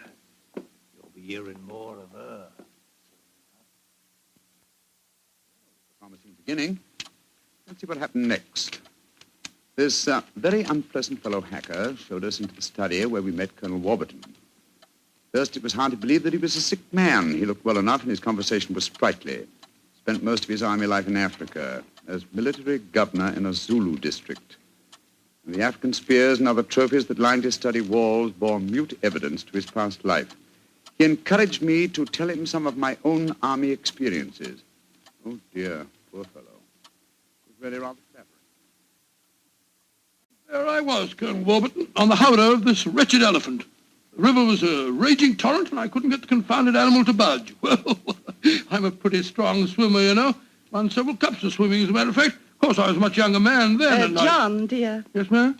You interrupted Colonel Warburton's story, Oh, dear. sorry. I thought this little incident would be interesting. Do go on, Colonel. Yes, Your please story don't. was All so right, interesting. all right. You were telling us that you were intercepted by an African drum code message. Oh, yes. Well, I don't want to sound conceited, but I doubt if there was another Englishman in the world who could have told you what those particular drum beats meant. Oh, I don't doubt that, Colonel Warburton. Well, I'd spent a good number of years studying the native customs. I spotted the code right away. It meant that an uprising was planned to start throughout the whole province at noon the next day. Of course, there it is again. The devilish whistle. Can you hear it, Dr. Watson? Mrs. Watson? I can hear nothing, sir. Nor can I. Of course not. No one can hear it but me. Now, Colonel Warburton, don't get so excited, It's sir. black magic, that's what it is. Oh, really, sir, black you magic. must realize that the powers of jungle witchcraft are completely unknown in this country, Dr. Watson. But I know of them, and I can think of many people who might wish to employ them against me. Come in. Oh, it's you, Nada. Great Scott, she's... She's very beautiful. Nada, I want you to meet some friends of Ellen's. Dr. and Mrs. Watson. I am very pleased to meet both of you. How do you do? How do you do, Miss Nada? Nada's father was a Chagajula, one of the greatest Zulu chieftains I ever had the privilege of knowing. He did me the rare honor to swear blood brotherhood. So when the missionary sent Nada to England to complete her education, I insisted that she spend her first few months here under my wing. Listen. What is it, Colonel? That whistle again. For heaven's sake, say that you heard it this time. Please say that you did. I didn't hear a thing, sir. Well, I did, and I know where that sound came from. Now, put down that spear at once, will you, Colonel Warburton? The devils are trying to kill me. I'll kill them first. No, don't throw it, sir. Don't throw it. Someone's opening the door. Uncle! Oh, it's Ellen. Great Scott. The spear missed her by an inch. Uncle, what is it? Whistle. I heard it again, Ellen. And I'm going to find where it came from. Poor Uncle. Of course, you heard no sound. Nothing, Ellen. What can we do to help him, Dr. Watson? Well, it's hard to say, Miss Warburton. I'm not sure that medical help's what she needs. He seems perfectly sane and lucid except for these strange outbursts. But we must do something. I propose to, madam. As soon as I get back to the inn, I think I'll write to my old friend Sherlock Holmes and ask his advice. There's a problem. I can't feel that the man should be committed to an asylum, and yet obviously when these attacks are on him, he's as mad as a hatter. Well, fascinating problem, and one that calls for speedy action. I think a telegram to my friend Watson might help to clarify some aspects of the case. Yes. You see, Dr. John H. Watson, Red Lion Inn, Taplow, Bucks. I suggest that you ascertain one important fact. Does the Warburton household have a dog? Crispy. Telegraph reply. Holmes. Upon my soul, Mary, that's a cryptic answer to my letter. Yes, dear, it is. I'm afraid Ellen will be disappointed. He's coming over to join us for lunch to see if you have any news. What on earth can dogs have to do with the case? I can't possibly... Here's Helen now. Good morning, Ellen. Hello, Mary. Good morning, Doctor. Good morning, good morning. I suppose it's too early to have received any reply from Mr. Holmes. Well, as a matter of fact, I just got this telegram from him. You can read it if you like. I can't see it makes much sense, so. But that's extraordinary. I did have a little dog. He was killed a week ago. But it didn't occur to me to tell you about it yesterday. Oh, that's amazing. How could Mr. Holmes have known about it? It's very little that Holmes doesn't know, my dear. How was your dog killed, Miss Warburton? I found him in the grounds with his head smashed in by a stone. Oh, how dreadful. Who do you think did it? It might have been a poacher. And then again, it might have been... Your uncle? It's possible. When he's in those rages, I don't think he knows what he's doing. That's very important. I think I shall go and send Holmes a telegram at once. Don't wait lunch for me.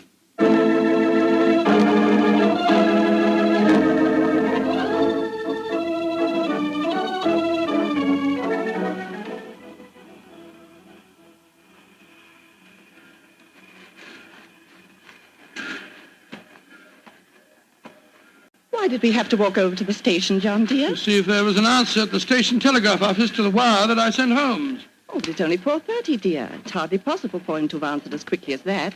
In any case, they delivered the telegram to the hotel, you know. Well, it was a nice walk, my dear. Hello, there's a train in the station now. I wonder where it's from. Why don't you ask that porter, dear? It's not a bad idea. Porter, what train is this? Oh, it's the London train, sir. Right on time. Next stop, ready? Not many people getting off here, are there? Great Scott! Look who's here. Oh, dear, it's Mr. Holmes. And he's got a dog on a leash. Oh, Watson, my dear fellow, how are you? Mrs. Watson, how nice to see you again. Thank you, Mr. I'm Holmes. delighted you're here, old fellow. We walked over to the station to see if you'd answered my telegram, and here you are in person. It occurred to me that I could be down here in the same time that it would take a telegram to reach you. And I decided that a day or two in the country would make a pleasant change, apart from the fact that Colonel Warburton's problem interests me enormously. Why on earth did you bring a dog? I felt that this was a case in which a dog would be of invaluable assistance. Oh, be careful, John. Yes, look out, old chap. I think it would be safer not to pat him. I picked him up on the Mile End Road for a couple of florins, and I fear he's a dog that should have remained in London. A singularly unattractive nature seems to have been entirely ruined by an hour's train ride. Unpleasant brute. Isn't he? By the way, Holmes, what do you make of the case from my letters? Well, I should prefer to reserve my judgment until I've met the Colonel. However, I will vouchsafe one opinion. Oh, what's that? To paraphrase a proverb, don't disbelieve all you don't hear.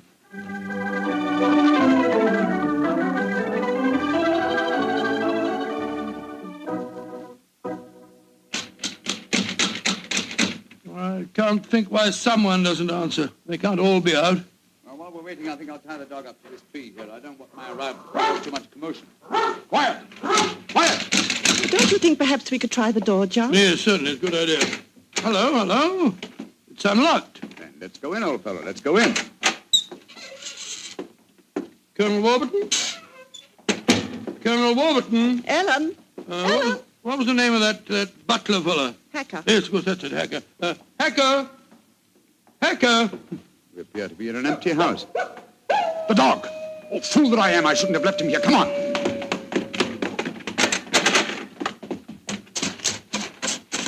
Ah. We're too late. Oh, the poor dog. He's been killed. Yes, poor brute. Stabbed to death by one of the Colonel's spears. That proves it, Holmes. The man is mad. I think not, Watson. I think it proves that Colonel Warburton is a great deal more sane than some of the members of his household.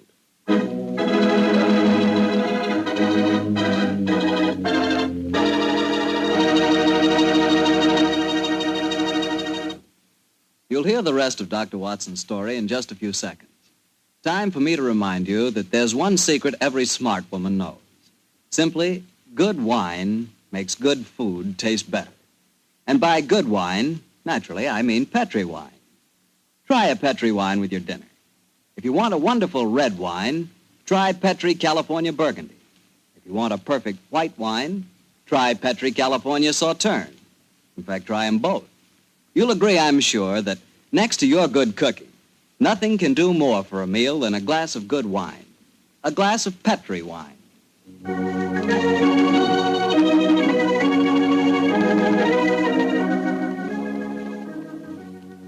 And now back to tonight's new Sherlock Holmes adventure, the story of Colonel Warburton's madness.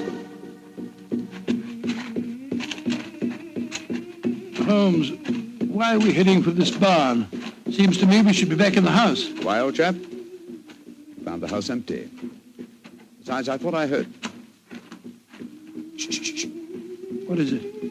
Listen. It's the same sound that Mary and I heard yesterday. Oh, once more, it's coming from the barn. Come on, Watson, but quietly.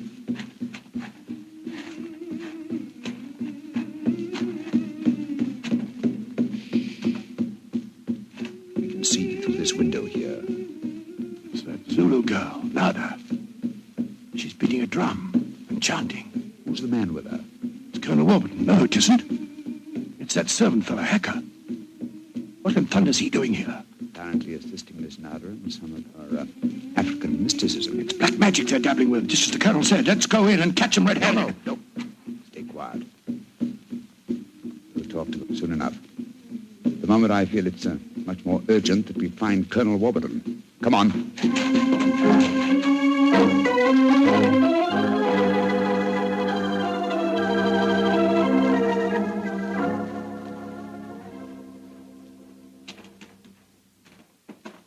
There's the Colonel pacing up and down in front of the house with Mary and his niece, Miss Warburton.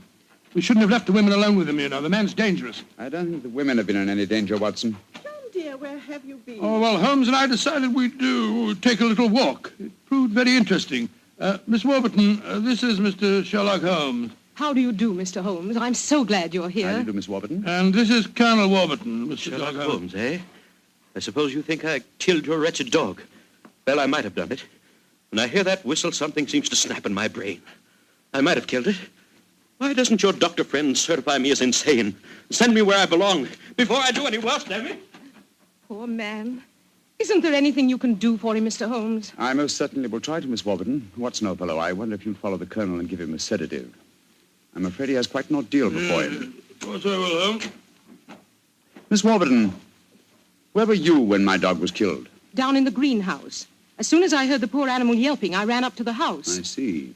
Mr. Holmes, you are going to be able to help the Colonel, aren't you? I'm convinced of it, Mrs. Watson. That is why I brought a dog with me from London. But now that he's dead, I must obtain another one before I can proceed further with the case. Now, I wonder where on earth I can find a dog. Look. Down by the gate. There's a little girl walking with the dog. That's Sarah Entwistle, the daughter of our neighbors. Sarah, eh? Oh, excuse me, will you just a moment? Sarah! Sarah! Yes? Oh, Sarah. Sarah, my dear, what a pretty dog you have there. What's his name? It's a her. Her name's Boojum. What's your name? Holmes. Sherlock Holmes. Sherlock? That's a funny name. Yes, it is, isn't it? Look here, Sarah. Here's a nice, shiny half-crown for you. Why are you giving me money? Well, because I love dogs, and I want to borrow, what did you call him? Boojum. Boojum, oh, yes. I want to borrow Boojum for half an hour. Why? Well, I want to play with her, Sarah. You can play with her here. She's awfully friendly. Well, you see, I really want to take her for a nice walk. Why? She's just had one. Now, look here, Sarah. It's a beautifully shiny half-crown. Mommy's told me I mustn't take money from strangers. But I'm not a stranger. I'm a friend of Colonel Warburton. Having trouble, Mr. Holmes? Yes, I am, Mrs. Watson. You see, I want to give Sarah half a crown for borrowing Boojum for a short while, but she doesn't want to do it. Sarah, does Boojum like bones? Oh, yes. Loves them. We've got a lot of bones up at the house we'd like to give her. Have they got plenty of meat on them? Plenty. She can have a wonderful feast, and then we'll bring her back in half an hour. All right. Go on, Boojum. Now, promise you'll bring her back in half an hour. We promise. Yes, Sarah. And Sarah, what about the half crown? Well, I'll take it home and ask Mummy if I may keep it. Good. Goodbye. Goodbye. And take care of Boojum. Oh, she's a sweet little girl. Mr. Holmes, you're not going to expose Boojum to any danger, are you? None, Mrs. Watson. Otherwise, I shouldn't have borrowed her. I'm convinced that Boojum will give us the clue to what appears to be Colonel Warburton's madness.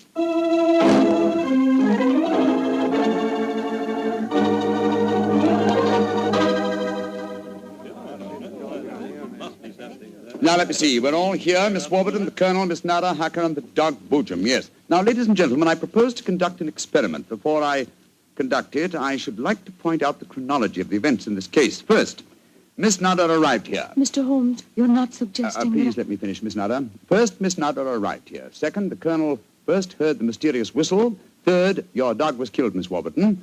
Fourth, the whistling set in dead earnest. The Colonel Warburton and Miss Warburton. Doesn't that pattern suggest anything to you?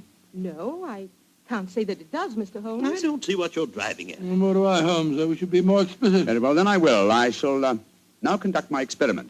I want you all to watch Colonel Warburton and the dog Boojum. Excuse me while I turn my back. Now. There it is again. That whistle. The dog heard it, too. Great Scott, Holmes.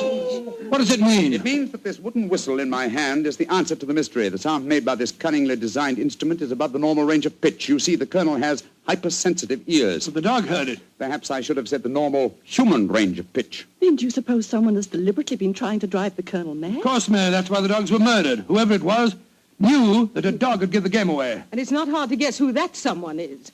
Nada, this started when you came here. Is this your gratitude for the Colonel's kindness to you? Endangering his sanity with your evil black magic? That is not true. One moment, please, Miss Warburton. Miss Nada. Yes, Mr. Holmes. Dr. Watson and I watched you in the barn some 3/4 of an hour ago with Hacker. Were you engaged in practicing any form of black magic? No. I was praying to my old gods to save the Colonel's sanity. What were you doing there, Hacker? Don't tell me you were praying to old gods, too. I used to be a chapel-going man, sir, but I don't know. No harm in trying something new, I always say.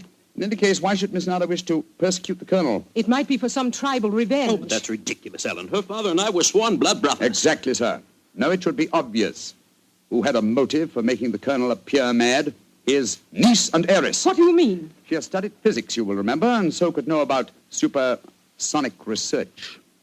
Possibly she was afraid the Colonel might leave his estate to Miss Nada, and so wished him to appear insane and thereby invalidate a new will. What? In any case, I found this whistle in a drawer in your room, Miss Warburton. Ellen, how could you?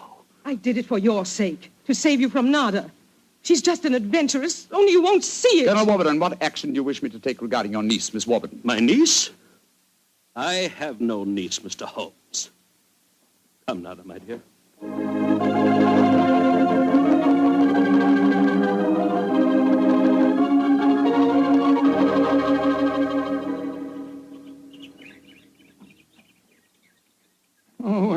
fascinating case, Holmes.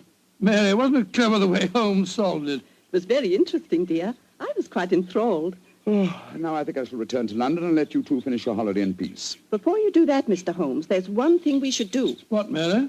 Boo jump. We promised, you know. Oh, yes, of course. I think the three of us might walk her home. But before we do that, I suggest we rummage through the kitchen. The kitchen? What on earth for? Bones, dear. Exactly. And bones with plenty of meat on them.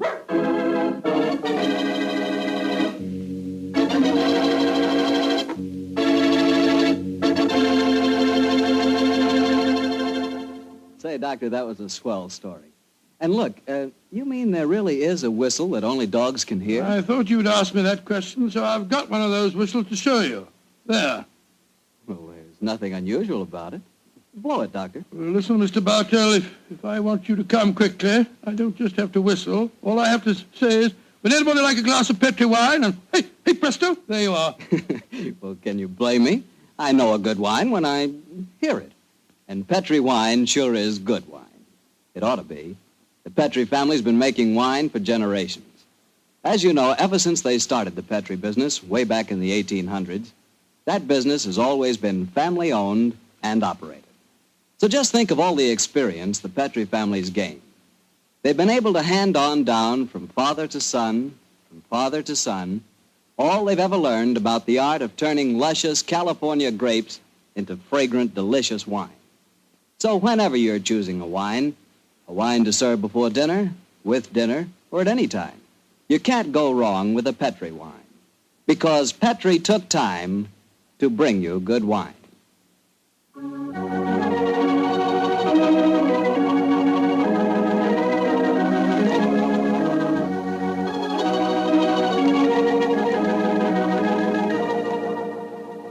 Tonight's Sherlock Holmes adventure is written by Dennis Green and Anthony Boucher and is based on an incident in the Sir Arthur Conan Doyle story, The Engineer's Thumb. Mr. Rathbone appears through the courtesy of Metro-Goldwyn-Mayer and Mr. Bruce through the courtesy of Universal Pictures, where they are now starring in the Sherlock Holmes series.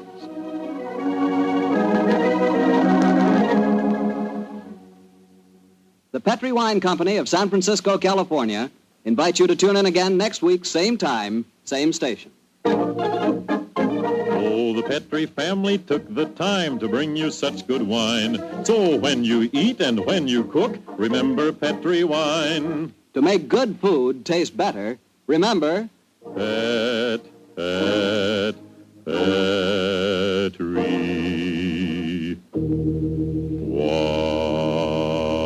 wine. This is Harry Bartell saying goodnight for the Petri family. Sherlock Holmes comes to you from our Hollywood studios. This is the Mutual Broadcasting System.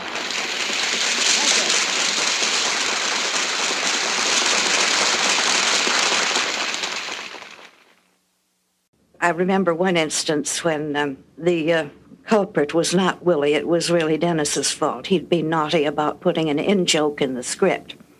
Holmes and Watson had to meet someone at a hotel, and he gave the hotel a name which was recognized by all the former denizens of London as that of a house of ill repute. Well, there were various comments about that, and Edna said, oh, but it's a very high-class one.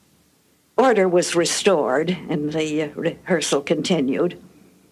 They read on. Holmes and Watson were making their way through the fog to this rendezvous, until Watson exclaimed, there it is now, I see the red light.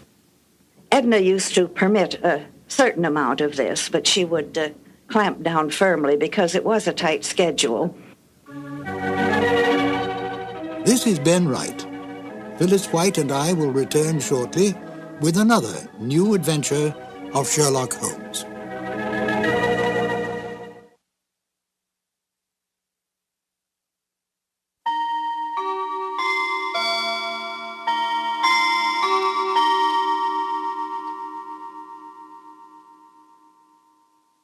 We return again to Phyllis White, who had some more delightful information about the Sherlock Holmes radio broadcasts. Phyllis? Rathbone and Bruce were making films, and they had just one day off per week for the radio work.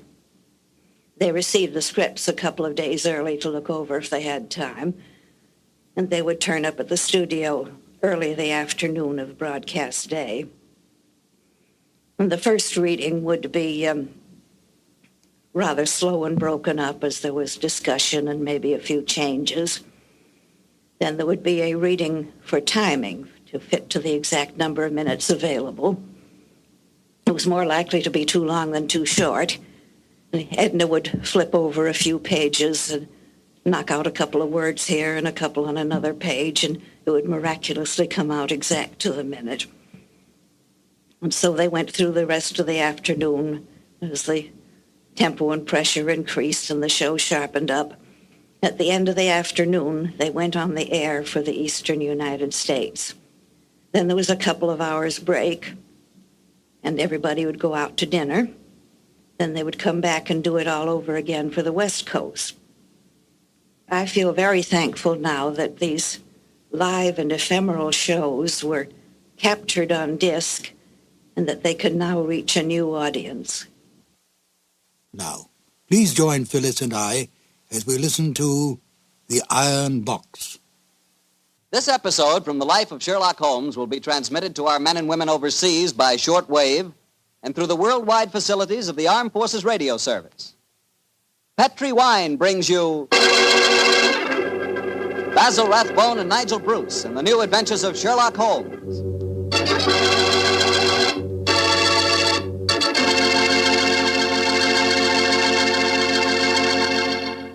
The Petri family, the family that took time to bring you good wine, invite you to listen to Dr. Watson tell us another exciting adventure he shared with his old friend, that master detective, Sherlock Holmes. Well, this is it, New Year's Eve.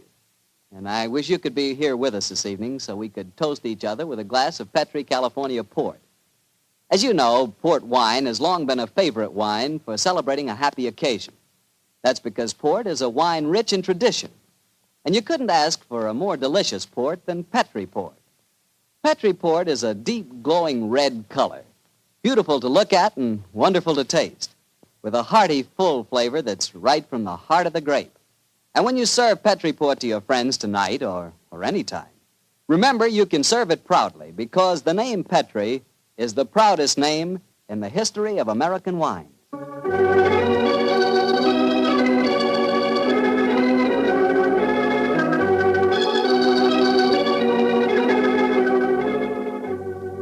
And now I'm sure Dr. Watson's waiting for us, so let's drop... This episode from the life of Sherlock Holmes will be transmitted to our men and women overseas by shortwave and through the worldwide facilities of the Armed Forces Radio Service. Petri Wine brings you Basil Rathbone and Nigel Bruce in the new adventures of Sherlock Holmes.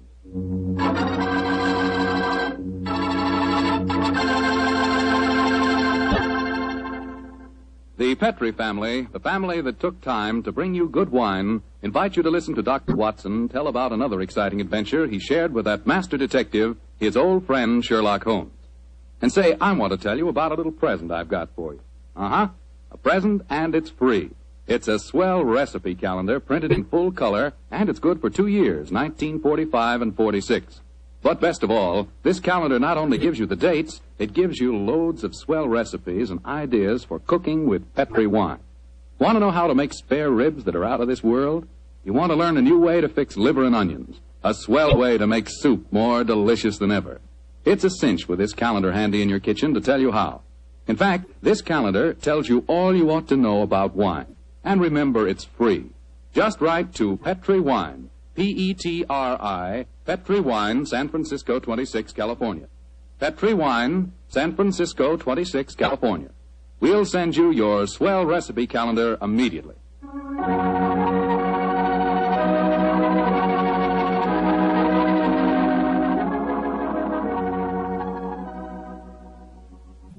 And now for our weekly visit with the genial Dr. Watson. Good evening, Doctor. Good evening, Mr. Foreman. Come in and settle yourself down. Thank you. You're looking particularly comfortable tonight, Doctor. Feet up on the sofa and the puppies asleep on your lap. Yes, my boy. The three of us went for a long walk on the beach this afternoon. Monty and Winnie had a running battle with the seagulls. In consequence, they've been fast asleep ever since we got home. Well, I hope you're not too tired, Doctor. I'm counting on a new Sherlock Holmes story, you know. No. I'm all ready for you, Mr. Foreman. In fact, I was going through my notes on the case just before you arrived. Well, last week you told us it concerned a strange society who held their meetings in an underground vault of a furniture warehouse. Yeah, that's right, my boy. Now, down, win it. Get down, Monty. No. The story really began one stormy November night in 1887. I was married at the time and living away from Baker Street. On this night in question, my wife had already gone to bed, and I was nodding in front of the fire over one of Clark Russell's fine sea stories. I'd had a very tiring day, I remember. It was about the hour that a man gives his first yawn and glances at the clock. When suddenly, my front doorbell jangled discordantly. Our servant Edna had gone up to bed, so I crossed to the window and opened it. It was very dark, but I could just see the outline of a figure standing on my doorstep. It looked like a woman. Suddenly, a cultivated voice called up to me. Is the doctor in? Yes, madam. I'm the doctor. Then please come at once. It's a matter of life and death. I have a carriage waiting.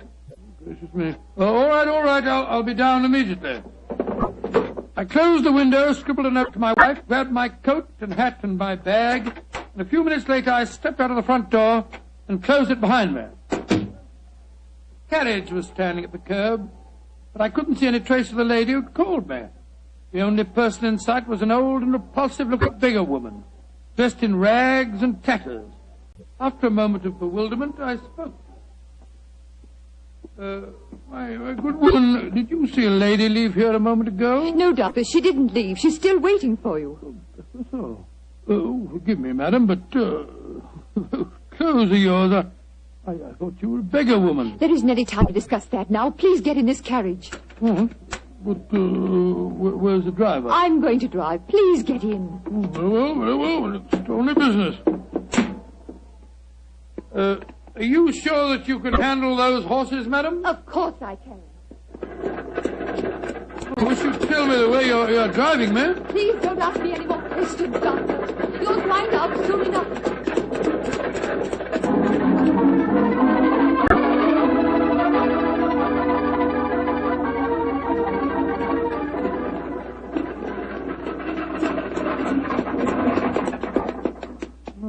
Thank heavens we've finally reached our destination.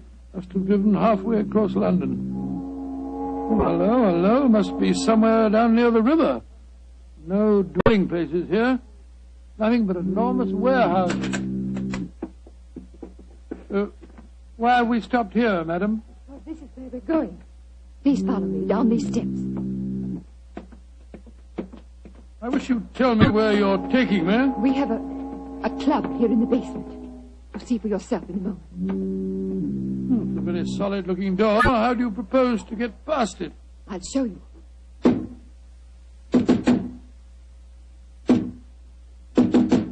Lord, it must be a very secret club of yours, madam. It is, Doctor. Who knocks? Number 7. Give the password. To the lanterns. You may enter.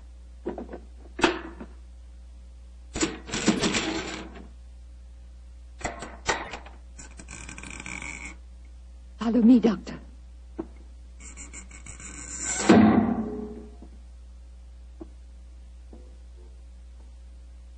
Madam, I do wish you'd tell me where you're taking me. This looks like the entrance to an opium den or a thieves' kitchen. Don't worry, Doctor. You're in no danger. There. Does that look like a thieves' kitchen? Great Scott, I don't believe my eyes. A luxuriously furnished room. What a strange collection of people. Some look like beggars, others in full evening dress. Amazing. Number 7. Who is this man? He's a doctor. I went to fetch him. I thought I said there were to be no strangers inside. Now look here, my good man. I've been extremely patient, but my temper's beginning to wear a little thin. Either let me see your patient at once or show me out. My time's valuable and I don't propose to waste it. I'm sorry, Doctor. Where is Julian? He's in the back room. And if you know what's good for you, Doctor, whatever you call yourself, you'll forget everything you see in here. Stop threatening me, sir. I'm not in the least interested in your blasted club. Just take me to the patient.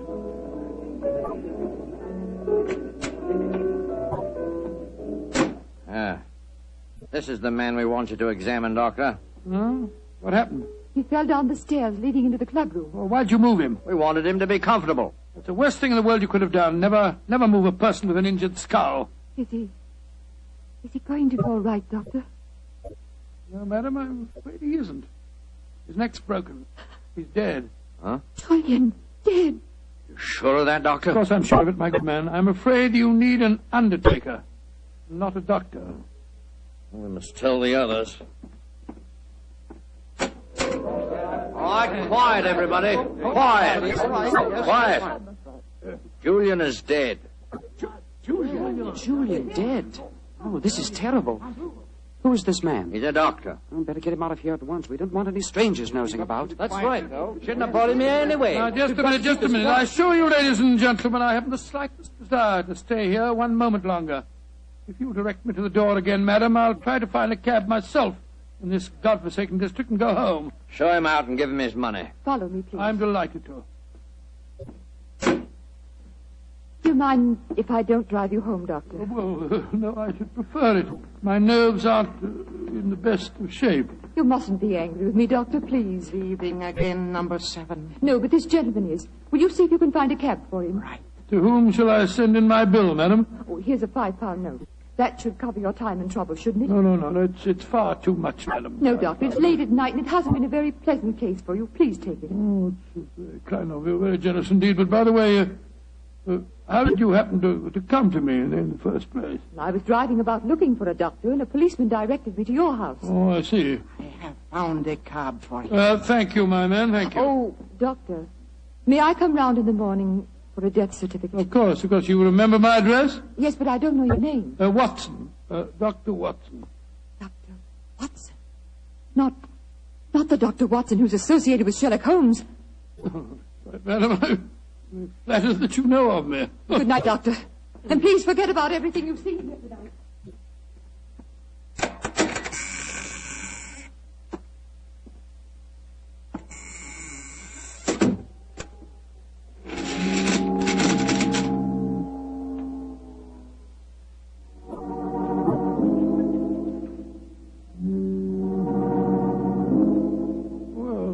My soul, what an amazing business. Holmes will be interested to hear about this.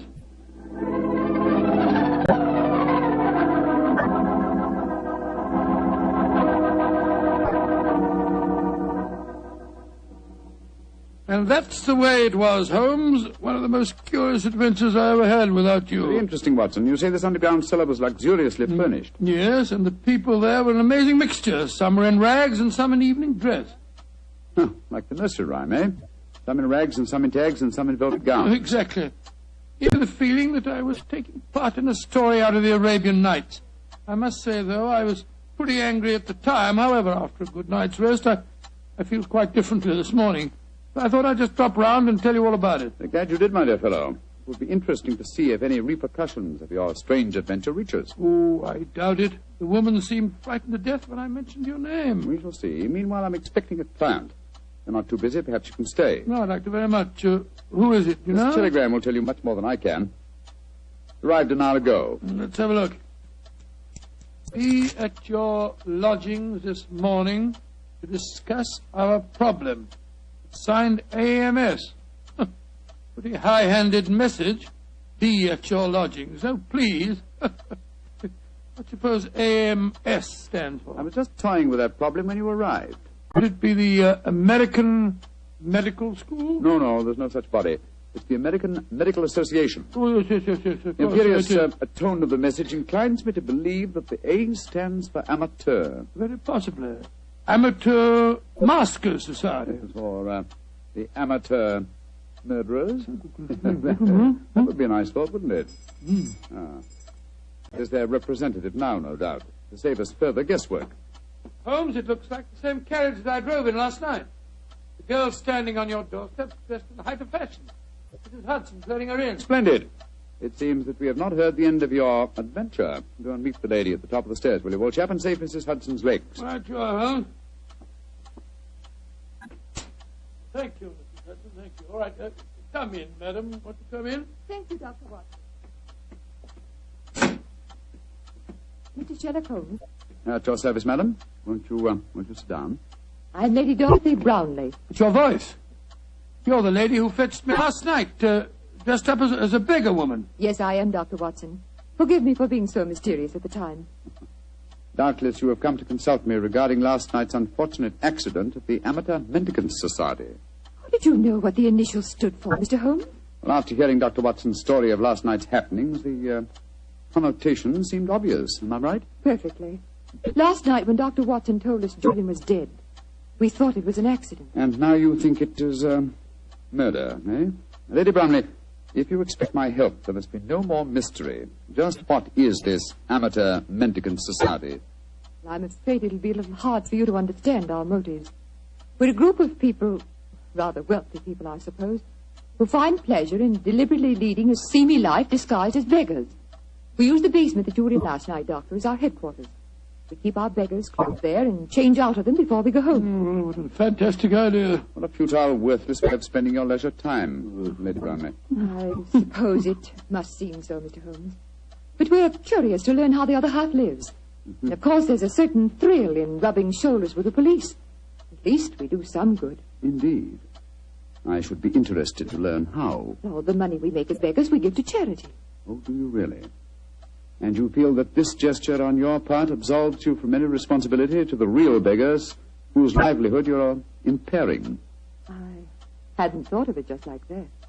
No. Then I suppose you won't want to help us. Oh, that's quite another matter, madam. As a professional detective, I cannot afford to be a moralist. Yes, I will investigate this case for you, though I warn you my fee will be an extremely high one. Money isn't important, Mr. Holmes, as long as we can solve Julian's death without bringing the police into the case. Lady Brownlee, who is the dead man? The man you refer to as Julian?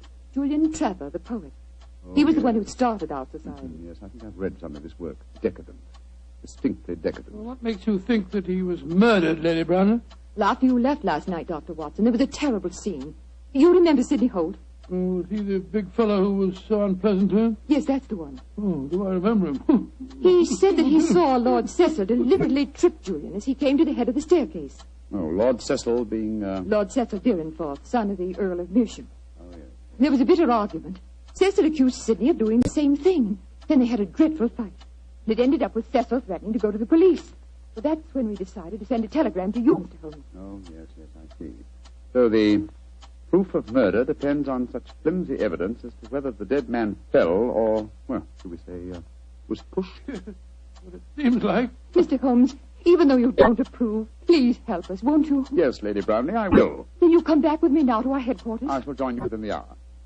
In the meantime, my old friend Dr. Watson can go with you. But Holmes, what can I do without you? You know my methods, old chap. Act accordingly. Oh? Very well, Mr. Holmes. But you promise you'll be there. I promise you that I will be there, madam. Thank you so much, Mr. Holmes. We'll be expecting you. Come on, Doctor. Well, I'll just get my hat and coat. Holmes, what are you up to? Go with her and ask no more questions. I shall join you within the hour. Holmes, there's a glint in your eye. I don't think you believe the story. Of course I don't, Watson. Well, then what? Then go with her, old fellow, and keep your wits about you. The game's afoot.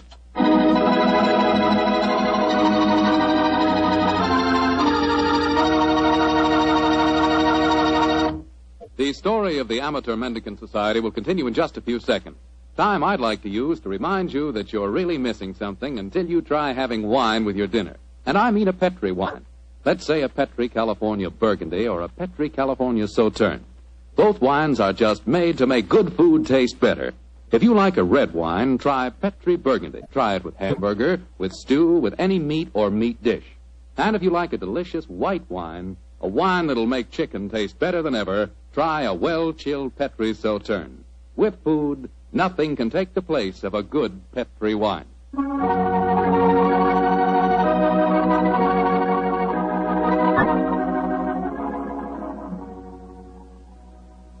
And now back to tonight's new Sherlock Holmes adventure. The Amateur Mendicant Society, a group of wealthy eccentrics who pose as beggars, have come to Sherlock Holmes and Dr. Watson with a problem. One of their members has apparently been murdered, and the famous pair have been asked to investigate the killing. As we rejoin our story, Dr. Watson, still awaiting the arrival of the great detective, is cross-questioning three of the members at the headquarters of this unusual society. I'm afraid that I don't find your stories very convincing. Oh, don't you now? Well, then suppose you stop asking questions until Sherlock Holmes gets here. He's the man we've engaged to settle this business, not you. We're paying for his services, not those of his assistant. Mr. Holmes asked me to conduct this preliminary investigation, my good man. I'm perfectly familiar with his methods, so keep a civil tongue in your head if you want us to continue with this case. I'm not answering any more questions till he gets here. Insufferable fellow. Lord Cecil, you say that you saw Holt deliberately trip the dead man as he came down the stairs last night. Yes, I did. Well, where were you standing, sir? At the head of the staircase. Holt was beside me, and as Julian came by, he deliberately... Excuse me, number 11, excuse me. What is it? There is a strange man just come in. He is dressed as you when you work, but I do not remember to have seen him here before. He speaks very rough. Did he give the correct signal? Yes, and the password. He must be a new member. I suppose we better see him. Bring him in. Bad time for him to come here, confound it. This way, please. Tommy, what a nice place you got here. Yeah, what a nice place. Certainly do yourselves proud, don't you? Who are you, and how did you get in here? I'll give it a signal on the password, just like Julian told me to. Are you a friend of Julian? Of course I am. He's coming to meet him here today. Who are you, really? Are we all friends here? Yes, you can talk freely. And permit me to introduce myself. I am Don Luis Jose Fernando de las Torres at your service. Why? Why do you want to join us? When Julian tell me about it, it tickled my, my funny bone. It is a so charming idea to see one of those of mendicancy. I suppose he's all right. Of course I'm all right. Now, where is Julian, please? He will vouch for me. He's in the other room. He had an accident. An accident? Not a bad one, I hope? A very bad one. Dr. Watson, you better take him in there and break the news to him. Very well. Follow me, sir. This is terrible. Please, tell me what happened, Doctor. I'm afraid you must prepare yourself for a shock, sir. Your friend is dead.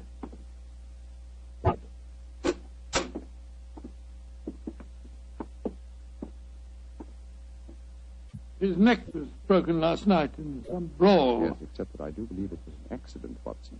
Holmes! Quiet. But not quietly enough, Mr. Sherlock Holmes. Come on, come back to the others and let all take a look at you. Come on, get moving, both of you. This isn't a pop gun in my hands. Sorry, Holmes, I gave the whole thing away. That's all right, old chap. Oh, Cecil, Dorothy, come here. I want you to take a look at the great Sherlock Holmes. Walked into our trap just like any stupid policeman. Now, I had to dress up to do it, though, Mr. Holmes. We were waiting for you here anyway, you know. Oh, I was well aware of that, Mr. Holt. You see, I knew I was walking into a trap. How did you know that, Mr. Holmes? Lady Brownlee, the story you brought to us today was so obviously a false one. Just as there is no amateur mendicant society. Who are they, Holmes? Go ahead, Mr. Holmes. Tell him. Let's see how much you really do know. Yes, go ahead. Why should I tell you what you already know? Go on, talk if you know what's good for you. Oh, you're so persuasive, aren't you, Mr. Holt? Very well. Undoubtedly, Julian Trevor's death last night was an accident. You fetched a doctor, Lady Brownlee, a very natural move, and later discovered that the doctor in question was the old friend of Sherlock Holmes. You were all afraid that I would become interested in your unusual society, and so you invented that very thin story about the accident being a murder. You wanted to lure me here so that I could be disposed of, and you could all continue your nefarious works without hindrance. Well, now aren't we clever? What is our nefarious work, may I ask? Your password gave me a clue to the lanterns, the cry of the French revolutionists. They strung the aristocrats up on the lampposts. Then again, the combination of various costumes and a luxurious establishment in a low-class area posed another question. What political belief provides a common meeting ground for misguided aristocrats and dangerous commoners? And how did you answer that question? Oh, very simple, my dear sir. One word. Nihilism. Its doctrine of assassination and overthrow of government would find every chance of being put into practice by all of you at the forthcoming Jubilee celebrations to be held here in London.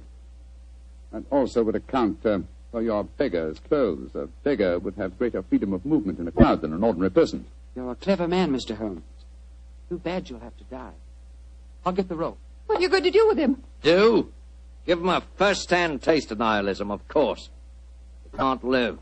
They know too much. You can't possibly do this, you know. The police will track us here. By the time the police get here, you and your friend Holmes will be blown to kingdom come. Here's the rope, Sidney. Oh, right. Hands together, Mr. Holmes. That's it. Ah! Oh, mind that bandaged wrist of mine, will you? It's confoundedly sore. Oh, isn't that a shame now? Is this any better? Tie up the doctor, Cecil, while I bind Holmes's legs. With pleasure. I can't can't go through with this. What do you mean, Dorothy? You can't go through with it. I just can't stand by and see two innocent men murdered. Don't be a fool, Dorothy. We can't let them live. They know too much. I don't care. If you go on with this, I'm going out for the police. You fool. Tie her up as well, Cecil. Leave me alone. Sit down there beside him. Go on. You're a devil. Oh, shut up.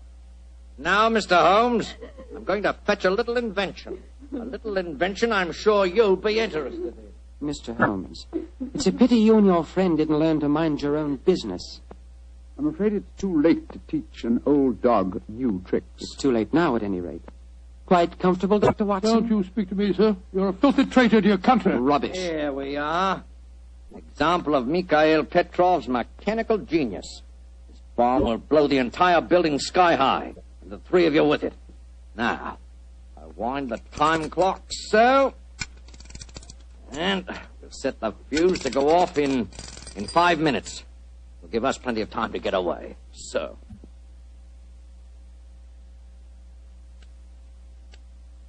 Come on, Sidney, let's get out of here. Right.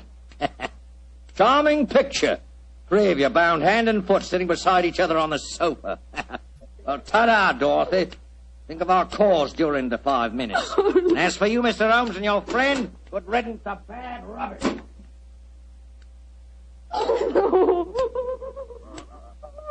Well, Holmes, this looks like the end. Afraid so, old chap. I blame myself. If I hadn't been so infernally noisy when I recognized you, we wouldn't be in this mess. Wasn't your fault, old fellow.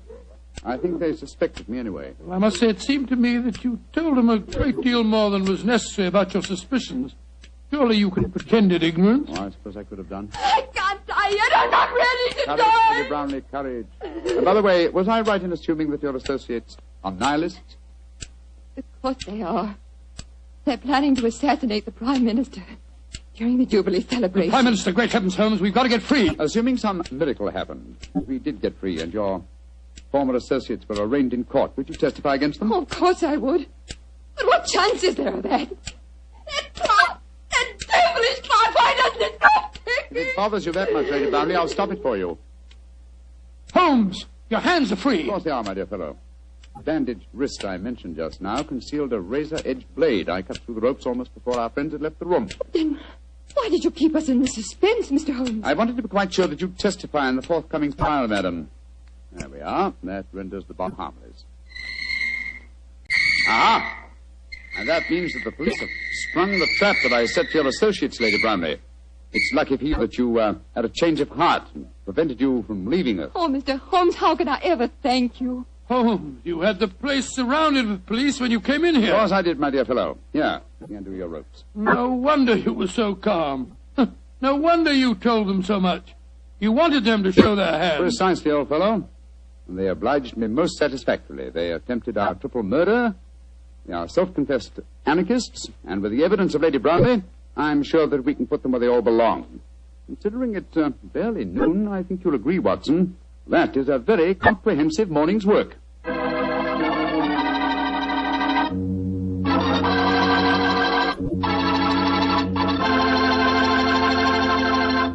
Doctor, tell the truth. Were you scared waiting for that time bomb to go off? Scared, my boy? I was so scared that to this day I can't stand being in the same room with a loud ticking clock. Each tick of the clock seems to speak to me. Seems to say, tick-tock, this is the end. Tick-tock, this is the end.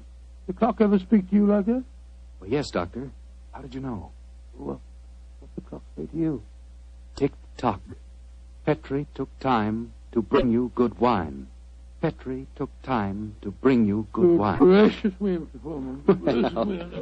You listen to your clock and I'll listen to mine. Gosh, Doctor, can I help it if I like to hear about Petri wine? After all, that Petri family really knows how to make good wine.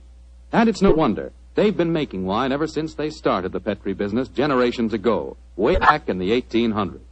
And because the making of Petri wine is a family affair, well, they've been able to hand on down from father to son, the skill and experience of each preceding generation. So naturally, when it comes to turning luscious, sun-ripened grapes into fragrant, delicious wine, well, you just can't beat the Petri family, because Petri took time to bring you good wine.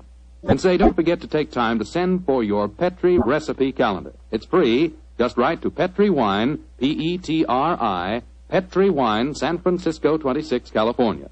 San Francisco 26, California. This offer is intended to apply only in those states and other localities where its acceptance is permissible by law and regulation. And now, Dr. Watson, what adventure are you planning to tell us next week? Well, next week, Mr. Foreman, I'm going to tell you a story of old Vienna. The Vienna of sparkling lights, beautiful women, and lilting music. And of an extraordinary murder that takes place to the accompaniment of a Mozart sonata. Boy, that sounds like a thriller. I'll see you for sure next week. Just a minute. Before I go, Mr. Foreman, I want to urge every registered nurse listening in to get all the facts about the Army Nurse Corps. The Army needs you, nurses, needs you desperately. They'll make you an officer at once and give you every chance to further your post-war careers. So if you're a registered nurse under 45, call at your local Red Cross chapter and get all the details. Or wire collect to the Surgeon General, U.S. Army, Washington, D.C. And if you can't qualify for the Nurses Corps, see if you can't get into essential civilian nursing so that you can release a nurse who does qualify. But do something about it first thing tomorrow, won't you?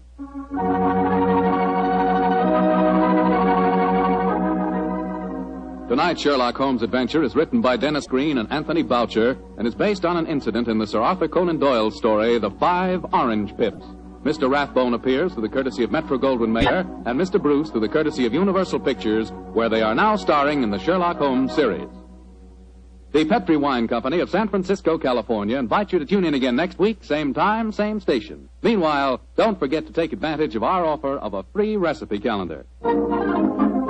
Oh, the Petri family took the time to bring you such good wine. So when you eat and when you cook, remember Petri wine. To make good food taste better, remember... Petri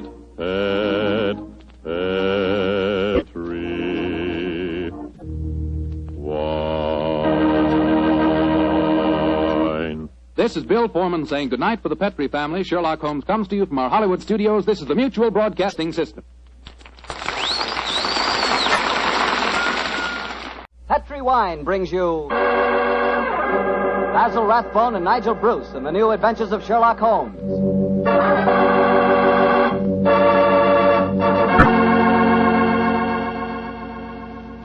The Petri family, the family that took time to bring you good wine, invite you to listen to Dr. Watson tell us another exciting adventure he shared with his old friend, that brilliant detective, Sherlock Holmes.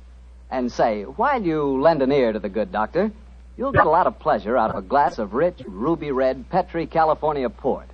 Just sit back and sip that Petri port leisurely.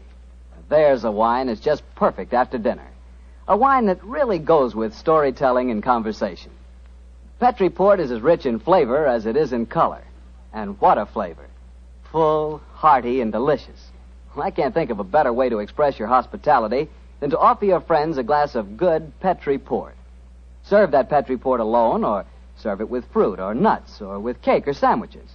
No matter how you serve it, you can serve that Petri port proudly, because the name Petri is the proudest name in the history of American wine.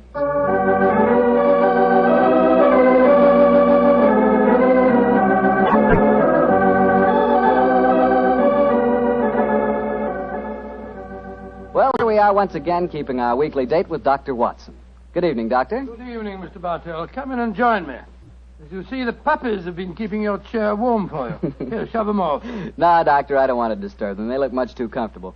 I'll sit over here, thanks. There's tobacco in the jar beside you, cigarettes in the box, and some excellent port on the sideboard, so make yourself at home. Thanks, Doctor. Are you all ready with tonight's new Sherlock Holmes adventure? Yes, Mr. Bartell, though I'm afraid after all these years, it's going to be a little hard for me to recapture for you the spirit of the story. Last week you told us that a band of gypsies played a prominent part in the adventure. Yes, they did indeed. And it was amid that colorful atmosphere that my story begins. It was in the autumn of 1890.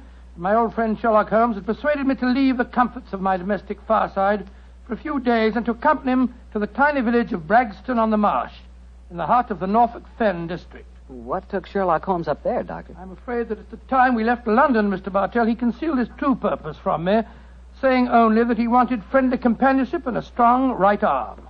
Not until later did I learn that he was then on the track of one of the last clues that led to the confining of the Moriarty gang. But to get on with my story. We arrived at Bragston on the Marsh and settled ourselves in the village inn. And after an early dinner, we strolled across the fields to the gypsy fair that was encamped nearby. It was a colourful sight, Mr. Bartell. Naphtha flares lighted a group of tents and caravans dotted round the edge of the marsh. And as gold-earring gypsy girls told fortunes and danced, swarthy gypsy men played on their violins the haunting melodies of their ancestors.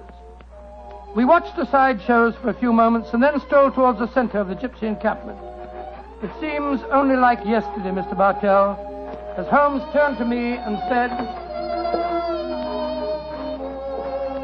Far cry from Baker Street, isn't it, Watson? Yes, indeed. Just the same, Holmes, I'm convinced that you're not here purely for a holiday. You're on the trail of some criminal. No, old chap, I'm on the trail of a clue. A clue, if I find it, may lead to the confounding of the Moriarty gang. Holmes, can't you be a little more explicit? After all, I left my wife and my practice without asking any questions. Surely now we're up here, you can let me know what's afoot. Very well, old fellow. I'm searching for a young gypsy by the name of Pyramus Hearn. He disappeared recently from London, and it's vital that I find him. I know that he can give me some essential information on our old enemy, Professor Moriarty. And you're expecting to find the gypsy here? I hope to get news of him, at least. His father, Jasper Hearn, is head of this particular encampment. Well, why don't you ask if you can see him? Just what I'm about to do, my dear fellow. Well, here comes the gypsy. Now, I'll ask him. All right. Oh, excuse me. You speak to me, Gorgio? Can you tell me where I may find Mr. Jasper Hearn? What you want with Jasper Hearn? I have a message for his son, Pyramus. That is different. Jasper Hearn stands in the booth yonder. He is the Timbalangro. Timbalangro? He's the gentleman engaged in an interesting exhibition of skill involving 3 thimbles and a pea. What our American cousins refer to, I understand, as the old shell game. Let's stroll over there, shall we, old fellow? If you would wish to talk to Jasper, it would be better to wait until he is finished. A Timbalangro needs all his wits about him. Now, Joe, look at that stunning girl in the tent over there. Who's she? Her that is penning the rice tuckering. That is Lydia Pentalangro. Excuse me, I shall tell Jasper to expect you later. I can't understand a word they say, Holmes. Penning the what? At last, my dear fellow, you can appreciate how I have felt at times. But at least their words are clear, even if the sense is not, to someone who is unfamiliar with the Romany language. I don't know why you keep hinting that I'm hard to understand. No one else ever complains of it. In any case, what does penning the thingamabob mean? Well, if I remember rightly, penning duckerin is telling fortunes. And from the sound of things, Lydia Pentalangro is not greatly pleased with the duckerin she pens. No more. Lydia can tell no more fortune. Come on, Watson. Let's see what the trouble is. What do you mean? You must finish it. But, Olive, my dear, if the young lady doesn't want to tell my fortune... Rubbish. You crossed her palm with silver. She's taking money under false pretenses. Here, I give you your silver back. Lydia has never taken money under false pretenses, nor has she told the future when she does not wish to. Goodbye to you. The insolence of these gypsies is intolerable. If I had my way, they'd be run out of the county. Now, my dear, don't get so excited. The poor girl's probably... Good evening. Major Treadgold, isn't it? Huh? I don't think I have the pleasure of your... Oh, dear me. It's Mr. Sherlock Holmes. Yes, sir. Well, bless my soul. Haven't seen you since that last meeting of the Geographical Society.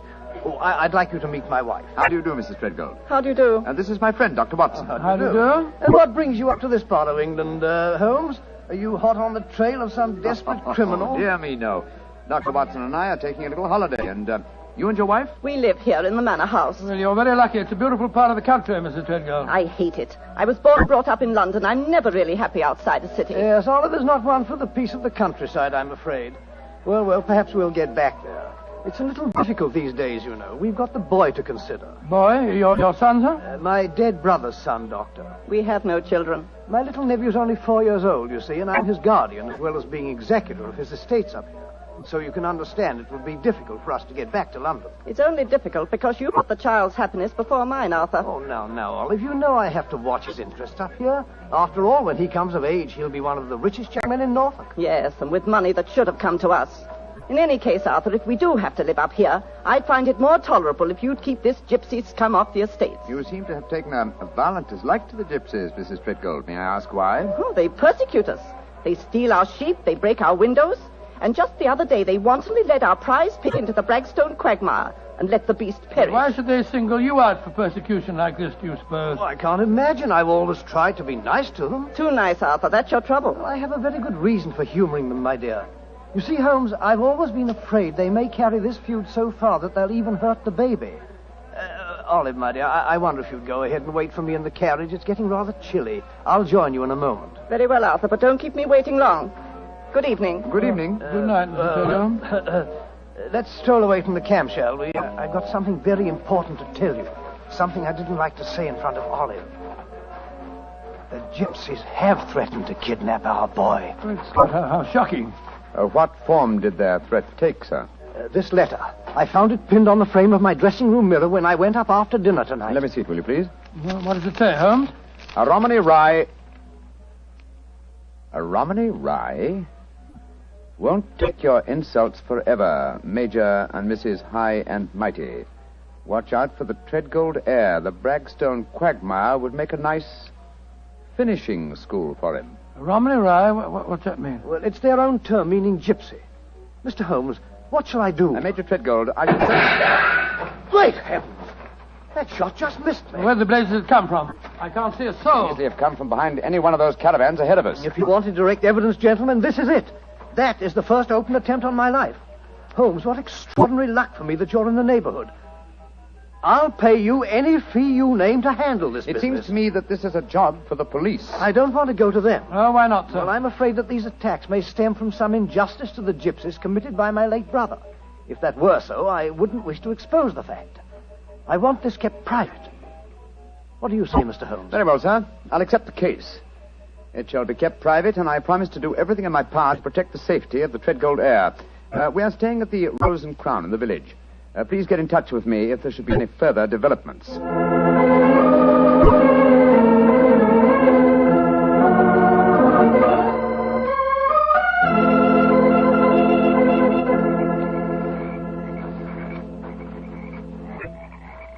affair seems to be closed down for the night now, Holmes. They're turning out the naphtha flares. Yes, let's stroll over to Jasper Hearn's caravan, shall we? He should be free now. Well, if he's head of this tribe, he ought to be able to tell you something about this Treadgold business. Yes. Though I shall first ask him about his son, Pyramus, the man I'm looking for. I think the fact that I know his son will inspire confidence. Here we are. This is the caravan. That girl, Lydia Petrolenga, sitting outside, the one that was telling fortunes. Yes. Good evening. Who are you, and what do you want? I wish to speak to Jasper Hearn. He is not here. He's gone to the marshes. When will he be back? I do not know. You bring trouble to Jasper? No, my dear. This is a personal visit. We're not after him for being a thimble engro, or for penning duckerin. Oh, for a Gorgio, you speak a Romany well, brother. Oh, you are a true Lavengro, master of words. Where did you learn it? From Jasper's son, Pyramus. Ah, you know Pyramus then. A fine boy. Oh, sit down on the grass, my friend. You may wait here for Jasper. He will be back soon. Thank you. Is that your violin lying on the steps, young lady? No, that is Jasper's bosham. Oh, Jasper's bosham? What on earth's that? That is the Romany word for violin. You play, sir? No, but my friend does. So? Oh, then take it, brother. The stars are bright. The night is warm. Music will be sweet. To a Romany chai, I'm afraid my violin playing will sound rather poor stuff.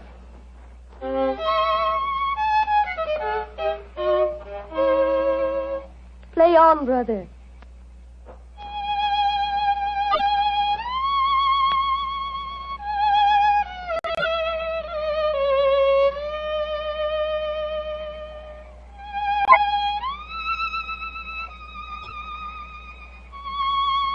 Stop, brother. You play well, but Sarasate Zigeunerweisen is not the true gypsy music. I've heard it in London and in Budapest. They call it gypsy. But what can a Gorgio know of the true heart of Romany? Wait here. I will get my own violin. Charming girl, charming. But why do you keep on talking about Gorgios? Is that more of their confounded gibberish? Gorgio, old chap, is the term they use for anyone who is not a true gypsy. Now I will play for you the real gypsy airs. Thank you. I should appreciate it very much. But before you begin, I wonder if I might ask you a question. A friend of Pyramus may ask me any question. What is it? I observed you telling fortunes earlier on tonight. You refused to give a certain gentleman's hand and gave the money back. Did you know who the gentleman was? No, brother. Nor the noisy woman with him. I refused to pen the duckerin because I saw blood and violent death in his hand. Violent death it is soon to come. Violent death? Good Lord. Watson, old fellow, I want you to do me a favor. Yes, of course I will. What is it? I must remain here until Jasper Hearn comes back. I should like you to return to the inn. It's more than possible that we may have news from our client before the night is out. I'll be back later. Oh, well, it's nice of you to give me the best job. Good night, Miss Petrolina. Good night. And now, please play for me. A true Romanier. Very well, my friend. Listen.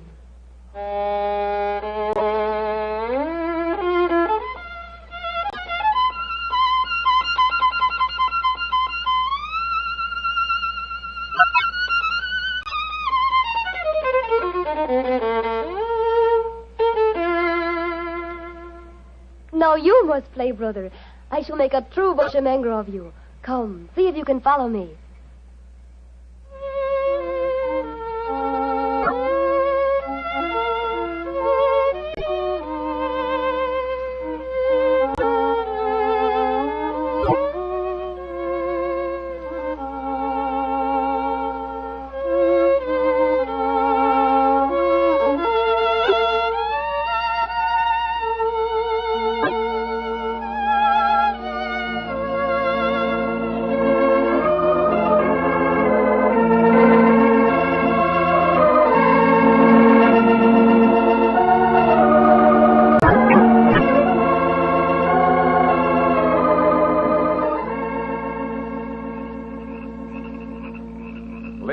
You have taught him well. You have made a true bushmanger of him. He is an apt pupil, Jasper. Well, with such a teacher, it's hard to be otherwise, Mr. Hearn. That is, if one has a spark of music in one's soul. Call me Jasper, brother. You have spoken well of my son. You have taught wisely to me of things that I have not understood. Come, we shall drink wine together underneath the stars. I shall get glasses and a flagon. Jasper has taken a great fancy to you, brother. And I to him. He's a fine man. Sherlock Holmes. Yes, Lydia? May I read your hand, brother? Oh, yes, of course. A strange hand, and a beautiful one. A long lifeline, and yet I see sudden death and violence surrounding you. Now, at this moment. And in the future, I see a journey for you, across the seas, within a year. Beware of water that runs in the mountains. Near death will befall you there. More travels, more dangers. Oh, you must be careful, brother. Oh, What is it? our paths are destined to cross but once. We shall not meet after this night. That makes me sad. Oh, but we shall meet again. I shall be here for some days yet. No, it says in your hand that we shall not meet again.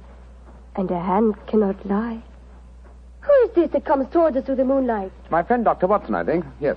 Hello, Watson. What's wrong? Wrong. Everything's wrong. Mrs. Treadgold's waiting in the carriage. She wants you to come at once. Indeed, why? The child has been kidnapped. Major Treadgold has gone for the police, and Mrs. Treadgold is threatening to rouse the local inhabitants and come out here and burn this camp to the ground if you don't find the You will child. tell Mrs. Treadgold to return home. She can do no good here. But Holmes... Tell her, old chap, that I have the case well in hand. But how can you have? You've been out here all the time playing your violin. Have faith in me, please, old fellow, will you? And deliver the message. Then come back here and join me, and I'll explain everything to you. Very well. I suppose you know what you're up to. Violence and trouble, brother. It is all there in your hand. Well, what must be shall be, and I wouldn't have it otherwise. But for the moment, the sky is starlit, the air is still, and the melody you played haunts me. Let's play it together again, shall we? I should like that. I should like that very much.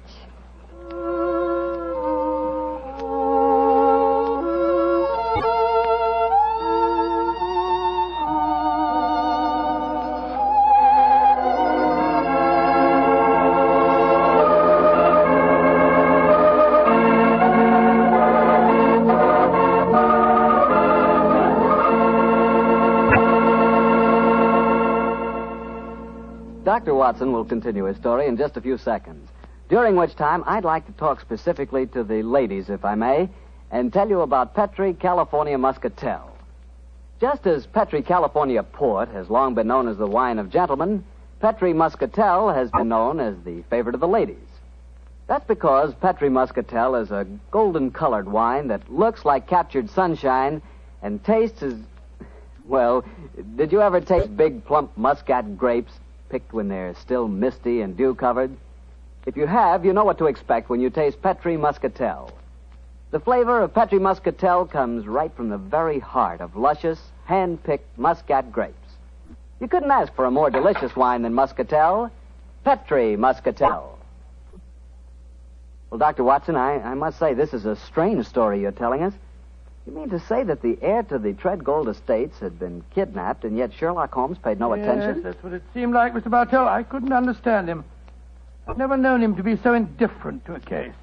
There he sat until the early hours of the morning as he and that girl scraped away at their violins and never said a word about the kidnapped baby. Finally, as we walked home across the field a few hours before dawn, his mind seemed to return to the matter at hand. He spoke quietly, and yet there was a note of suppressed excitement in his voice. What's the matter, fellow? You're angry with me, aren't you? No, Holmes, I must say, but I'm a little confused. That girl seems to bewitch you. Have you forgotten that you accepted the job of guarding the Treadgold heir, and that the child was kidnapped tonight? No, I'm fully aware of the fact. Holmes, for heaven's sake, stop being so infernally matter-of-fact. What's come over you? Oh, possibly it's the mood of this mild autumn night. It is indeed a St. Martin's summer. So much so that I've left my coat and deerstalker cap behind me at the encampment. Let's go back, shall we? And incidentally, when we get there, I can set your mind at rest by showing you the kidnapped child. You mean you know where it is? Certainly. It's, in the camp. Then the gypsies did steal it. No, my dear fellow. I did. What? This is one of those occasions when you absolutely infuriate me, Holmes. If you must keep me up half the night while you have a fitting concert with a gypsy girl, least of all you can do is tell me what's going on. You say you stole the child yourself. In heaven's name, why? Because the threatening note to Major Treadgold was so obviously a fraud. Oh, why do you say that? You will remember that the letter began, "A Romany Rye will not take your insults forever." Now, a Romany Rye, despite what Major Treadgold said, does not mean a gypsy, but a man who knows about gypsy law. It is a term no true gypsy would apply to himself. He would use the expression Romany child. So it was obvious from the beginning that no gypsy threatened the child. Now, who else had a motive for harming it? Well, Major Treadgold, because he stood to inherit the estate. Yes, or his wife. It's quite obvious she has no liking for our present life, and the child is an obstacle to a new one. With the child kidnapped and later made away with, obviously they both stood to gain a great many of the things they wanted. Yes, by Joe, you're right. And whoever the culprit is took the precaution of pinning the blame in advance on the unfortunate gypsies by writing the false kidnapping note. Wait a minute, but how about the shot that was fired at us tonight as we walked with Major Treadgold? Probably fired by an accomplice to the plot, in order to give authenticity to the supposed danger. And the child is now in the gypsy encampment. Yes, I promised that I would protect the Treadgold heir, and so I arranged with Jasper Hearn to have the boy kidnapped for his own safety. But if anyone should find the child, they'll say the gypsies deliberately stole him. Oh, I'm quite certain that before that occasion arises, old chap, the criminal will have shown his or her hand. Come on, old fellow. Put your best foot forward. It's a long way back to the camp yet, and it's nearly dawn.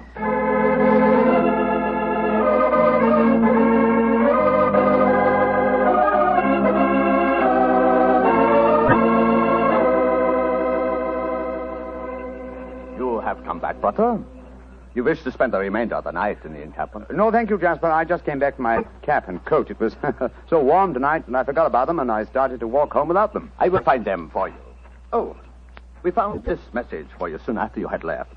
It was pinned to the door of the caravan. I do not know how it got there.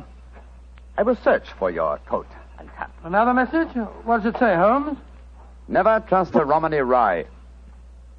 Uh-huh. The same mistake again, Watson.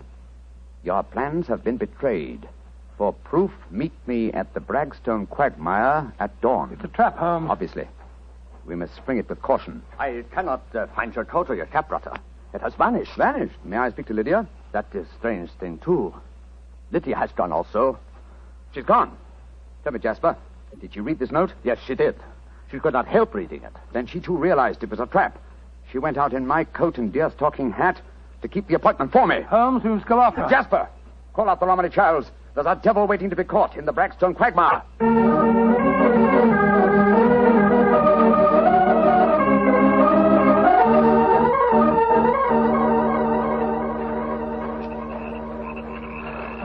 How much further to the quagmire, Jasper? 200 yards. No more. There's Lydia. There she is. And she's dressed in my deerstalking hat and coat, walking into the trap that was set for me. Lydia! Lydia! They got her. Look. She's stumbled. She's fallen. I'll go to her, Watson. Jasper, get that devil who staged this fiendish plot. I've a score to settle with him. Do not worry, brother. The score will be settled. Follow me, Doctor. Right you are. I'm right behind you.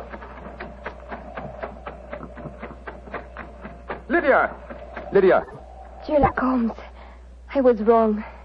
We do meet again. Your hand lied to me. Oh, Lydia. You're wounded. What can I do for you? There is nothing you can do, brother. No one can help me now. There is little pain. There is little time. Please, hold my hand. There. Tell me, Lydia, did you see who fired the shot? Yes. It was the man whose fortune I told today. The man with the noisy wife. Major Treadgold. Jasper and the men will take care of him. There is one thing I wish to tell you, brother. Yes? Our short meeting has brought me happiness. I should like to think I can leave you something so that you will not forget me. I shall always remember you, Lydia. Always. You gave your life for mine. There is one thing of mine that I wish you to have. It will remind you of me. What is it? My violin. It brought us together. I should like you to have it, brother. Lydia. Do not be sad. It is good. My life for yours. You will give help to many people. It is in your hand. Goodbye. Oshamangro.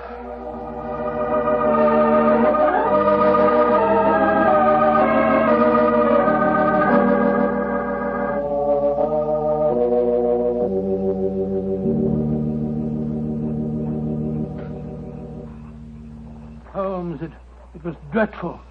Dreadful. The gypsies surrounded Major Treadgold. They forced him back into the Braxton quagmire. I tried to pull him out, but I couldn't do it single-handed. I'm not sorry, Watson. Jasper, you know that Lydia is dead? Yes, I know it. The gypsies knew it, too. That is why you were single-handed, Doctor, in your attempts to save the murderer. No Romany child would raise a finger to help him. Yes, I can understand that, but great Scott, man, if you'd seen his face as the quaking mud sucked him under. Lydia's death was less dramatic, but equally moving, I assure you.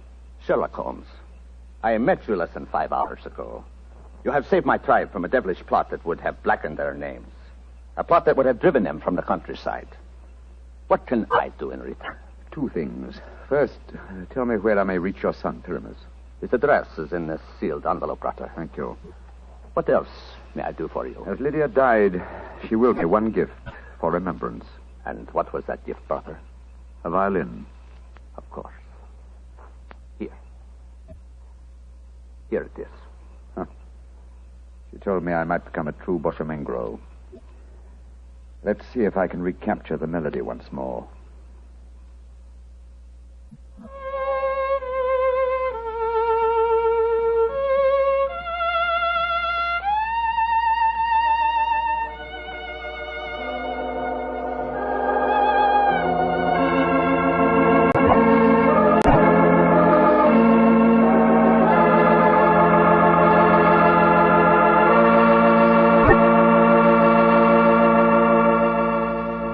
That was a very strange story. A very fascinating one.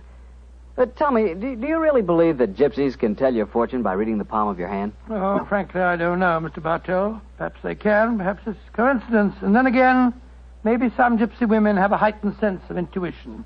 You know, a woman's intuition can be an extraordinary thing. Yeah, so my wife keeps telling me. Of course, I have a kind of intuition myself. Oh, really? Mm-hmm. Every time I see a bottle of wine with the name Petri on the label, my intuition tells me I'm going to like it. And I always do, too. Mr. Bartell, if ever I saw a man with a one-track mind, you're that man. Thank you, Doctor. As long as my one track is Petri, I can't miss. Because nobody can miss with Petri wine. What other wine has such tradition, such a story behind it? Petri wine is made by a family, the Petri family.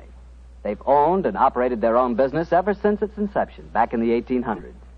The Petri family has been making good wine for generations, and they've been handing on down in the family, from father to son, the fine art of turning luscious, sun-ripened grapes into fragrant, delicious wine. And that sure adds up to a lot of experience. You can just bet your last dollar that no matter what kind of wine you want, when you ask for a Petri wine, you're asking for good wine, because Petri took time to bring you good wine. Well, Dr. Watson, what story are you planning to tell us next week? Next week, Mr. Bartell, I'm going to tell you of a strange adventure that Sherlock Holmes and I had in the East End of London. It concerns 5 nephews, an eccentric will, and a dead man's watch that gave us the clue to murder.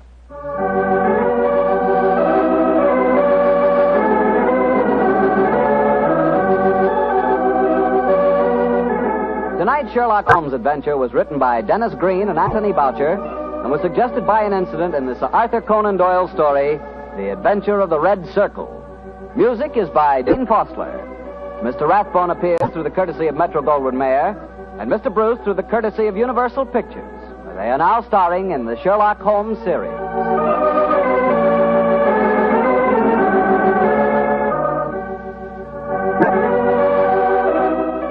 The Petri Wine Company of San Francisco, California, invite you to tune in again next week, same time, same station.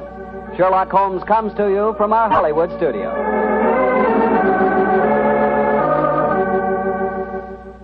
This is Harry Bartell saying goodnight for the Petri family. For a solid hour of exciting mystery dramas, listen every Monday on most of these same stations at 8 o'clock to Michael Shayne, followed immediately by Sherlock Holmes. This is the Mutual broadcast. Petri Wine brings you Basil Rathbone and Nigel Bruce in the new adventures of Sherlock Holmes.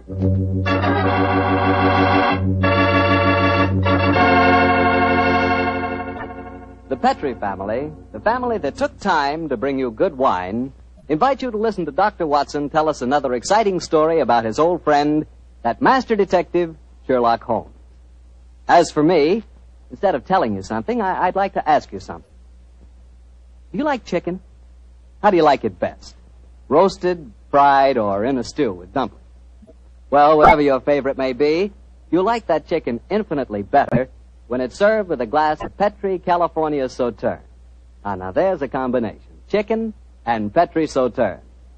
Petri Sauterne is a white wine, pale golden in color, delicately fragrant, and clear as crystal. And what a flavor that Petri Sauterne has. I'm telling you, Petri Sauterne is just about the last word in dinner wine. Oh, one more tip. Remember to serve Petri Sauterne with fish or any kind of seafood. Good, it's great. To be sure you have a glass of good wine, be sure it's Petri wine.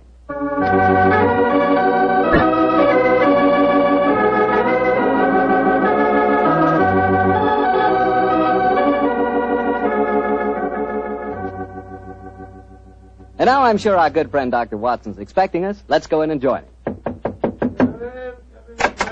Good evening, Doctor. Good evening, Mr. Bartell. Punctual to the minute, as usual. Draw up a chair and settle down, my boy. Well, I won't settle down too far, Doctor. You have a habit of keeping me on the edge of my chair during most of your stories. Just as it should be, Mr. Bartell. I hope tonight will prove no exception, so light up your pipe and I'll get on with my story. Doctor, from the hint you gave us last week, it sounded like quite a thriller. How did it begin? On a cold winter morning in 1897, Holmes and I, our breakfast just concluded, sat on either side of a cheery fire in our Baker Street lodging. A thick fog rolled down between the line of dun-colored houses, and the opposite windows loomed like dark, shapeless blurs through the heavy yellow reef. Another London pea souper, huh, Doctor? Exactly, Mr. Bartell. Our gas was lit and shone its flickering light on the white cloth and glimmer of china, for the breakfast table had not been cleared. Holmes was busy cross-indexing his record of crime, while I was engrossed in one of Clark Russell's fine sea stories. Our morning was not destined, however, to be a quiet one. For shortly after 11 o'clock, Mrs. Hudson ushered a young lady into our room. A young lady who seemed to be in serious trouble. Sit down, won't you, young lady? I'm Dr. Watson, and this is Mr. Sherlock Holmes. How do you do, gentlemen? I must apologize for not giving my name to your housekeeper, but I have to be so careful. Yes, we quite understand, my dear. Of course, you're wondering who I am and what's brought me here. My own theory would be that you are Miss Harriet Irving, and that you've come to me to elicit my aid in proving that Mr. Pigeon did not murder your father. Holmes, what on earth are you talking about? You're absolutely correct, Mr. Holmes. But how did you know? I deduced it, Miss Irving. You're wearing very new and extremely expensive mourning, presumably for the first time, since a few basting threads are still in evidence. You wear no rings, so evidently you're not in mourning for a husband. The only man whose death the papers announced in the past few days and who left a young daughter wealthy enough to purchase such garments is Sir Edward Irving.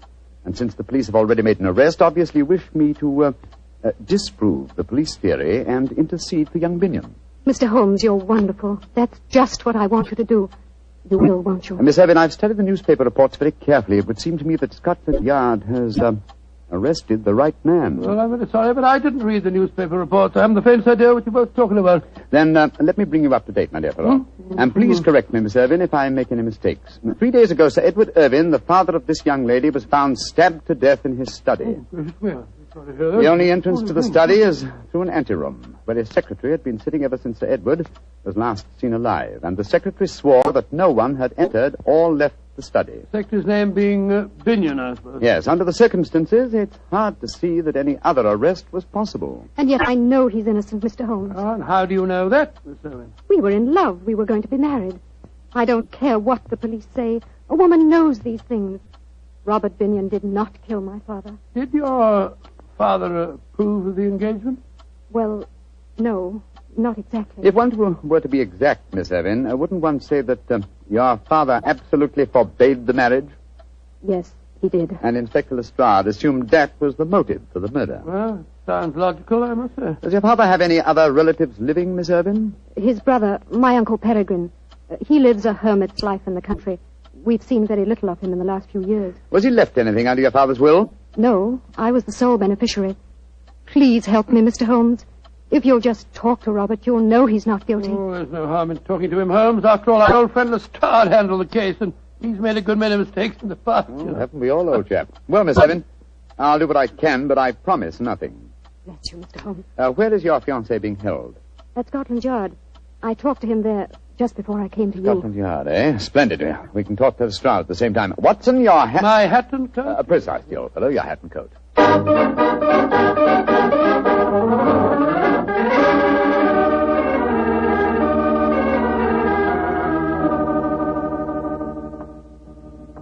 So, Mr. Sherlock Holmes and Dr. Watson think they know more than the Yard, eh? Come over here to teach us our business, I suppose. Nothing of the sort, Lestrade. We came over here to make a few inquiries. I'll tell you, gentlemen, that you're wasting your time. Young Binion is guilty, whatever his young lady may say. Lestrade? Yes, Mr. Holmes? What did the autopsy prove? Well, got a report of it here on my desk, but it won't tell you nothing you don't know. Mm-hmm. Death was instantaneous, caused by some weapon like a long needle, a fine stiletto, or an ice pick, penetrating the brain at the base of the skull. And no such weapon was found in the room. Or on Mr. Binion. True, sir. But then he had the chance of disposing of it. Well, just the same, the murder weapon hasn't been found, has it? No, Doctor, but we'll find it. Don't you worry about that. I should like to talk to the prisoner, if you don't mind. Well, of course I don't mind. He's in the detention cell just down the corridors from here. Follow me, gentlemen. Has he given you any trouble, Lestrade? Trouble? If all our prisoners were as quiet as him, we wouldn't need no guards, Doctor. Nice, quiet young fellow. Hard to realize he's a murderer. A fact that still has to be proven in court, Lestrade. A fact that is going to be proved in court, Mr. Holmes. Well, here we are at this cell.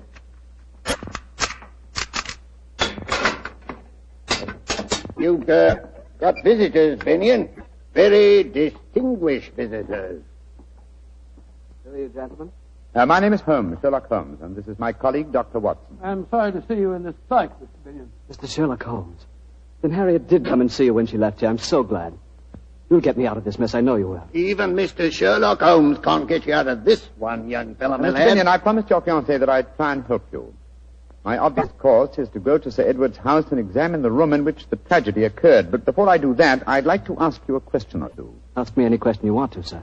It was you who discovered the body, I understand. Yes, Mr. Holmes. Please describe the circumstances. Sir Edward was in his study. I'd been working in the anteroom adjoining. At 5 o'clock, I went in to say good night to him, and I found him slumped in his chair, dead, with blood streaming down the back of his head. Of course, I sent the butler for the police at once. Could anyone have entered that room without your knowledge? No, Mr. Holmes, I never left my desk.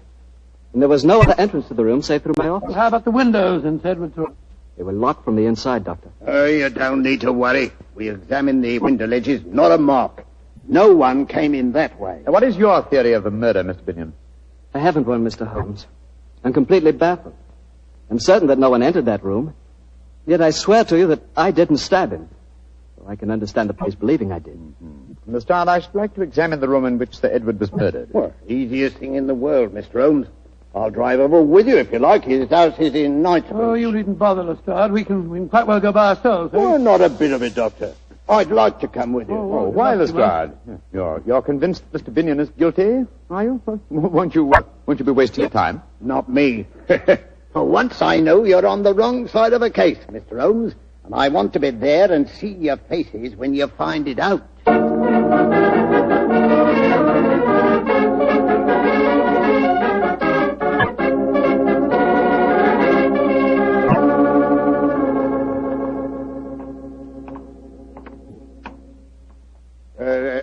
This is the house, Mr. Holmes. Yes, it's an imposing-looking place, I must say. I imagine, Lestrade, that you still have a police guard inside. Oh, yes, Doctor. There's been a sergeant guarding the dead man's room day and night. We still haven't found the missing weapon, you know. Yes, gentlemen? I'm Inspector Lestrade of Scotland Yard. We wish to examine the house. I must see your identification, sir. What are you talking about? I've been in and out of this house half a dozen times. I have my orders, sir. Oh, very well. Is Miss Irvin at home? Miss Irvin is not receiving, sir. Great Scott, man, can't you give us any information? There's been tragedy in this house, sir, and the truth of it's not known yet. I'm not answering any questions that I don't have to. There now. Does this police guard satisfy you? Inspector Lestrade. Very good, Inspector. You may come in. May I direct you, gentlemen? Oh, thank you. I know this house nearly as well as you do. I think not, Inspector. I've served here for 27 years. Now, gentlemen, if you're not needing me, I'll return to my quarters. Bless my soul. That's a sinister-looking chap if I ever saw one. Yes, and he knows something. You see, Lestrade, there is a possibility that Binion is innocent. Yes, I began to see that, sir, when you were talking to the butler. You're being very cryptic. What other possibility are you talking about? The possibility that Binion, the arrested man, is shielding the real murderer. And whom would he be most certain to shield? You mean his fiancée, Miss Irvin? That's right, old fellow. What? Here we are. This is the anteroom where young Binion worked. And that door there leads into the study where Sir Edward was found. Nothing been touched, of course, since the discovery of the crime? Oh, no, Mr. Holmes. That's why we've had a constable on duty in there night and day. Before the trial, we're bringing experts in to test the room for secret panels or anything of that kind. Let's examine the dead man's room, shall we? Right you are, Mr. Holmes. Webster. Webster, get out of that chair and stand up, can't you? You're on duty. Asleep. Carty. He's dead. Yes. The trickle of blood oozing out from the base of his skull. Well, strike me pink. He's been killed the same way as Sir Edward was. I presume you'll agree that Mr. Binion didn't commit this murder, Lestrade? Well, of course not, Mr. Holmes. He couldn't have done it. He's locked up at the yard. Well, what are we going to do? Ask the butler to come here, will you? Oh, well, right you are, sir. What do you make of their wound, Doctor? Well, it fit the description of the one that killed Sir Edward. There's a fine puncture here at the base of the skull. By Jove, Holmes, they mentioned a stiletto or an ice pick. A wound like this might be caused by one of those long steel hat pins that women wear. Yes, it's a possibility, Watson, a distinct possibility. And Miss Irvin was wearing a long hat pin this morning, if you remember. Plastered walls. A little chance of secret panels here, I should say. And the window locked from the inside, eh? Here he is, Mr. Holmes. Oh, yes. And by the way, what's your name? Travers, sir. You see what's happened, Travers? Yes, sir, I see.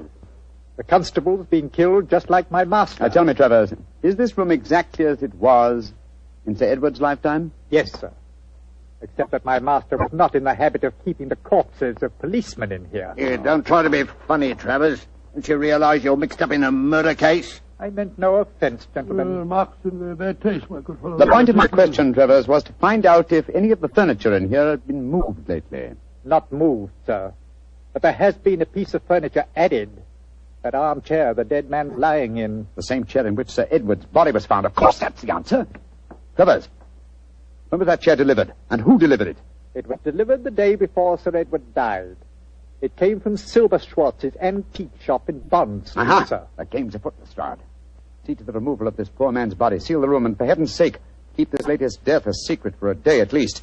Within that time, I hope to have your murderer for you. Then we're going... We're going, my dear chap, to Silver Schwanz's antique shop in Bond Street.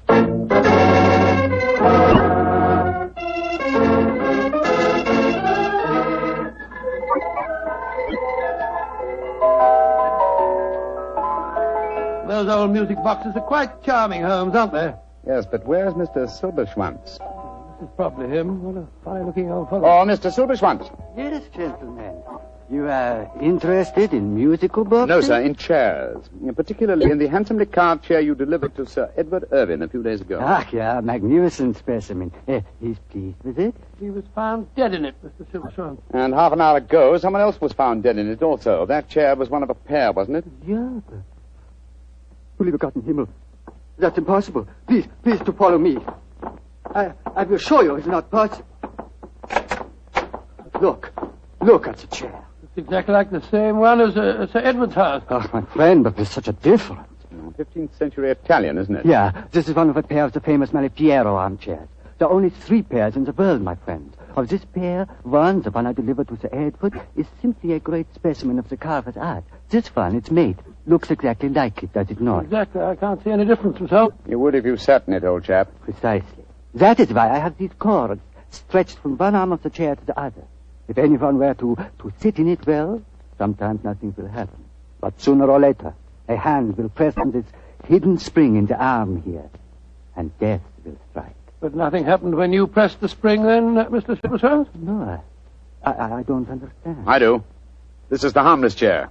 The lethal one was sent to Sir Edward. He sat in it, accidentally pressed the spring and drove the fatal needle into his brain. Just as that poor constable did today. Sir Edward bought both chairs, I presume? Yeah, I would not sell it. Let's pair separately. Then why didn't you deliver both at the same time? He was afraid of the deadly one. He asked me to keep it here until he found a safe place for it in his home. Mm-hmm.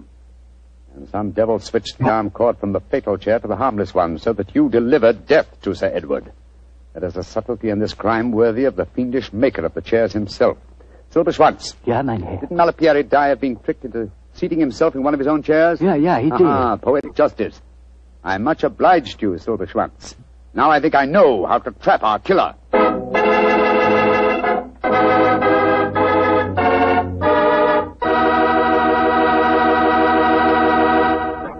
Dr. Watson will bring you the rest of his story in just a second, so I'm just going to tell you that after a good dinner, there's nothing quite like a glass of good Petri California port. Petri port is really a wonderful wine. A deep, hearty red in color and rich and truly delicious in flavor. You know, port wine is actually America's favorite wine. Try a glass of Petri port and you'll know why. Petri port is not only fine after dinner, it's perfect whenever good friends get together. Just keep in mind the name Petri, because Petri wines are good wine. Well, Dr. Watson, this is quite a story you're telling us tonight. So you found out how the murders had been committed, but not who'd been responsible for it. That's quite right, Mr. Bartell. Holmes spent a long time cross-examining Mr. Silverschwanz, the owner of the antique store, as to who might have had the opportunity of switching the telltale cord from the fatal chair. And who did have that opportunity, Well, Doctor? Mr. Bartell, it transpired that 4 people might have been responsible. Sir Edward's daughter and his secretary, Mr. Pigeon, had both been in the shop with him at various times. So had the butler, Travers. The 4th suspect was Sir Edward's eccentric brother, Peregrine, who it appeared had dropped into the shop the day after the purchase had been made. With this last information, Holmes became very excited and launched into eager preparations, which ended a few hours later when we found ourselves disguised as furniture removers, driving a van along a quiet country lane near Dorking as we approached the house of Sir Edward's brother, Peregrine. There's the house, Watson. Ramshackle-looking place, isn't it? Yes, extremely so. Why are you so morose, my dear chap? You've hardly spoken a word on our drive down You never here. tell me anything. Why are we trundling off into the wilds of the country disguised as furniture removers and carrying the harmless chair with us? Surely the reason is transparent, old chap? It's just about as transparent as duff stocking full of hot tripe. Oh, my dear Watson, surely it's obvious that we're up against an extremely cunning murderer. Now, what advantage accrues to him in using the Malipiero chair? An alibi, of course. He's nowhere near the place where the murder happened. Precisely. Apply your logic a little further. 3 of the suspects, the daughter, Mr. Pigeon, and Travers, the butler, live in the house and would almost certainly have been present at the time of death. Therefore, who gains most by such an alibi? Well, the brother, Peregrine. Elementary, my dear Watson. Now you see why we trundled off into the wilds of Dorking. Well, that must be Peregrine standing up on the porch. He's a funny-looking fellow. Follow my lead, Watson. Good afternoon, Governor. You fellows must have come to the wrong house. You were Mr. Peregrine Irvine, ain't you, Governor? Yes? And we come to the right house. All right. Come on, Bertie, give us a hand. Right you are, Alfie. What the devil are you unloading an armchair? Come on, get over there, for? Charlie. You drop it on my foot, Bertie. Look out. Easy does it. Come on, Bert. That's I got right. it, Alf. I got it. All right. Let it down easy now on the porch here. There you That's go. right. That's it. Give me the crickets. Ain't that a pretty chair, Governor? Bertie and me was admiring it on our way down here. Cool, blimey, it's half a nice chair. But who told you to bring it here? Orders, Governor. Mr. Silver Snitch, whatever his name is, told us your brother didn't want the chair and said as how we was to bring it to you. But my brother's dead. Mr. Silver Snitch said he gave the order before he died. Mind if I sit down in it, Governor? Oh, no, of course not. Cool, lummy. Bit of all right, isn't it? Look at him laughing. Who wish me old Trouble and Strife could see me now? Trouble and Strife? Yeah. Trouble and Strife. That's me wife, Governor. Here, sit down yourself, sir. Come on, go on, sit down, try it. Go on, Governor. Take the weight off your plates of meat. What barbaric jargon do you speak? What on earth are plates of meat? Plates of meat is feet, Governor. That's rhyming slang. That's right. Rhyming slang. Go on, sit down in it. Go on. I'd very well. There now. Ain't that comfortable? Yeah, Go on. Run your hands over the arms, Governor. Ain't that carving pretty? Ain't it just ducky? Yes, it is. But I don't want the wretched thing. There's been some mistake. So you'd better take it back to London and tell them to sell it. I don't want anything of my brother. Jumping Jehoshaphat. Can't see where you don't want to sit in a nice chair like this, Governor. But you're the one that gives the orders around here. Come on, Bertie. Come on, get your back into it. All right, Alfie. Let's get back in the van. All right, come on. Here you are, Alfie. Away they go. Oh, bless your heart, Governor. We don't worry about that sort of thing, do we, Bertie? Of course not, Alfie. We'd had a nice drive in the country anyhow, didn't we? That's right. Let's get these old horses going. Good day, Governor. Good day, Governor. Good. That was a false trail, Holmes. Obviously, he knew nothing about the chair. He thought it was perfectly harmless. And as indeed it was. But the murderer would have thought it fatal. I've slipped up in my reasoning somehow. Confound. Oh, but of course. Oh, what a fool I am. We must get back to London as fast as these tired nags can take us. Come on, get up there. Get up. What's the next move, Holmes? Back to Edward's house and the staging of a little drama that I'm sure will give us the final answer to this problem.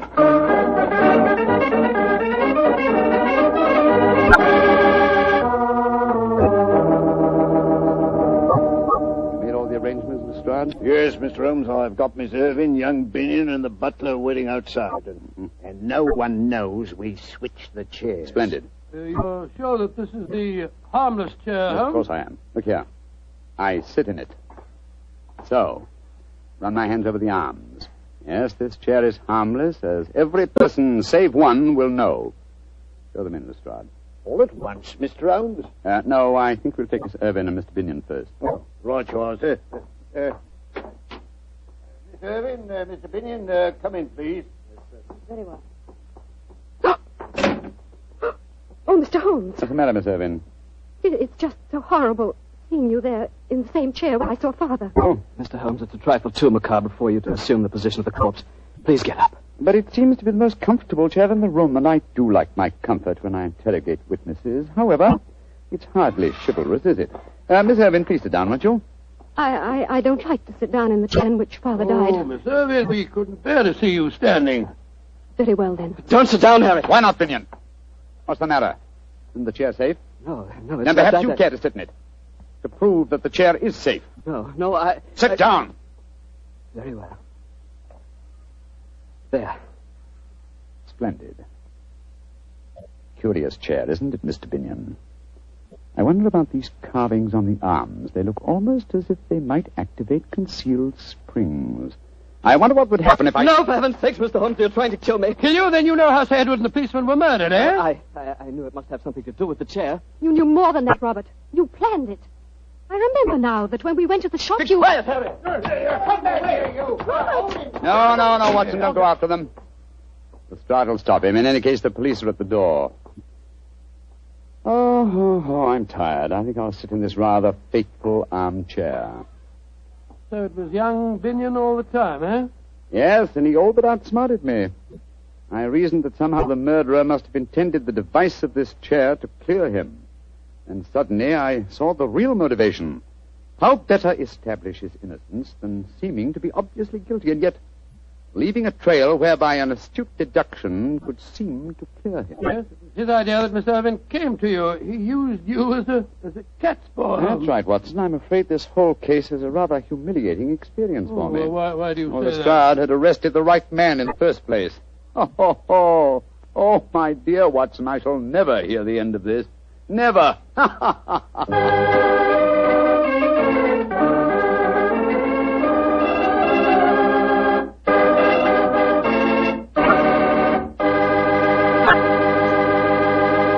As usual, Doctor, that was a swell story. Imagine Lestrade accidentally arresting the right man. Well, he had that one coming to him. Poor fellow, he'd been outwitted by Holmes so many times he was beginning to get an inferiority complex. What about Miss Irvin? How did she take it when her boyfriend Pigeon was proved guilty? Well, when she realized that her sweetheart had actually murdered her father, as they say in the penny thrillers, her love turned to hate. But at first, she took it pretty badly. I can imagine so. Mr. Bartell, my boy, that's one of the disadvantages of being a detective. When you bring the guilty to justice, you very often cause the innocent to suffer too. Believe me, never become a detective. Stick to being a wine expert. You calling me a wine expert? Now, wait a minute, Doctor. All I know about wine is that it either tastes good or it doesn't. And I know that Petri wine always does taste good. And I know why, too. It's because the Petri family has been making wine for generations. The art of turning luscious, sun-ripened grapes into fragrant, delicious wine is their heritage. A heritage handed down within the Petri family from father to son, from father to son. What particular type wine you prefer is, of course, a matter of your personal taste. But let me assure you of this. Whatever type wine you desire, for any occasion, you can depend on any wine that bears the Petri label. Petri took time to bring you good wine.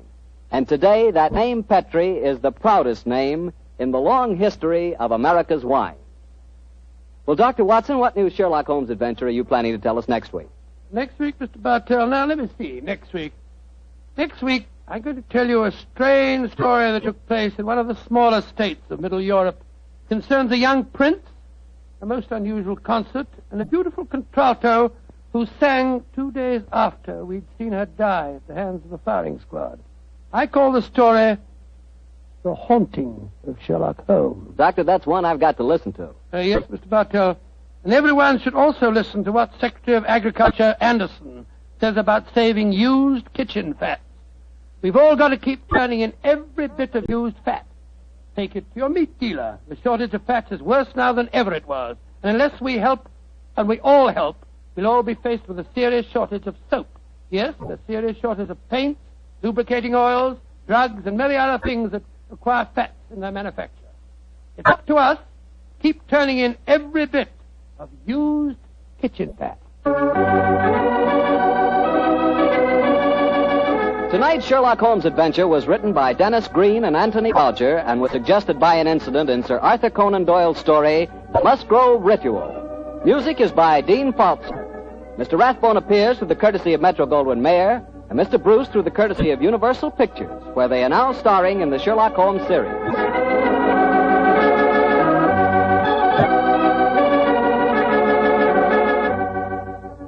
The Petri Wine Company of San Francisco, California, invites you to tune in again next week, same time, same station. Sherlock Holmes comes to you from our Hollywood studio.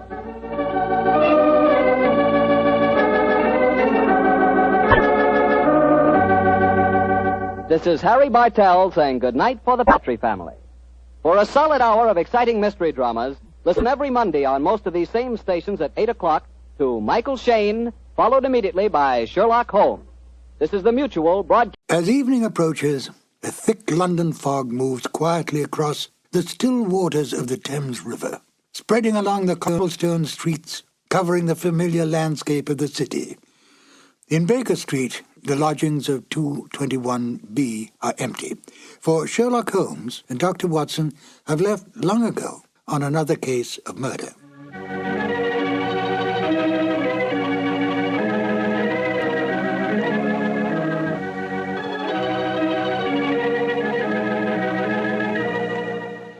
Hello, my name is Ben Wright. Welcome to the new adventures of Sherlock Holmes. The radio play you are about to hear was originally broadcast on the 7th of June, 1945. At that time, the war in Europe was almost over.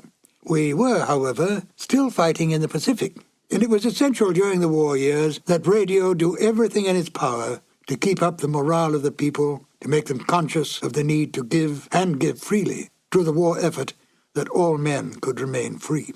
It was no different for the Sherlock Holmes radio series. Unlike the Sherlock Holmes movies of the time, the radio series was not set during the war, but retained its original time frame of Victorian England. How then to enlist this popular series to bring across a message in wartime? Although Holmes and Watson had long retired, it was possible to involve them in, if not the Second World War, at least the First World War, for they would have been very much alive then. The Victorian era was just about gone when the First Great War broke out. In fact, the war effectively killed it. But thanks to the cleverness of Denis Green and Anthony Boucher, Sherlock Holmes and Dr. Watson could once again come to the aid of their country. The broadcast of In Flanders Fields was made part of a war bond rally in order to raise money to continue the fight against the enemy in the Pacific. I think it's an interesting note that Denis Green and Anthony Boucher met at an earlier and similar war bond rally a few years earlier. It was a stroke of luck, for the two became not only good friends, but wrote some of the best of the new Sherlock Holmes adventures. Oh yes, before we get to the show, do take careful note of Nigel Bruce's final statements at the end of the broadcast. Selling war bonds may be an amusing and quaint idea today, but during those rather dark days, it really was an important issue. And now, Sherlock Holmes and Dr. Watson in the radio drama In Flanders Fields. This episode from the life of Sherlock Holmes will be transmitted to our men and women overseas by short wave and through the worldwide facilities of the Armed Forces Radio Service. From the stage of the Paramount Theater in Hollywood, Petri Wine brings you Basil Rathbone and Nigel Bruce in the new adventures of Sherlock Holmes.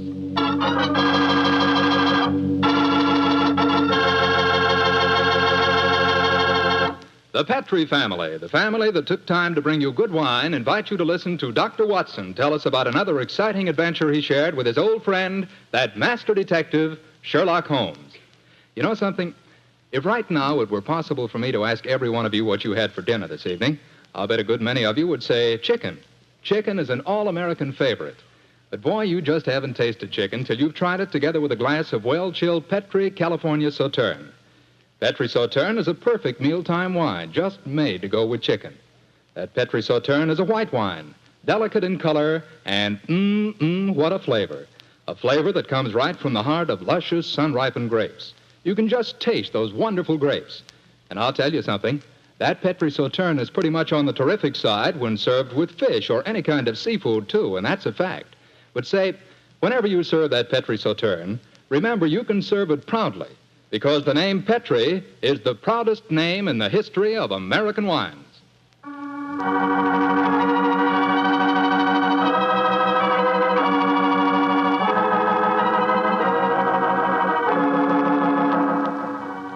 And now for our weekly doctor's appointment. Let's knock on his library door and see if... There's no point in doing that, Mr. Slattery. I'm right behind you. Oh, hello, Dr. Watson. Don't tell me you've been stalking me. No, my boy, I was on the patio and I heard your footsteps, so I thought that I'd come in and fetch you. Let's go back and sit out there, shall we? It's a beautiful evening. That's fine with me, Doctor. Here we are. Now, settle yourself down in a chair and light a cigarette, if you have one. And I'll get on with my story. Well, last week you told us it concerned an adventure that you and Sherlock Holmes had in Flanders during the First World War. That's right, Mr. Slattery, did. I thought that you and the great man had retired at that period. We had, my boy, but it was only natural that as soon as the war broke out, we both offered our services in any capacity that might help our country. Of course. And how did tonight's story begin, Doctor? It was in the winter of that first year. Things weren't going very well for the Allies. The Germans were advancing on Paris, and the picture was looking very black. It was just 24 hours before the famous Battle of the Marne began, the battle that changed the early course of the war, when Holmes told me that we had to go up to the front lines on a secret mission. We'd been in Paris for several weeks, where Holmes had just solved the case of the missing aide-de-camp. I was anxious to get back to England and my work in the war hospitals, but of course this new summons was in the nature of a command. And so, late on a rainy September afternoon, Holmes and I, with the boom of gunfire in our ears, found ourselves in the front seat of a staff car, sloshing and jolting its way towards the battlefield. Am I driving too fast for you, gentlemen? No, Sergeant, not at all. No, you're doing a splendid job. Oh, my man, look out, considering the state of the road. Thank you, sir. Hello? The gunfire's getting nearer, Holmes. Yes, old fellow. I imagine we haven't much further to go, have we, Sergeant? No, sir, we're nearly there. Did you notice the two civilians in the back seat, Holmes? Yes. Handsome woman and a distinguished-looking man, several years her senior. I wonder who they are. I'll tell you. He's a Shakespearean actor of some note, though he never achieved the fame to which he thinks he's entitled. I shouldn't be at all surprised if he feels that he's been slighted in not receiving a knighthood. But, Holmes, that's amazing. How can you possibly deduce all that from just looking at the man as we got into the car? Elementary, my dear fellow, I didn't deduce it. We saw him twice last year in the London Theatre, if you remember. What? His name is Maitland Morris. As for his biography, he's a friend of my brother, Mycroft's. He told me about him. Well, what do you suppose he's doing up here near the front line? His brother is General Sir Stanley Morris, who was in command of this particular front, and it would seem reasonable to presume that his brother has come up here to give a performance for the front-line troops. I suppose this hut is as far as we can drive, Sergeant. I'm afraid so, sir. We're 4 miles from the front line now. You'll have to clear your papers here. See that ruined farmhouse there, sir? Yes, Sergeant. Is that the General's headquarters? Yes, sir. Come on, Watson. Good Lord, it's pelting with rain. Yeah, let's make a dash for it.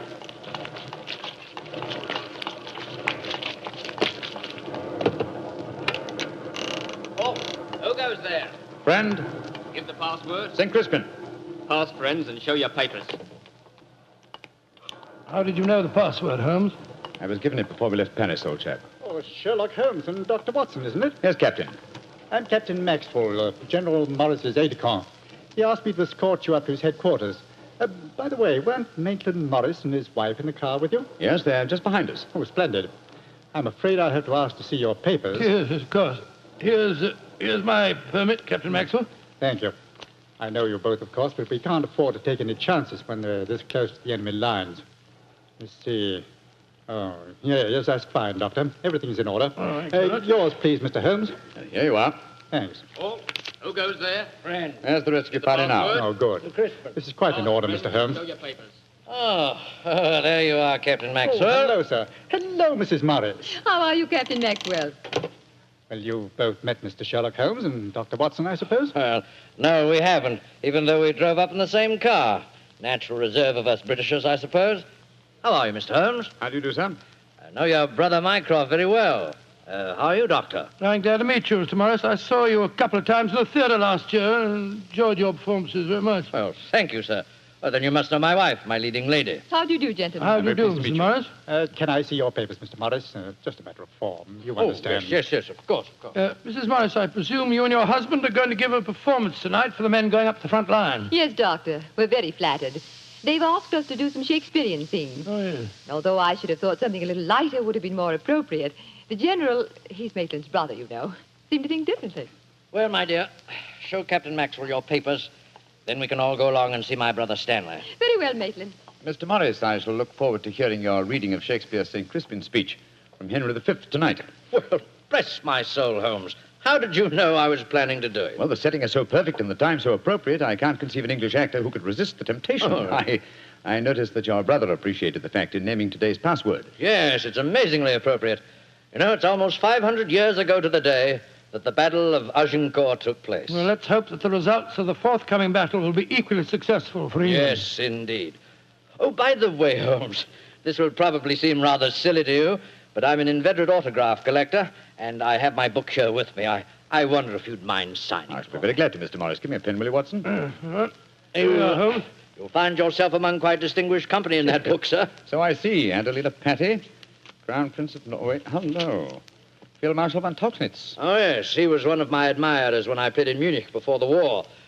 I suppose now that our countries are fighting, I should tear that page out. Do you know, I cannot help but feel that art and the appreciation of art are independent of national hatred. Quite so, sir. I myself still have a medal presented to me by the University of Leipzig for some trifling services. There you are, Mr. Morris. Oh, thank you very much, Mr. Holmes.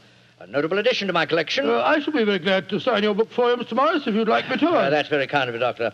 Oh, Captain Maxwell, if our permits are all in order, don't you think we should be moving along? That's just what I was going to suggest myself. I'll take you all straight over to General Morris's headquarters.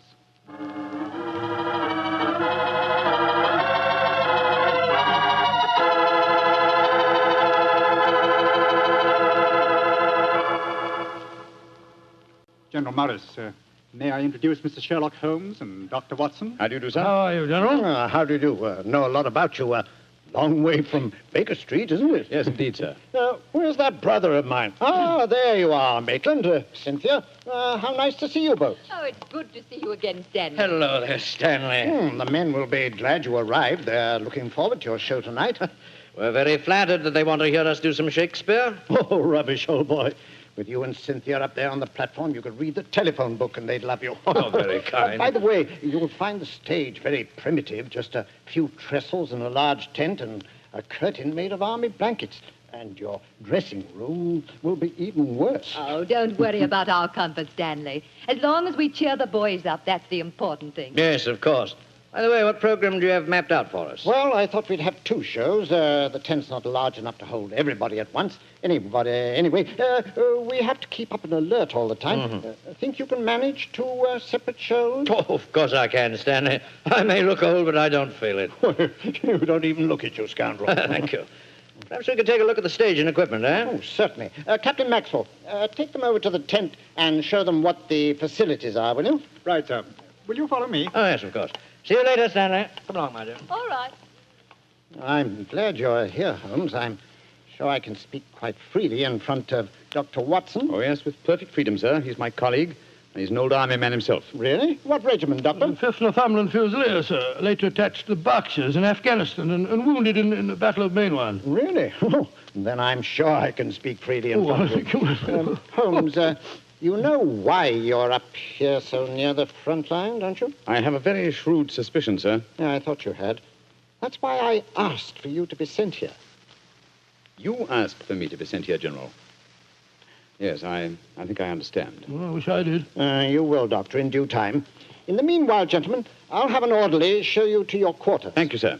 And, Holmes, take a look around, will you, and keep your ears open. We're comparatively a little distance from the German front lines, and yet there's a very puzzling silence just now. Yes, I noticed that, sir. And half an hour ago, on our way up, there's quite a lot of shelling. Exactly. It's unnatural and rather frightening at a time like this. You see, we're attacking at dawn. The enemy might be trying to infiltrate spies, and the whole success of this battle depends on a surprise attack. I quite understand, sir. Come on, Watson.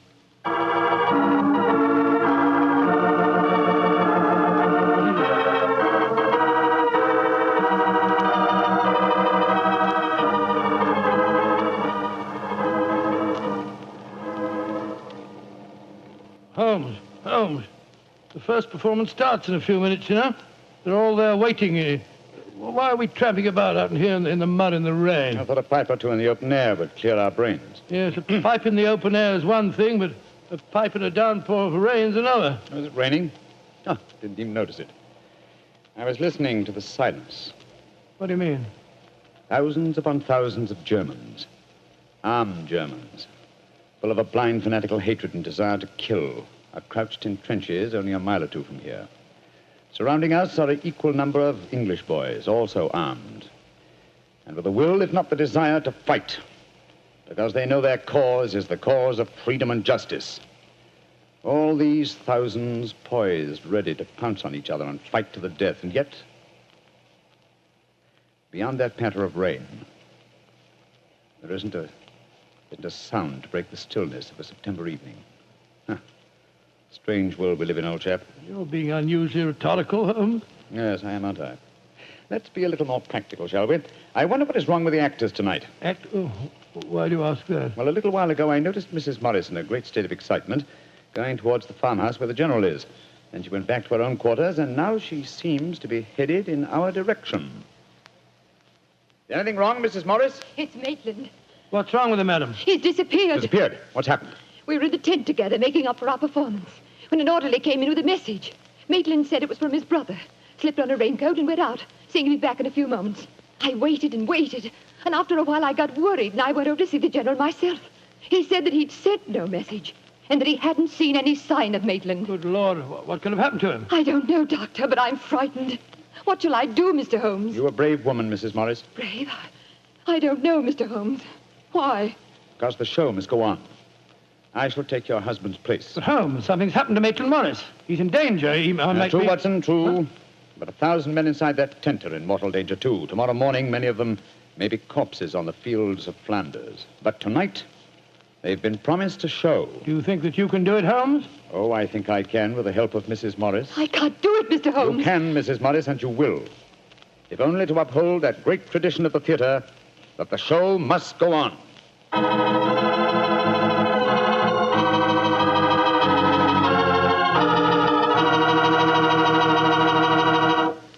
We'll hear the rest of Dr. Watson's story in just a few seconds.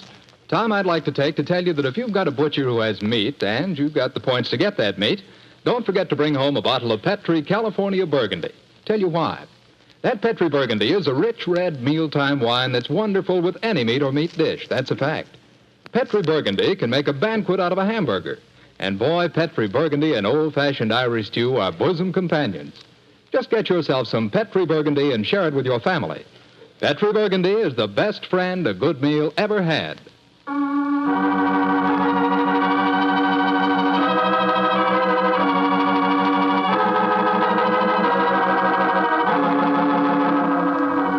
And now, back to tonight's new Sherlock Holmes adventure.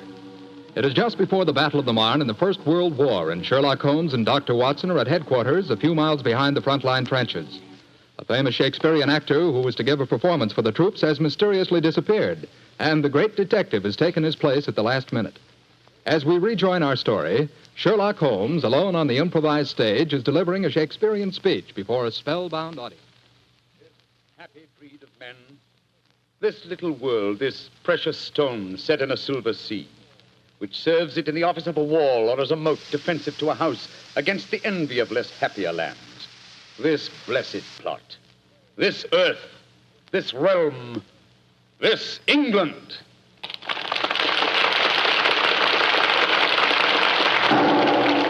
Holmes, that shot, are you all right? Yes, old chap. Fortunately, I started to leave the stage as the shot was fired. The bullet just missed me.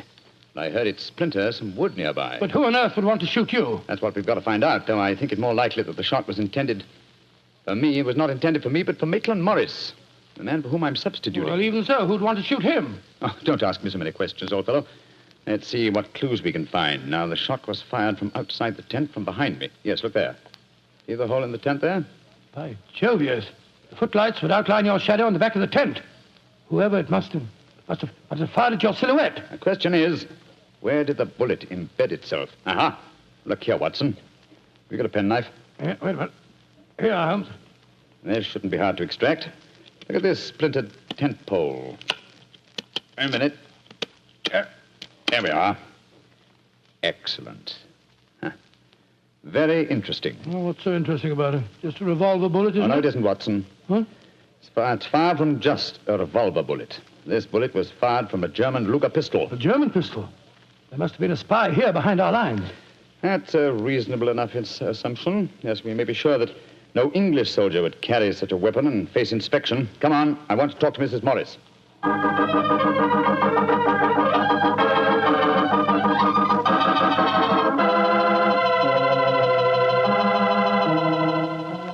Mrs. Morris, I want you to be very frank with me. But of course, Mr. Holmes. You know why your husband's missing, don't you? No, I don't. Have you found out anything? Come, madam. Why keep up this pretense any longer? I know that your husband is a spy, or at least a great sympathizer with the German cause. The general's brother a spy? Good Lord. How dare you say that? Because it's true. Foreign Office have been suspicious of his sympathies for some time. His own brother knew it. That's why he asked to have me sent up here to keep an eye on him during his visit. It is true. Why should I keep up the pretense any longer? You see, Maitland was a disciple of Stuart Houston Chamberlain. Oh, who was this Stuart Houston Chamberlain? An Englishman who married one of Richard Wagner's daughters and became a German citizen, and an arch-enemy of England. I tried to dissuade Maitland. I implored him to consider his British heritage, his brother's name and mine. But Maitland was a strange man. His life was one of frustration and envy. Envy of his brother, I suppose? Yes. When Stanley was knighted, it hurt Maitland terribly. He said it was typical that the English would knight a soldier and yet leave a great artist like himself unrecognized. That in Berlin, they really understood and rewarded the artist. Well, if the authorities knew that, it's amazing they allowed him to come so close to the front lines at a time like this. Oh, it was at the general's request. He wanted to plead with my husband to warn him that his secret was known. And now Maitland's gone over to the German lines. Oh, it's terrible. It's worse than that. It's disastrous. He can give them information as to the strength of our troops here. He knows the password. He might even know the hour the attack is timed to start. How did your husband expect to enter the German lines in safety, Mrs. Morris? He speaks fluent German, Mr. Holmes. I fancy the autograph book he was carrying containing the signature of Field Marshal von Tauchnitz was in reality his pass through the German lines. You've told the general that his brother was gone, of course. I haven't been able to. He moved up to the front line position immediately after the first performance, though I had warned him what I thought Maitland was planning to do. I think he intended to give his performance first, then cross the lines immediately afterwards. But something must have made him change his mind. Perhaps he suspected I'd warned the general. Anyhow, as you know, when I got back to our quarters, he'd gone. Did he leave any note, madam? Yes, he did. Here it is. Thank you. I have gone, my dear. Try and understand and forgive if you can. You wouldn't come with me, and so I'm taking what is left of my heart and my hopes where they belong, among the friends that understand and appreciate me. It is something stronger than love and blood and country that makes me do this. It is something dearer to me than life itself. Dearer to me than life itself. Oh, how could he? How could he? The shame of this will kill poor Stanley. Mr. Holmes, will you break the news to him? I know it's cowardly of me, but I just can't tell him myself. Don't worry, Mrs. Morris. I'll tell him. Dr. Watson and I will ask Captain Maxwell to escort us to the General's frontline headquarters. In the meantime, try and keep calm. We'll tell him.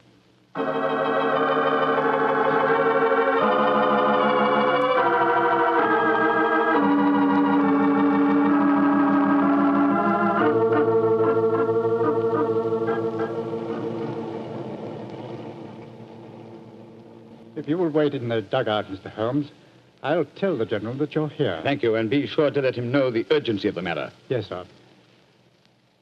Holmes, this is a dreadful business. Yes, it is, Watson. Though if my plans work out correctly, I think the success of tomorrow's battle may not be imperiled. What plan? Listen. You know, Holmes, a strange silence from the German line since we came here might be accounted for by the fact that they knew Maitland was making his getaway. They wouldn't want to risk wounding such a valuable spy. Quite possibly. What I still don't understand is who shot at you with a German pistol and why. You're being very dense, old fellow. Surely it's obvious that... Here comes General Morris now. Poor devil. This is going to be a dreadful shock to him. Hello, Holmes. Dr. Watson? General Morris, I'm afraid that I've bad news for you. Your brother has gone over to the German lines. Maitland did go there. I should have put him under an armed guard as soon as he came here, but I thought I could reason with him, appeal to his sense of honor. Instead of which you tried to shoot him, sir, but fortunately for me, you missed. You see, I took his place at the first performance. But that shot was fired from a German pistol. True.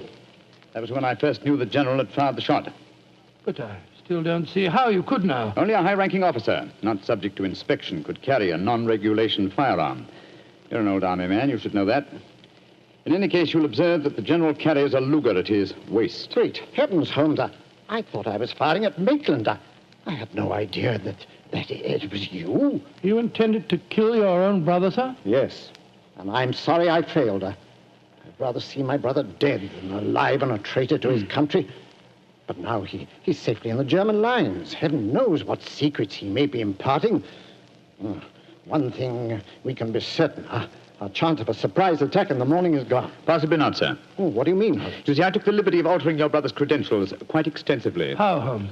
I knew of his German sympathies. Mycroft had given me a great deal of information about him, and so I took it on myself to decide that it was unsafe to allow him so near the enemy lines with his own identification on him. Well, what did you do, Holmes? I took the liberty, sir, of stealing his autograph book, the one containing the magical signature of Field Marshal von Tauchnitz. I have it in my pocket now. I think we shall find within its pages a code concealed in the various autographs, giving valuable information to the enemy. Good Lord. I also switched military permits on him. I felt that in the event that he did go over to the German lines, his welcome might be less cordial if they were under the impression that they'd captured Sherlock Holmes. To make that identification doubly sure, I also slipped in his pocket a slight souvenir of my own. By Joe, Holmes, you mean that medal that was presented to you by the University of Leipzig? Exactly, old fellow. I no longer wish to own a decoration given me by a country of barbarians, and it seemed a rather neat and effective way of returning it to them. So the Germans will think they've captured Sherlock Holmes? Yes, sir, and unless I'm much mistaken, he'll receive very short shrift at their hands. Yes, they hate you. There's your answer, sir. I'm sorry. Well, don't be sorry, Holmes. It's better that way. Now his secret can die with him. Excuse me, sir. Yes, Maxwell, what is it? Would it be in order for me to return to headquarters now, sir? It's very nearly time for the second performance, and I've still been unable to trace the whereabouts of your brother. Well, my brother will not be acting tonight, I'm afraid. Holmes, I wonder if I might ask you to take his place once again. If you want me to, General. I do. Maitland had planned to do the St. Crispin speech from Henry V. He knew how much I loved him. I realize that, sir. When I was told the password up here. Well, can you remember the speech, Holmes? Oh, I think so. At any rate, I can try. Then do it for me, my dear fellow, will you? For me. I'll be very proud to do it, General. Goodbye and good luck. Thank you, Holmes. Captain Maxwell, take them back to headquarters, will you? The men will be waiting for the performance.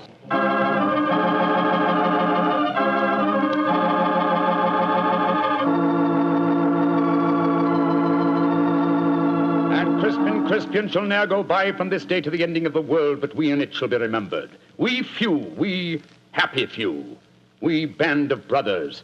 For he today that sheds his blood with me shall be my brother. Be he ne'er so vile, this day shall gentle his condition. And gentlemen in England now abed shall think themselves accursed they were not here, and hold their manhoods cheap, while any speaks that fought with us upon St. Crispian's Day.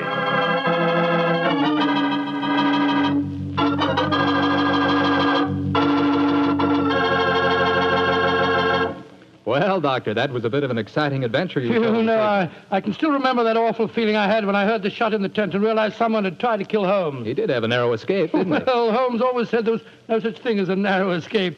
He said you either escaped or you didn't. If you did, well, why worry? And if you didn't, you couldn't worry, so what?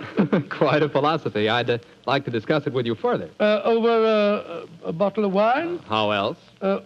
What kind of wine? Naturally. Naturally. You couldn't ask for a more delicious wine than Petri. That's because the Petri family knows how to make good wine. They ought to. They've been making fine wine ever since they started the Petri business way back in the 1800s. And because the business has always been family-owned and operated, well, they've been able to hand on from father to son, all they've ever learned about the art of turning luscious grapes into fragrant, delicious wine. That's why no matter what type Petri wine you buy for any occasion, you can be sure it's good wine because Petri took time to bring you good wine. And now, Dr. Watson, how's about giving us a clue to next week's Sherlock Holmes adventure? Next week, Mr. Clatter, I'm going to tell you a most unusual adventure in which Holmes and I are trapped in an airtight metal chamber, our only companion being a murdered scientist. Well, sounds like a story we don't want to miss, Doctor. See you next week. Yes. Oh, just a second, Mr. Clatter. Before we go, I just want to tell our listeners that tonight we're broadcasting from the stage of the Paramount Theater here in Hollywood on behalf of the 7th War Loan Drive. The ticket of admission to the theater was a war bond. I'm mentioning this to remind you, our friends, that you have an important part to play in making the 7th War Loan a success. Buy more and buy bigger bonds than ever before. They're needed to pay for new super forts, new jet-propelled fighters, newer and bigger weapons to lick Japan. Remember, in spite of the magnificent achievements of our forces in the Pacific, the Japanese war has just begun. So let's go all out for the mighty 7th War Loan.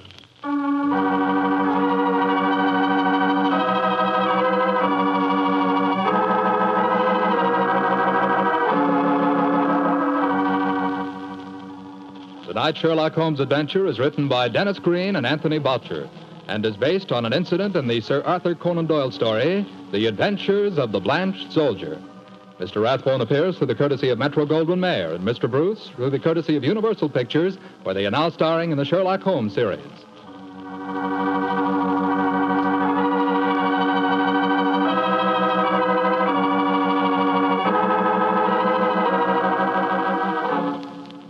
The Petri Wine Company of San Francisco, California, invites you to tune in again next week, same time, same station. Oh, the Petri family took the time to bring you such good wine. So when you eat and when you cook, remember Petri wine. To make good food taste better, remember... Petri wine. This is Jack Slattery saying good night for the Petri family. This is the Mutual Broadcasting System.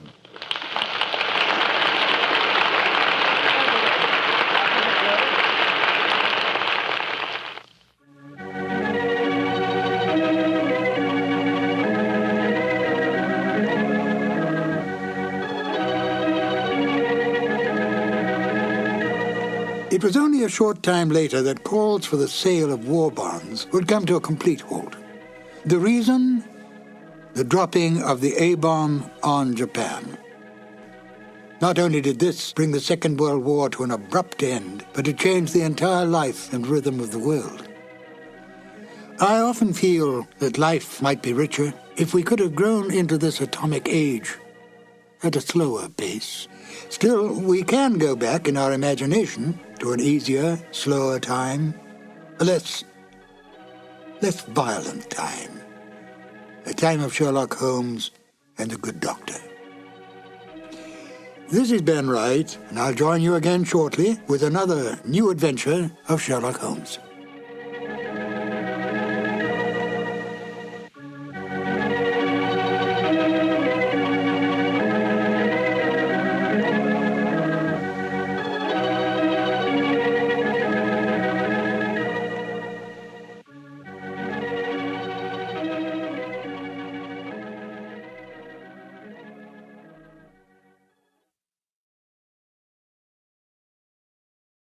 Petri Wine brings you Basil Rathbone and Nigel Bruce in the new adventures of Sherlock Holmes.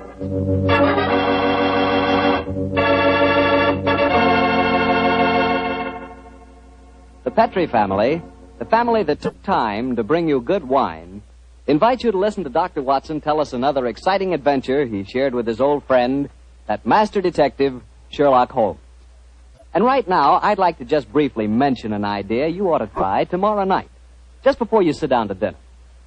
Just pour yourself a glass of that good Petri California sherry. Petri sherry is the perfect before-dinner wine. Its cheerful, glowing amber color looks festive and, well, it sort of lends an air of importance to the occasion. And as for the wine itself, just taste it. That Petri sherry is not just ordinary wine, no, sir. One sip and you know that wonderful sun-ripened grapes went into its making. Yes, and you know that Petri sherry was carefully watched over every step of the way. Incidentally, Petri makes two kinds of sherry, regular sherry and Petri Pale Dry. If you're not sure just which kind you and your friends will like best, try them both. Don't buy one, buy two. But when it comes to sherry, or any other wine for that matter, be sure you always buy Petri.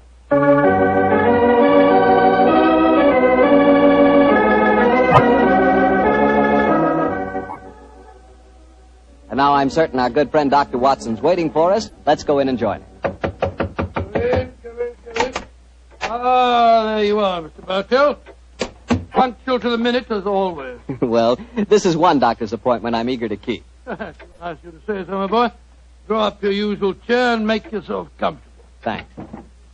Well, Doctor, today's April the 1st. Did anyone try and play any jokes on you? Yes, you did, Mr. Bartell, but I'm happy to say that nobody caught me. Not as in the story that I'm going to tell you tonight, but an April Fool's Day prank certainly scored a bullseye. I see you have the dispatch box out again, Doctor. Been refreshing your memory? Yes, I have, Mr. Bartell. And when I tell you the adventure took place in 1881, I think you'll agree that after such a lapse of time, A man can hardly rely on memory alone. 1881? Say, Doctor, tonight's adventure must have been one of the really early ones. Yes, it was indeed. In fact, to be exact, it took place only a little while after Sherlock Holmes and I had first met and had taken up lodgings together. How was the great detective in those early days? Profound mystery to me, Mr. Bartell. To give you an example, my boy, I'd shared our Baker Street lodgings with him for over a month before I was even certain of his profession, the knowledge of which I learnt to my awe and astonishment when our first adventure together took place. Oh, that was the one you called a study in scarlet, wasn't it, That's Doctor? right, Mr. Bartell. What a memory you've got, study in scarlet. But even after that adventure, I found myself wondering at times what I had let myself in for, sharing lodgings with such a strange companion. It was in one of those moods of doubt and confusion that my story begins. Late one March evening, I found myself in the neighborhood of Piccadilly Circus. It was cold, and a steady drizzle of rain had dampened my spirits. I thought that a glass of wine and the sound of music would put me in a better mood. And so, Mr. Bartell, I entered the Criterion restaurant. As I sat with a glass of rare vintage port at my elbow, the orchestra playing a dreamy Strauss waltz in the background, I couldn't help thinking of the last time that I'd been there. It was the night I met a young medical student by the name of Stamford. He was the man who first introduced me to Sherlock Holmes. Suddenly, I felt a tap on my shoulder. I turned, and to my amazement, once again young Stamford was standing before me. Watson, or should I say Dr. Watson. How are you, my dear chap? Hello, Stamford. Come and sit down. Thanks. I'm glad to see that you're not holding any grudge against me. Why on earth should I do that? For introducing you to Sherlock Holmes.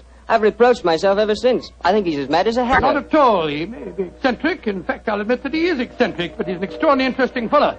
He'll make a great name for himself as a private detective one of these days. You'll see if I'm not right, Stamford. I saw something about him in the paper the other day. Yes, I expect that was the Lauriston Gardens affair, wasn't Yes, it? yes, it was. He's a brilliant man, Stamford. Quite brilliant. Though I must admit he's difficult at times. He works like a fiend as a rule, but occasionally a reaction sets in, and for days at a time he'll lie on our sofa, hardly uttering a word or moving a muscle from morning to night.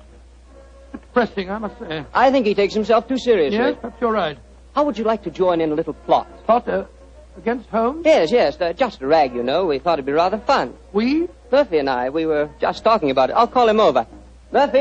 Oh, is that Murphy? I've seen him before somewhere, haven't I? I'm sure you must have done. He's been round at the hospital, and any time you go into the British Museum, you'll find him there. Nice fella, but dull. Definitely dull. Yes, Stamford. Oh, this is a friend of mine, John Watson. This is James Murphy. How do I think I've seen you at the hospital? And I know I've seen you, Dr. Watson. Oh, sit down and come and join us, won't you? Oh, thank you very much. I was just telling Watson about our little plot. Oh, you mean about Sherlock Holmes? Now, look here. I'd like you fellows to realize that Holmes is a very good friend of mine. Oh, don't worry, Watson. This is all in good fun. Don't you realize what the date is tomorrow? 1st of April, isn't it? Yes, April Fool's Day. Oh, now I see. You're going to play an April Fool's Day joke on Holmes. Yes, that's our plan. Well, it's hardly our plan, Stamford. It's really Lady Anne Partington's idea. You see, Holmes was very rude to her when she visited the hospital recently, and she wants to, take him down a peg or two. Sounds innocent enough, but I must say he's inclined to be rather arrogant at times. Well, what's the plan? Well, we'll need your help, Watson. You must be careful not to give the joke away. I'll bet you a $5 that Holmes falls for the whole story, hook, line, and sinker. Now, here's exactly what we're planning to do. Lady Anne is going to call on Holmes at Baker Street in the morning. Lady Anne, I'm very flattered that you called to see me in my professional capacity. Surely, my dear man, you didn't think this was a social call. You were much too rude to me at the hospital the other day for that. That was the point I was trying to make. Please sit down, won't you? Either take this chair, won't you, Lady Anne? It's by far the most comfortable chair in the room. Thank you, Dr. Watson. And now, what can I do to help you? You've heard of the Elphinstone Emerald? Oh, yes, indeed. A magnificent stone of very considerable value. An heirloom in your family, I believe. Yes, Mr. Holmes. I keep it in a wall safe in my bedroom. This morning, when I had occasion to go to the safe, I discovered that the emerald had been stolen. Stolen? Good Scott. Shocking business. Of course, you want Mr. Holmes to recover it for you. A remarkable deduction, my dear doctor.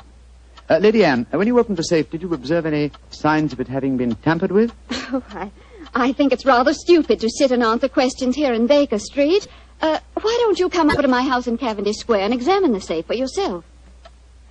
You are a detective, aren't you? Lady Anne, just now you accused me of rudeness. I assure you that mine, at least, was unintentional. Oh, come, Holmes. Don't be so touchy. I can promise you a substantial fee, Mr. Holmes. I'm a struggling practitioner and a new profession, eh? My poverty, but not my will, consents. I pay thy poverty, and not thy will. You see, I can quote my Shakespeare, too, Mr. Holmes. My carriage is waiting, gentlemen. Let's drive over to Cavendish Square at once, shall we?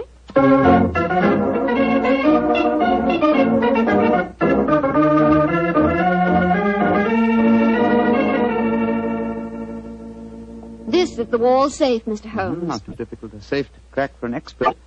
You placed the emerald in it last night, you say? Yes, when I went to bed. And this morning, it had gone. Well, surely, Holmes, this is a good occasion to use that magnifying glass that you're always fiddling about with. Excellent occasion, my dear doctor. That's why I brought it with me. Uh-huh. That's very interesting.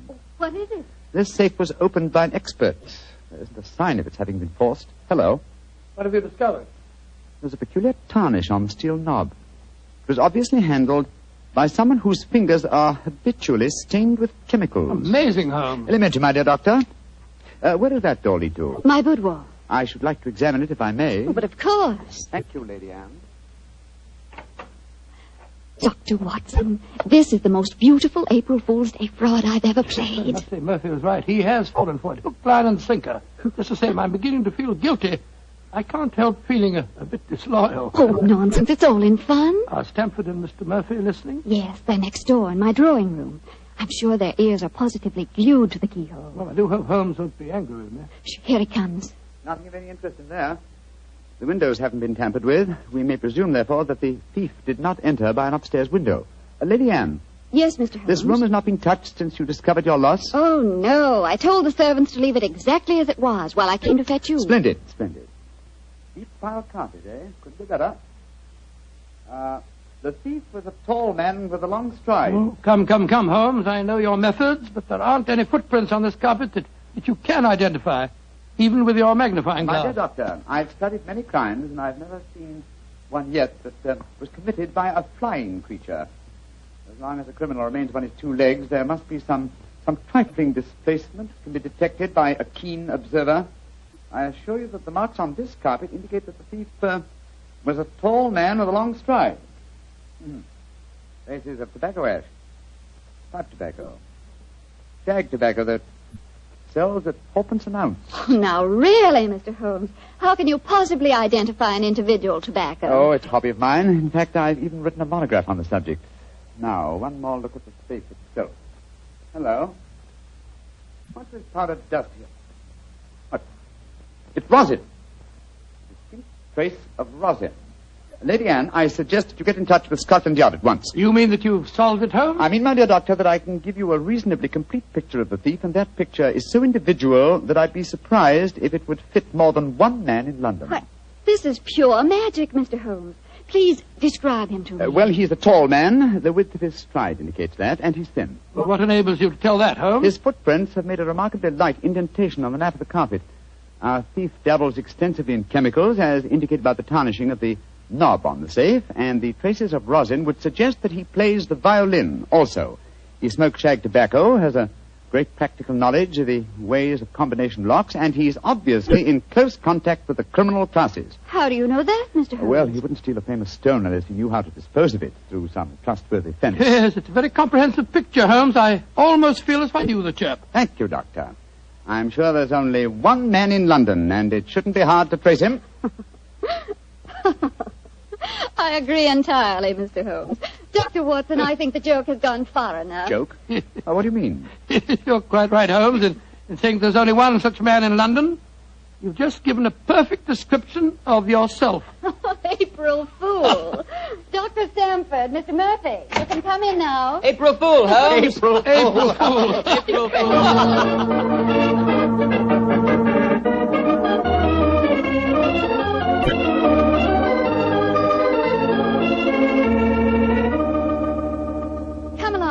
Into the drawing room, everyone. Let us drink a glass of wine to Mr. Holmes, who has so graciously forgiven us for the little trick we played on him. And also to Dr. Stamford, who thought of the whole idea. No hard feelings, Holmes. Oh, no, Doctor. No, it was a rather embarrassing experience. When Murphy told me about the plan, I just couldn't resist joining him. Ah, here you are, Holmes. Here's a drink. Thank you, Stamford. You know Murphy, don't you? No, I don't think we've met. How do you do, sir? How do you do, Holmes? How did you like the little game we played on you? It was rather a salutary experience. I suppose you gave them all the details to build up the picture of me, eh, Doctor? As a matter of fact, I did, Holmes, and knowing some of your methods, We tried to plant every clue that you would pick up. Very neat job, too, and incidentally, a perfect example of the dangers of deductions based on purely circumstantial evidence. I shall profit from this little lesson. I must say it was worth a fortune in emeralds to see your face, Holmes, when you realized what you'd done. Well, the joke's over now. By the way, where is Lady Anne? I believe she said she was going to fetch the Elphinstone emerald. She thought you might be interested in seeing it. She probably feels the sight of it will salve my wounded vanity. Oh, here she comes now. Mr. Holmes! Mr. Holmes! It's got... What's wrong? What's happened, Lady Anne? The emerald. It's not where I hid it. This time it's really stolen.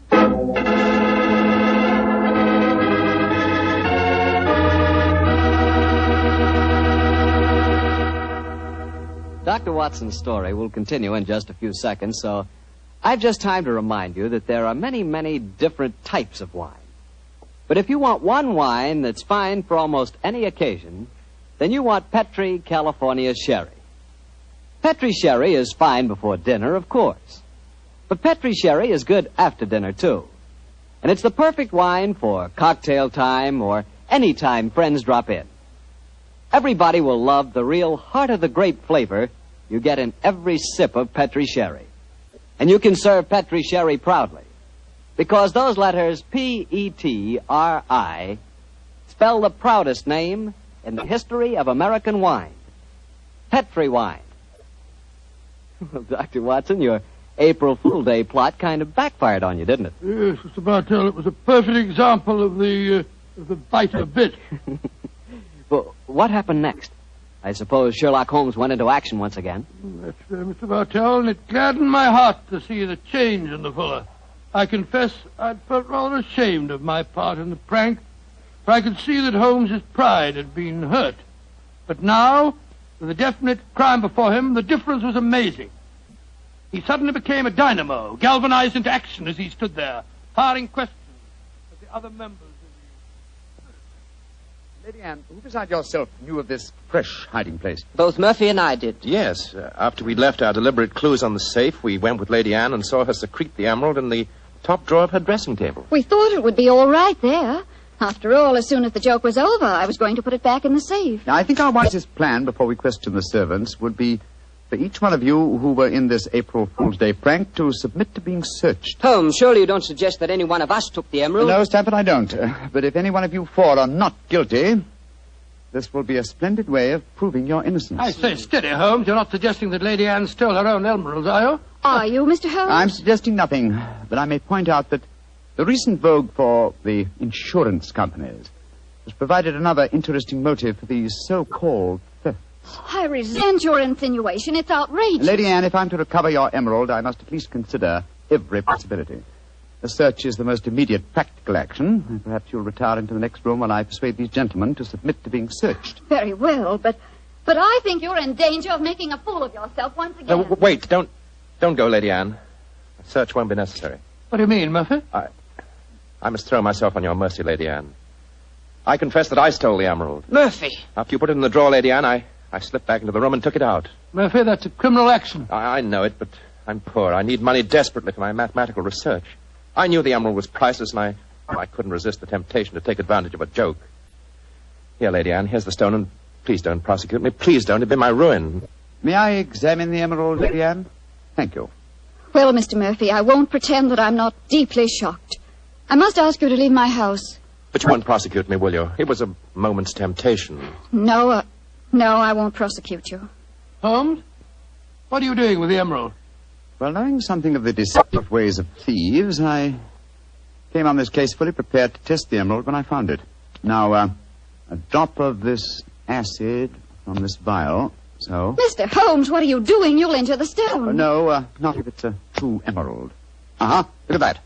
Good Lord, the acid's eating to the stone as if it was sugar. But then that means... It means, Lady Anne, that Mr. Murphy has just imperiled his honor and his freedom to steal a singularly beautiful fake.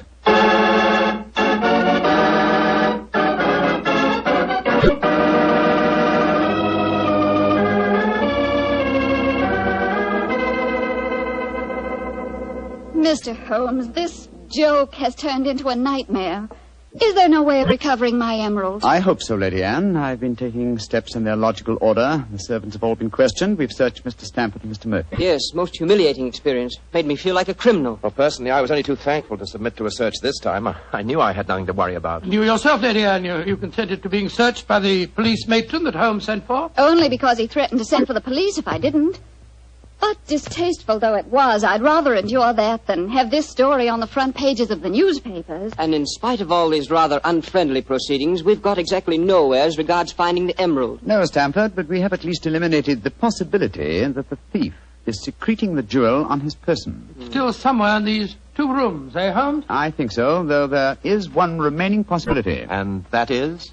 That the fake stone was substituted for the real emerald sometime before all of you engineered your April Fool's Day joke. Oh, no, Mr. Holmes, that's not possible. I know it was the genuine emerald I took out of the safe this morning. How can you be sure? The substitute was an excellent imitation. Without a chemical test such as I performed, it would be hard to be certain. I can tell you why I'm certain. Last night, Papa came to dinner and brought a Mr. Vanderleider of Amsterdam. He examined the stone. And you'll agree that a jewel expert like that couldn't be fooled. That's true, Lady Anne. And what did you do with the emerald after Mr. Vanderleider left? I locked it in my safe and went to bed. I didn't unlock the safe again until Dr. Stamford and Mr. Murphy came here this morning. That settles it, then. The real emerald is still hidden somewhere in these 2 rooms. But where? That's the question. I must say it's completely mystifying. Well, let's go back to what we were all doing at the exact moment you came into the room, Lady Anne, and informed us of the loss of your stone. Now, we were... We were drinking a toast to you and... That's it.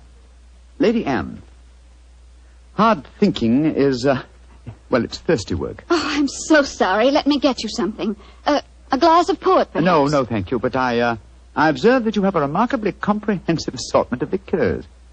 I wonder if I might have a glass of creme de menthe. Oh, of course. I'll get it for you. Creme de menthe in the middle of the day, Holmes? I knew you were eccentric, but this really takes... This bottle, it clinked as I picked it up. I thought it might, Lady Anne. There's something inside it. Allow me, madam. Thank you. I'm sure you won't mind if I waste this liqueur on the aspidestra. No, of course not. So... Lady Anne, allow me to restore to you the Elphinstone Emerald. Great Scott. Amazing. Fantastic. Ingenious. The one safe hiding place in the room. Where could a green gem be more effectively hidden than in a bottle of green liqueur? But who stole it? Who substituted the fake stone? Frankly, I don't care. The gem is restored. That's all that matters. I prefer not to go to court. Neither you nor I, Mr. Sherlock Holmes, would show up in the best of lights. And my father would disapprove of this whole affair, I'm afraid. Just as you wish, Lady Anne. In either case, I shall expect your check for my services in due course.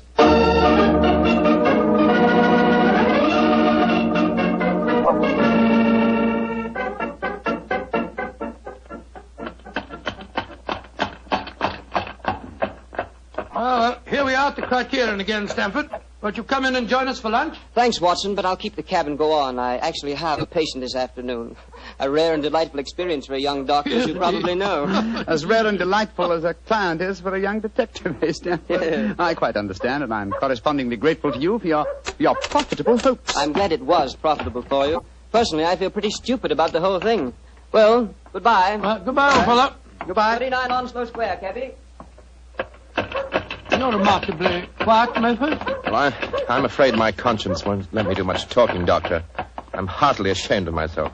Well, thanks for the lift. I'll leave you chaps Oh, there. nonsense. You'll join us for lunch, Murphy. But, No buts about it. I insist. Come on. Well, it's awfully nice of you. Oh, come, Murphy. Any one of us can make a foolish mistake. It's just lucky that you didn't have to pay for yours.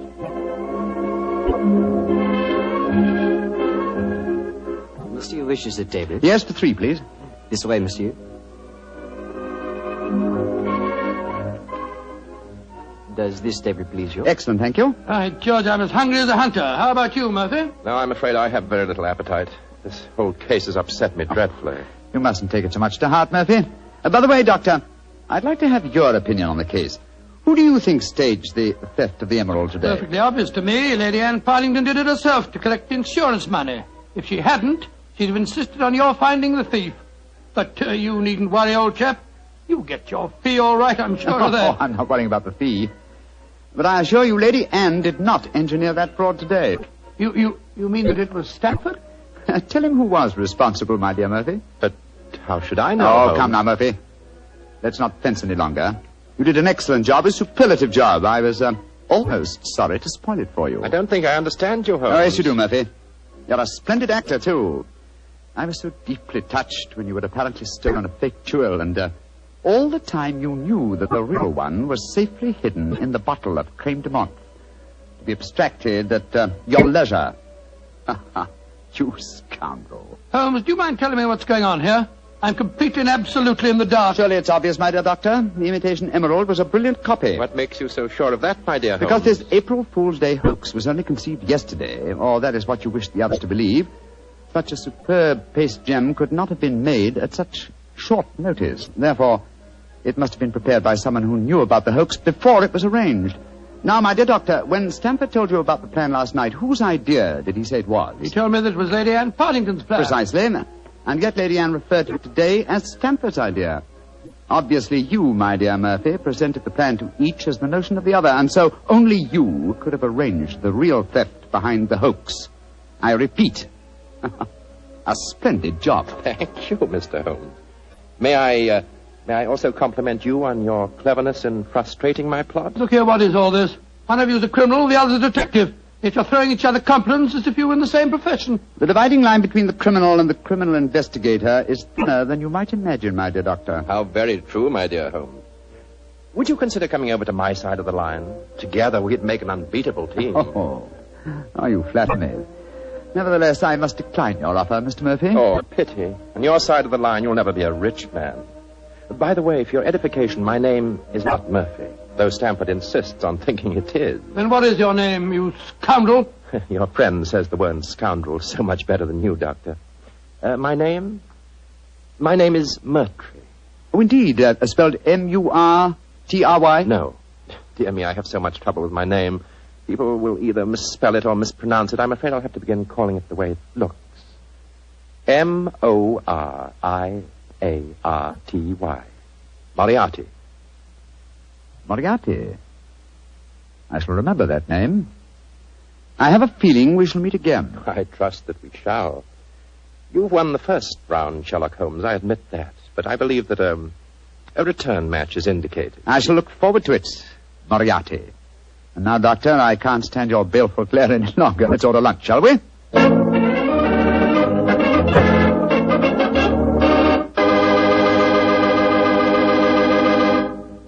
Doctor, that was a pretty hectic April Fool's Day. Yes, it was. I never want to see another one exactly like it. I don't blame you. You know, I'd sure hate to have someone come to my house and pull a trick like that on me. Why, Mr. Bartell, do you have a precious emerald you fear may be stolen? Are you kidding? I wouldn't know the difference between a precious emerald and a piece of green glass. But when it comes to rubies, now that's something else. Oh, you would know a ruby when you saw it? Sure, because a ruby has exactly the same color as a glass of Petri California port held up to the light. Mr. Bartell, you can find more excuses for talking about Petri wine than any man in the entire world. Believe me. Excuses, Doctor? I don't need an excuse to talk about Petri wine. Why, there's a wine that actually speaks for itself. If I may borrow a phrase from Shakespeare or somebody. There's no other wine quite like Petri wine because only Petri wine is made by the Petri family. And the Petri family has been making wine for generations. They've been handing down from father to son, years and years of knowledge and experience of the fine art of turning luscious grapes into clear, fragrant, delicious wine. Yes, and because the making of Petri wine is a family affair, those letters P-E-T-R-I on a bottle of wine are the personal assurance of the Petri family that every drop of wine in that bottle is good wine. You never miss with a Petri wine because Petri took time to bring you good wine. Well, Dr. Watson, what's the prescription for next week's story? Well, next week, Mr. Bartell, I'm going to tell you a rather unusual story. It concerns a series of strange disappearances and a murder without apparent reason, and yet it was a case that Sherlock Holmes solved without ever meeting any of the suspects. I call it the singular affair of the disappearing scientist. Well, I'm sure we'll all want to hear that one, Doctor. Oh, I'm sure. Well, we got that. Oh, well, before you go, Mr. Bartell, I want to urge our friends to do all they can to save on the use of all wheat and rice products, and also fats and oils. There are millions of families literally starving to death in Europe and Asia. We're not being asked to give them our food. We're just being asked to take it easy on certain foods so that there will be some left for them to buy. I know there isn't one person listening to me tonight who would knowingly let anyone starve. And remember, unless you do help, thousands of little children will starve. So please, let's share a meal and save life. Tonight's Sherlock Holmes adventure was written by Dennis Green and Anthony Boucher and was suggested by an incident in Sir Arthur Conan Doyle's story, A Study in Scarlet. Music is by Dean Fossler. Mr. Rathbone appears through the courtesy of Metro-Goldwyn-Mayer, and Mr. Bruce through the courtesy of Universal Pictures, where they are now starring in the Sherlock Holmes series. The Petri Wine Company of San Francisco, California, invites you to tune in again next week, same time, same station. Sherlock Holmes comes to you from our Hollywood studios.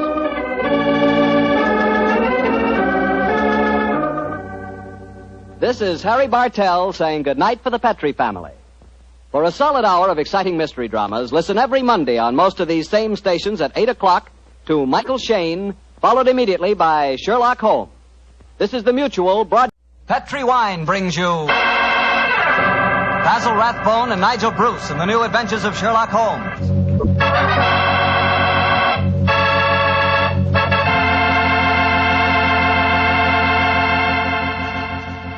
The Petri family, the family that took time to bring you good wine, invite you to spend the next half hour listening to Dr. Watson tell us another exciting adventure he shared with his old friend, that master detective, Sherlock Holmes.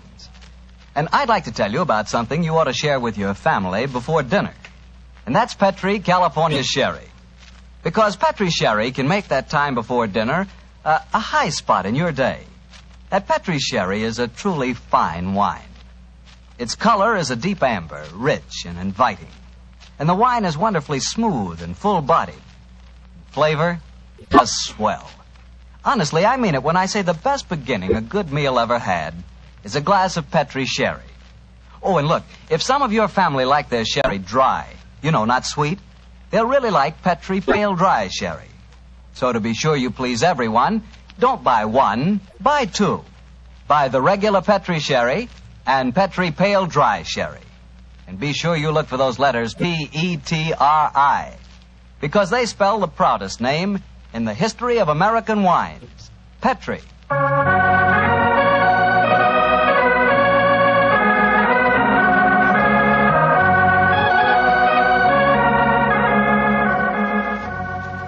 And now I know our good friend Dr. Watson's expecting us. Let's go in and join him. Come in. Good evening, Doctor. Good evening, Mr. Bartell. Say, how are you feeling, Doctor? All over that attack of flu you had? I'm feeling very much better, thank you, my boy. I'm still a little weak.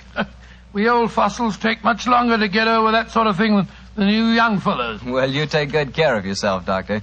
You've got a lot of friends, you know. Oh, I'm very glad to hear that. Thank you, Mr. Bartell. And now settle yourself down, and I'll get on with tonight's new Sherlock Holmes adventure. Where did it take place? You may not be familiar with the names of Jersey, Guernsey, Alderney, and Sark, but those are the four principal islands that make up the group known as the Channel Islands. Oh, yes, Doctor, I have heard of them. Somewhere in the English Channel, aren't they? Between the southern coast of England and the northern coast of France? That's quite right, my boy, though I very much doubt if you ever heard of the tiny island on which this story happened. It was the island of Garth, a minute but self-contained spot with a population of just under 1,000 inhabitants, subsisting, and from what I saw of the island in those days, subsisting very well on its dairy products. Was it under the rule of the British government, Doctor? No, Mr. Bartell, not exactly. You see, the island belonged to a family by the name of Horn. The head of the family, who was known as the Seigneur of Garth, was an independent ruler owing nominal allegiance to the King of England. That allegiance was expressed by one of those traditional ceremonies in which the Seigneur annually presented 1 pound of freshly churned butter to a representative of the British Crown. Times haven't changed much, have they, Doctor? Pound of butter is still worth a king's ransom. But tell me, what were you and the great Sherlock Holmes doing on the island of Garth? Well, I just coming to that, my boy, if you'll give me a minute. It was in the summer of 1896 when, to my utter amazement, Holmes informed me that we were going to the island of Garth as the official representatives of the British Crown to accept the annual presentation of butter. At the time, I must confess, I couldn't see why Holmes wanted to accept such a ridiculous mission. It was only as we approached the island in a small fishing boat that he told me a great deal more was at stake than a pound of butter. Unfortunately, Mr. Bartell, I'm not much of a sailor, and as the wind was blowing hard and the sea racing, I'm afraid I wasn't a very intelligent companion.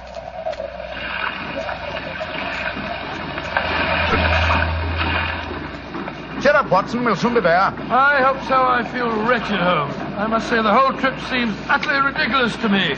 Plunging and bobbing about in a little boat in a raging torrent just because somebody wants to give somebody else a pound of butter. Dear old Watson, you don't really think our mission is so innocuous, do you? Then why are we going to the island of Garth? We're going to the island of Garth at the express wish of its present ruler, Martha Horn. Martha Horn? I never heard of her. She's an extremely spirited old lady. And the only woman who dared tell a certain resident of Windsor Castle that she looked devilishly dowdy for an empress. Great Scott, you mean that I mean, Watson, that Martha Horn's behests are not lightly disregarded. Obviously, she wishes to see me urgently. Also, my brother Mycroft put pressure on me. He reminded me that a visit to Garth might be closely allied to this emerald tie pin I wear. Of course, you recall the origin of this pin. Well, naturally. That lady at Windsor Castle gave it to you after our little trouble last year over those stolen plans for the Bruce Partington submarine. Exactly, my dear fellow. But remember that the spy Oberstein had put those plans up for auction in all the naval centers of Europe. Some hint of their nature must have leaked out. It's even possible that other powers may be able by now to duplicate the pride of our submarine fleet. And whoever controls the channel, Watson, controls England. Well, they're dropping anchor, and yet we're still a quarter of a mile out from the island. Why do you think they're doing that? Here comes the skipper. He'll tell us. Here is as close to the island as we may approach, monsieur. We have already sent signals. A smaller boat is putting out for you. It will be here in a little while. Thank you. A smaller boat? Good Lord. Holmes, you were hinting at the naval significance of the island of Garth. Yes, old chap, I was. Well, what good would it be as a port if even a small boat like this can only come within half a mile of it? For a surface vessel, no. But we were speaking of submarines. Garth, I learned from the encyclopedia, boasts a magnificent interior cavern accessible only through underwater channels. Great Scott, an ideal natural harbor and dry dock for a submarine fleet. Precisely. And on the control of the island of Garth, Watson, may well rest the fate of the British Isles. Now, old chap, perhaps you see why Mycroft was so anxious for us to collect a pound of butter.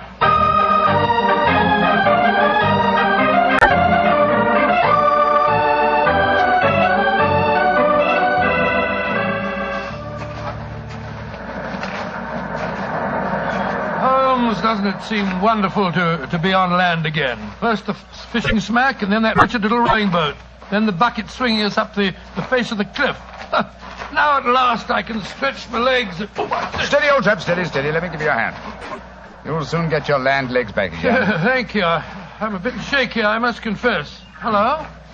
Who's that couple walking towards us? Our welcoming committee, no doubt. How do you do? Mr. Sherlock Holmes and Dr. Watson. Permit me to present myself. I am Dr. Hugo Oberwald. How do you do, sir? How do you do, Doctor? And this is Mrs. Reeves, the housekeeper at Horton Castle, where you will be staying. How do you do? How do you do, Mrs. Reeves? Welcome to the island of Garth, gentlemen. We were deputed to come and greet you and take you back to the castle. We can walk there across the cliff tops. It isn't very far. Splendid. I think my friend will appreciate traveling on terra firma once again. Dear me, Herr Doctor.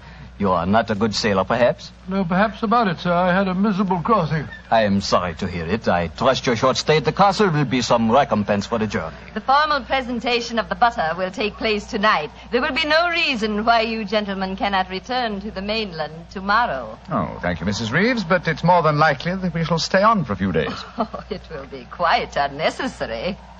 I'm afraid that is a matter for Mrs. Horn and ourselves to decide. I'm afraid that Mrs. Horn is incapable of making any further decisions. Oh, what do you mean, madam? Obviously, you have not heard, but the news is slow in reaching the mainland. Mrs. Horn died yesterday. Died? Good Lord, a natural death, I suppose. But, of course... I attended her myself. A simple case of heart failure. The poor lady died in her sleep. Shall we begin our walk to the castle? By Jove, Holmes, this changes things. You suppose it was a natural death? I suppose nothing, old fellow. But in almost 20 years of practice, I can recall precisely 3 clients, actual or potential, who died natural deaths. Come on, let's follow them.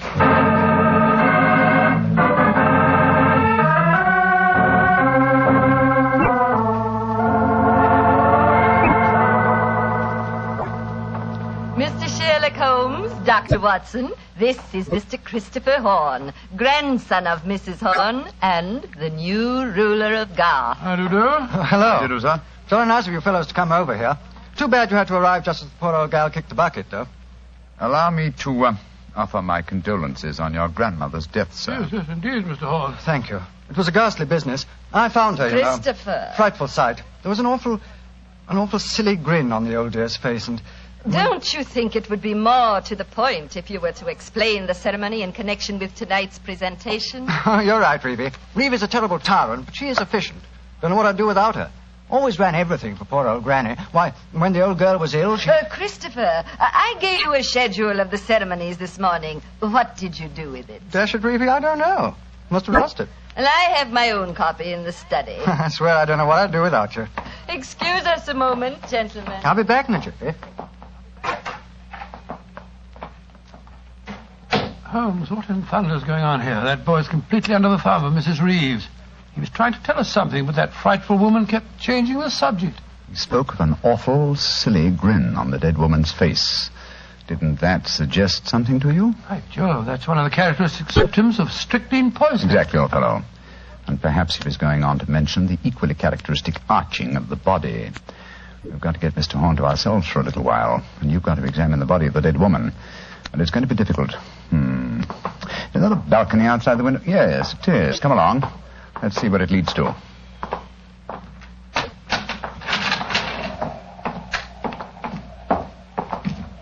The balcony seems to lead right round this particular wing of the castle.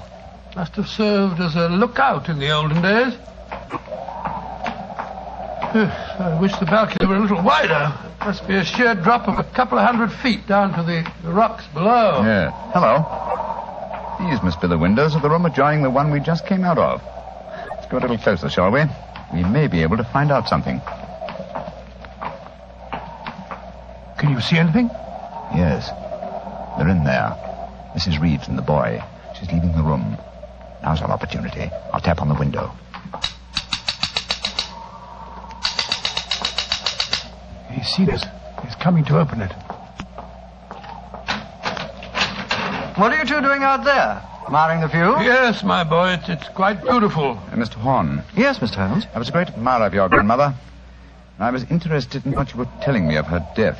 She had a grin on her face, you said. Yes, it was awful. Her body was all hunched up like a croquet hoop. Really? Of course, Dr. Oberwald said it was perfectly all right, but I must say it seemed dashed odd to me. Yes, it was far from all right, I assure you. And you started to say something else. What was it? Let me see. You said, when she was ill... Oh, yes, that was a silly business. When she was ill, she thought she was in danger from poisoning, so she made Mrs. Reeves taste all her food and drink. Did she really? Where is your grandmother's body now? In the West Wing. The funeral's to be tomorrow morning. I see. Where did Mrs. Reeves go? I'm here on the balcony behind you, gentlemen, listening to your conversation with the greatest interest.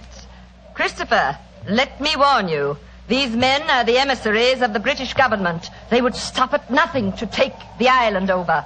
These men are trying to influence you against me, against Reevy, who has looked after you ever since you were born, and who tries to protect you now that your grandmother has gone and you are alone. Yes, I know, Reevy, but after all... That is your pride as the head of the Horn family, the Seigneur of Garth. The Garth that I'm trying to save for you. This man is completely unscrupulous. He was about to accuse me of murder. Weren't you, Mr. Sherlock Holmes? The thought had occurred to me, Mrs. Reeves. Of course it had, because you wished to poison Christopher's mind against me. Well, Mr. Holmes, we have no police on the island of Garth. Our only law is the word of the Seigneur, and Christopher now holds that title.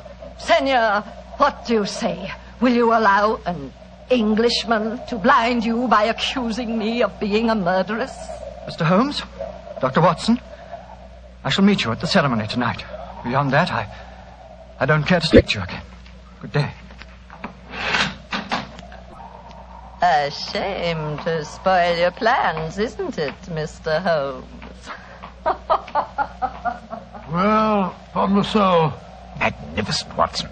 Magnificent. A murderess who seeks to defeat me by accusing herself. Superb. It's a new game, my dear fellow, and one that must be played to a finish.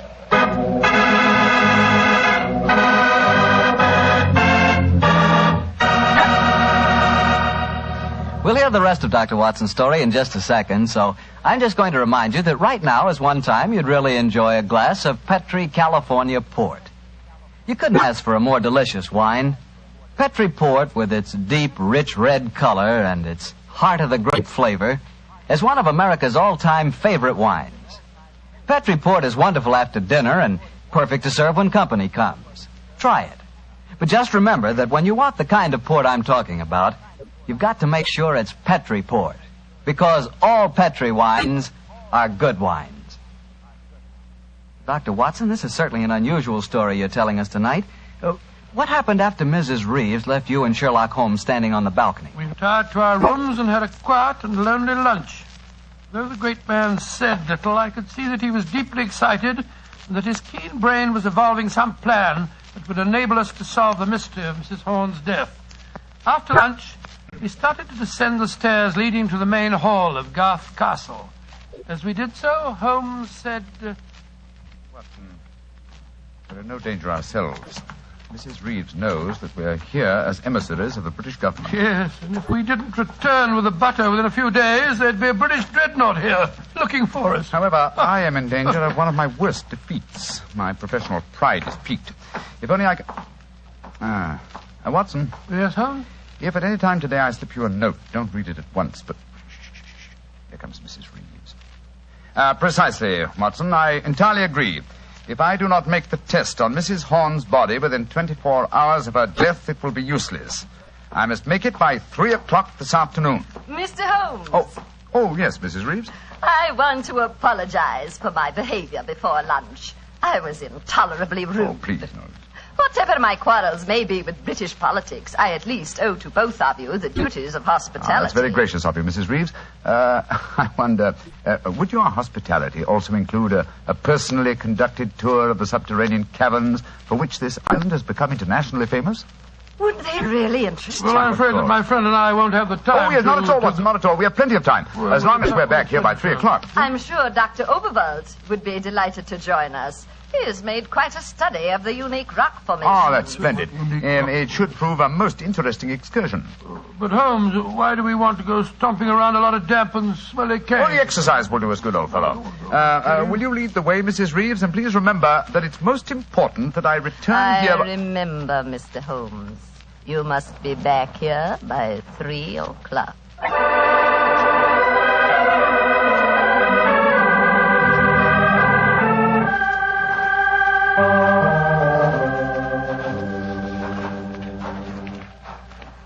A little further, Mr. Holmes, and we shall reach the giant cavern. Most interesting. Watson and Dr. Oberwald seem to have lagged behind us somewhat. They will be here in a moment.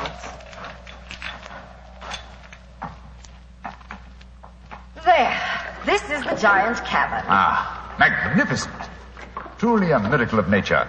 It's a natural submarine dry dock hewn out of the rocks.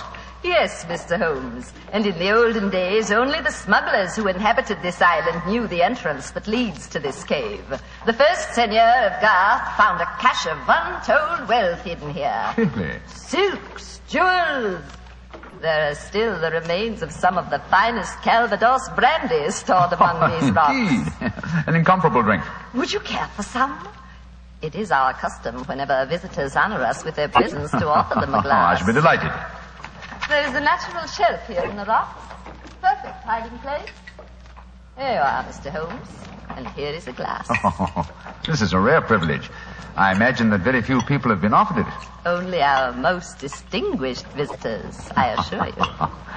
This cavern is completely inaccessible from the outer sea, I presume. Completely. Unless, of course, ships could swim under the sea. Which, as you know as well as I, they can, Mrs. Reeves. Even outside the imaginings of Jules Verne. Indeed. Would you care to explore a little deeper? The others will be with us soon.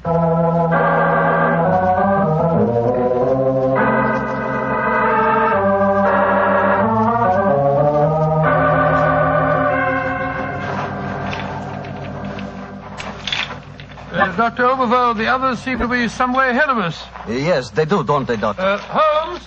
Holmes! Where are you? Dear me, I'm afraid we cannot follow them. What do you mean? The next cavern is already cut off by the rising tide. Great Scott, you mean that they're cut off? I am afraid so. But do not worry, Herr Doctor. In a few hours, the tide will recede. They are in no danger. Just, shall I say, temporarily marooned. I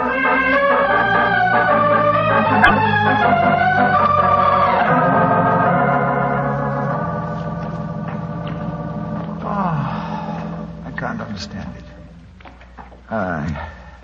I'm getting confoundedly sleepy. I'm so sorry. I'm afraid that we stayed here longer than I intended. I fear that we are cut off by the tides. Cut off? For the tides? We're in no danger. In a few hours, we should be able to return.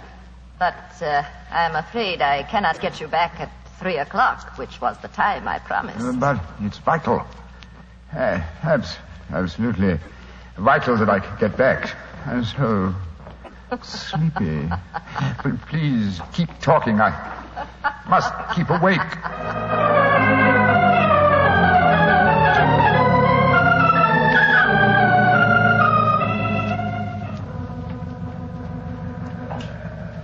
But, Dr. Oberl, I must get to Sherlock Holmes at once. I am sorry, Herr Doctor, but we are not able to control the forces of nature. We cannot force the water to recede. Your friend is in no danger. No, but he's got a most important test that he must make by 3 o'clock. I am afraid that will be impossible. I've got to do something. I should have come to these blasted caves in the first place. I don't know what on earth I ought to do. By Jove, that note that Holmes gave me, he told me to open it if... where did I put it? Ah, here it is. A note from Mr. Sherlock Holmes, eh? Vital that you make medical test. Great Scott, Dr. Overall, it's absolutely necessary for me to return to the castle at once. Indeed. A note from Mr. Sherlock Holmes, and now it is most important that you return to the castle. No, my fine English friend. I am afraid I cannot allow you to. Oh, I don't know how you propose to stop me, sir. You see this revolver? And do you see this stick? I warn you, Herr Doctor. Oh, no, you don't.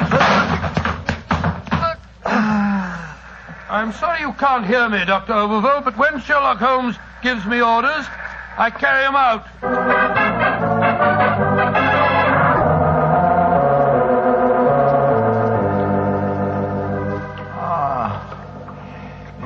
Mrs. Reeves, are we still trapped by the tide?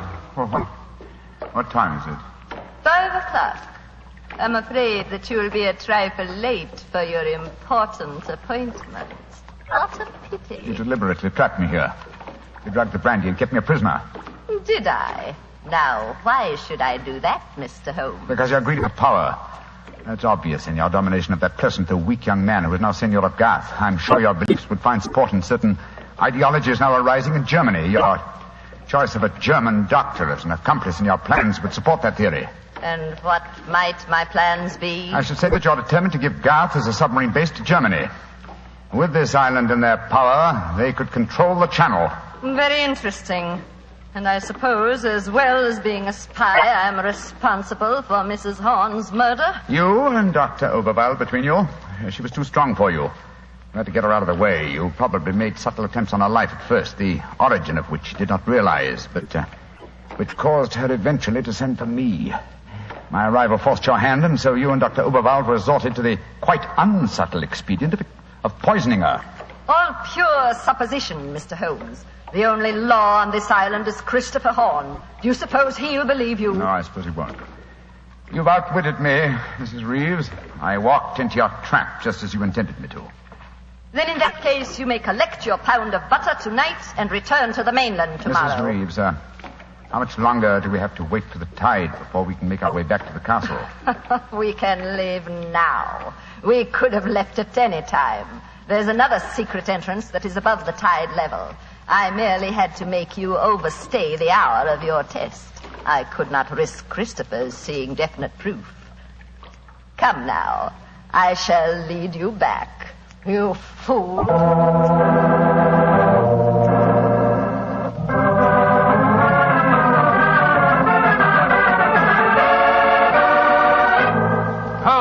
Holmes, where have you been all this time? Mind that, Watson. Did you open the note? Yes.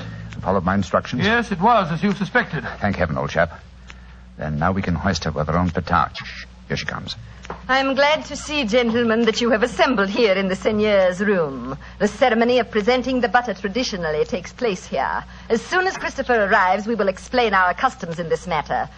Dr. Watson, I trust that Herr Oberwald proved an interesting companion on your excursion this afternoon. Yes, indeed, most interesting. We had a discussion of the relative merits of the walking stick versus the revolver. I think I was able to make my argument fairly convincing. Where is Dr. Oberwald now? I imagine he's lying down. He had all the symptoms of impending headache when I saw him last. Why are you smiling, Mr. Holmes? What's been going on? I'm afraid, Mrs. Reeves, that your plans have misfired rather badly. As soon as Mr. Horn arrives, I expect you will be under arrest for murder and high treason. Christopher would never believe you. Wouldn't I? Mrs. Reeves, you poisoned my grandmother. Christopher, what lies have these men been telling you? You're the one that's been telling me lies. I believed you when you said you'd been tasting the old lady's food. But when Dr. Watson showed me the results of his test this afternoon, it was as clear as daylight. But the tests could prove nothing after 24 hours had passed. You said so yourself, Mr. Holmes. A deliberate lie, Mrs. Reeves. I'm afraid that I invented that mythical 24-hour test. I knew that as soon as I mentioned it, you would attempt to prevent my carrying it out. So I was delighted when you fell into my trap. You thought that you were shanghaiing me, whereas in reality I was shanghaiing you. My job is to prove your guilt to the Seigneur. With your dominant presence away from the household, it was easy for Dr. Watson to make his test. You devil. You knew all the time. Oh, of course I did. But I had to deceive you. I'm glad my performance was sufficiently convincing. By the way, Mrs. Reeves, the drugged brandy was dreadfully clumsy. You didn't drink it home? Why, of course I didn't. But it was very unflattering to me that Mrs. Reeves thought I might. Mrs. Reeves, you realize what this means, don't you? I'm going to ask these gentlemen to take you and Dr. Oberwald back to the mainland with them tomorrow. And stand trial in a British court? Never! I was born on the island of Garth. I have lived here all my life, and I shall die! What are you up to? Stop her! She's going out on the balcony. One day, Garth will belong to Germany. One day, the whole world will belong to Germany. Goodbye, you meddling fool!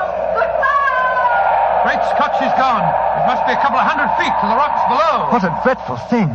I still can't believe she was a murderess and a traitor. Now, it's shocking. A shabby finish to a shabby business. Mr. Horn, I suggest that we make sure Dr. Oberwald does not escape justice, and that we then perform the ritual presentation of the butter. Yes, Mr. Holmes. The island of Garth will still pay tribute to England, and I think it always will.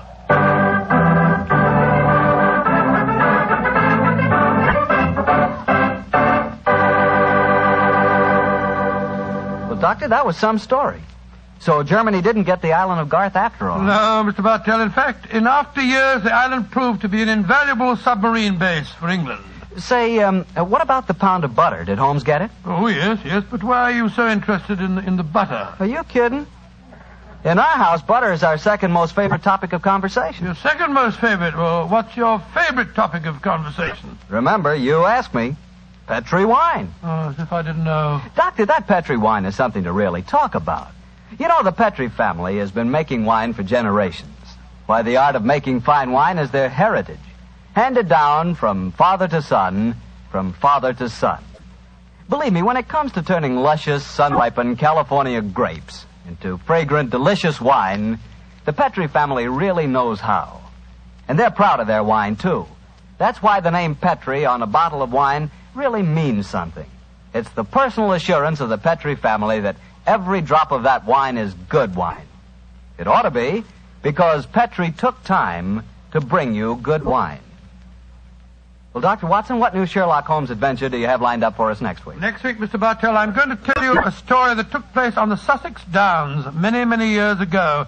It concerns a young girl, a painter in watercolors, and a very wise old lady. I call it The Adventure of the Living Doll.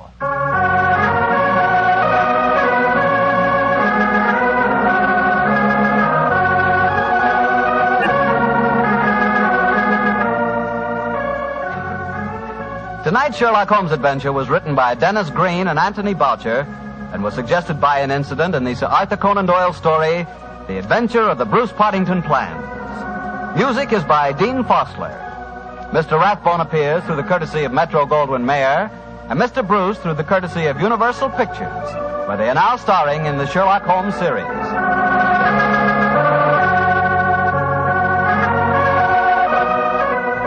Petri Wine Company of San Francisco, California, invite you to tune in again next week, same time, same station. Sherlock Holmes comes to you from our Hollywood studios.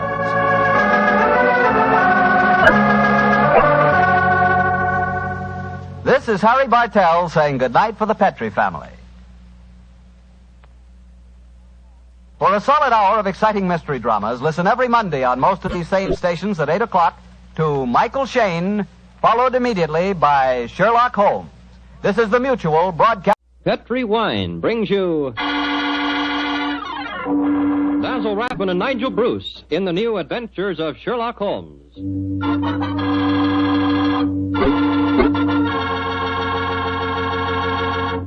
The Petri family, the family that took time to bring you good wine. Invite you to listen to Dr. Watson tell about another exciting adventure he shared with his old friend, that master detective, Sherlock Holmes.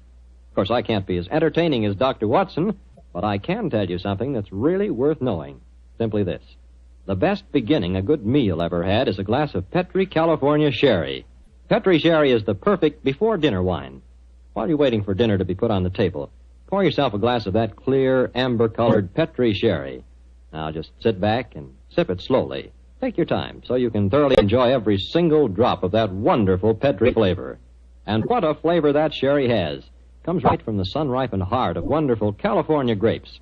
Now, you may be a real wine expert and know all about sherry wine, but believe me, until you've tried Petri Sherry, you're really missing something, and no kidding. Serve Petri Sherry alone, or serve it with canopies or appetizers. And by all means, serve it proudly. You can, because the letters P-E-T-R-I spell the proudest name in the history of American wines. Petri.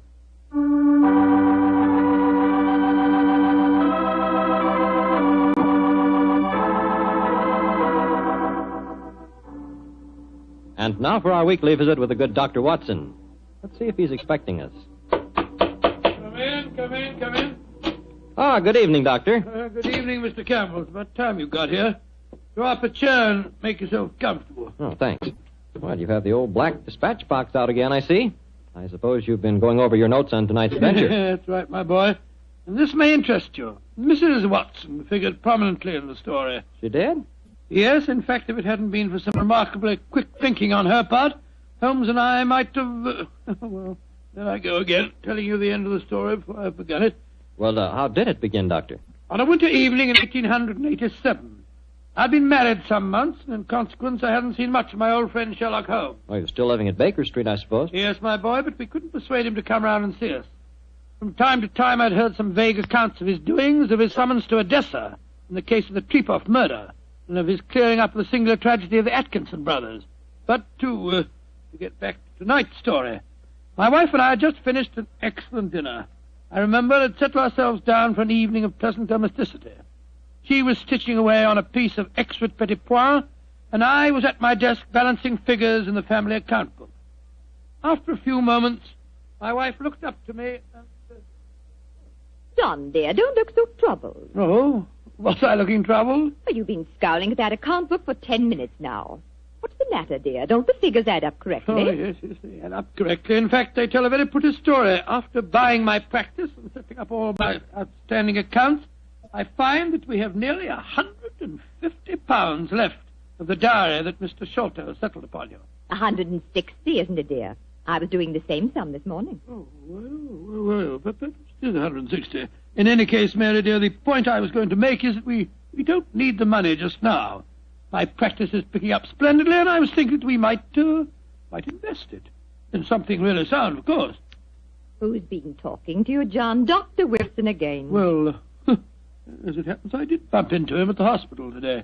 He can put us onto something very good in Peruvian silver. What do you think of the idea? Well, John, the fact is, I'd almost decided to make a business investment with it myself. I thought I'd surprise you. Well, now let me tell you about it, John. Oh. Yesterday, when you were out on your rounds, yes? a most charming man called here. Oh, a Mr. Ted Barber. He introduced himself as a friend of Mrs. Cecil Forrester's. He said he was certain we'd be interested in his new company. And he talked so convincingly that, well, I'm afraid I almost promised him I'd buy some stock in the company. Did you really? What sort of company is it? Well, I didn't quite understand that part of it. But it sounded wonderful. He left a prospectus. It's in the right-hand drawer of the desk. It's something to do with a wonderful new metal that's been discovered by an American chemist called Paradol or Paradis or something. Oh, let's have a look and see what it says. A company formed to exploit the amazing new metal discovered by Dr. Paradis. Paradol preferred stock. The potentialities of this new alloy are immeasurable. The fourth dimension has been conquered. What? Spatial dislocation is an accomplished fact. Oh, gracious me, my dear child. This prospectus is absolute poppycock. Now, John, you mustn't be stubborn. I think at least we should investigate it. The man said that if we went to the laboratories, Dr. Paradis would give us a demonstration himself. But Mary dear, the fourth dimension. I mean to say, it's obviously fraud. That's what everyone says when a new invention comes out. Now, this might be an opportunity for us to make a lot of money, John. Mary, I do wish to please me, dear. Well, I can't argue with you very long, Mary. All right. I'll take you to the laboratory in the morning, but I warn you, I'll show this Dr. Paradis up for the charlatan that he is.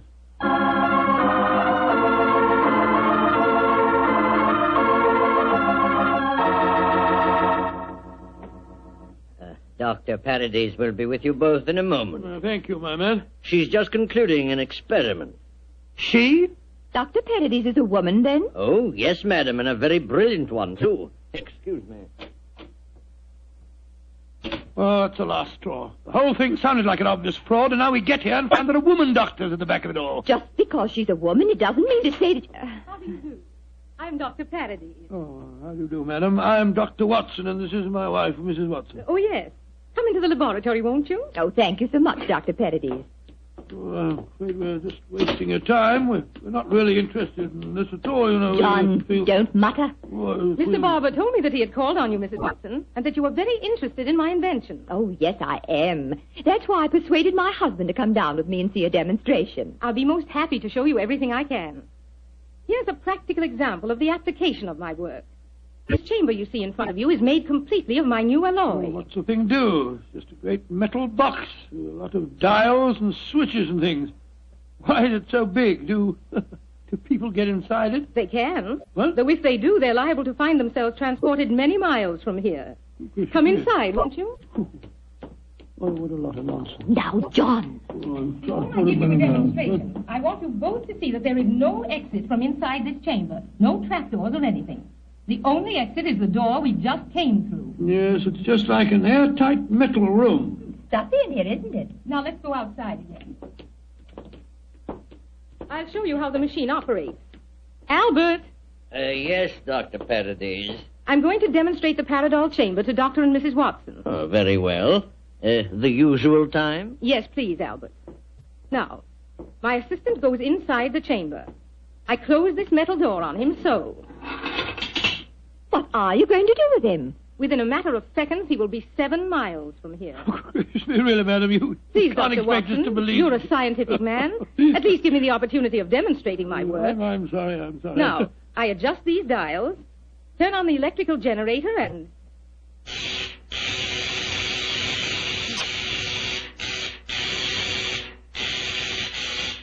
Good Lord, what an amazing business. Now open the door, Dr. Watson, and look inside, please. Great Scott, he's gone. I don't believe it. Dr. Paradis, will you explain this to me? Gladly. My metal Paradol is an unnatural alloy. What? It causes a dislocation in the warp of space and enables us to enter the fourth dimension. You see, time is a dimension. Any object in the past, present, or future can be described precisely in 3 dimensions of space and 1 of time. Yes, but this machine of yours... The alloy of Paradol, combined with the great forces of electricity, has created a new force. This element is controlled by these dials, and it is possible to move in 4 dimensions at once. Thus, bodies or other objects can be transported great distances away, all in the twinkling of an eye. I coined a word to describe the process. Teleportation, I call it. Teleportation? Well, I'm completely confused. All my scientific training tells me this is impossible, and yet... I wonder if you'd give us another demonstration. Certainly. Perhaps you yourself would like to be teleported somewhere. Certainly not. Good gracious me, no. No, I think John would be very unhappy in the 4th dimension. He wouldn't belong. Yes, you said that any objects could be moved. How about that brown paper parcel on the table over there? Certainly. It only contains some company circulars. I suggest you write your initials on it so that you can identify it later. Oh, very well. J.H.W. There you are. Where do you want it dispatched to? Send it to my house. I'll give you the address. That won't be necessary. Mary, this is an amazing business. Isn't it, John? Exciting, too. There we are. Now I adjust the dials once more, and...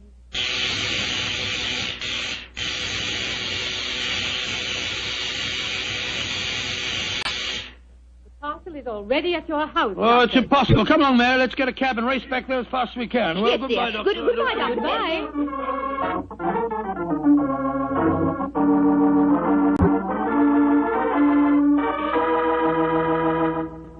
Now, dear, John, you must admit you're just as excited as I am. Well, I confess that I'm enormously intrigued. Let me just get my latch front door key.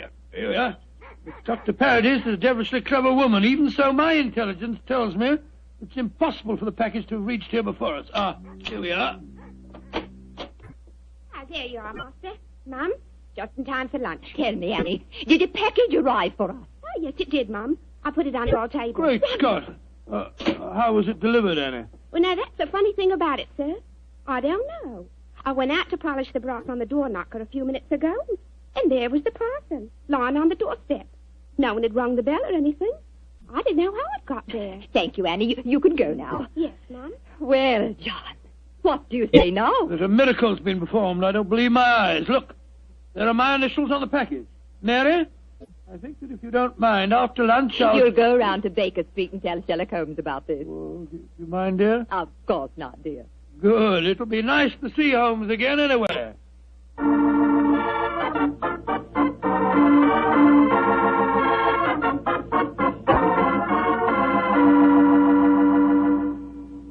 Dr. Watson, how nice to see you again. Hello, Mrs. Hudson. How are you, my dear? Oh, I'm just fine.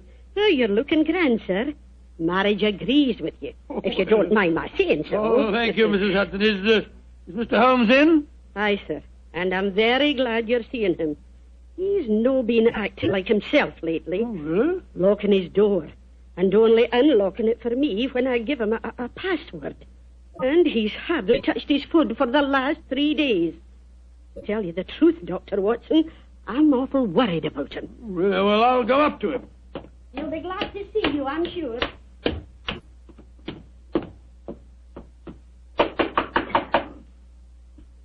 Yes? Who is it? It's me, Watson. Watson? Oh, possibly. I'm not taking any chances. Holmes, this is ridiculous. Surely you know my voice after all these years? John H. Watson. Tell me what your middle initial stands for, and I'll let you in. It stands for Hamish. Watson, my dear fellow. How are you? I'm fine and delighted to see you again, Holmes.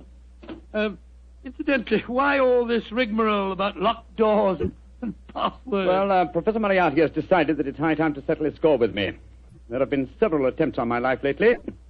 Twice I've been attacked in the streets, and only yesterday a shot was fired at me through the window you see broken there. Lord Holmes, you must be careful. I am being very careful. That's why I indulged in what you refer to as all this rigmarole. But, well, enough of my problems. What's on your mind? There's a sparkle in your eye and an air of excitement that tells me that you've some news to impart. Well, I must say there is something. Of course there is, my dear fellow. Come on, tell me about it. You ever hear of a new metal called Paradol and its inventor, Dr. Paradis? Oh, yes, indeed I have. I received a prospectus concerning it the other day. Well, what do you think of the idea? Oh, obviously it's rubbish designed to fool a gullible public into buying shares. Don't tell me that you were taking advice. Oh, no, of course not, Holmes. Naturally, as a scientific man, I knew it was rubbish. My wife, however, had become a little involved in the concern, and so today, to prove to her that the whole thing was a fraud, we went down to the laboratory and met this Dr. Paradis. Oh, did you indeed? In the first place, let me tell you, this Dr. Paradis is a woman. Oh, a woman? As you can imagine, I didn't have any difficulty in discrediting her theories. In fact, I'm afraid I made her seem rather stupid. However, we did stay there long enough for her to give us a demonstration.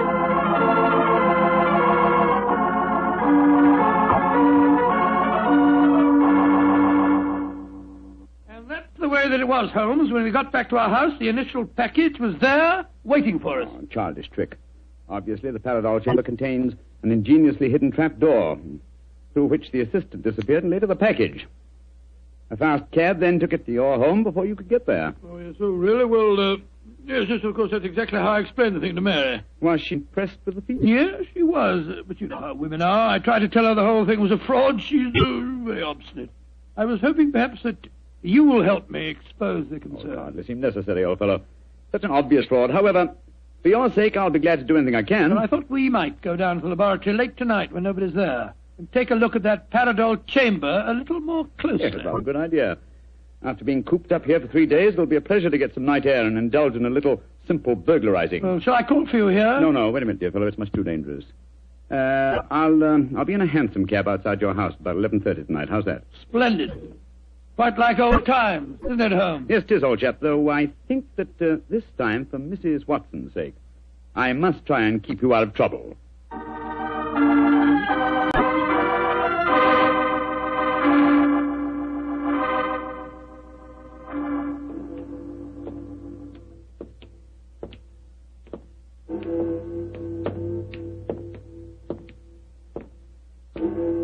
Midnight, Holmes? Yes, Watson. Time that only concerned old bachelors like myself should be wandering the streets of London. Oh, rubbish, Holmes. You talk as if Mary was a tyrant. Now, don't get angry with me, old chap. I was only being facetious. Is this, Dr. Parady's laboratory? Yes. I'd like to be seen. I don't imagine it'll be very hard to break in, though. Strike a match, will you?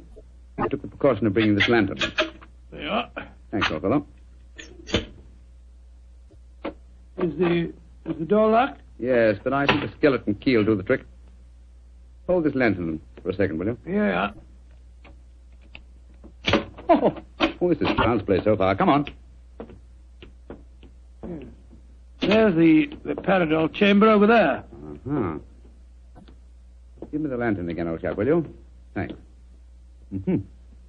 Quite an elaborate construction. The door's been left open. Let's go in and take a look at the inside of it. Not both of us, Watson. If this is the only entrance, and the two of us walked in, it'd be too easy to slam the door shut on us. I suppose so. You go in and I'll keep watch out here. All right. Oh, why, trust that in a few minutes I won't find myself lying on your doorstep. Holmes, there are times when your sense of humor is a little strained.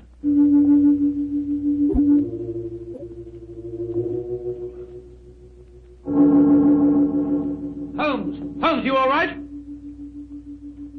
Watson! What is it, Holmes? The body of a dead woman.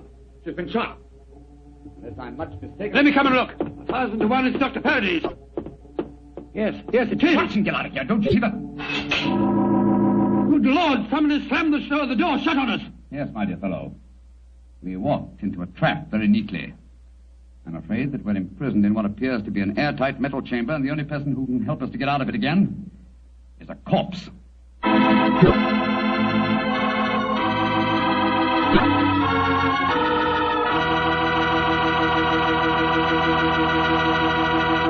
Dr. Watson's story will continue in just a few seconds. It's time for me to remind you that good food always tastes better when served together with good wine. Did you know that Petri makes 2 wonderful mealtime wines? Wines especially made to go with food? Well, they do. Petri California Burgundy and Petri California Sauterne. You want a rich, hearty red wine, a wine that's great with any meat or meat dish, you just try a Petri Burgundy. And if you want a wine that's perfect with chicken or fish, try a delicate golden-colored Petri Sauterne. Petri Burgundy if you want a red wine, Petri Sauterne if you want white. But always a Petri wine if you want a good wine.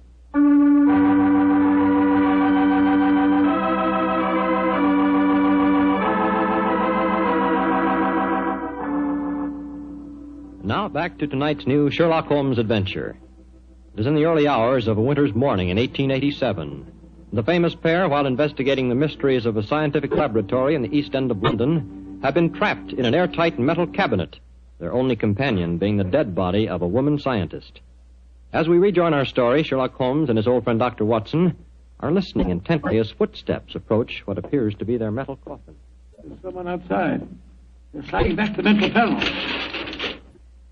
Good evening, gentlemen. That voice, it's Dr. Parady's assistant. Let us out of here. Or should I be more precise, Mr. Holmes, and say good morning? Hello, Moriarty. Moriarty, you scoundrel. I can just get my hands on him. Dr. Watson, I wish you could get over your dislike for me. For my own part, I'm genuinely sorry that my trap had to catch you, too. I've often felt unhappy that you're not on my side. Such slavish admiration of you given your friend Sherlock Holmes must be highly gratifying. Never mind about all that. think you're up to? It's obvious, my dear Watson. The whole scheme was a plan to lure me out of my safe hiding by presenting an intriguing problem, and one that victimized the wife of my old friend. You knew it would get back to my ears, didn't you, Moriarty? Yes, exactly. But why did you murder this Paradise woman? That's equally obvious, my dear Watson. It served her purpose in presenting a most convincing scientific front. As soon as the trap was baited, it was a liability. She might tell tales, and so she was killed. Like so many other of your accomplices, my dear Professor. Ah, precisely. Now, my dear fellows, I'm afraid that I must close this panel and say goodbye. Quite sorry to have to kill you, but you're becoming dreadfully in my way. And how do you plan to kill us, Moriarty? By doing nothing more than closing this panel. Oh, I could be frightfully dramatic and release deadly gases into the chamber, or poisonous snakes, or something equally colorful. But quite frankly, it seems so much simpler just to shut you in. Your oxygen supply won't last very long, you know. And for your benefit, Dr. Watson, I may tell you that Paradol, whatever its other shortcomings as a metal, is bulletproof. Goodbye, you meddling fool! Well, there seems nothing for us to do but look around and ascertain our chances of escape. Holmes, I don't like this. We're in a very nasty situation. My dear Watson, sometimes you're a master of understatement. Aha, just as I thought. What have you found, Holmes? Sliding panel, just behind the dead woman. It leads to a passageway. A passageway that has been bricked up only within the last few hours. But long enough, I'm afraid, to make it impossible. No, there's no escape here. Hold the lantern a little higher, will you, old chap? Yeah. That's it. Well, what are we going to do now? I was just estimating the cubic capacity of this chamber. Yes, supply should last comfortably for at least another 8 hours. I recommend a brief sleep to refresh us and also to conserve our oxygen supply. Sleep? Who could sleep at a time like this? I can and you can, old chap, if you discipline yourself. Well, I'll try, Holmes, but I know perfectly well I shan't close my eyes.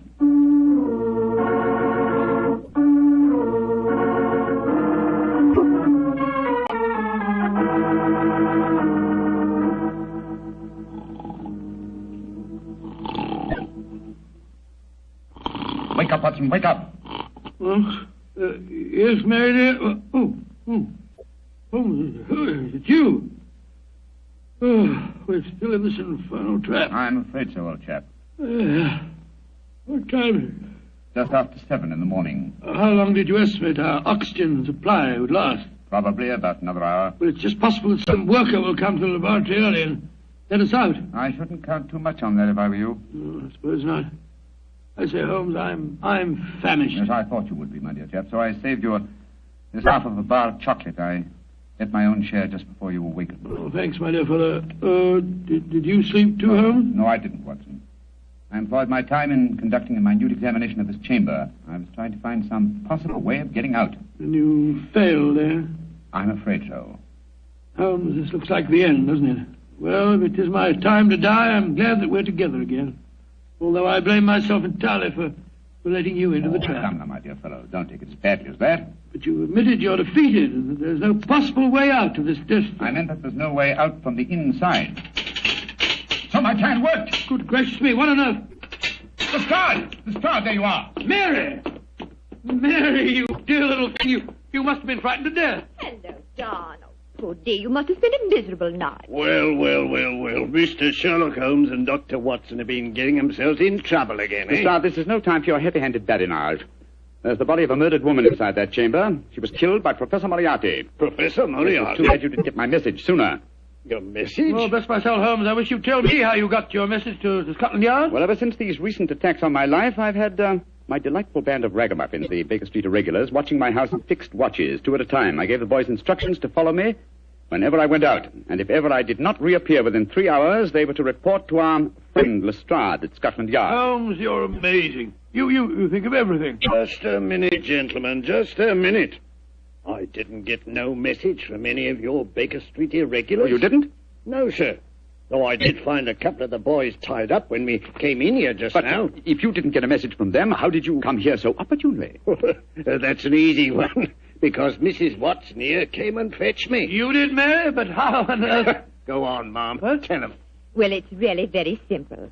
When John came back from seeing you yesterday, Mr. Holmes, he was over-elaborately casual in his references to the Paradol Chamber. So, of course, I knew at once the two of you were going to investigate the matter.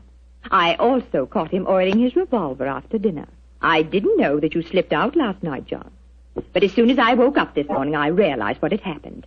So I went straight to Scotland Yard for Inspector Lestrade and brought him here with me. Why, Mary, you clever little thing. Isn't she a clever darling, Holmes? Mrs. Watson, this has been a salutary experience. Will you allow me to congratulate you on your deductive ability? Well, that's very nice of you, Mr. Holmes, but I really don't deserve any compliments, if you don't mind my saying so. It was elementary, my dear Mr. Holmes. Elementary.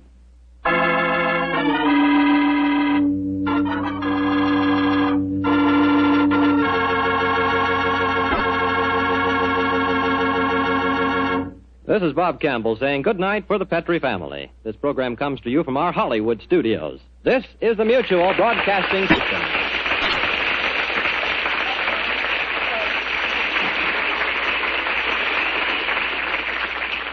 This episode from the life of Sherlock Holmes will be transmitted to our men and women overseas by shortwave and through the worldwide facilities of the Armed Forces Radio Service. Petrie Wine brings you Basil Rathbone and Nigel Bruce in the new adventures of Sherlock Holmes.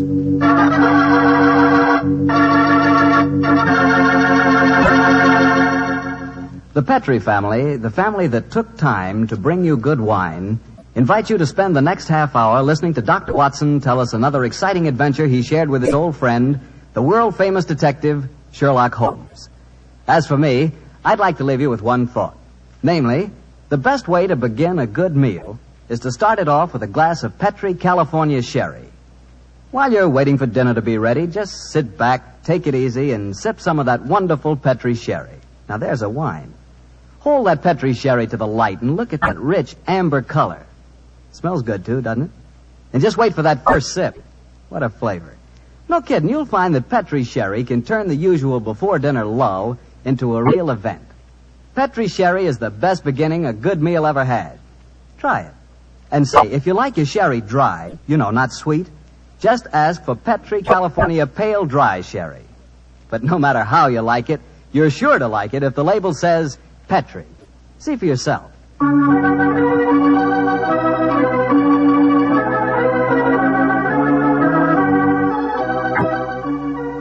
And now for the weekly visit with our good friend and host, Dr. Watson. Tonight we find him on the stage of the Paramount Theater in Hollywood. Good evening, Doctor. Good evening, Mr. Bartell. If you've bought a victory bond, you're welcome. I have, Doctor. Now, what's the recipe for tonight's new Sherlock Holmes adventure? Well, now, let me see. Take equal parts of beautiful English countryside and black villainy. Mix them, add a dash of romance, a sprinkling of danger, season well with the usual theatrical condiments, and you have the case of the accidental murderess. Sounds like a tasty dish.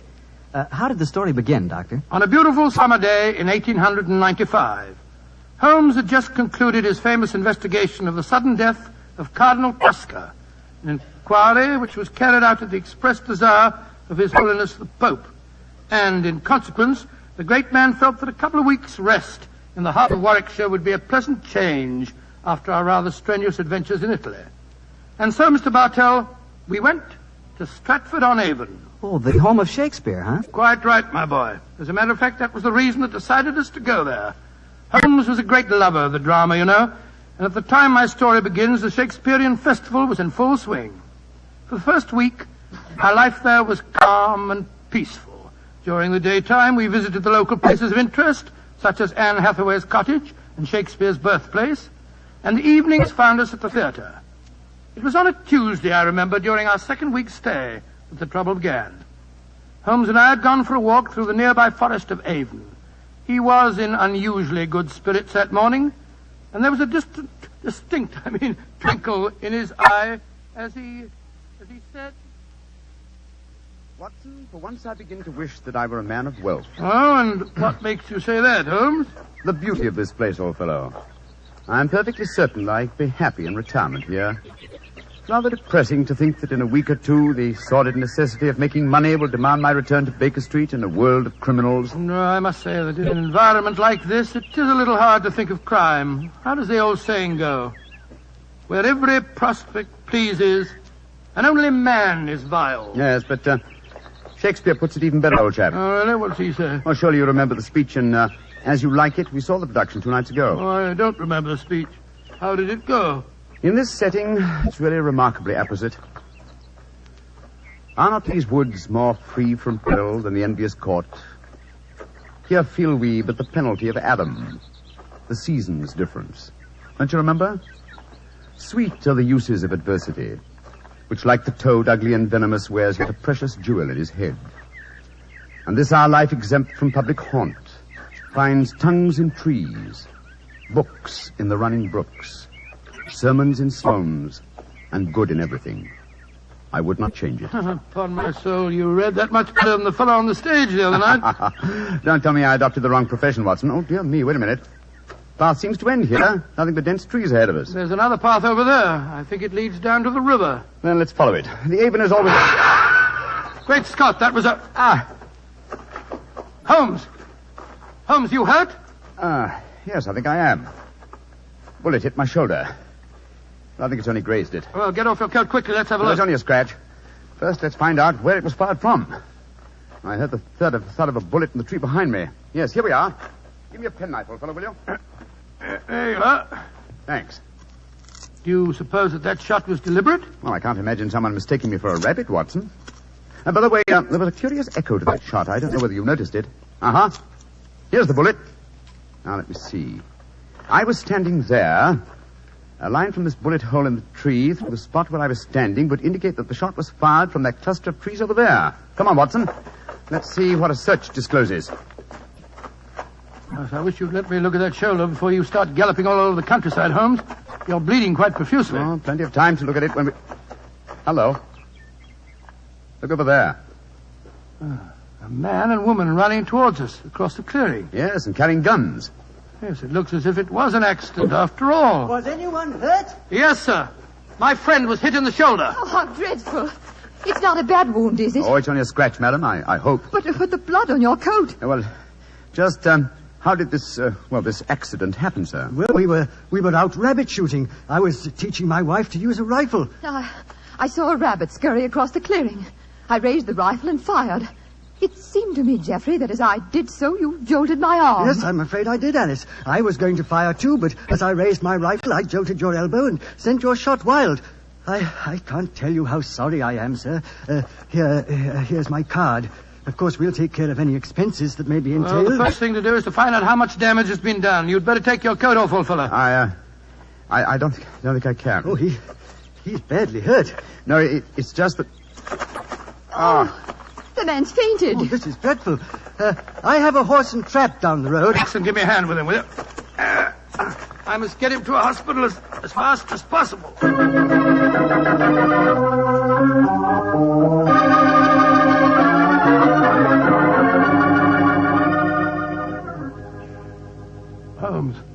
Holmes, you feeling any better? Has the nurse gone? Yes. She's bringing in the house surgeon. And the man and his wife? They're down in the hospital waiting room. Oh. I found out their name. It's Markham. Then we're alone. Yes, old fellow. In that case, I can stop behaving as if I were at death's door. Holmes, you mean that you shammed that collapse just now? Yes, I did, Watson. But spare me a little pity, old chap. My shoulder's confoundedly painful, I assure you. Well, I'm sure it is. But what made you pretend to faint? I recognized this Mrs. Markham, and I think she recognized me. It's important she assume I'm out of action for a while. Oh? Mrs. Markham. Why? Well, Mrs. Markham is, in reality, the notorious Mrs. Dangerfield. You remember the Dangerfield case? The Dangerfield? Great Scott, yes. She was tried for the murder of her husband by poisoning, wasn't she? Yes, she was, old fellow. She was acquitted when the jury decided he was an habitual arsenic addict who happened to take an accidental overdose. Well, didn't you have some connection with the case? It was I who tracked down the sale of the arsenic she claimed to have bought for cosmetic purposes. Well, if you ask me, that shot at you was no accident. Oh, of course it wasn't. I'm certain that I was recognized. In any case, her record is a bad one. Prior to her husband's death, there was an episode in which her uncle was killed in a shooting accident on a grouse moor in Scotland. An uncle who left her a large fortune on his death. And I suppose Mrs. Dangerfield was a member of the shooting party when the accident happened. Yes, she was. Now, she's something of a femme fatale, Watson. I must plan my actions very cautiously. I'm up against a dangerous opponent. Well, you'll have to stay in the hospital until your wound's being examined and dressed. That's true, fellow. And while the local staff are taking care of that, I want you to shadow the Markhams. Of course I will, Holmes. Stick close to them, old fellow. Make them believe that I'm going to be kept here for some days. Find out as much as you can, and then report to me. Right, I'll do my best.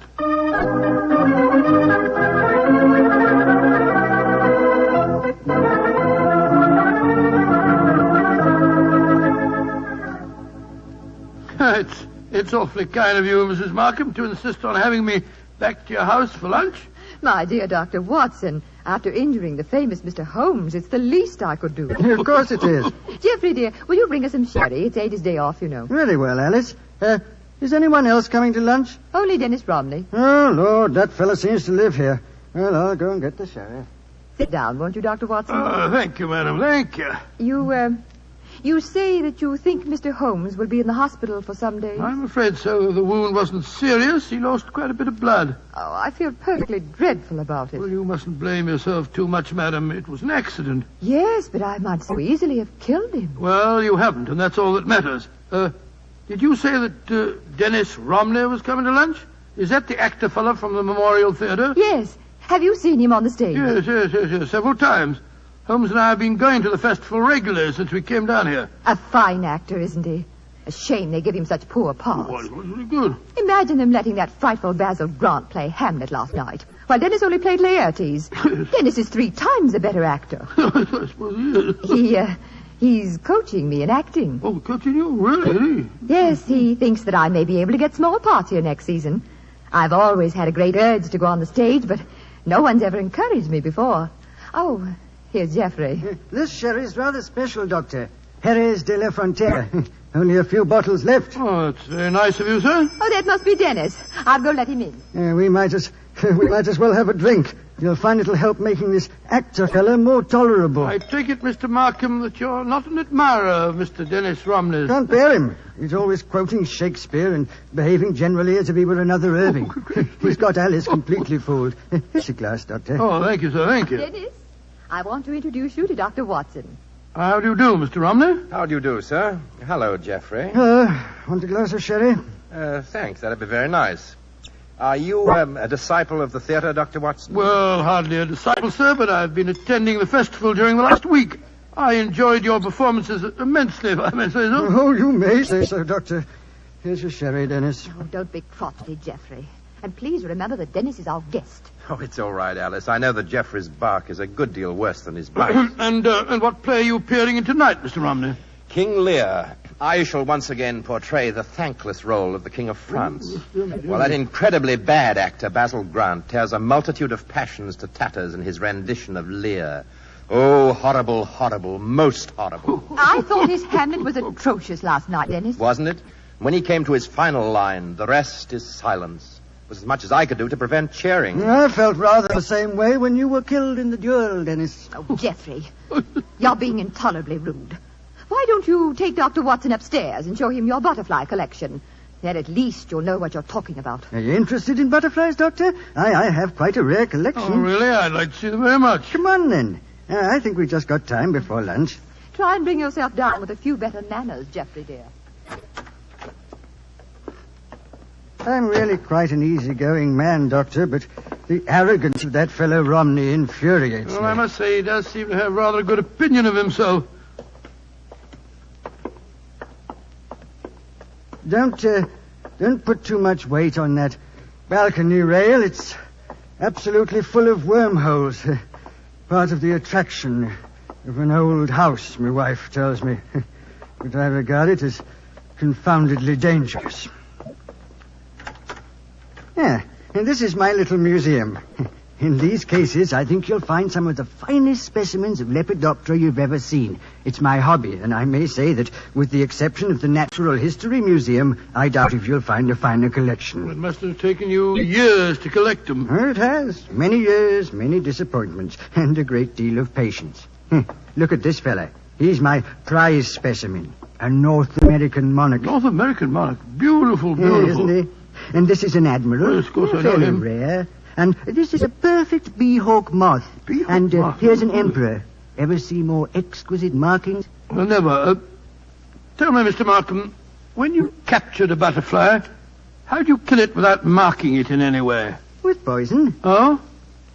What poison? Cyanide. Not arsenic? You heard me say cyanide, Doctor. The only reason I mention it is that a friend of mine collected butterflies once, and I'm certain that he always used arsenic to kill them. Why'd you keep talking of arsenic? Are you trying to hint at something? No, my dear fellow. I was just curious, that's all. Yes. A trifle too curious, perhaps. There's the luncheon gong. Let's go downstairs again. I see, old man. I didn't mean to offend you. No, of course you didn't. But my nerves are a little on edge today. Must be that accident to your friend that's upset him. I really must get that balcony rail mended. Shh. Shh. What is it, sir? My wife. And young Rodney. They're going into lunch.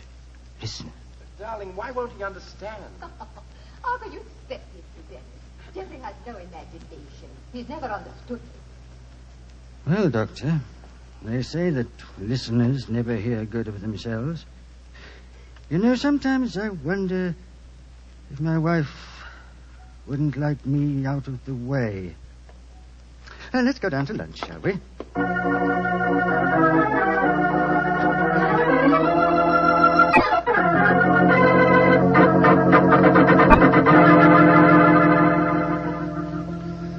And so, Holmes, that's the story up to now. A very interesting one, too, Watson. So you think that Mrs. Markham is planning to kill our husband, eh? Oh, it's obvious. She's in love with the actor fellow, Dennis Romney. Her husband's in the way, and if she doesn't want to use poison this time, there's a perfect setting for murder in that crumbling balustrade on the landing. Mm-hmm. One push when he wasn't looking, and it'd be the end of him. And no one could prove that she did. A charming household. And Mr. Markham became very evasive, you say, when you mentioned arsenic. Yes. I said it deliberately, of course, to see how he'd react. If you ask me, he knows that his wife has arsenic in the house. And he was trying to protect her. You've exerted your charm sufficiently to arrange to see them again, I trust. Well, yes, as a matter of fact, I have. They're taking a picnic tea and going boating on the Avon this afternoon. They asked me to join them. Of course, I agreed. I just rushed back here to the hospital to report to you first. You've done splendidly, Watson, splendidly. Oh, thanks so much, man. But I've been so busy telling you what I've found out that I haven't asked you about you. How are you feeling? Oh, I'm fine, old fellow, fine. What did the house surgeon discover? A very interesting fact. Look in the drawer beside my bed, will you? Great Scott, it's a bullet. A bullet that the house surgeon removed from my shoulder. But we found a bullet in the tree also. Precisely. Therefore, 2 bullets were fired. But, good Lord, that means... It means, old chap, that we have a dangerous task ahead of us. Not to solve a murder, but to prevent one.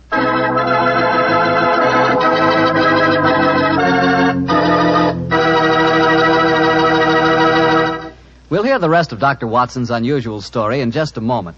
Meanwhile, I'd like to remind you that good cooking becomes wonderful cooking if you serve your good food with a Petri wine. If you like a red wine, say with meat or any meat dish, try Petri California Burgundy. If white wine's your favorite, then you'll love Petri California Sauterne. It's wonderful. But Burgundy or Sauterne, whichever you prefer, it's just bound to be good if you see the letters Petri on the bottle. Because Petri wine is always good wine. And now, Dr. Watson, what happened next? We left you at Sherlock Holmes' bedside in the hospital.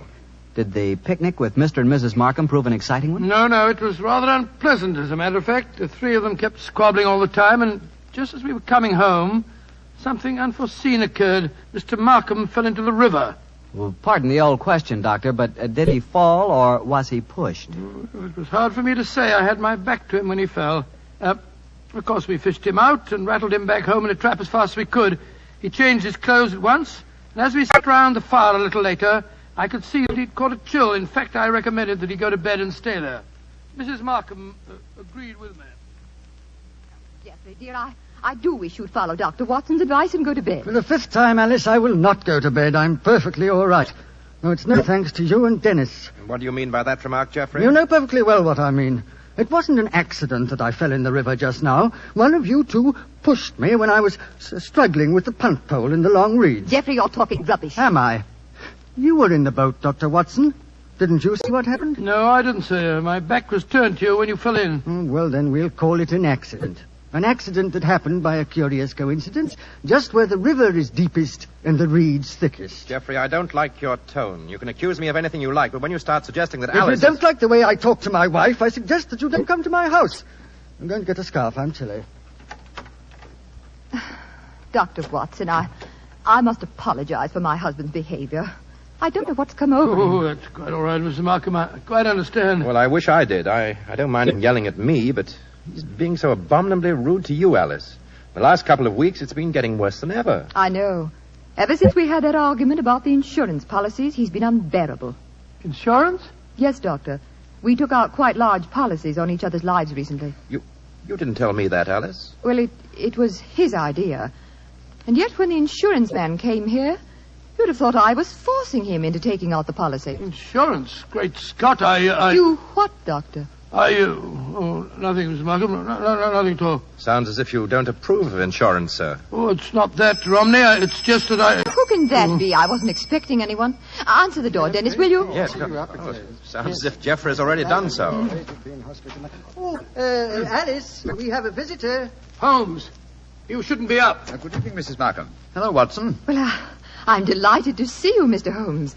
Though I understood from your friend that you'd be in the hospital for several days. The constitution of an ox and the obstinacy of a mule, two characteristics of mine, have combined in making possible an early departure from the hospital. How do you do, Mr. Romney? I think I've seen you at the theatre. My name is Sherlock Holmes. How do you do, sir? You'll stay to supper, I hope. If it's not inconvenient, Mrs. Markham. Of course it isn't. I'll go in and arrange for it. Upon my soul, Holmes, I'm glad to see you. And are you, old fellow? Let's take a stroll on the terrace, shall we? It's rather warm inside this evening. You can go out through the French windows. Oh, thank you, Mr. Markham. Holmes, are you quite sure that you're well enough to go walking about? Of course I am. You must tell me, Watson, what the latest developments are. In the meantime, I myself have not been idle. Yes, Watson, I think our stage is set, and I have a feeling that I may contribute to a rather dramatic last act curtain.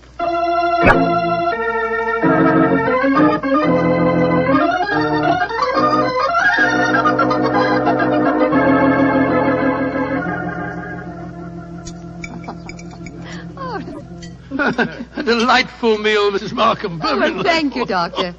Mr. Holmes, you're not eating very much. My appetite is a trifle jaded. The mental fencing that we have indulged in during the meal has been somewhat disturbing. I don't understand you. Oh, come now, madam. I know that you were once Mrs. Dangerfield, and you know that I know it. Why keep up the pretense any longer? Very well, Mr. Holmes. But we needn't converse in lowered voices. I'm sure that you've told Dr. Watson whatever there is to know, and perhaps more. I admire your courage, madam. Geoffrey, Dennis. Yes, sir. I want you to listen to this. Mr. Sherlock Holmes knows that I was once Mrs. Dangerfield. He's apparently under the impression that this is a dark secret of mine. Mr. Holmes, Geoffrey knew and loved me before I ever married Mr. Dangerfield. Of course I did, Holmes. He stood by me during the horrible trial after my first husband's death.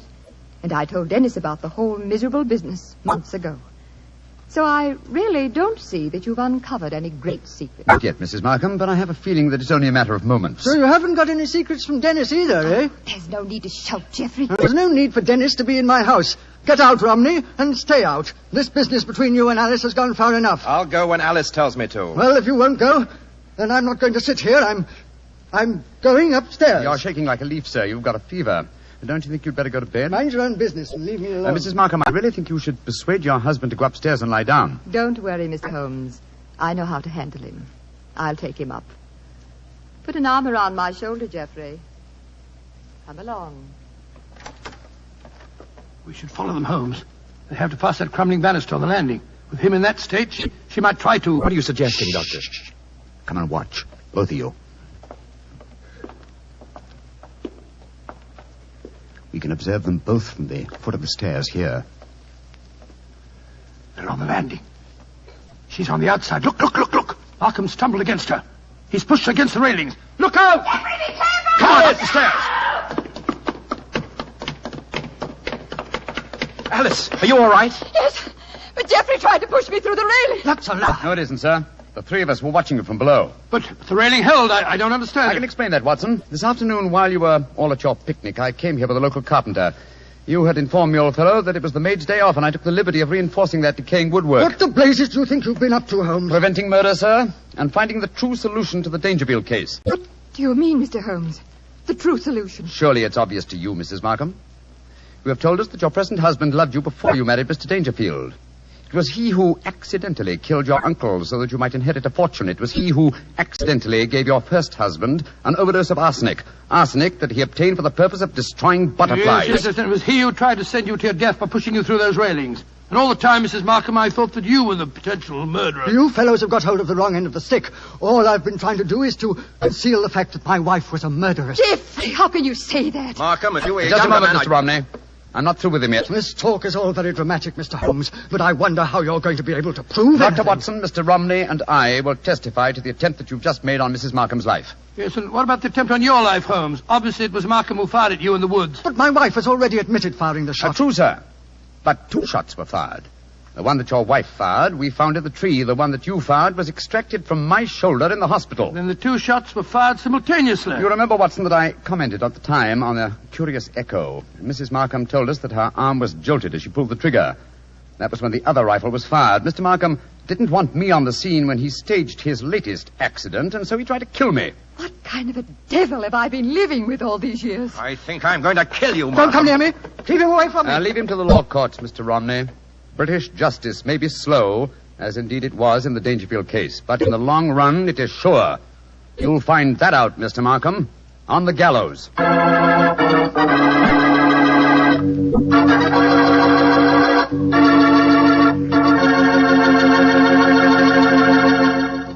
Well, tell me, Doctor, did Mr. Markham finally end on the gallows? Yes, he did.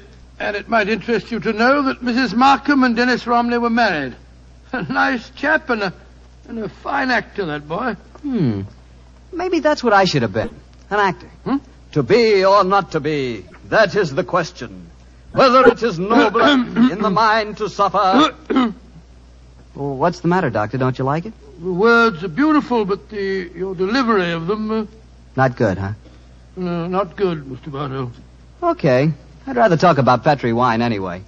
Now, there's something to really talk about. Petri wine. A wine with generations of winemaking behind it. That's a fact, you know. The Petri family started making Petri wine generations ago. Way back in the 1800s. So they've had the time to develop the art of winemaking, and they've been able to hand down that art from father to son, from father to son. Yes, the Petri family really knows how to turn luscious, sun-ripened California grapes into clear, fragrant, delicious wine. And those letters, P-E-T-R-I, on the bottle, are the personal assurance of the Petri family that every drop of Petri wine is good wine. It's got to be. Because don't forget, Petri took time to bring you good wine. Well, Dr. Watson, what new Sherlock Holmes story are you going to tell us next week? Well, I'll never see. Next week, Mr. Bartell, I'm going to tell you an exciting adventure Holmes and I had in North Africa. It begins at the headquarters of the Foreign Legion and ends with a strange death in the Cafe of 1,000 Sighs. I call the story Murder in the Casbah.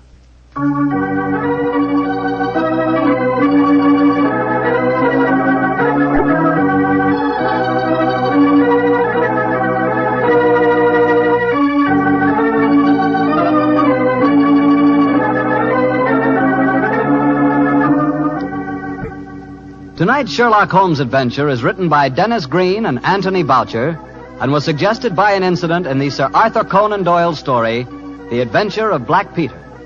Music is by Dean Fosler. Mr. Rathbone appears through the courtesy of Metro-Goldwyn-Mayer and Mr. Bruce through the courtesy of Universal Pictures, where they are now starring in the Sherlock Holmes series.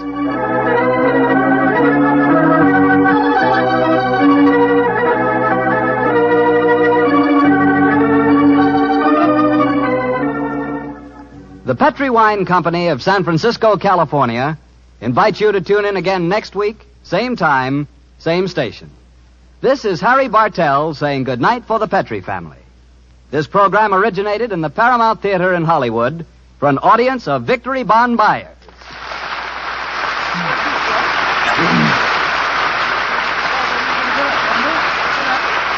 This is the Mutual Broadcasting System.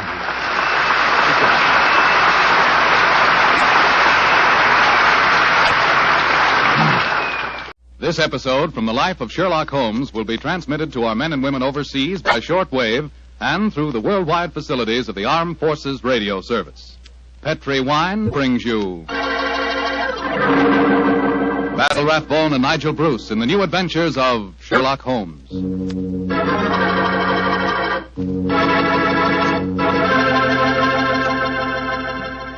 The Petri family, the family that took time to bring you good wine, invite you to listen to Dr. Watson tell us about an exciting adventure he shared with his old friend, that master detective Sherlock Holmes. And so while you're getting comfortable, I'd like to tell you about an old American custom. The custom of serving a glass of sherry wine before dinner. Petri, California sherry. You know, Petri sherry is to a good meal what the overture is to a good musical comedy or an opera.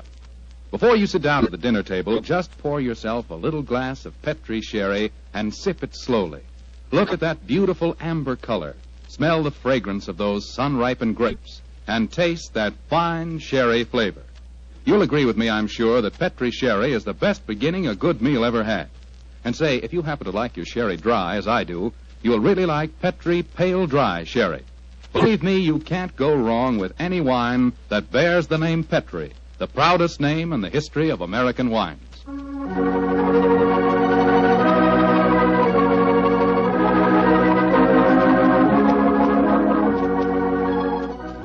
And now let's drop in on the good Dr. Watson, who's waiting for us in his California ranch house. Good evening, Doctor. Good evening, Mr. Foreman. Come in and make yourself at home. Thank you, Doctor.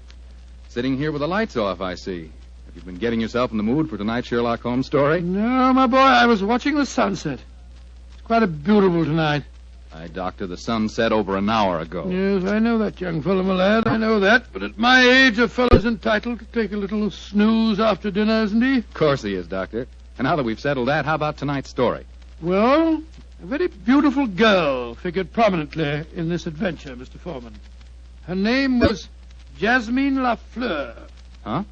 Can you say that again, Doctor, please? I know, my boy, but that was her stage name. When she was a magician's assistant, unfortunately, I never had the opportunity of seeing Jasmine Lafleur in the theater. But I'm told that she was a fascinating figure in tights and spangles. When Holmes and I first met her, however, she was dressed a little more conventionally. And her name was then Diana Vennering. Lady Vennering. Lady Vennering? Say, those tights and spangles really paid off, didn't they? Well, how did you and Sherlock Holmes come to meet up with her, Doctor? In rather spectacular style, Mr. Foreman.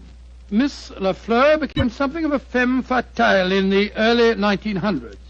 First of all, she married Signor Rossoni, the magician for whom she was working. On the wedding night, he was mysteriously stabbed to death. A few months later, Madame Rossoni, very fetching in her widow's weeds, I'm sure, met Sir Wilfrid Vennering. And, after a whirlwind courtship, she married him. Don't tell me he got murdered, too. He did, Mr. Foreman. Also on the night of the wedding. But this time the police found a suspect.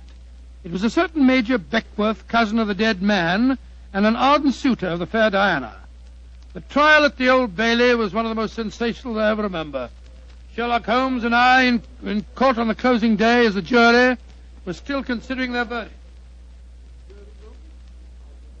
Holmes, the jury's been out over 8 hours. I bet you they can't agree on a verdict and there'll be a new trial. I think not, old chap. Look, here they come now. You know, there's a strong moral probability of guilt, but I'm sure they'll agree that there's insufficient evidence to convict. Oh, perhaps you're right. Just look at Lady Vennering down there ahead of us. What a stunning woman. Yes, and a woman of great poise and courage. Here it comes. Gentlemen of the jury, have you arrived at a verdict? We have, my lord. How say you? Do you find the defendant guilty or not guilty? Not guilty. Exactly. Come on, Watson. Let's get a breath of fresh air. Well, I was wondering perhaps if we shouldn't go over and congratulate Lady Vennering. On what? The fact that our husband's murderer has not been found? Oh, I suppose you're right. You ever read the Book of Tobit, Watson? Tobit? I don't think so. When was it published? Well, a little before our time, old chap. It's an Old Testament story. Whatever made you think of it at this moment? Well, it's so remarkably apposite with the case of Lady Vennering. It deals with a highly peculiar series of murders, 7 of them, if I remember correctly. Who was the murderer? A jealous demon by the name of Asmodeus, who strangled husbands on their wedding nights. Well, judging by the verdict just now, Major Beckworth isn't the Asmodeus, or whatever you call him in this case. Here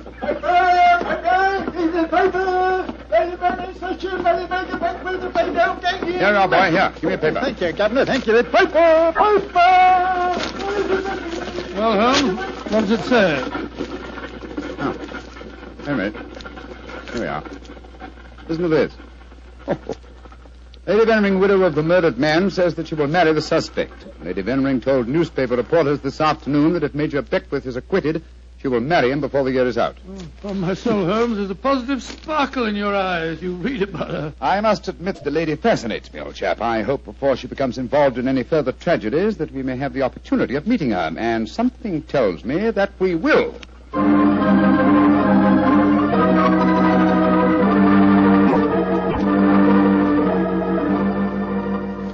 The Sunday papers are certainly having a field day over the Veneering case, Holmes. Did you read them? No, I didn't, Watson. There's a complete life history of Lady Veneering in one of them with photographs. It's rather interesting. Really? What are you doing over there, Holmes? Looking out of the window. Ah, yes. You expecting anybody home? No, come over here, old fellow. Oh, it's a clergyman. Yes, a very agitated one. Look at the way he's pacing up and down. And looking up at our window, too. By Jove. What eyes? Yes, there's a fanatical look about him, which suggests either the martyr at the stake or the inquisitor lighting the faggots. Mrs. Hudson's letting him in now. Well, I'll be interested to know what he's come to us about. I can hear footsteps on the stairs here. I'll go and have a look.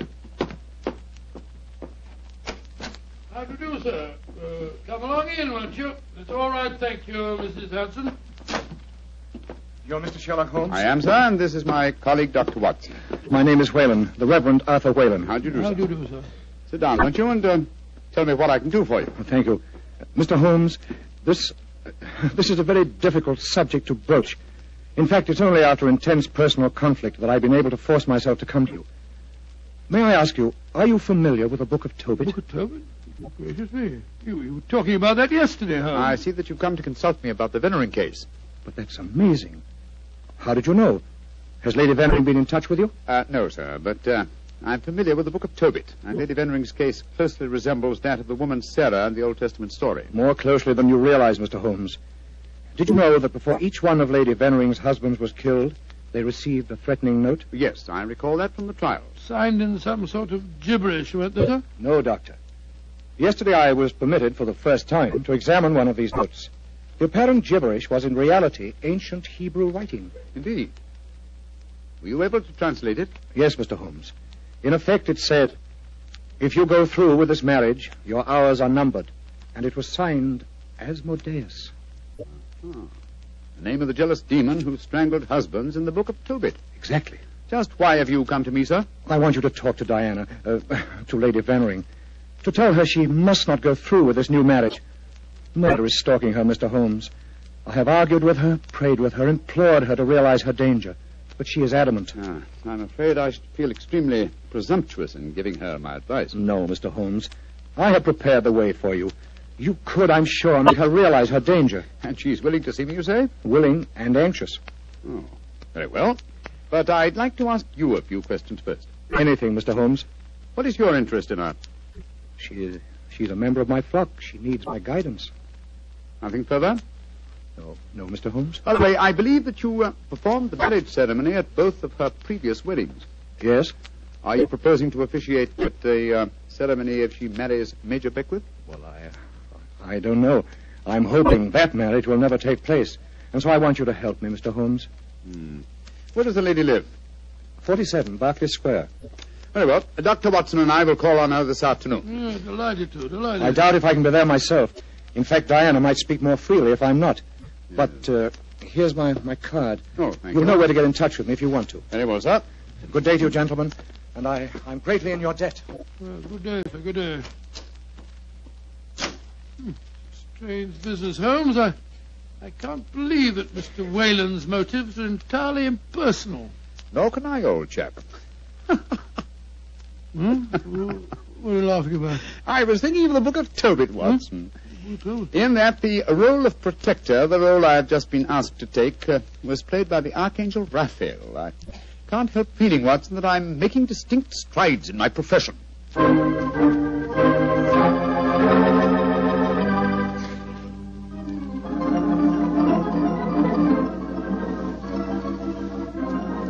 Mr. Sherlock Holmes, I'm so glad to meet you. How do you do, Lady Vennering? May I introduce my old friend, Dr. Watson? How are you, Dr. Watson? I'm awfully glad to meet you, Lady Vennering. Let's sit down, shall we? You're just in time for tea. Thank you. You know why we're here, of course. Naturally. Mr. Whalen came round here as soon as he'd left you. You're to persuade me to look after my mortal affairs, while he takes care of my immortal ones. Isn't that it? Well, that's charmingly put, Lady Vennering. Charming. May I say, Mr. Holmes, that I'm flattered that a man of your eminence should be sufficiently interested to bother about me. You underestimate your own importance, Lady Vennering. Though I may mention that if your problem had been as simple as Mr. Whalen made it out to be, I might have been otherwise engaged. You're being very frank and a little mysterious. Are you suggesting that Mr. Whalen didn't tell you everything? I am. And I hope you will be more candid with me. Sherlock Holmes, I like you. You're most refreshing. Milk and sugar in your tea? Just milk, thank you. Here you are. How about you, Dr. Watson? Oh, just the same way, please. Hey, thank you, my dear. And now, Mr. Holmes, perhaps you'll tell me why you think that you haven't been told everything. Before I answer that, Lady Vennering, I wonder if I might ask you some questions. But of course. Anything. When your first husband, Signor Rossoni, was killed, did the police find any suspects? Yes, one. Ferdinand Gautier, a young man who had been an assistant in our Magician's Act. A stupid, good-looking boy who thought he was in love with me. But of course Inspector Lestrade had to release him. There was no evidence. Inspector Lestrade? Well, you can bet that if he arrested him, the boy was innocent. A warning note was found among your husband's effects, wasn't it? Yes, and it was signed in Hebrew with the name Asmodeus. But perhaps you're not familiar with the Book of Tobit. Oh, yes, I am. I'm familiar with it, Lady Vennering. How did you know then that the Hebrew letters signified that name? Mr. Whalen translated them for me. Oh, I see. And also read me the Book of Tobit. He's always been particularly fond of that book. Perhaps because it illustrates his own ideas on the dangers of marriage. Holmes told us that he hadn't seen one of the warning notes until yesterday. Precisely. Lady Vennering, I read in the papers that you intend to marry Major Beckwith, the man who has just been tried for your late husband's murder. Yes, Mr. Holmes. When are you going to marry him, may I ask? When it pleases me. Doesn't it occur to you that a great deal of comment will be caused? Also that Major Beckwith's life is in obvious danger? Of course it occurs to me, my dear man. But because of two tragic marriages, am I to spend the rest of my life alone? As Mr. Whalen would have me do? I'm young, alive. Peter, what are you doing here? I just arrived back in England today, Diana. What's this I read about you marrying Beckwith? Peter, I have guests. Mr. Sherlock Holmes and Dr. Watson. This is Peter McComas, one of our most promising young painters. Diana, tell me it isn't true. When I left England, you loved me, and I you. I come back, and what do I find? You're planning to marry Beckwith. Well, I won't stand for it. If you think you can throw me over like some silly boy, you're very much mistaken. I can tell things, you know. I can tell lots of things. Get out of here, Peter. Get out. Diana. And don't come back until you've learned manners and discretion. But Diana. Get out.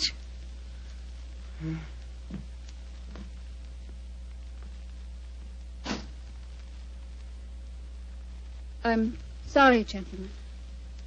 Were there any more questions you wanted to ask me, Mr. Holmes? One, Lady Vennering. Where is your fiancé, Major Beckwith? He's upstairs. I'm letting him stay here until the scandal of the trial has died down. I must see him at once. At once? Why, Holmes? He's in no danger until the marriage takes place? The marriage has taken place, Watson, unless I'm very much mistaken. What makes you think so, Mr. Holmes? You're much too discreet and intelligent, Lady Vennering, to let him stay here in your house unless you were already married. We were married this morning. But we planned to keep the fact a secret for a few months until the scandal had died down. May I talk to him, please? Of course. I'll ring for the butler and ask him to come down. May I ask, madam, who married you? The Reverend Arthur Whalen, of course. Oh, and all the time he talked to us today, he knew perfectly well that this marriage had taken place. He must have just come from it. I don't trust that man, Holmes. Oh, there you are, Hudson. I just rang for you. Will you ask Major Beckwith? Excuse me, milady. I was just on my way to telephone the police. The police? What do you mean? It's Major Beckwith, milady. He's been stabbed to death in his bath. Mr. Beckwith murdered, too. Hodgson, I'll telephone the police. By now, I'm rather well acquainted with Inspector Lestrade. Excuse me, gentlemen. What a dreadful business, Holmes. A third husband murdered on his wedding day. But what a woman, Watson. She's superb, magnificent. What on earth do you mean, Holmes? What courage. What unconquerable spirit in the face of a fresh tragedy.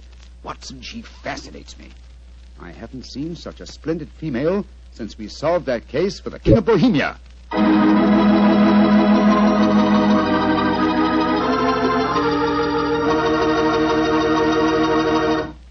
Dr. Watson's story will continue in just a few seconds. Time enough to remind you that the easiest way to make good food taste better is to serve that good food with a swell Petri wine. And there are two Petri wines in particular just made to go with food. Petri California Sauterne, a delicate white wine with a subtle flavor that's perfect with chicken and fish. And Petri California Burgundy, a hearty, rich red wine that's out of this world with any meat or meat dish. So if you want to know just how good a cook you are, serve your good food with Petri wine made to go with it. A Petri Burgundy or a Petri Sauterne. Two swell Petri mealtime wines.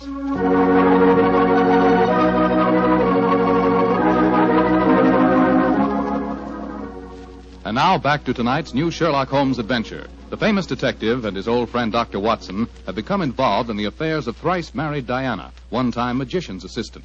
Each of her husbands has been mysteriously murdered on his wedding day, the latest murder occurring on the same day that Sherlock Holmes and Dr. Watson are brought into the case. As we rejoin our story, it's a month later, and for some obscure reason, Sherlock Holmes seems to have lost interest in the case, though not in the beautiful Diana. Mr. Holmes. Yes, Lestrade? It's over a month now since Major Beckwith was murdered, and we haven't found a single clue to work. Do you expect me to supply the deficiencies of Scotland Yard? Well, it's unlike you not to help us, Mr. Holmes. And after all, you and Dr. Watson were in the house when it happened. If you ask me, the murderer's either McComas, that Irish painter, or the clergyman Whalen. What do you think, sir? As far as I'm concerned, the case is closed, Lestrade, and I wish you'd stop bothering me. What do you think I am? Nothing but a detecting machine? Mr. Holmes, whatever's come over you? Holmes, you're not going out again this evening, are you? I'm afraid so, old chap. Well, this will be the fourth night in a row. I was hoping that we might have a nice, quiet evening in front of the fire. Oh, I'm sorry, Watson, but I promised to take Diana to the horse show at Olympia. I should be home by midnight.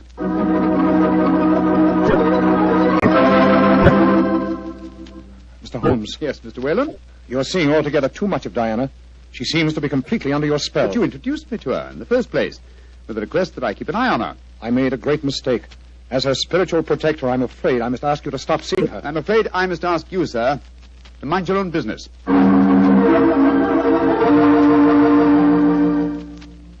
I say, Holmes, have you seen in the paper that violinist, Izawi, is playing at the Albert Hall tonight? No, I haven't looked at the paper today. Oh, I thought perhaps that we might go along and see I'm him afraid together. I can't, old chap. No, I'm taking Diana to the French Maid at Dahlia's Theatre. I hear it's a charming musical comedy.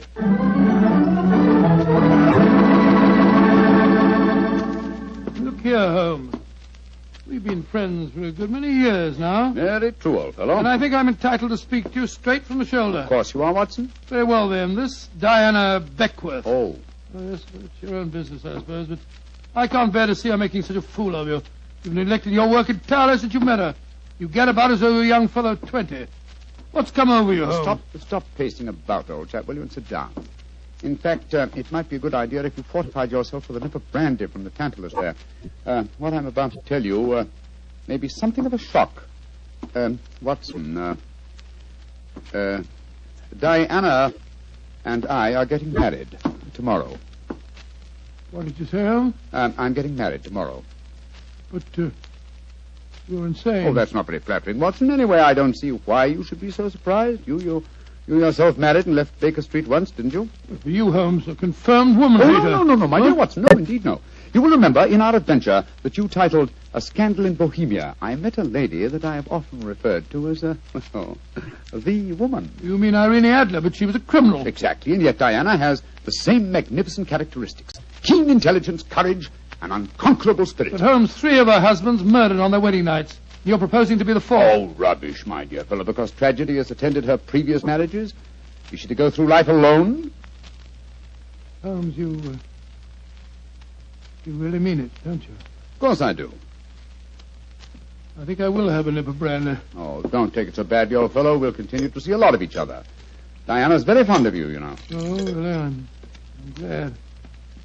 Who's going to perform the ceremony?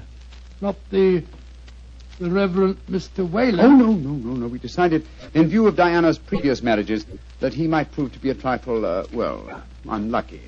A clergyman named Vernet will officiate. Whalen, of course, insists on being present just the same. What time is the wedding tomorrow? 2 o'clock, old fellow. Oh, I should have mentioned this before. I hope your cutaway coat and top hat are in a good state of preservation. You'll be a pretty prominent figure at the ceremony, you know. You mean that... Well, I mean that if Sherlock Holmes gets married, who else could be his best man but his old friend, Dr. Watson? It's elementary, my dear fellow, elementary.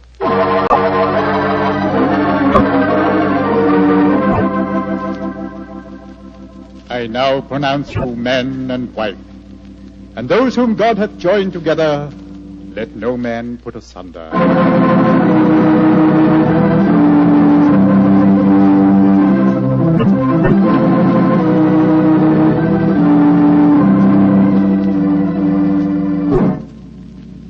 Diana, I'm going to claim the privilege of the best man and give you a kiss. Of course you shall, Doctor. Joe, Holmes, you're a devilish lucky fellow. Of course I am, old chap. Sherlock, I'm going upstairs to change my dress now. Very well, Diana. I'll be up shortly. I'll see you later, Dr. Watson. Very well, Mrs. Holmes. Holmes, I never thought I'd live to say that. Watson, old fellow, I'm worried. Worried today? Oh, my dear fellow, what's the matter? Well, just before the ceremony, I received one of those warning notes signed by Asmodeus. Oh, you better be careful, Holmes. I think I'll slip out and have a pipe or two on the matter. Yes. Look after my guests for me, will you? And keep your eyes open. And your ears. Yes, I will indeed. There you are, Mr. Whalen. Would you care for a glass of champagne or punch or something or other? Thank you, no, Doctor. I'm in no mood for celebration. I'm certain that Diana has made a shocking mistake. Well, really, sir, I don't think... I only came here in a last-minute attempt to dissuade her. Now that I've failed, I shall leave. Good day, sir. Bless your soul. Dr. Watson? Oh, hello, McComas. Where's Mr. Holmes? We'll be back in a few minutes. Would you care for a glass of champagne, sir? Well, thank you. I should like to drink a toast to the pair. I've been in love with Diana for years, you know, but she wouldn't marry me, and well, I suppose I might as well make the best of it. I must say your friend Sherlock Holmes seems like a splendid fellow. He is indeed, McComas. In fact, I may say... Watson. Excuse me, sir. All right, Holmes, I'm coming. Up here. What on earth's the matter, Holmes? Follow me, lock the door behind you. Allow me to introduce you to the demon Asmodeus, Watson. Unfortunately, at the moment, she's in a faint. Good Lord. It's Diana. Exactly. Always an impetuous woman, she made the mistake of trying to stab me with that knife. So I bent over to strap up a suitcase. She didn't allow for the wall mirror in which I was watching her. You mean you suspected her all along? Of course I did, old fellow. The problem was to find the proof. I first suspected her when I knew that she had been a magician's assistant. The key to the profession of magic is misdirection, and these murders have been a perfect example of misdirection of motive. How do you mean, Holmes? Well, by creating Asmodeus, thanks to the well-meaning stories of the Reverend Mr. Whalen, from whose theological libraries she must have copied the Hebrew signature, she focused the murders on jealousy, concealing the fact that the one person with a perfect motive was herself, the widow who was to inherit. Oh, why hasn't she been caught before? Because she was clever, devilishly clever. She left no clues except an indirect one that I had once spotted, that the likeliest person to be able to approach a bridegroom unsuspected and stab him is his bride.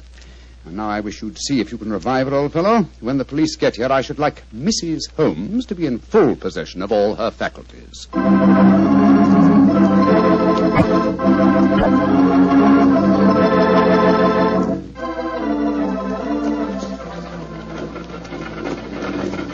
Well, Holmes, I must say I never expected to be driving back with you to Baker Street on your wedding day. I can't tell you how happy I feel. Dear old Watson, you really thought that I deserted you, didn't you? Well, naturally, I wish you'd told me the truth. Well, I couldn't tell anyone, not even you. If the faintest shadow of suspicion had entered her mind, I'd never have caught her. Well, it seems to me you paid a pretty high price, Holmes. You told me you made a will in her favor. Supposing something happens to you before her trial, she'd get the money, you know. Oh, the will? Oh, no, that was worthless. I told Diana that it was a holographic will and perfectly valid. Well, what on earth is a holographic will? A will drawn up in one's own handwriting on a piece of perfectly plain paper. Such a document is quite legal, but I drew mine up on a paper with a letterhead. That made it invalid. Oh, I see, but the fact remains that you are married, Holmes. I really fooled you completely, didn't I, Watson? Didn't the name of the clergyman who married us suggest anything to you? The Reverend Vernet? No, and why not should it? Well, Vernet was a French painter of some note. He also happens to have been a great uncle of mine and Mycroft's. You mean that your brother Mycroft was a clergyman? I mean that Mycroft was disguised as a clergyman. And a very convincing job he did, too. A more satisfactory clergyman than the Reverend Mr. Whalen, no doubt, whose possible complicity may compel him to answer some very awkward questions. Then you're not married. Well, upon my soul, Holmes, I don't know what to say. Then I suggest that you say nothing, my dear chap. Let's just sit back quietly, as two good friends can, and brood about the mutability of human affairs.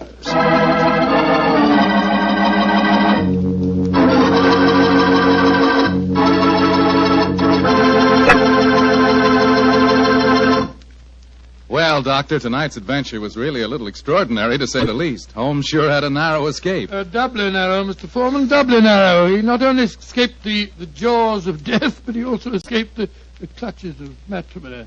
Actually, the story had a happy ending for everybody but Lady Vennering. Jasmine Lafleur. What about that artist fellow, McComas? How did he take it? Oh, very well indeed. In fact, in gratitude, he even painted Holmes's portrait. Not exactly a good likeness, though. One of those modern artists who paints as impressions of a person rather than a portrait. What do you mean? Well, now, let me see. If he were to paint his impression of you, you'd probably end up by looking like a bottle of Petri wine in a sports jacket. Go ahead, Doctor. You can tease me all you want to, but I'll still rave about Petri wine. And why not? The facts bear me out that Petri wine most certainly is good wine. After all, the Petri family knows all there is to know about the art of turning plump, sun-ripened grapes into fragrant, delicious wine. That's because they've been making wine for generations, ever since they started the Petri business way back in the 1800s. And because the making of Petri wine is a family affair, the family has been able to hand down from father to son, all their skill and knowledge and experience. And believe me, that adds up to plenty. So no matter what type of wine you prefer, one to serve with meals or a wine for any special occasion, choose one of the fine Petri wines. You can't miss, because Petri took time to bring you good wine. And now, Dr. Watson, what story do you have lined up for us next week? Well, now, let me see, Mr. Foreman. I'm going to tell you about a strange adventure that began by my taking a wild cab ride through the moonlit streets of London, and ended with Holmes and me being trapped in a luxuriously furnished cellar below a furniture warehouse down by the waterfront.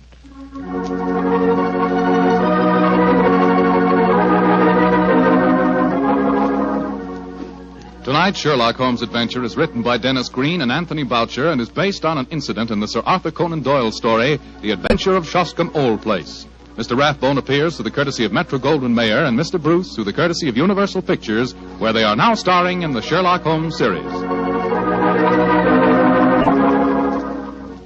The Petri Wine Company of San Francisco, California, invites you to tune in again next week, same time, same station. Oh, the Petri family took the time to bring you such good wine. So when you eat and when you cook, remember Petri wine. To make good food taste better, remember... Petri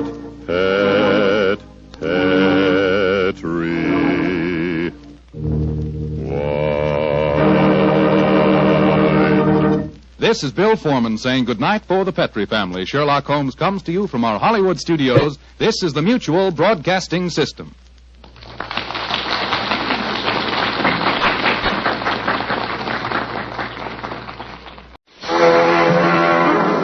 Basil Rathbone and Nigel Bruce in the new adventures of Sherlock Holmes.